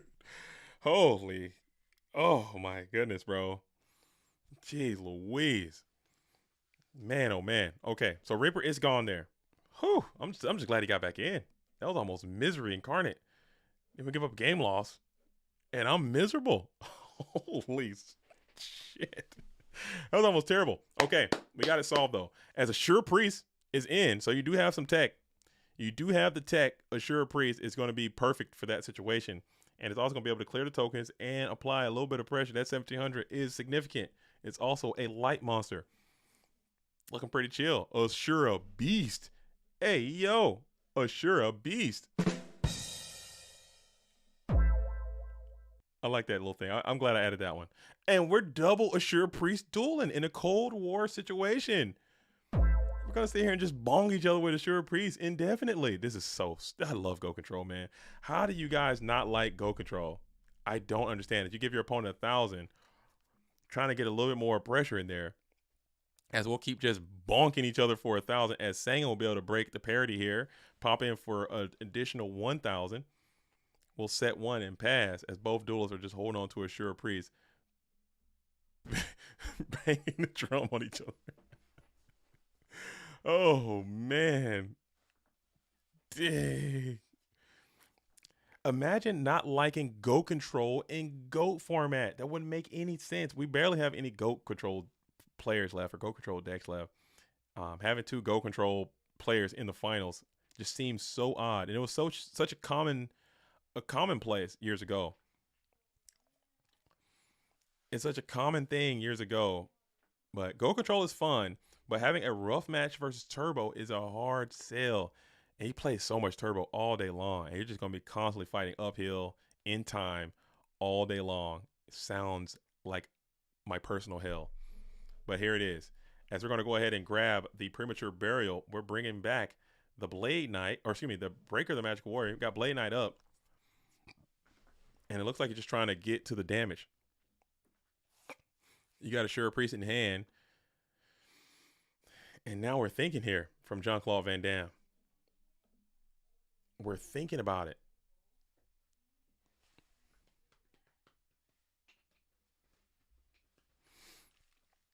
And some people are like, yeah, Michael Gray, you're in that. People are like, oh, why do you play Go Control? Because you're never going to win. I do think the deck is good enough to win, for sure, as it is both decks in the finals here. It's clearly good enough to win, but it requires a set of skills that a lot of duelists don't really have anymore.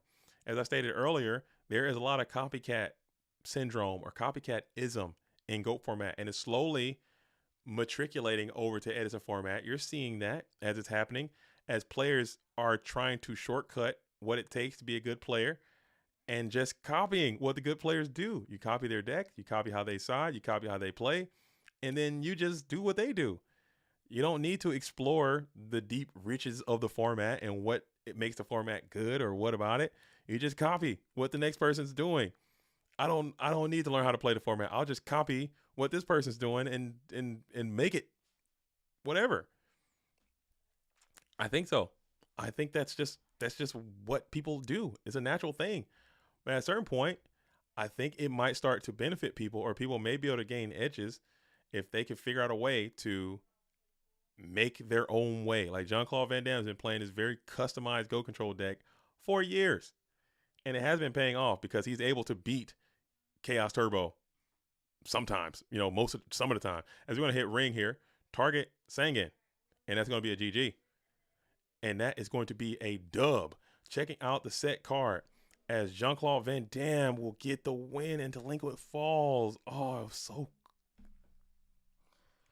that is Delinquent's second place finish. You're talking about being number 2. Delinquent comes so close and doesn't make it. Falls to his own countryman, and it's going to be Jean-Claude Van Damme who gets the dub and becomes your 61st PWCQ winner. Wow, oh wow, oh wow. Well played, man. Well played by both. Delinquent couldn't get to the units. Couldn't get to the units. Delinquent's got his 4th second place. Delinquent got his 4th. That's his 4th second place. That's crazy, man. Oh, I hate that. I hate that for the world champ. I hate that for the world champ, man. I really do. But maybe the world champ can come back in for Goku Format EU, bring this deck back, run it back. It seems strong.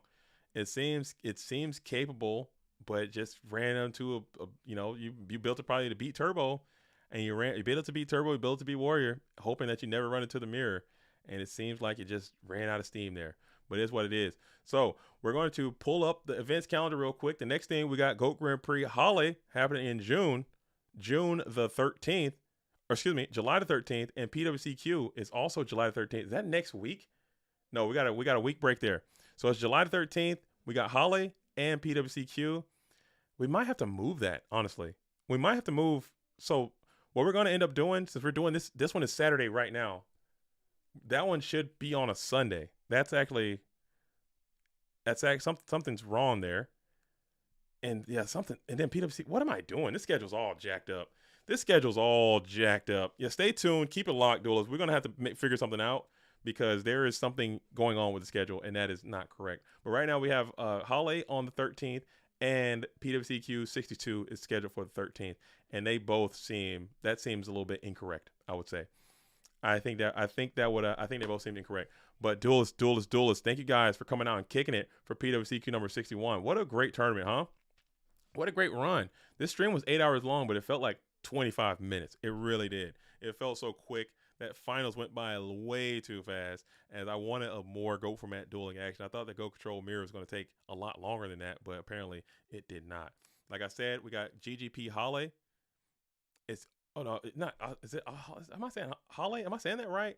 I can't speak German too well, but that's going to be in Germany, and we also have a PWCQ. Those dates may change, or what we might end up doing is making it like a multi-day PWCQ thing, just because I don't want a PWCQ and a GGP to be on the same date. I think that is too easy to fix, and I think that's something that we can clear up. If we make it like a multi-day PWCQ or something and then stream the top cut, I think that might be a good resolution to that. But we'll figure something out, duelists. But seriously, from the bottom of my heart, thank you all for hanging out with me today on the stream. It was a fantastic tournament, and thank you for all the players who play in this tournament, because without you, there would be no GOAT World. Thank you for keeping the GOAT World turning, and thank you for your participation. And I hope to see you all in the next tournament that we have here at GoatFormat.com. Well, duelists, that's all I have. As always, I am JDZ. I play Ghost. Until the next time, shout out to all the real ones. Salute to the OGs. Peace. You're welcome, Pisco, for the stream. Yo, and thank you all for watching, Duelists. And have a wonderful, wonderful Saturday and Sunday. Get a lot of rest. I'll see you all. Peace.